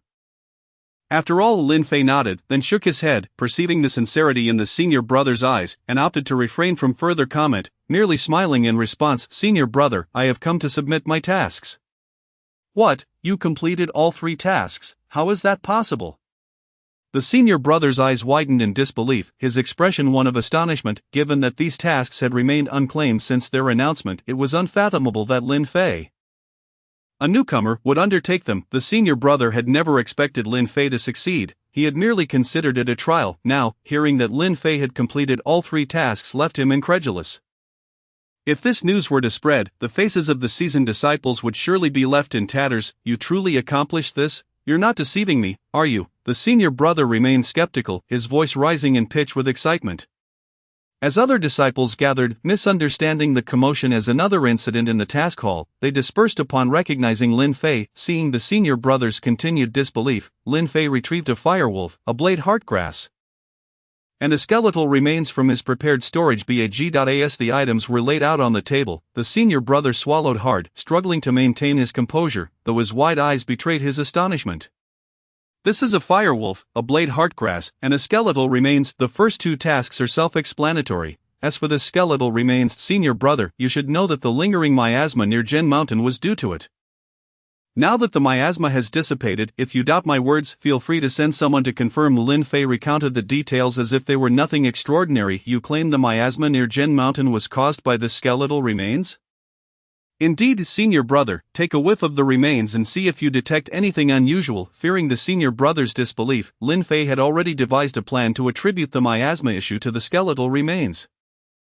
The senior brother lacked Lin Fei's acuity. After several attempts to smell the remains without detecting anything unusual, he called over another senior brother and whispered a few words. The second senior brother promptly departed. Lin Fei surmised he was summoning an elder. Before long, elder he appeared in the task hall. Upon witnessing his presence, the disciples who had been idly milling about immediately gathered around. Upon approaching, the senior brother relayed the entire situation to elder he, who scrutinized Lin Fei with a gaze that seemed to convey a warning against deceit. Before moving to inspect the skeletal remains. As he drew near, elder his brows furrowed, and he instructed Lin Fei, submit your tasks, then come find me inside, and retreated. The senior brother understood elder his intent, promptly accepted Lin Fei's tasks, and distributed the rewards, saying, in the future, if you wish to accept tasks, come to me. Lin Fei nodded, receiving his rewards amidst the watchful eyes of the gathered disciples. As he turned to head toward the inner hall, they gawked at the over 500 points he had acquired, their eyes wide with disbelief as they swallowed hard, unable to contain their astonishment. Over 500 points, they earned that amount in a year. While making his way to the rear of the task hall, Lin Fei pondered anxiously. Could Elder He have discerned something? Is it possible he could detect a hint of demonic energy and suspect I was lying? Shaking his head in frustration, Lin Fei had no choice but to press on step by step. Upon reaching Elder He's office, he politely knocked on the door. "Come in." "The door is unlocked," came the voice from within. Lin Fei entered without hesitation, finding Elder He seated at a table enjoying tea. He clasped his hands in greeting. "I have the honor of meeting Elder He. Have a seat. There is no need for formality. Speak your mind. What is the significance of the demonic energy surrounding the skeletal remains?" Elder He offered no pretense, pushing a cup of brewed spirit tea toward Lin Fei. Gratefully, Lin Fei lifted the cup and took a sip, internally praising the exquisite flavor. The refreshing tea invigorated him. Though he maintained his composure and replied with a slight smile, "Since Elder He is aware, why must you make things difficult for your disciple? I shall indulge in this fine tea, you rascal." "Very well, I shan't pry further. When the sect leader inquires, may you wish for good fortune. Thank you for the spirit tea, Elder He. If you wouldn't mind, could I trouble you for a few more packets?" Lin Fei smiled at Elder He, his expression suggesting a playful jest, as if to say, even the stingiest among us should share a few. Chapter 30. The mysterious visitor. Elder He held a quiet admiration for Lin Fei. There was no need to elaborate on his merits, but the poise Lin Fei displayed in his presence was notable. I and all of Three Swords sect, who among the disciples did not bow and scrape before Elder He? Their faces etched with trepidation, yet Lin Fei was different. His demeanor exuded confidence, devoid of sycophancy. Elder He perceived in Lin Fei's gaze an expansive depth, akin to the boundless cosmos. Naturally, Elder He recognized that Lin Fei had offered the skeletal remains to conceal something. Either he had acquired a rare treasure that was inconvenient to disclose, or he had genuinely vanquished the demonic presence, leaving his own capabilities shrouded in mystery. Truly, a man of enigma. Exiting the task hall, Lin Fei made his way back to his cave, and within the span of a brief TS worth of time, he arrived at his dwelling. As Lin Fei was about to push the door open, he suddenly witnessed it swing ajar from within. Two individuals emerged, and upon spotting Lin Fei, their expressions flickered from alarm to composure. Nevertheless, the subtle changes in their demeanor did not escape Lin Fei's keen observation. "Who are you, and how did you come out of my cave?" he inquired. The two cultivators, both at the second level of Foundation establishment, were undeniably weak. Lin Fei positioned himself firmly in the doorway, preventing their escape, yet, the initial panic of the duo had now transformed into a semblance of calm. "You question us about our identity. Yet we should be asking you. Our leader has taken a liking to this cave. You'd best find somewhere else to reside." Lin Fei couldn't help but chuckle at their audacity, having stepped out merely to undertake a task. He returned to find his abode claimed by others. What an amusing turn of events. Would Lin Fei truly relinquish his cave to them? The answer was undoubtedly no. However, in light of his good fortune that day, having received numerous rewards and a precious spirit tea from Elder He felt no inclination to resort to violence. "If I were you, I'd return the items you took from my cave and leave quietly. Go back and inform your leader that Lin Fei has returned and demands his cave back. Let him come find me himself, or let him dream on, and you too would do well to heed my words. Else, I shall break your legs." Lin Fei began with a soft tone, a smile gracing his face, but by the final sentence his expression turned grave, each word pronounced with a chilling clarity that sent shivers down the spines of the two men. Their hearts sank momentarily, then raced with trepidation. "You expect us to return quietly? On what grounds? Besides, we haven't taken anything." Fine, you refuse to listen. Let me enlighten you. Today, I am in a good mood and do not wish to escalate matters. However, should you force my hand, I will demand interest." With that, Lin Fei pointed his right finger towards a tree 5 zhang away, and with a crack, the tree splintered in response. Wood chips flew through the air as Lin Fei's gaze deepened. Becoming inscrutable, witnessing the shattered tree, the duo's faces paled, and their eyes seemed to sink into despair. In Lin Fei's gaze, they glimpsed a desolate battlefield strewn with corpses, howling wolves, and a starry sky where stars blazed like rampant wildfires. They had never encountered such a sight, and their legs weakened as they hurriedly returned the items they had pilfered from the cave, squeezing through the door to make their escape, just as they attempted to flee. Lin Fei called them back. "And leave your storage bags behind. I suspect you took my spirit stones." Reluctantly, they complied, acutely aware that as mere second-level Foundation cultivators, they had no standing against Lin Fei. An 8th-level cultivator, despite their unwillingness, they placed the 2 storage bags on the ground and hastily departed, shouting as they ran, "Kid, remember this, you will regret taking our storage bags." Lin Fei, unperturbed, disregarded their threats, picked up the 2 bags, closed the door, and leisurely returned to his room. He set about boiling a pot of mountain spring water, then prepared the spirit tea he had received from Elder He, filling the room with its delightful aroma that lifted his spirits. Opening the recently acquired storage bags revealed a few spirit stones and some low-grade spirit herbs, but nothing of real value. Disappointment washed over Lin Fei. Had he known, he wouldn't have taken their bags.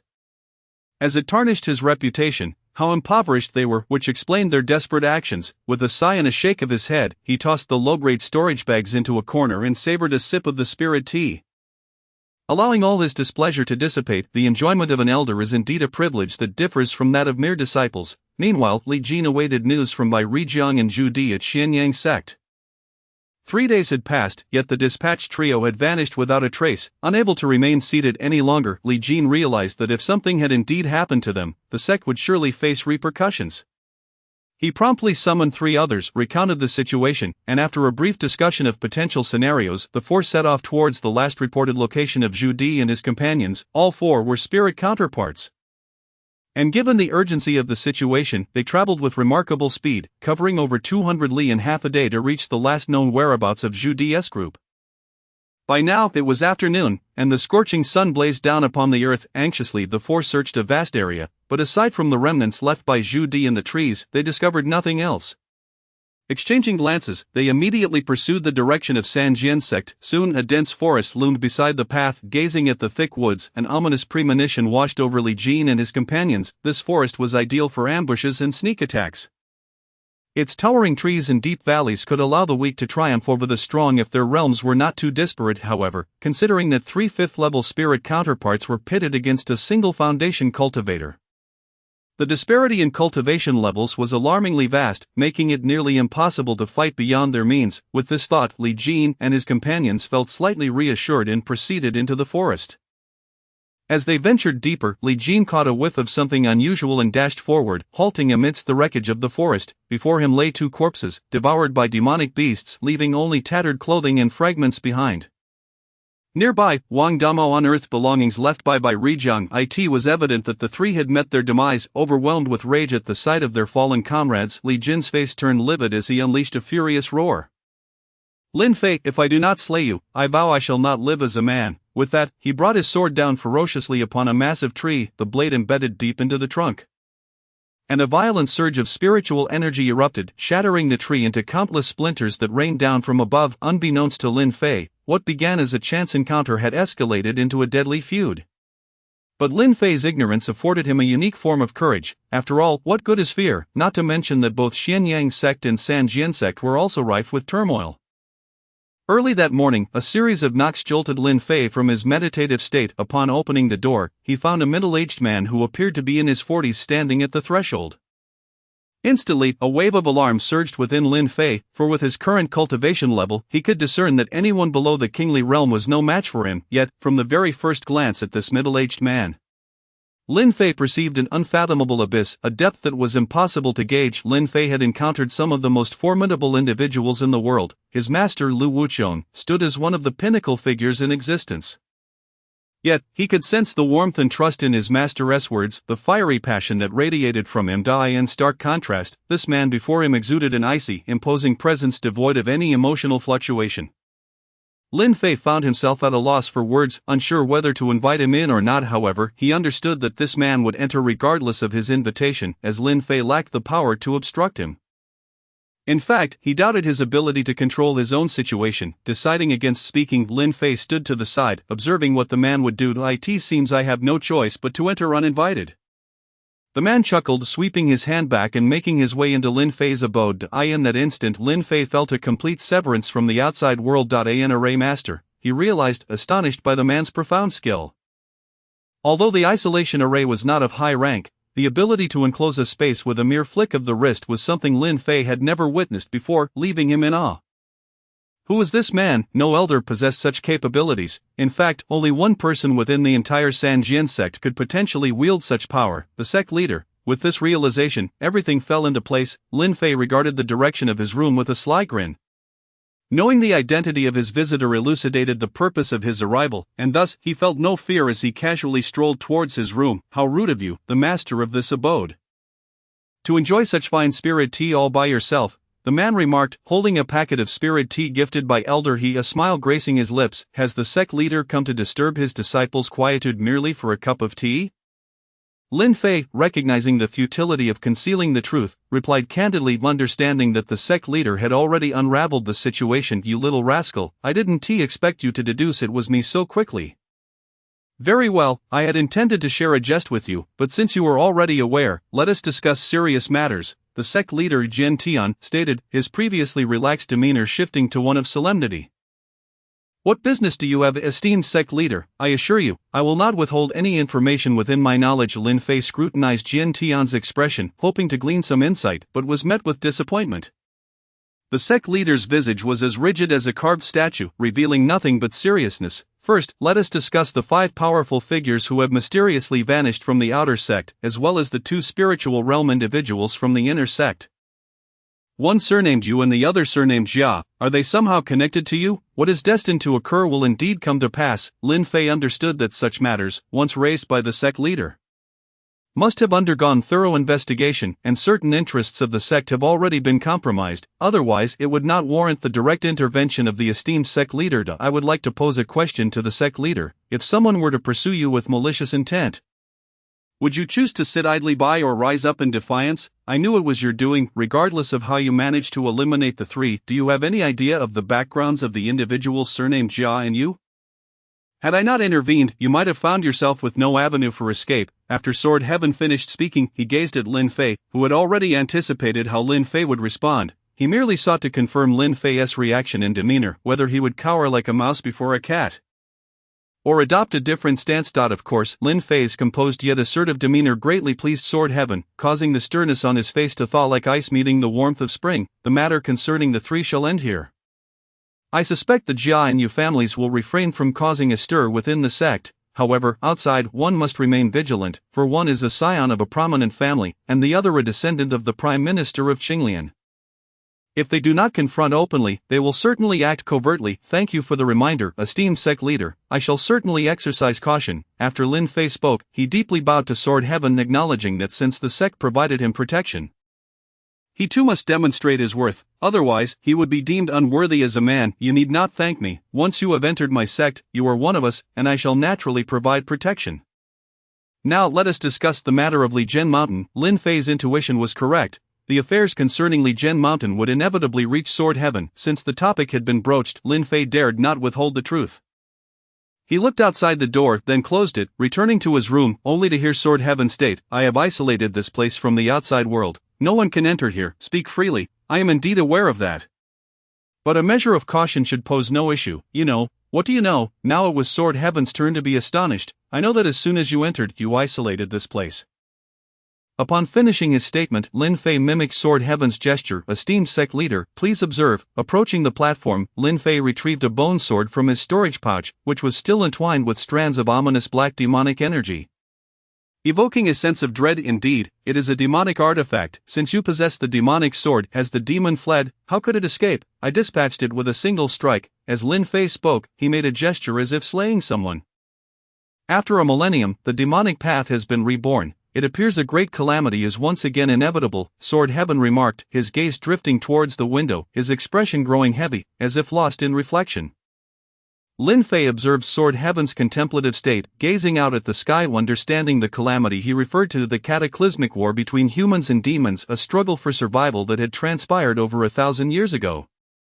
Images of the demon race devouring humanity haunted Lin Fei's mind, causing his hands to clench tightly. Chapter 31. The finest gift. Sword Heaven arrived with an air of mystery and departed just the same. Lin Fei witnessed Sword Heaven's figure flicker at the door before seemingly merging with the very fabric of space, vanishing from sight. In that fleeting moment of disappearance, Sword Heaven cast a distant remark. I hope you will bring forth some surprises for the sect competition 6 months hence. He truly is an intriguing individual. Watching Sword Heaven's departure, Lin Fei suddenly felt an inexplicable weight upon his shoulders. What this sensation was, he could not quite discern, yet it pressed down upon his heart, rendering him unable to shake it off. Boom! A resounding noise erupted from his dantian, abruptly breaking Lin Fei's train of thought. Boom! Another deafening sound followed, as he felt a violent tremor within his dantian. Hastily, he focused inwardly, and upon inspection, he found himself momentarily speechless. Within his dantian, the previously tranquil spiritual liquid had transformed into a rapidly growing mountain. Surrounded by a murky mist that swirled like ethereal clouds around its midsection, a silvery waterfall cascaded down the mountain, piercing through the clouds and plunging into the spiritual liquid below. The periphery of his dantian, unbeknownst to him, was now shrouded in a grayish haze, as if ready to surge forth at any moment. His dantian had expanded at least fivefold. If others' dantians resembled mere ponds, then Lin Fei's could be likened to an entire world. A world? How could Lin Fei dare to believe that his dantian had undergone such a bizarre transformation? According to cultivation principles, a dantian forming a mini-world was a feat reserved for those who surpassed the imperial realm. And even then, such worlds were typically small, lacking the mountains, rivers, and clouds that characterized Lin Fei's current dantian. Gazing at the now stationary peak, towering like 1,000 zhang, Lin Fei observed the silvery waterfall flowing gently, while the divine cauldron rested atop the summit, surveying all beneath it like a formidable deity. Amidst the fog surrounding his dantian, small mountains could be faintly discerned encircling the area. Lin Fei surmised that this world had yet to fully take shape.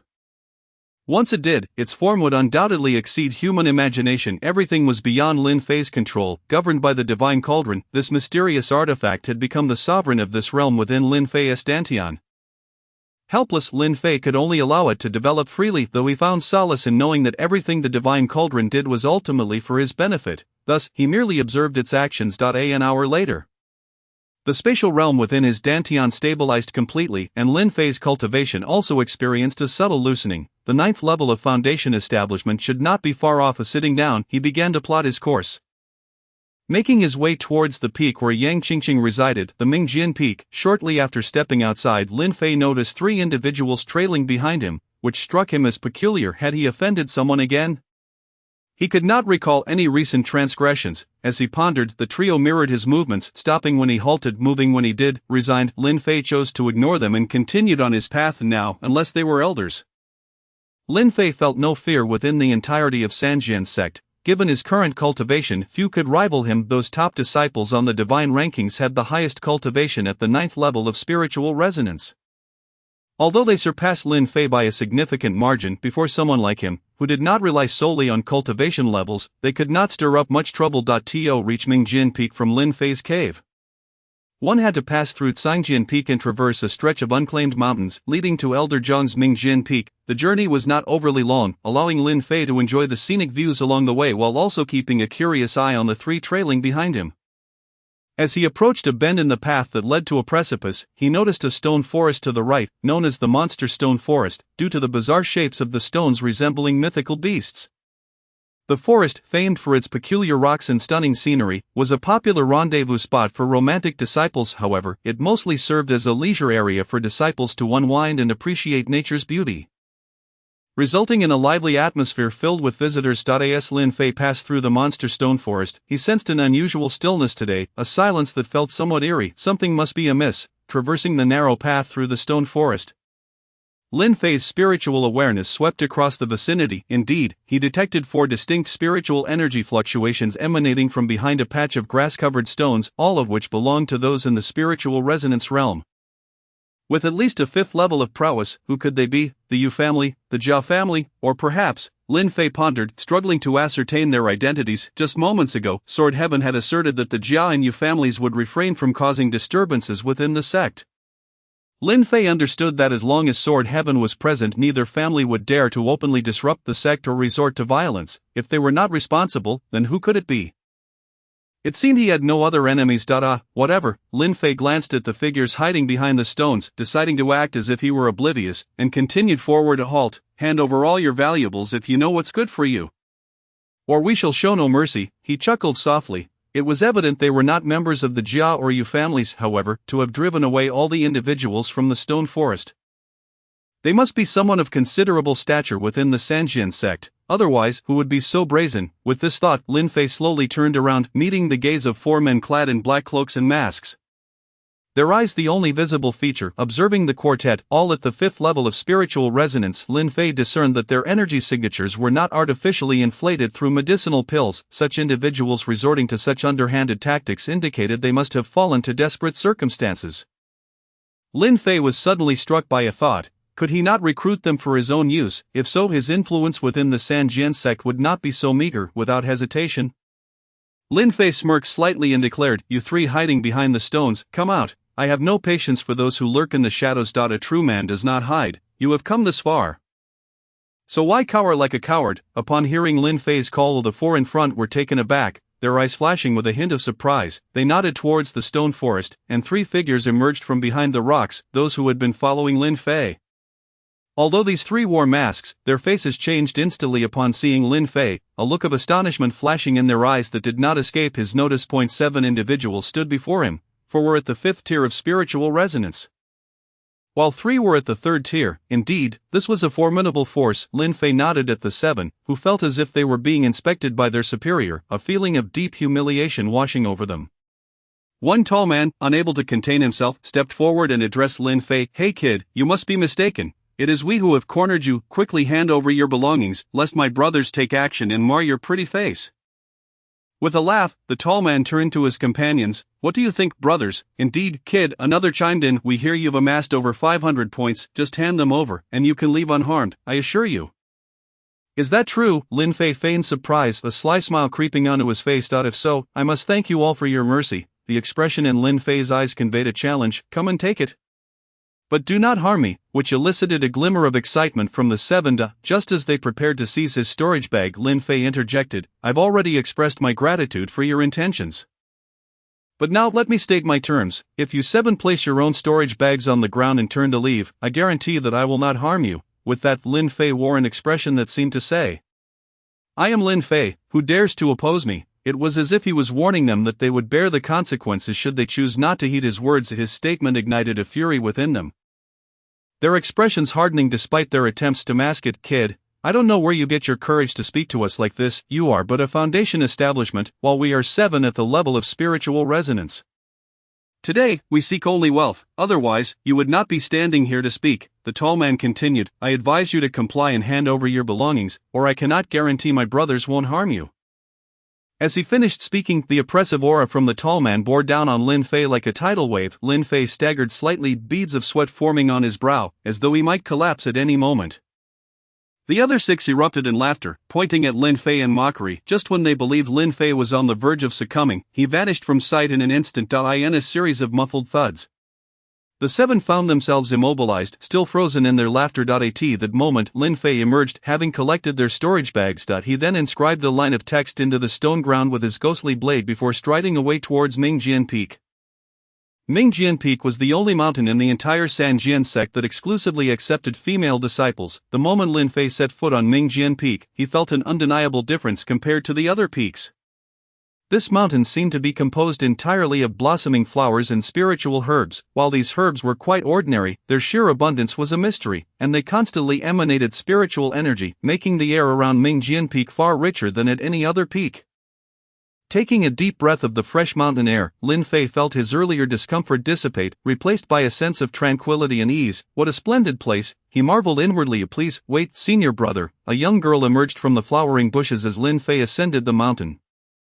She appeared to be around 12 or 13, with a clever and charming countenance. Her captivating face was adorned with large sparkling eyes, and her sweet voice rang clearly in Lin Fei's ears. Lin Fei halted, smiling as he regarded the girl, his gaze carrying a boyish admiration that caused her cheeks to flush. "Yes, there's something on my face?" she asked shyly, brushing her hand across her cheeks. Hearing her voice, Lin Fei snapped back to reality. "Could you please inform young Qingqing that Lin Fei is here to see her?" "Ah, so you are a friend of Sister Qingqing. Please wait, I will notify her." With that, the girl disappeared into the flowers. Before long, Lin Fei saw the girl return, but to his dismay, she was not accompanied by young Qingqing, but rather Elder Jiang. "Oh no, why is it her?" Lin Fei thought. Eager to avoid Elder Jiang's presence, he turned to flee, but Elder Jiang had already spotted him. "What's this? Planning to run upon seeing me? Are you hiding something shameful?" Elder Jiang's voice penetrated Lin Fei's mind. Unwavering and direct, Lin Fei halted, inwardly cursing, "You old hag, why must you meddle in everything?" Elder Jiang's expression was a mix of sternness and amusement, embodying the essence of a cunning old fox. Lin Fei speculated that she must have caused countless men distress in her youth. "Junior Lin Fei, it's quite impossible to evade me. What business do you have with Qingqing? Spit it out. I have no time for idle chit-chat." "Why so serious? Can't you lighten up a bit?" Lin Fei thought, but dared not voice such sentiments. Instead, he forced a smile, trying to appear genuinely pleased. I have come to deliver something to Qingqing, so I must trouble Elder Jiang with this. Lin Fei then produced a storage bag and handed it to Elder Jiang. I kindly ask that you deliver it to Qingqing and urge her to focus on her training. I shall visit her again soon. With that, Lin Fei turned and began to descend the mountain. Elder Jiang took the storage bag, skeptical of the contents, thinking, what could you possibly have that is of value? But when she opened it, her expression transformed, her mouth agape in astonishment. The treasures within the bag were beyond compare. Not only were there over 1,000 mid-grade spiritual stones, but 2 glimmering breaking realm pills lay nestled within exquisite jade boxes. Upon seeing these pills, Elder Jiang's heart raced as if she were a man confronted with a beautiful, unclad maiden. Elder Jiang had been at the pinnacle of spiritual resonance for nearly a century, yet had struggled to find an opportunity to break through. The sudden appearance of these 2 breaking realm pills ignited a long-dormant desire within her.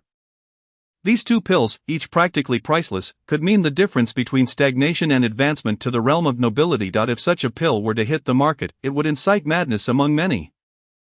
At this moment, Elder Jiang found herself quite taken with this young man, though she knew not where he hailed from. Nonetheless, a man who could produce 2 breaking realm pills for a girl was undoubtedly from a prestigious family or the illegitimate child of a wealthy man. But what does it matter? Such a young man would be admired by all. If only I were not so far removed from that age. As these thoughts coursed through her mind, Elder Jiang felt a flutter in her heart. Reminiscent of youthful infatuation, though these pills were meant for her disciple, they felt akin to a gift for herself. In the midst of her daydreaming, a younger female disciple beside her noticed the sudden change in Elder Jiang's demeanor and called out, "Elder, are you all right?" Startled from her reverie, Elder Jiang quickly composed herself, her expression regaining its usual composure. No worries, I will be in seclusion for a while over the next few days. If anything arises, you may reach out to Qingqing. By the way, inform all the disciples of Mingjian Peak that I have granted you a 5-day leave to spend time with your boyfriends. After Elder Jiang concluded, he vanished amidst the flowers in the blink of an eye, leaving the female disciple standing there in stunned silence. Had Elder Jiang mistakenly consumed something, and what of the blush on her face?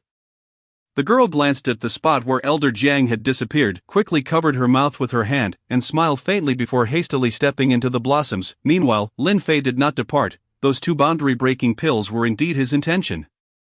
Initially, he had planned to give only one to Qingqing, considering the exorbitant value of such pills. However, upon observing that Elder Jiang had failed to ascend to the rank of Marquis despite years of effort, and sensing the elder's unstable and turbulent spiritual energy, Lin Fei surmised that Elder Jiang had been unable to find the opportunity to advance. Thus, he decided to keep both boundary-breaking pills in his storage bag.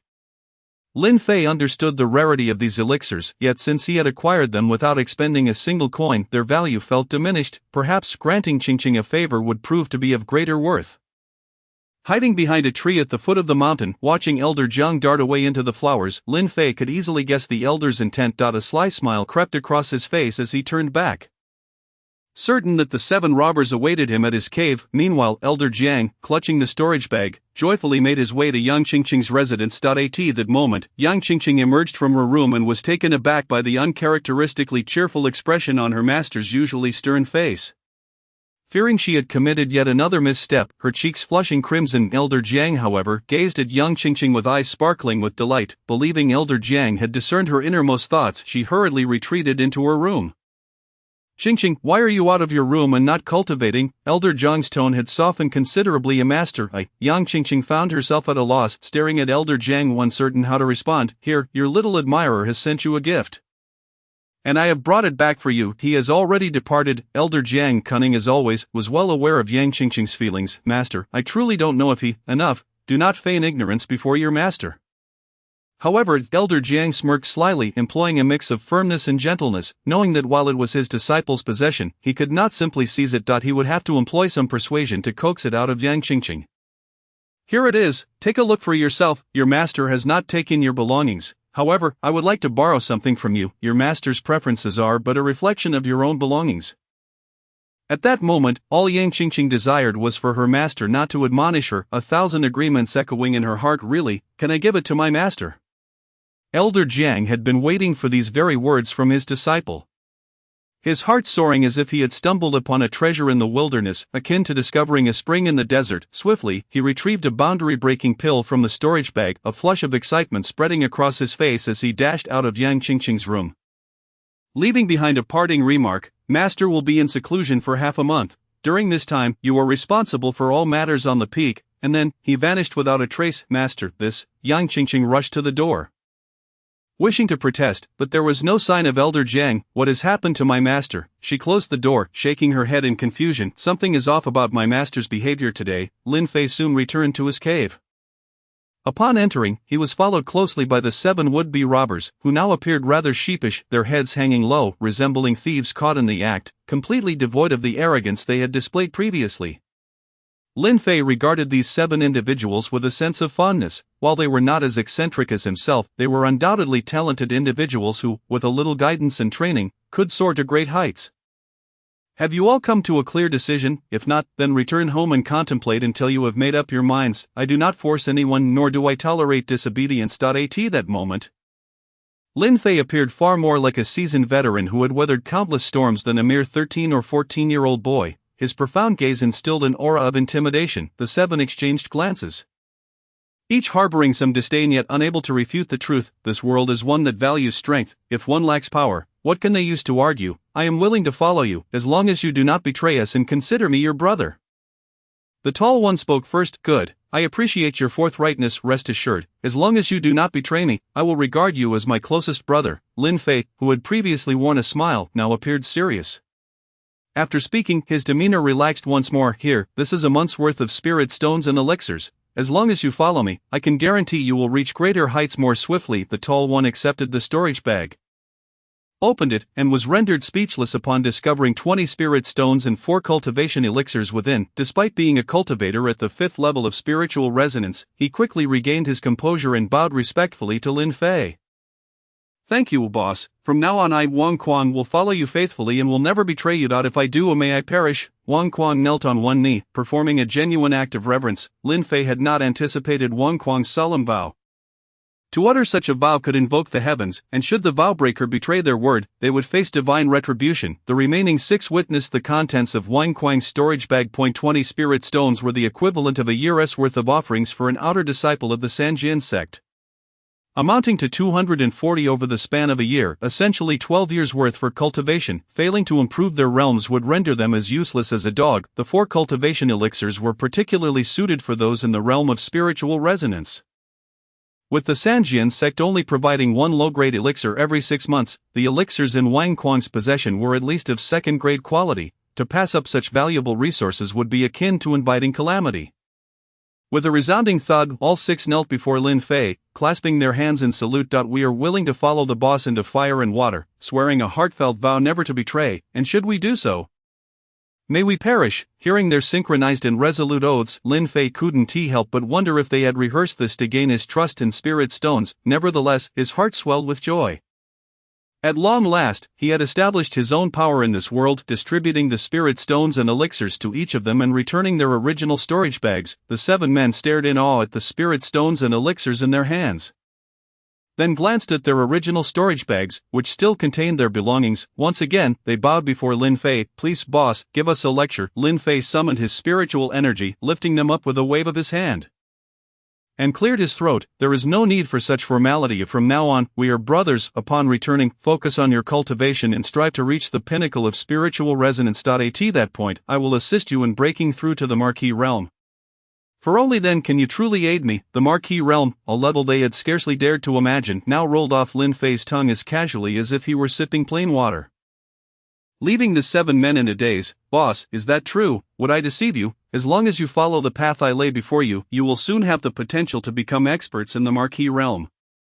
Only then will you possess the ability to assist me." Lin Fei was not exaggerating. With his current wealth, he could easily support 11 or 12 individuals to reach the Marquis realm. His priority was to elevate his own cultivation, beginning with breaking through to the 9th level of foundation establishment. In Enibong City, at the Tian family estate, an elderly man sat quietly on a jade bed in a basement. Below him, a middle-aged man stood with a bowed posture, Seemingly listening to the elder's instructions, did you say the child has reached the 6th level of spiritual resonance? The elder, despite having his eyes closed, seemed to perceive the middle-aged man's stance. As the head of the Tian family, you should understand my meaning and know how to handle this matter. Yes, grandson understands grandfather's intent. I will address it immediately. Come back, you know nothing, you cannot even handle such a trivial matter, do not trouble me.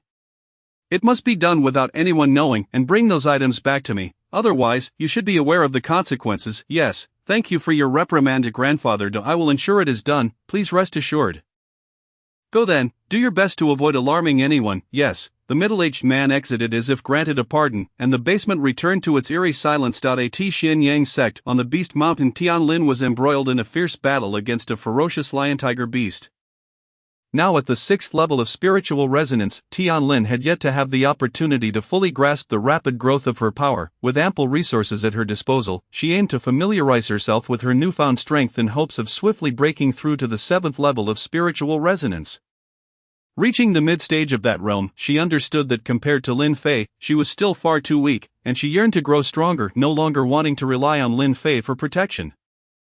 Early in the morning, upon arriving at Beast Mountain, she unexpectedly encountered a fierce lion-tiger beast. Seizing the opportunity to hone her skills, the lion-tiger beast, formidable and towering, possessed the agility of a lion and the might of a tiger, coupled with an equivalent level of spiritual resonance. Thus, during their skirmish, Tian Lin found herself barely gaining the upper hand. An hour later, Tian Lin entered a state of utter absorption, reclaiming her lost ground with each stroke of her sword.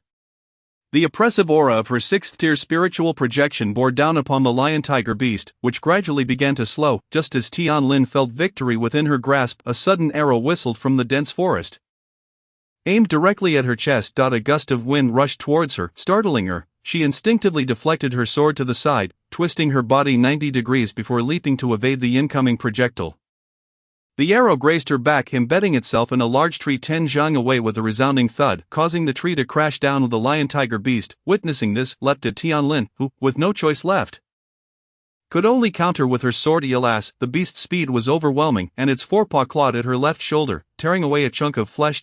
Tian Lin cried out in shock, oblivious to the identity of her assailant, and fled towards the forest beyond the demon beast mountain in panic. As soon as she departed, a masked man from the Tian family closed in. Judging by their imposing presence, they were at least 7th-tier spiritual projection experts. The 4 men, noticing the bloodstains and signs of struggle on the ground, gazed toward the forest beyond the demon beast mountain. One man shouted fiercely, "Pursue!" The 4 men, like ravenous wolves, surged forward in pursuit. As Tian Lin ran, she staunched the bleeding from her wounds. Fortunately, she had in her possession a healing pill left behind by the sovereign of the Frost King Palace. After consuming the pill, she felt her injuries begin to mend, offering her a moment of respite to ponder the nature of the arrow that had nearly claimed her life. She recalled that the Sanjian sect had no known enemies, which left her puzzled as to who would wish to see her dead. She failed to consider that the items she had unintentionally revealed from her storage pouch to Tianyan had attracted deadly attention. With someone determined to kill her, it was clear that ambush awaited on her return to the sect. Making the journey perilous, all she could do was flee desperately, seeking a place to hide and regroup. The 4 assassins from the Tian family relentlessly followed the direction in which Tian Lin had escaped. The head of the Tian family had issued a death order. They must either bring back her corpse or her living form. Most crucially, the storage pouch she carried contained a breakthrough pill, the very reason for the Tian family's ancestral patriarch's murderous intent. Thus, this pursuit would not cease until one of them lay dead. Unbeknownst to Tian Lin, she harbored doubts about whether she was being targeted for her possessions or her life. Thinking that if she could just survive this onslaught, she would be safe, little did she know that just a short distance behind her, the 4 pursuers were closing in. Lin Fei organized his 7 subordinates and appointed Wang Kuang as their temporary leader, instructing him to report any developments within or outside the sect immediately. With everything arranged and his spirits lifted, Lin Fei decided to delve into the depths of the Tian pit abyss for cultivation, hoping to break through the 9th tier of foundation building before seeking out Tian Lin to discuss the situation regarding the Tian family. Having slipped quietly out of the sect, Lin Fei vanished into the forest, heading toward the Eagle Beak Mountain. After running for a while, Tian Lin noticed that her pursuers had fallen far behind and sat down on a rock to rest and examine her wounds. She observed that her injury was beginning to heal, which eased her mind. Just as she was formulating her next steps, the sounds of pursuit reached her ears. "Quickly, she's just ahead, don't let her escape. Hurry, hurry, That voice sounded eerily familiar, and suddenly Tianlin recalled where she had heard it before. However, without hesitation, she sprang to her feet and fled toward Eagle Beak Mountain, being a girl with little experience and in a state of panic. Her movements appeared somewhat disordered, rendering her slower than her pursuers. The assassins, having come prepared and outnumbering her 4-1, felt no hesitation. The family head had ordered that they capture her alive or dead. Merely to fulfill their duty, the gap between Tianlin and her pursuers rapidly closed, and soon they spotted her weaving through the trees. With a shared glance, they split up and encircled her. Within an hour, Tianlin found herself ensnared in their trap, the four men closing in. Realizing she was surrounded, she resigned herself to sitting down, watching as the four approached step by step, her heart pounding with fear. Yet, amidst the encroaching figures, she recognized one familiar silhouette: Tian Shanghu, a distant uncle from the Tian family. It was he who had personally slain her father, Tianlin's cousin, and delivered the severed head to the family patriarch. From that day forth, Tian Shanghu had become a haunting specter in Tianlin's life, and her greatest desire was to avenge her father. His appearance today signified the Tian family's persistent obsession with her. A mere illegitimate child, and she knew they would never allow her to grow up unscathed. She had always been a shadow in the patriarch's mind, a blemish that needed to be eradicated. Tian Shanghu, remove your mask. Is the esteemed Tian family so cowardly that they require a mask to slay a defenseless woman? Are you afraid of shame or mockery? Tianlin understood that today was a battle for her life. Leaving no room for contemplation, she needed to discern the reasons behind this. You little wildflower, your father perished because of you, and you are nothing but a sinner. It would be best for you to accept your fate. Lest you stain my precious sword, Tian Shanghu sneered, discarding his mask and stepping forward, disdainfully regarding Tianlin from 5 zhang away. Justice will prevail, and heaven will judge. My parents were murdered by your kin.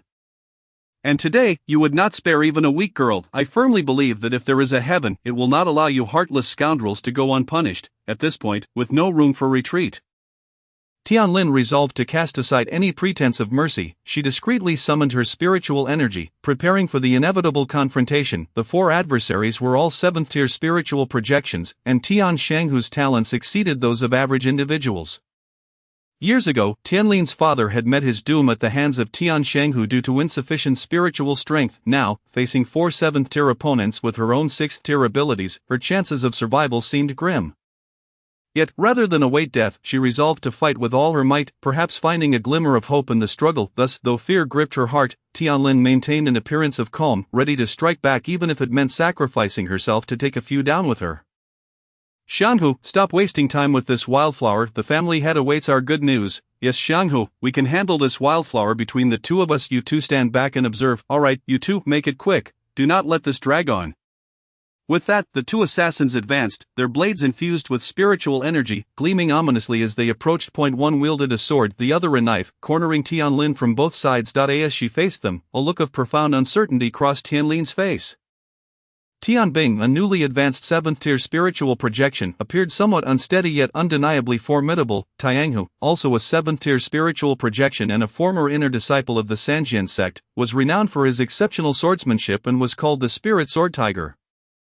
Armed with an exceptional ordinary-grade sword, he had few rivals among his peers. Kill, you wild bastard. Meet your end. The two exchanged glances and charged at Tianlin in unison. Tianlin felt as though she were a small tree in the midst of a storm. On the verge of being uprooted, the blade of Tianbing shimmered with ominous light, the spiritual energy swirling around the blade producing a thunderous crackle. With a technique named Fierce Tiger descends the mountain. He unleashed a flurry of strikes, resembling a predator that had locked onto its prey, the blade transforming into countless shadows aimed directly at Tianlin's back. Tianbing's technique was a high-tier ordinary-level sword art known as the Spirit Tiger technique, which emphasized speed and variability. As he unleashed it, the sound of thunder echoed, carrying the weight of a 7th-tier spiritual projection as it bore down on Tianlin. On the other side, Tianghu, a former inner disciple of the Sanjian sect, wielded the Heavenly Calamity Sword, a technique renowned for its combination of movement and stillness, comprising a total of 49 transformations. Each move could seamlessly transition into another, making it incredibly difficult to counter. Tianghu unleashed an attack called Meteor Shower, turning his sword into a flurry of strikes that rapidly advanced toward Tianlin. The two assailants sought nothing less than her life, leaving no room for escape. Revealing that in a large family, the collateral relatives held no familial loyalty, even less than that afforded to mere animals. Surrounded and facing a tempest of formidable spiritual energy, Tianlin felt the weight of despair pressing down on her. Yet, this was not the time for contemplation. She summoned a protective barrier of spiritual energy and executed a maneuver called plucking flowers and gathering leaves, deftly evading Tianbing's blade while targeting Tianhu from the side. Seeing Tianlin attempt to evade his blade, Tianbing twisted his weapon, the edge of the knife glinting perilously as he pursued her. Sensing the lethal intent behind him, Tianlin had no choice but to retract her attack on Tianhu and veer to the side. In this clash of titans, the combined might of Tianbing and Tianhu bore down upon her. Tianlin sought to outmaneuver her foes, but with 2 against 1 and her prior injuries still unhealed, she found herself torn apart in the maelstrom of combat. A sudden, searing pain rendered her momentarily paralyzed, though it lasted but a fraction of a second. In the realm of expert combat, speed and force were paramount. In that fleeting instant, Tianhu's blade struck her back, and feeling the fierce wind that accompanied it, she instinctively swerved left, only to find Tianbing's sword slicing down from the left, severing a piece of flesh from her right shoulder.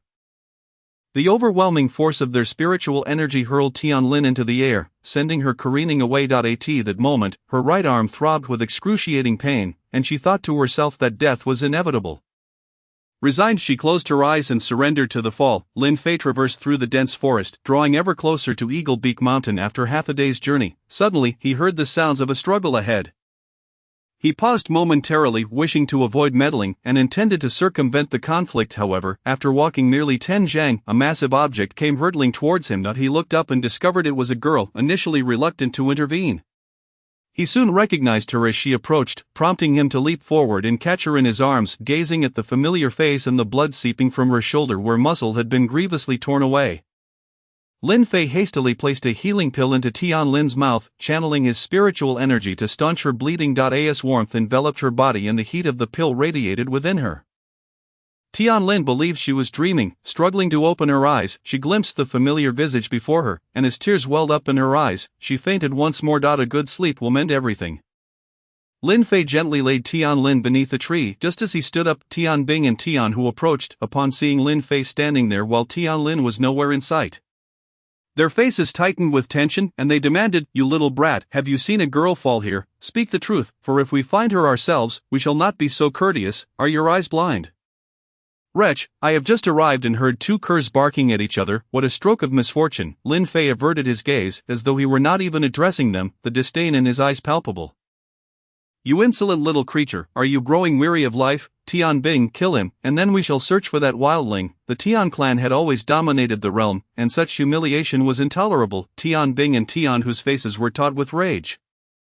Had eyes possessed the power to kill, Lin Fei would have perished 100 times over at that moment. As Tianhu finished his command, Tianbing struck with a simple move aimed at Lin Fei's neck. Exerting no real effort, after all, to them, he was akin to an ant easily disposed of without a second thought. Tianhu merely stood by, watching the assault unfold with a mocking gaze, akin to a tiger observing its prey. Lin Fei remained unmoved. At the 7th level of his spiritual manifestation, he had not shied away from combat before. If they saw death, then death they would receive like a famished tiger pouncing. Tianhu thought Lin Fei was far too weak to warrant any serious effort.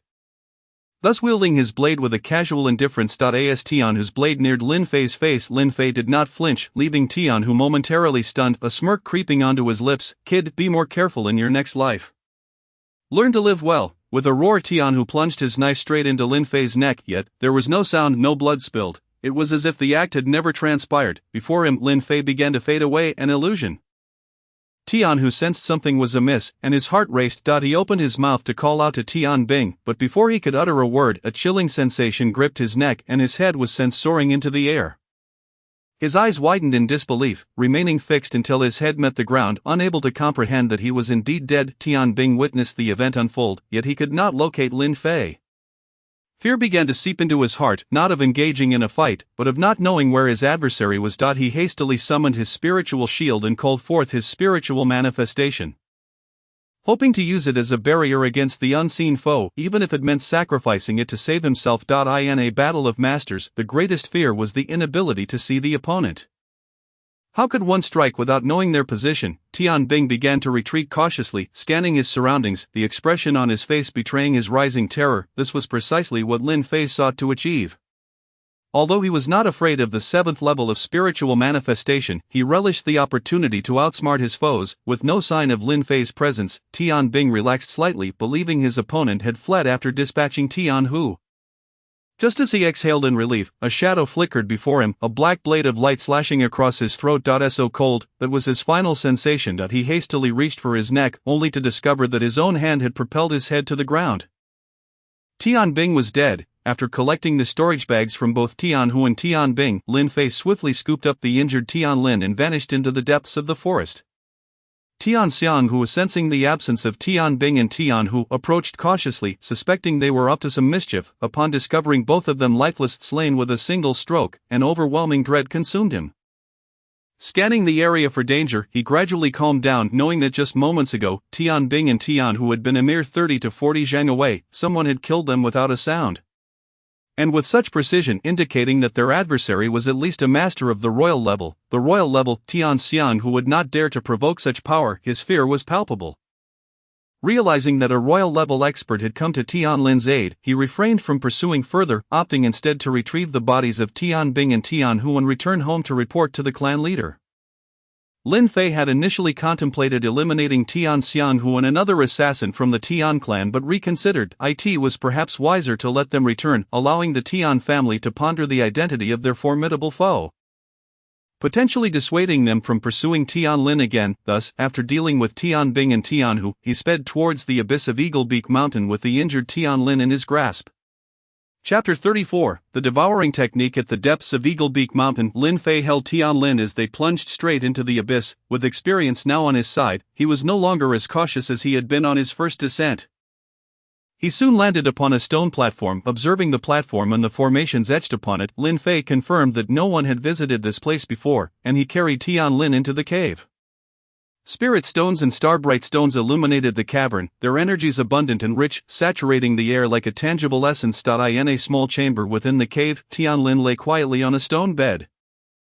Having narrowly escaped death, after a night's rest, the fresh muscle on her shoulder, where Tian Hu had severed a portion, had already begun to regenerate. It would not be long before she fully recovered.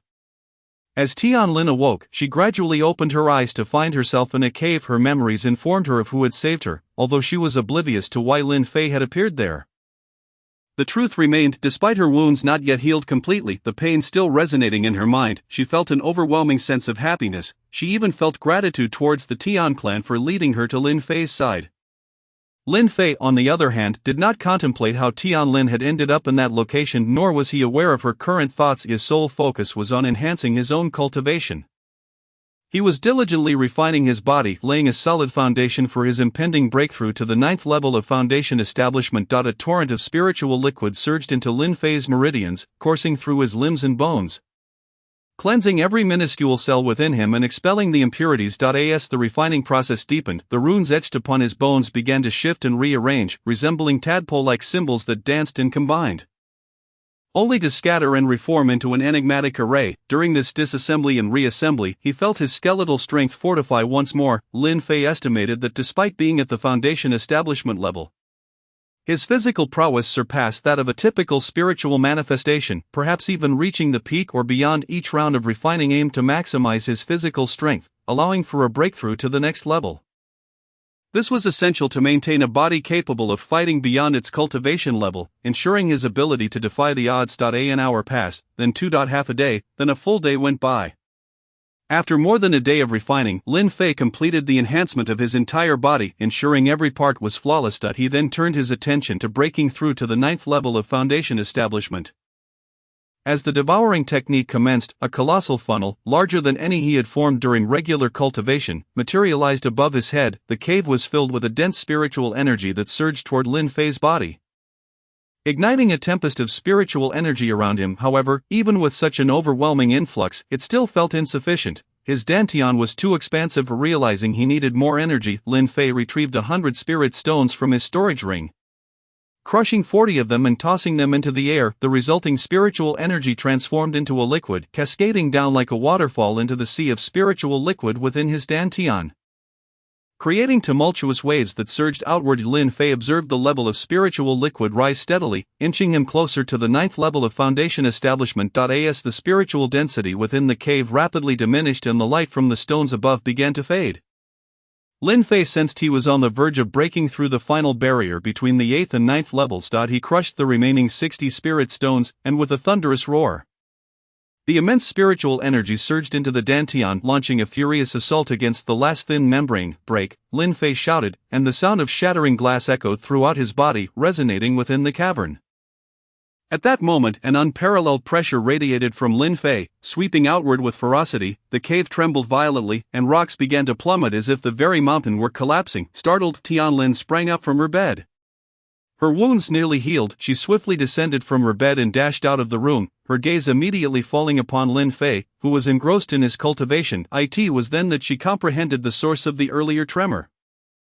A wave of astonishment washing over her. A mere breakthrough in the foundational stage could create such a colossal disturbance. One could only imagine the upheaval that higher levels of cultivation would entail. Truly, it was extraordinary. Upon breaking through to the 9th level of foundational cultivation, Lin Fei felt an unprecedented surge of strength coursing through his body, elevating both his physical form and his martial arts to an entirely new pinnacle. Most notably, Lin Fei's perception had reached a level of proficiency in its first layer. He was confident that he could now advance to the second layer of the annihilation technique. However, considering that his mastery of the first layer was still merely at the stage of familiarity, he resolved to refine it to meticulous perfection before embarking on the next layer. After absorbing a fresh influx of spiritual energy, replenishing the spiritual liquid lost during his recent breakthrough, Lin Fei began to practice the annihilation technique. Gradually, he channeled the spiritual liquid into the hidden meridians connected to his consciousness, causing the minuscule pathways to widen and thicken with the flow of energy. Drawing from his prior experience, Lin Fei found the current cultivation session significantly easier. Previously, he had only opened a single acupoint. This time, he aimed to simultaneously assault the 4 pivotal acupoints surrounding it. The annihilation technique comprises hundreds of acupoints, each serving a distinct purpose. Only by fully unlocking all these points could one genuinely reach the technique's ultimate stage. However, as the acupoints dispersed and the meridians grew increasingly delicate, some were nearly imperceptible, making their unblocking exceedingly challenging. Since the inception of the annihilation technique, no one had ever successfully opened all the acupoints to achieve the highest realm. Not even the creator of this technique, who had only theorized about the final layer without practical application due to its daunting difficulty. A slight misstep could lead to complete failure, undoing all prior progress. Thus, no one dared to take such risks. The spiritual liquid began to flow into the 4 surrounding acupoints, which acted as central supports governing the hundreds of other acupoints below. This aspect of the annihilation technique was indeed counterintuitive. Unlike typical spiritual techniques that focus on the terminal acupoints for quick results and ease of cultivation, the annihilation technique blossomed from the center, radiating outward. This foundational approach fundamentally stabilized the essence of one's spirit, allowing for ascension to greater heights. With utmost caution, Lin Fei advanced step by step, each acupoint becoming increasingly vivid in his awareness. At that moment, he resembled a deity, overseeing everything beneath him, breaking through the cocoon encasing him. The spiritual liquid moved like sentient tendrils, delving layer by layer, cleansing and reinforcing, repeatedly purging impurities until the acupoints gleamed with a newfound brilliance, as if reborn. With all 4 acupoints successfully unblocked and the cleansing complete, Lin Fei opened his eyes, immediately sensing a revitalized world around him. The landscape appeared more intricate and nuanced than ever before. He could even perceive the spiritual energy in the air swirling around him, enough to isolate it from the atmosphere. Having entered the fine-tuning phase of the annihilation technique, Lin Fei rose and, upon suddenly spotting Tianlin, felt a rush of warmth to his cheeks, hastily diverting his gaze deeper into the cave. Noticing Lin Fei's unusual demeanor, Tianlin instinctively checked herself, initially fearing she had donned the wrong attire. Upon confirming that all was well, she relaxed. Lin Fei, meanwhile, regained his composure, having inadvertently glimpsed something within Tianlin's dantian that he ought not to have seen. Unbeknownst to him, his heightened consciousness allowed him to discern the trajectories of others' spiritual energy. In disbelief, Lin Fei cast his awareness upon Tianlin once more, affirming the truth of his perception. What a remarkable place this is! To be saturated with such dense spiritual energy. Tianlin gazed at Lin Fei, never having encountered a location so rich in spiritual essence, even within the most revered cultivation grounds of her sect. The energy density paled in comparison to this sanctuary. This is my cave abode. If you find it appealing, you are welcome to return here to cultivate often. Lin Fei smiled, his eyes sparkling as he regarded Tianlin, who radiated a breathtaking beauty that left one breathless. Fortuitously, Lin Fei's resolve was strong. Otherwise, he might have been ensnared by her allure. Is that truly permissible? Tianlin questioned, her disbelief evident as her eyes flickered like stars in the night sky. When have I ever spoken falsely? Lin Fei replied, continuing deeper into the cave. Tianlin followed him, her eyes wide with wonder as she observed the cave's surroundings. Look, there are several rooms here, we can invite more people to cultivate. This spiritual vein is in its growth phase, capable of enabling more than 10 individuals to reach the realms of spirit manifestation or nobility. A spiritual vein, no wonder the energy here is so abundant. How did you discover this? Tianlin finally grasped the reason for the extraordinary spiritual density, her eyes reflecting her astonishment once more. Spiritual veins are treasures meant for sex alone, yet here you are, possessing a complete spiritual vein all to yourself, Lin Fei explained, recounting the events that led him to this discovery after departing from the Celestial King's palace. As he narrated his experiences, Tianlin's expression shifted in tandem with the unfolding tale.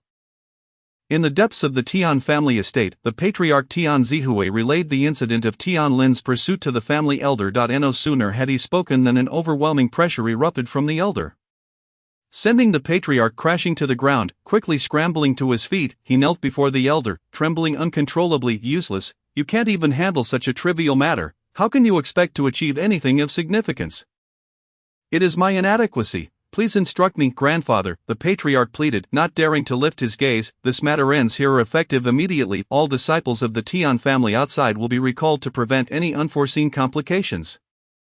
Yes, grandfather, I shall attend to it at once. With that, the patriarch rose, bowed his head, and swiftly exited, shutting the door behind him as he vanished into the depths of the estate. The elder merely lifted his gaze slightly before closing his eyes, descending into silence once more, and the underground palace returned to its stillness. Familiar with her surroundings, Tianlin settled into a position and commenced her cultivation, with aspirations to attain the 7th level of spirit manifestation. Although she had advanced from the 2nd to the 6th level in under a month, thanks to the miraculous properties of the 7-seed golden heart lotus, her cultivation bore no flaws. Now, with her innate physique having been optimally transformed, Tianlin's cultivation potential had risen to that of a demigod, placing her amongst the most prodigious beings on the continent. As her cultivation neared the 7th level, she sensed a breakthrough was imminent, and thus she resolved to seize the opportunity presented by the rich spiritual energy within this cave. Observing Tianlin as she cultivated, Lin Fei noticed her rapidly approaching the 7th level of spirit manifestation. Consequently, he positioned himself a distance of 20 zheng away to acclimate to his newfound realm. At that moment, Lin Fei sensed a subtle movement from the divine cauldron atop the mountain, followed by a series of characters manifesting within his consciousness. The world is a cauldron, and all things are its broth. The cauldron encompasses yin and yang, achieving divine prowess. Ingest the universe, assist me in becoming divine. Then, a complex array of symbols began to shift and rearrange within his mind, unveiling an entirely new technique, the Devouring Heaven technique. Gazing at the intricate script forming this new martial art, Lin Fei's expression transformed from confusion to astonishment, ultimately settling into disbelief. This technique was astonishingly powerful. Once mastered, it would allow him to absorb all things, refining them within the divine cauldron into his own spiritual liquid and energy, thereby restoring and augmenting himself until he became a deity in his own right. At that moment, Lin Fei's emotions were tumultuous, contemplating the myriad feelings his master, Lu Wuqiang, must have experienced when entrusting him with this divine cauldron. The devouring technique truly is a blessing from the heavens.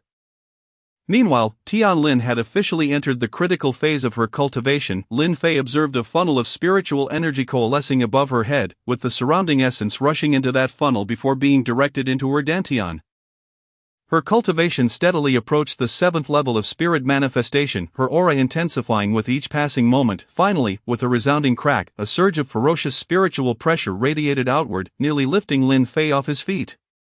Realizing that Tianlin had officially broken through to the 7th level of spirit manifestation, Lin Fei couldn't help but smile. Determined to practice the new technique, he began to channel the devouring principles, altering the flow of his spiritual liquid. As the energy pathways gradually opened, Lin Fei noticed previously unattainable materials from the air beginning to enter his dantian's divine cauldron, where they would be refined and purified into pristine spiritual liquid. What a marvelous technique! If I can absorb the spiritual energy from others or even beasts, I shall never lack for resources, Lin Fei mused, a grin spreading across his face once more. Chapter 35, Mysterious Treasures. After a day and night of cultivation, the devouring technique finally reached the introductory stage. Now Lin Fei could draw usable energy from the air into his dantian by invoking the technique's mantra, allowing the divine cauldron to refine and compress it into his own pure spiritual liquid. Tianlin's spiritual manifestation at the 7th level has finally stabilized. Lin Fei estimates that within a short span of time in this cave, Tianlin's cultivation could reach the pinnacle of spiritual manifestation. If she were to utilize the boundary-breaking pill, it is likely that within 6 months she would ascend to the realm of nobility, becoming a formidable power in this world. At present, Lin Fei's concern lies solely with Yang Qingqing, whose cultivation remains comparatively low. He indeed wishes to bring her over, yet the thought of her master, Elder Jiang, brings him great apprehension. Would he grant permission? This conundrum occupies Lin Fei's mind deeply. Another day passes, and Lin Fei confirms that his swallowing technique is functioning well. He then discusses his plans with Tianlin and decides to venture out of the cave alone. His target is the blood jade wolf spider. He aims to eradicate it completely and transform the opposite cave into his stronghold. Upon exiting the cave, he swiftly disappears into the depths of the sinkhole and makes his way towards Yingzue Mountain.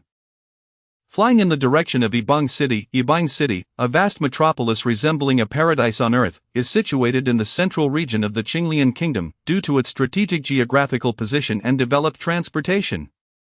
It has blossomed into the second largest city, following the capital. As Lin Fei strolls along the bustling streets of Yibang City, observing the ceaseless flow of pedestrians and the incessant calls of merchants, he is once again reminded of another continent. A wave of melancholy washes over him, for there lie his parents, whom he cannot protect. Although leaving home was not a deliberate choice, the reality remains that he is now alone in a world devoid of kinship, rife with bloodshed and slaughter. He cannot help but ponder the purpose of all this. Is it the will of heaven, a cruel twist of fate, or a necessity of this world, or perhaps he is inherently a part of this realm, merely born by some twist of destiny in the other world? Is there someone in this world he must protect and cherish, like Yang Qingqing, Tianlin, or perhaps an yet to be revealed individual? What is the purpose of his existence in this life? Is it to kill, to protect, or to love, or could it be a blend of all three, interwoven in a cycle of cause and effect? Lin Fei is perplexed, for his time in this world has been too brief. In comparison to his current foundational cultivation lifespan, a few months are but a mere drop in the ocean. Perhaps all questions must be surrendered to time, which alone can validate and elucidate everything.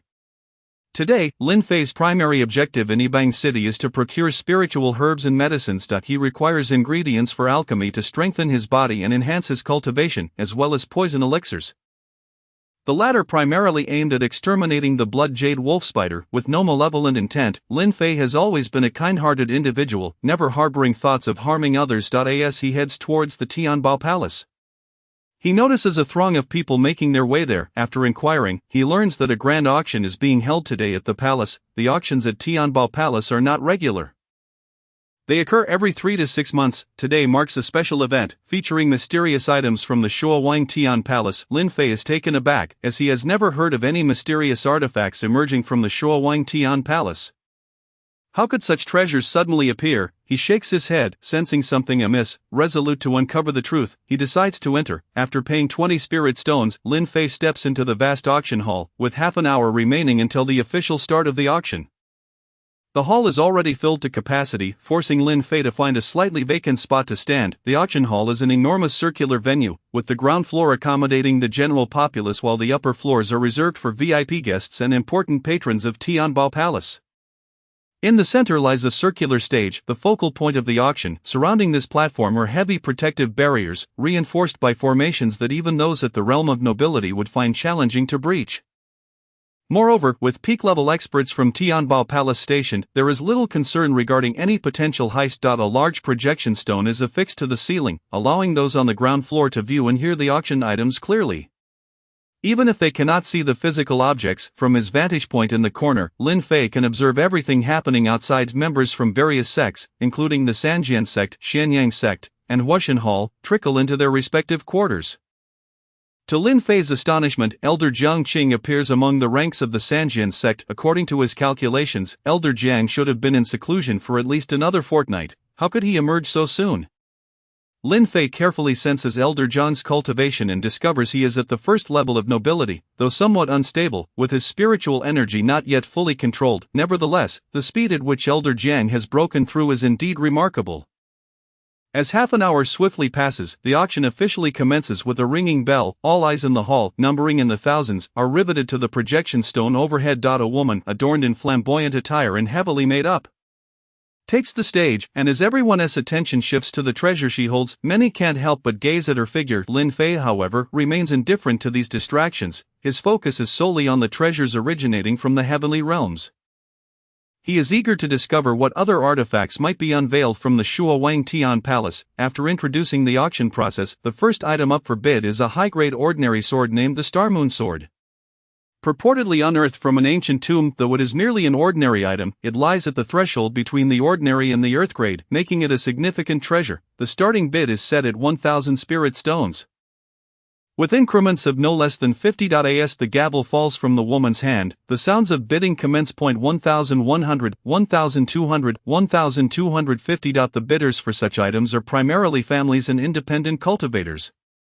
Leading to an active competition, the price swiftly escalates to 2,000 spirit stones, beyond which the bidding begins to dwindle. Ultimately, the sword is claimed by a solitary sword cultivator, who vanishes from the auction hall with a sense of caution.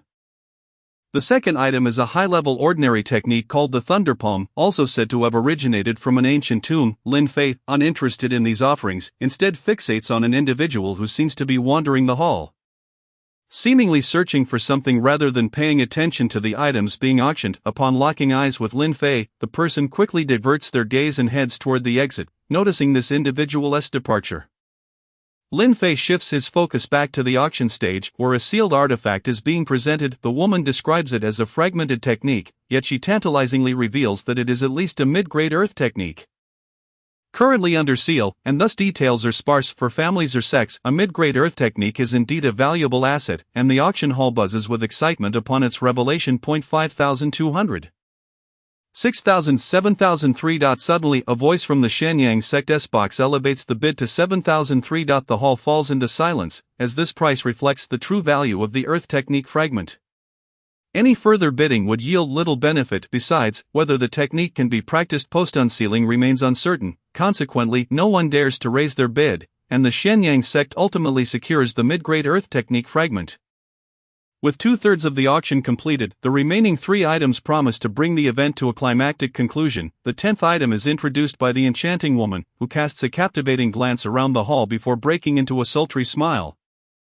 Instantly drawing everyone's attention, the 10th treasure is revealed as she unveils a jade box, covered by a crimson cloth. Slowly, she removes the cloth, revealing a spiritual herb that has matured for 3,000 years. The name of this herb is drawn out dramatically, heightening the anticipation of the audience. The herb is identified as the blood red lingji. Upon hearing this name, the crowd's interest ignites fervently. The rarity of the blood red lingji cannot be overstated. Even a 500-year-old specimen is seldom encountered. Its properties are immensely beneficial. Not only does it aid in body refinement and healing, but it also significantly increases lifespan. A 500-year-old specimen can extend a practitioner's life by 10 years. While a 1,000-year-old one may grant 50 additional years, the current 3,000-year-old blood red lingji could potentially augment a practitioner's life by 100 years or more. The importance of longevity for cultivators is undeniable. Akin to the elder of the Tian family, who, unable to break through his cultivation level, languishes in seclusion, should he acquire such a blood red lingji, extending his lifespan by 100 years or beyond. Innumerable possibilities could unfold in that time. Thus, the mere prospect of the blood red lingji awakens a fervent desire in everyone present. Every family has its elders, and the longer their lifespans, the more authority and status they hold. Given its rarity, the starting bid for the blood red lingji is set at a staggering 100,000 spirit stones, with increments no less than 1,000. As the beguiling voice of the woman faded, the head of the Tian family, Tian Zihui, was the first to assertively declare, "I bid 150,000. Tian Zihui, you believe you can secure the Qi Shui Lingji with 150,000 spirit stones? Dream on, I bid 110,000, came the voice of Li Wanliang, the patriarch of the Li family. The Tian and Li families were not on good terms, so upon hearing Tian Zihui's bid, Li Wanliang could not resist interjecting. Li Wanliang, spare me your theatrics. Do you think I, Tian Zihui, am intimidated by you? You bid 110,000, I shall counter with 120,000. No sooner had Tian Zihui made his declaration than another voice chimed in. 115,000, 117,000. Soon, more participants joined the fray, causing the price of the Qi Shui Lingji to soar, ultimately reaching the staggering sum of 240,000. For a family, 240,000 was nearly equivalent to a year's yield. Consequently, as the price escalated, the number of bidders dwindled. Leaving only the Tian and Li families in contention. 245,000, the head of the Tian family was willing to go all out for the sake of his ancestors' longevity. Li Wanliang, seemingly aware of Tian Zihui's desperation, cunningly remarked, 248,000. Tian Zihui felt as though his heart were bleeding, had it not been for the setting of the Tianbao Palace. He would have wanted to storm over and slap him a few times, yet feeling powerless, he grit his teeth and shouted 250,000. After his declaration, no further bids followed, and ultimately the Tian family secured the Qishuelingji for the price of 250,000 spirit stones. Li Wanliang was elated, having dealt a blow to the Tian family while incurring no loss himself, a true instance of killing two birds with one stone. Shortly thereafter, the transaction was completed, and the head of the Tian family, upon acquiring the Lingji, promptly exited the auction, for their financial resources were limited, and remaining there would serve no purpose. The next item was a piece of armor, classified as a low-grade treasure. Notable for its remarkable defensive capabilities, ultimately this artifact was purchased by the Fire God Palace for 120,000 spirit stones. The final item was the Pi Ce det Resistance. With everyone eagerly awaiting its revelation, as the alluring woman slowly unveiled the object draped in red cloth, a rusted square artifact emerged before the crowd. This was a treasure that had emerged from the Shuawang Tian Palace. However, it was ensconced in a thick layer of an unknown protective material that rendered it impervious to swords and blades, and it was also imbued with a formation, leaving its contents a mystery. Nevertheless, based on my palace's assessment, the object within should be at least a high-grade treasure. Thus, as the grand finale, I present it to you all, as well as to the one deemed fated to possess it.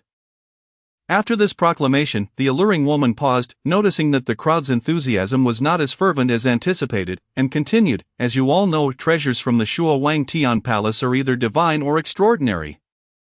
Thus, I am confident that the one who acquires this will be the true victor of today's auction. The starting bid for this treasure is 100,000 spirit stones, with increments of 500 spirit stones.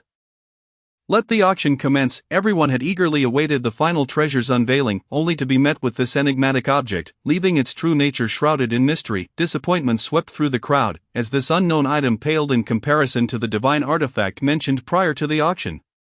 The initial bid was made, yet no one was willing to raise their offer, plunging the scene into an awkward silence. Lin Fei, standing in the corner, felt a tremor from the divine ding upon the artifact's revelation, indicating its intriguing nature. How interesting. Lin Fei smirked that he was in no rush, consuming a disguise pill and donning a mask before stepping out into the hall, his gaze fixated upon the treasure, with it being the final item and no one bidding.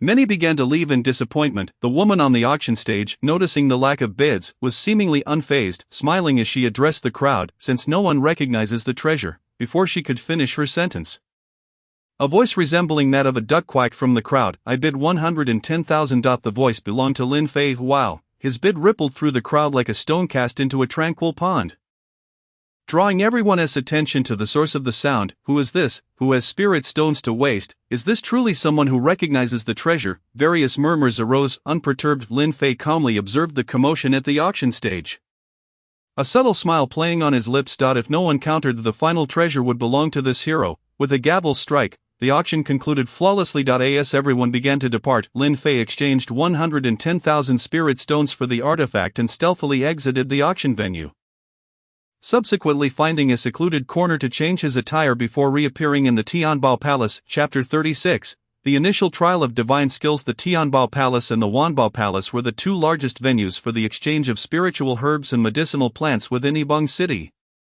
collectively overseeing 90% of the trade in spiritual herbs and pills within Yibang City and even the central region of the Qinglian Kingdom. Additionally, there was the sporadically open black market on the eastern outskirts. Among these three locations, Tianbao Palace was the most expansive, featuring the widest variety of spiritual herbs. Of course, items available for trade also included techniques and spiritual artifacts. Each venue had its own distinct characteristics. The black market, in particular, was a melting pot of individuals, with authenticity being a toss-up, and traders often disguised themselves or wore masks to conceal their identities. Consequently, buyers assumed full responsibility after transactions, making it exceedingly difficult to guarantee authenticity. However, due to the lower prices, some treasure seekers and those financially constrained enjoyed exploring this locale, occasionally yielding fruitful results. Lin Fei intended to concoct a type of poison pill known as the Chuanqin San. specifically designed to target poisonous beasts. Naturally, such pills could also be exploited by unscrupulous individuals seeking to plunder. Thus, the sale of poison pills was prohibited in the market, and the Pill Association forbade their concoction. The Chuanqin San required a rare poisonous herb called Chuanqing Duanhan Chao, known for its extreme toxicity. Merely coming into contact with its juice would corrode human skin, allowing the venom to infiltrate the body and induce poisoning. Therefore, harvesting this herb necessitated the use of specialized protective gloves. Due to the herb's limited demand, few dared to collect it, making it exceedingly rare in the market. Upon entering the trading market of Tianbao Palace, Lin Fei felt as though he had stepped into a vast plaza, capable of accommodating thousands. At that moment it was bustling with activity, with practitioners frequenting the venue. The goods offered were diverse. One could procure anything related to cultivation. For a nominal fee, individuals could also sell their herbs, with costs determined by the quantity of items traded, which was quite reasonable. Moreover, transactions here were secure, alleviating concerns about theft, thus making it a favored location for commerce. Resulting in a thriving business environment, Lin Fei navigated through the crowd, his gaze sweeping over the stalls, yet he found nothing of particular interest or the herbs he sought. Just as he was about to venture to the market managed by Tianbao Palace, a familiar figure caught his eye. Wasn't this the individual he had seen at the auction? What could they be doing here? Lin Fei felt a twinge of curiosity, sensing that this person had been shadowing him. Just as he pondered this, the figure abruptly vanished from sight. Have they fled? Lin Fei shook his head, dismissing the thought as he moved on. The trading area of Tianbao Palace was significantly more crowded than the outside stalls, and the inventory was more comprehensive, with each herb clearly marked with its age, effects, and other essential details. However, compared to outside, the prices were considerably higher. Many preferred shopping here due to the assurance of authenticity, even if it meant spending a bit more spirit stones for peace of mind. Lin Fei was attended by a voluptuous woman with striking features, exuding a sensual allure that would appeal to muscular men.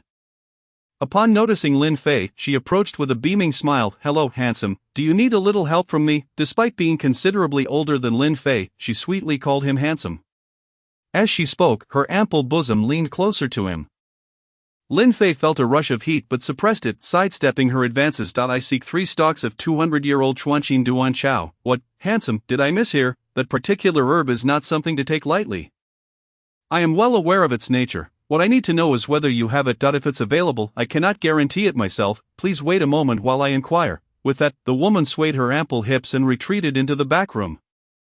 Lin Fei paid her little mind. In business, one must accept the terms of engagement, and there is nothing that cannot be resolved with money. This principle holds true in any world. As he watched her disappear into the room, Lin Fei resumed browsing the other items. Within half an hour, an elderly man in his 60s emerged, accompanied by the woman, and they approached Lin Fei directly. The elderly man scrutinized Lin Fei with a piercing gaze, his eyes darting around before he jovially addressed him. "Young sir, please follow me. Our esteemed elder has summoned you." With that, he gestured for Lin Fei to proceed. A quick glance at the old man revealed a cultivation level of 6 in the spirit resonance realm, neither high nor low, indicative of someone who had likely lingered at this stage for a considerable duration. Struggling to advance further due to innate limitations, walking ahead, Lin Fei displayed no sign of hesitation, moving as casually as if he were on a leisurely stroll. Observing Lin Fei's demeanor, the old man privately marveled.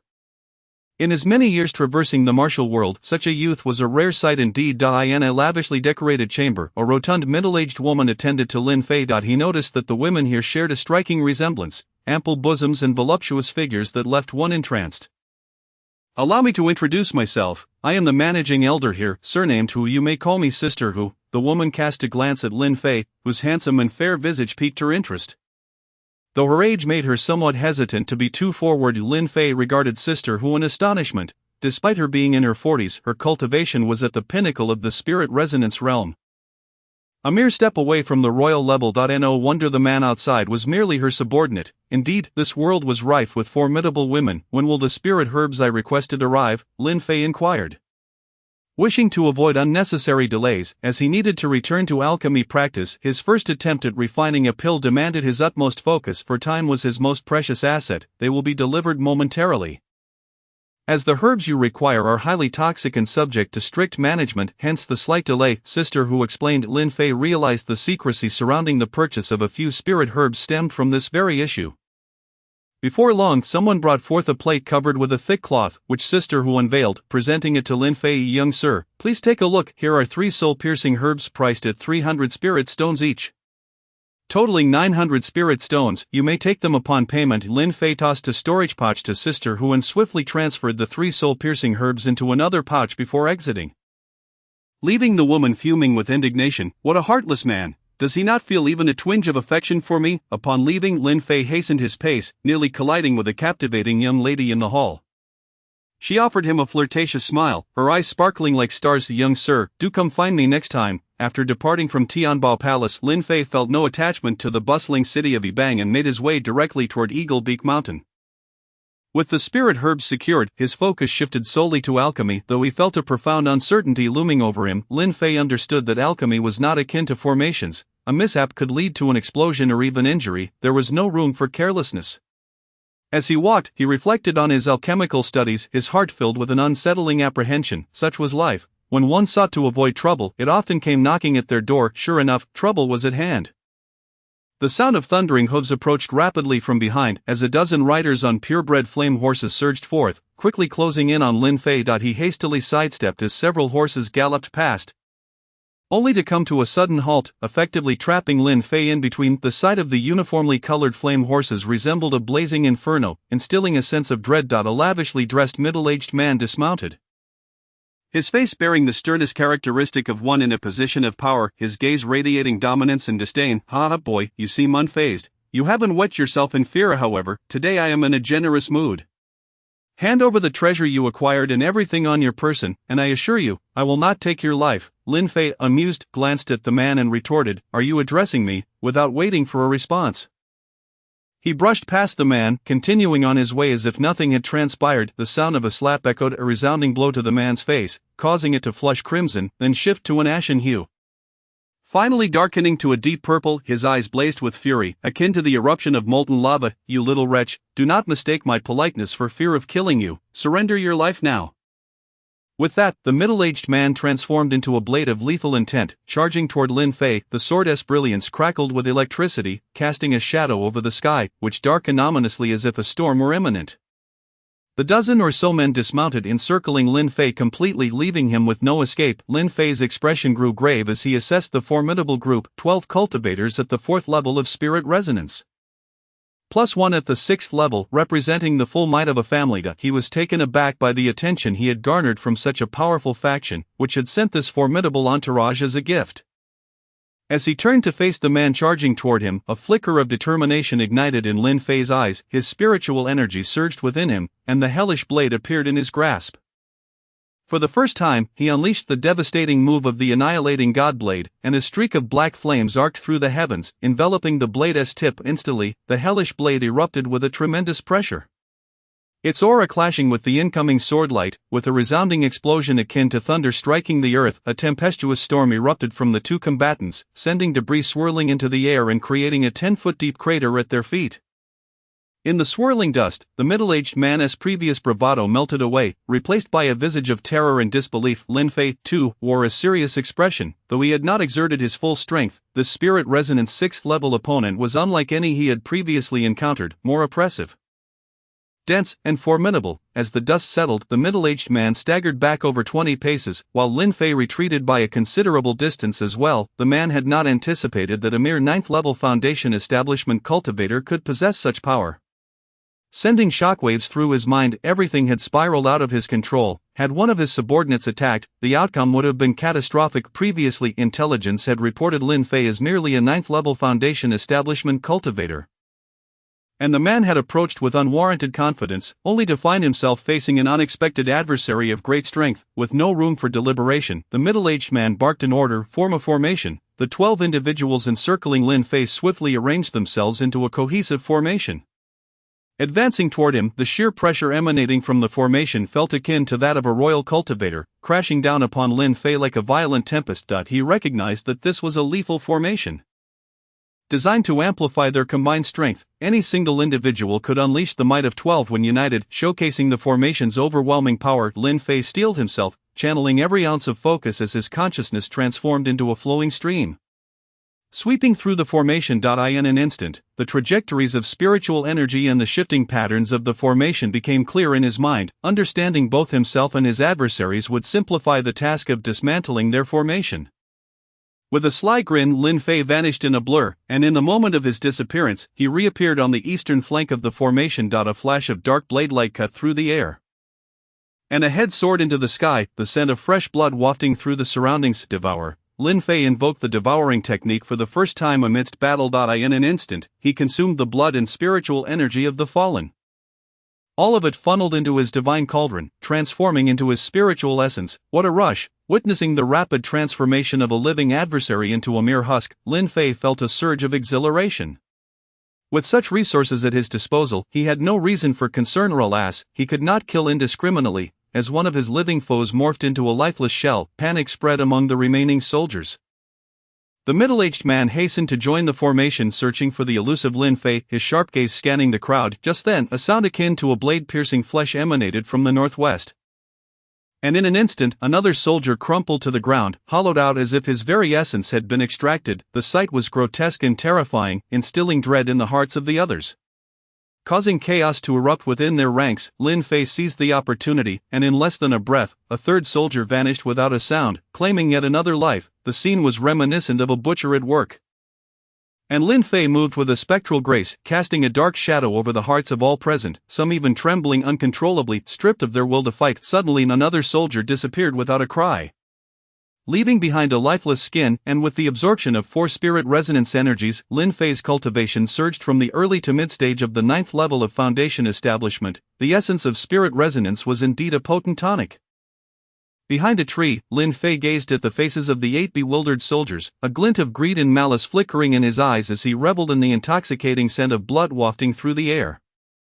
A primal, beast-like hunger began to swell within him, and as he savored the coppery aroma, he couldn't help but feel the allure of the devouring technique, which seemed to plunge him deeper into madness, unwittingly leading him to the precipice of insanity. In his gaze, encompassing the middle-aged man, 9 individuals appeared akin to delectable treasures, continuously rolling with surging spiritual energy, eliciting a ravenous desire. Lin Fei's eyes glimmered with an insatiable greed.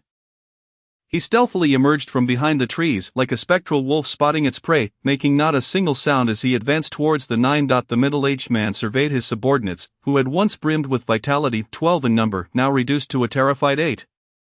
A deep sense of reluctance gnawing at his heart, yet, such is the unforgiving nature of reality, the once unwavering confidence of certain victory had dissipated, leaving him bereft of any advantage in his current predicament. The enemy remained obscured. Despite his 6th layer spiritual manifestation, he could not perceive the existence of a weakling at the foundational realm. Nevertheless, he was acutely aware that the adversary had been eyeing them with predatory intent. Even the slightest lapse would signify yet another disappearance. As time wore on, his subordinates exhibited increasing tension and fear. Some had reached their breaking point, even resorting to rash actions, which he managed to quell just in time. For the consequences could have been dire. Retreating, or rather fleeing, he sighed in resignation. Rear became front, and front became rear, each step back taken with great reluctance. The combination of fear and uncontrollable emotions left him with no choice but to select the final path, withdrawal. This was the most humiliating defeat the middle-aged man had ever faced, rendered helpless against a mere foundational realm weakling, and utterly vanquished, a disgrace, the greatest and most lamentable disgrace of his life. If he did not eliminate Lin Fei, the shadow it cast would haunt his cultivation forever. Should word of this incident spread, he would become the laughingstock of the entire Lord's Manor and the people of Jibang City. Never able to lift his head again, however, faced with his current situation, he found himself powerless. Retreat was inevitable, regardless of how bitter the fruit he was forced to swallow. The 9 retreated slowly, their fearful gazes scanning their surroundings, each heart racing to their throats, every step feeling as heavy as 1,000 pounds. This was precisely what Lin Fei desired. His avarice was palpable, and in the fleeting moment that his figure vanished like a wraith, a soldier succumbed without uttering a sound, gradually shrinking until reduced to a lifeless shell on the ground, the entire process nearly devoid of noise. The potent scent of blood surged like oil on flames, further igniting Lin Fei's insatiable desires. The crimson light in his eyes intensified as he began to transform into a relentless killing machine, just as he launched another assault on a soldier. A sudden, clear chiming sound resonated in his mind. Ding! The crisp chime rang like thunder, echoing from the depths of his soul, jolting Lin Fei into a momentary stupor, compelling his body to halt involuntarily. The red glow in his eyes fading with the sound of the bell, Lin Fei emerged as if pulled from a pond, drenched in sweat. Upon regaining his senses, he gazed at the 8 individuals who were retreating. No longer pursuing but instead withdrawing to collect the storage bags of the 5 deceased, exiting the battlefield and hastening towards Eaglebeak Mountain. Along the way, Lin Fei recalled the events that had transpired.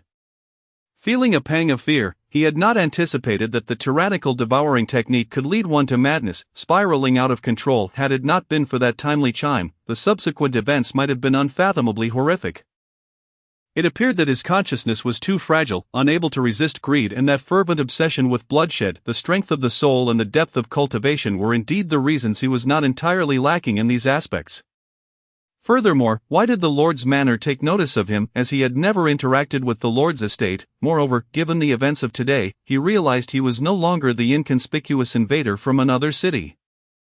Additionally, why did that middle-aged man desire the artifact he had acquired? What exactly was the artifact he had obtained? Through reflections on his entry into the Three Swords sect and the subsequent events, Lin Fei began to piece together the puzzle in his mind. A complete image gradually formed within him, concerning the various families, the Lord's manor, and the various sects, with him seemingly becoming the sole focal point amidst it all. Upon witnessing Lin Fei's safe return to the Abyss Cave, Tian Lin, like a long-lost lover, bombarded him with questions, leaving Lin Fei feeling quite flustered. After much effort, he managed to send Tian Lin away and retreated into a small room at the back of the cave. Opening a concealed door, the dragon guarding Cauldron, one of the most renowned alchemical furnaces from ancient times, had vanished during a fierce battle, never to be seen again for over 10 millennia. Since then, it had been believed that the Cauldron had been destroyed during that conflict. No one ever considered that such a heavenly artifact would end up in Lin Fei's hands by sheer coincidence. All the spiritual herbs were prepared and set aside as Lin Fei calmed his mind and concentrated deeply. He was about to concoct the most ordinary gathering chi pill, yet he approached it with utmost seriousness. Unwilling to let his guard down, after all, this was his first attempt at alchemy in his life. While success or failure was not of paramount importance, he fervently hoped to achieve success this time. The most crucial aspect was the victory of the mindset. Following the steps of alchemy, cleaning the furnace, warming it, adding herbs, removing impurities, condensing the pill, Lin Fei proceeded meticulously and cautiously. After cleaning the cauldron, he infused his spiritual energy into it. And soon, golden red flames erupted, dancing along the walls of the furnace under his control, the temperature rising rapidly. Upon reaching the requisite temperature, he added the necessary spiritual herbs according to the recipe. Before long, the herbs dissolved, transforming into various liquid essences. The fragrant aroma of the herbs began to waft through the air, intoxicating and delightful. Lin Fei's consciousness delved into the dragon guarding cauldron, monitoring the changes in each herb while manipulating the flame to decompose impurities and toxic components. Reorganizing the beneficial elements of the flames dance like sentient beings, shifting in form and temperature under Lin Fei's command. He resembled a master artist orchestrating an army, his consciousness extending like delicate tendrils, fluttering gracefully among the flowers. An hour swiftly passed, and as he entered the critical phase of condensing the pill, Lin Fei was drenched in sweat. His initial foray into alchemy had pushed his consciousness to its limits. Yet, he could not afford to give up. He gritted his teeth and shouted, "Condense!" He struck the cauldron with his hands, and the flames coalesced into a dragon, enveloping the pill within, just as hope seemed imminent. Lin Fei noticed a subtle anomaly in the enveloped liquid. Alarmed, he quickly withdrew his consciousness, and in an instant, boom, a plume of black smoke erupted from the cauldron, signaling the failure of his first alchemical attempt.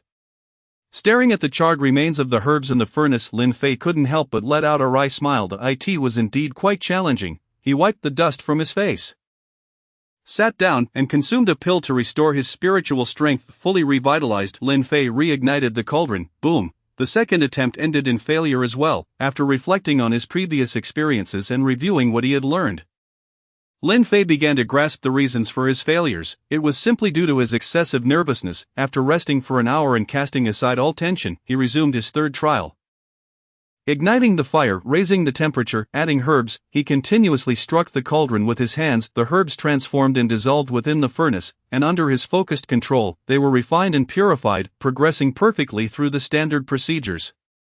As he approached the condensation phase, the fragrant aroma of the herbs filled the alchemy room, and Lin Fei commenced the pill formation. He meticulously controlled the furnace's temperature, determined not to allow a third failure. Condense, Lin Fei bellowed, his spiritual power shaping the pill. The flames gently enveloped the herbs, and gradually the pills began to take form, their fragrance intensifying, signaling that the moment of truth was near. Form, Lin Fei shouted once more. And the cauldron resonated with the delightful sound of rolling pills. Opening the cauldron, 10 gathering chi pills lay quietly within, resembling 10 small round children. Lin Fei wore a gleeful smile on his otherwise dark face.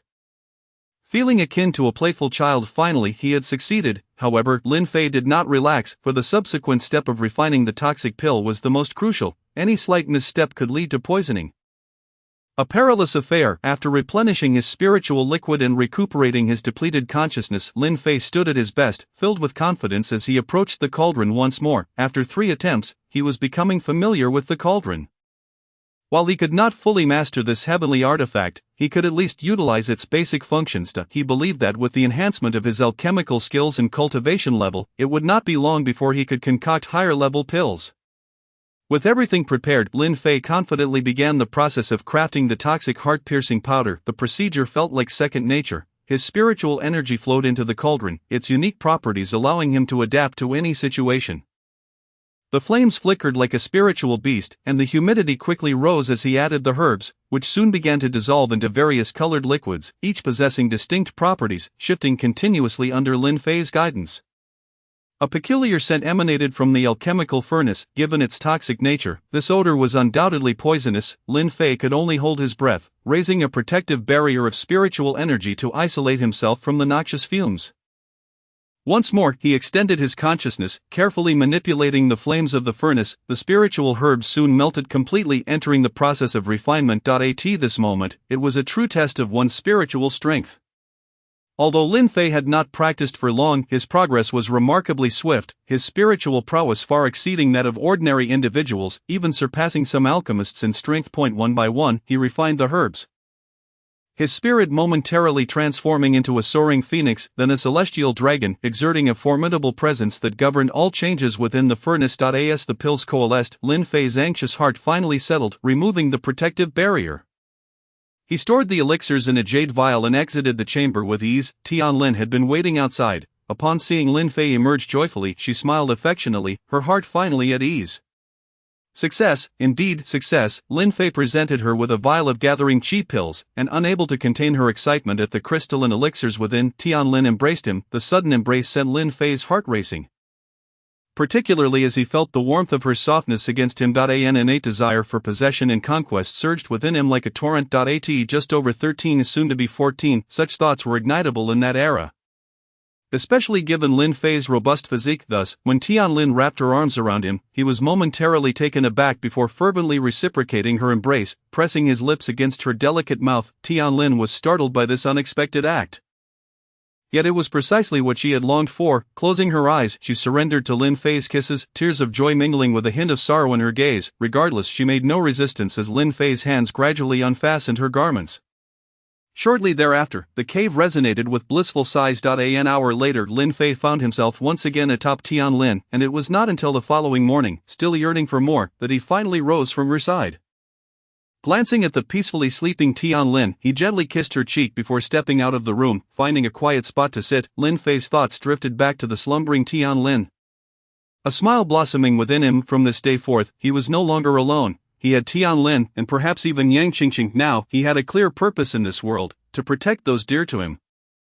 Suddenly, Lin Fei felt a shift in his cultivation level. Just yesterday, he had been at the mid-stage of foundation building, yet now he had ascended to its peak, however, with the tasks ahead weighing on him. He suppressed his elation, first needing to recover from the previous night's exertions to reach his ultimate potential before confronting the blood jade wolf spider's lair. Chapter 38, Tianlin's heritage seated.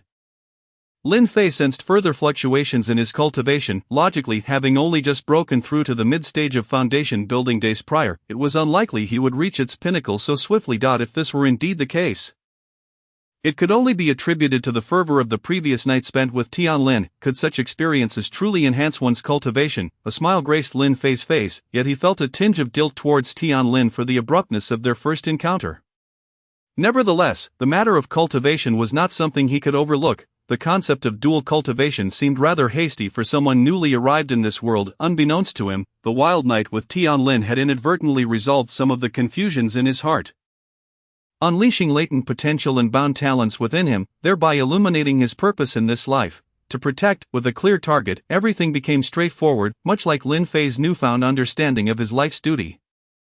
Thus, his path forward was singular. To grow stronger and ultimately become an indomitable force, the most formidable power lies in the invisible. Only by becoming the strongest could he ensure that his family and loved ones would no longer suffer indignities or oppression. As the celestial devouring technique activated, the cave's spiritual veins released an abundance of spiritual energy, flooding into his dantian, cleansing and fortifying its strength. Upon reaching the 9th level, Lin Fei noticed the mist surrounding his dantian receding further. Expanding the clarity of his internal space, shadows of distant mountains began to take shape around his dantian, while a vast expanse of flatlands emerged in the ocean of his dantian. If this land were to solidify, would it not give rise to spiritual flora and living beings? Moreover, would the skies above his dantian not manifest their own stars and moon? Lin Fei was uncertain of the ultimate form this newly created realm would take.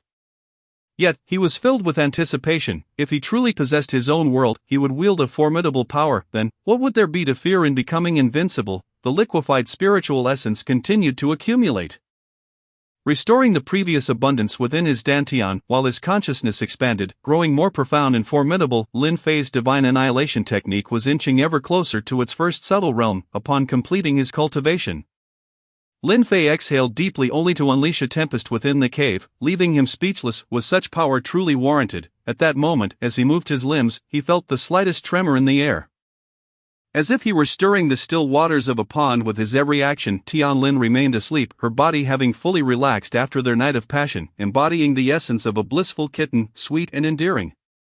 Lin Fei chose not to awaken her. Quietly exiting the cave, with a newfound sense of purpose, he was filled with hope and anticipation, feeling an inexhaustible reservoir of strength within him. Approaching the cave where the blood jade wolf spiders resided, he noticed a crimson glow emanating from its depths. It was daytime, and although the sunlight was absent in this location, the blood jade wolf spiders adhered to their customary rules, remaining unsuspecting. Here, they felt utterly secure.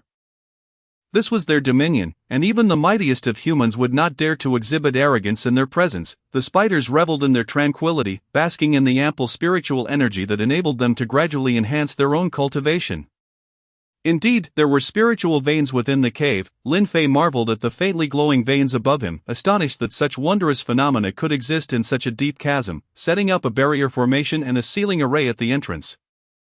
Lin Fei shattered the 2 prepared vials of penetrating heart powder within his specially crafted jade bottle, then utilized his spiritual energy to disperse the powder into the cave. In an instant, a fierce wind swept through, scattering the fine particles of the powder. The sudden gust startled all the blood jade wolf spiders, whose first instinct was to rush out of the cave in search of the source of their disturbance.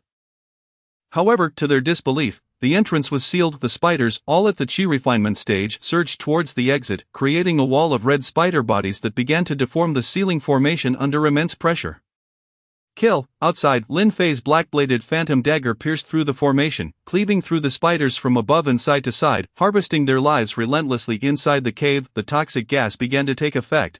The afflicted spiders first grew frantic, turning on each other in a frenzy. As the poison intensified, they became immobilized, ultimately dissolving into pools of crimson liquid. At that moment, Lin Fei recognized the true terror of the toxic elixir. It was no wonder the Alchemist Association prohibited the creation of such poisons. If allowed to proliferate, the world would descend into a bloodbath. Estimating that there were at least 10,000 spiders within the cave, Lin Fei was unfazed by their sheer numbers, for in the face of such a perverse poison, their quantity was inconsequential. 2 hours later, the cave fell silent, with only a few gasping spiders left struggling in their final moments. Lin Fei breathed a sigh of relief, dismantling the sealing formation before returning to his own cave. Upon his arrival, Tianlin had already awakened. Seeing Lin Fei return, she flung herself around his neck like a little bird. After exchanging affectionate gestures, they sat together, gazing at the beautiful and intelligent woman before him. Filling Lin Fei's heart with unbridled joy, holding Tianlin close, he gently brushed her glossy hair and spoke softly. Tianlin, you are now my woman. I have the right to know your past and the hardships you have endured, and it is my duty to protect you and help you reclaim the justice you have lost. Tianlin looked up at Lin Fei and replied tenderly, let the past remain in the past. All I need is you. After speaking, she tightened her embrace around Lin Fei's waist, as if fearing that he might slip away from her grasp. I know you are concerned for me. Lin Fei gently lifted Tianlin's face with his hand. planting a soft kiss upon her lips, and then gazed at her intently as he continued, "No one, aside from myself, shall allow my woman to suffer any indignities, whether in the past or in the future. I shall seek retribution for her doublefold." Upon uttering these words, Lin Fei's eyes wandered to the cave above, lost in thought. "Do I understand that you have endured significant grievances in the past, so as my woman? It is imperative that you confide in me, otherwise it would imply a lack of faith in me." As Tian Lin beheld Lin Fei's serious expression, she realized that he was utterly sincere, that he not only embraced her completely but regarded her as an indispensable part of his life. Perhaps even more precious than his own existence. Aware that no secret could remain hidden from Lin Fei, Tian Lin sat up from his embrace and began to recount her origins. Tian Lin's father, Tian Ziming, was the elder brother of the current head of the Tian family. From a young age, Tian Ziming was exceptionally intelligent and possessed striking features. The Tian family had high hopes for him, wishing that he would lead them to greater heights and prominence. However, to their surprise, Tian Ziming had no desire to engage in the worldly struggles of power.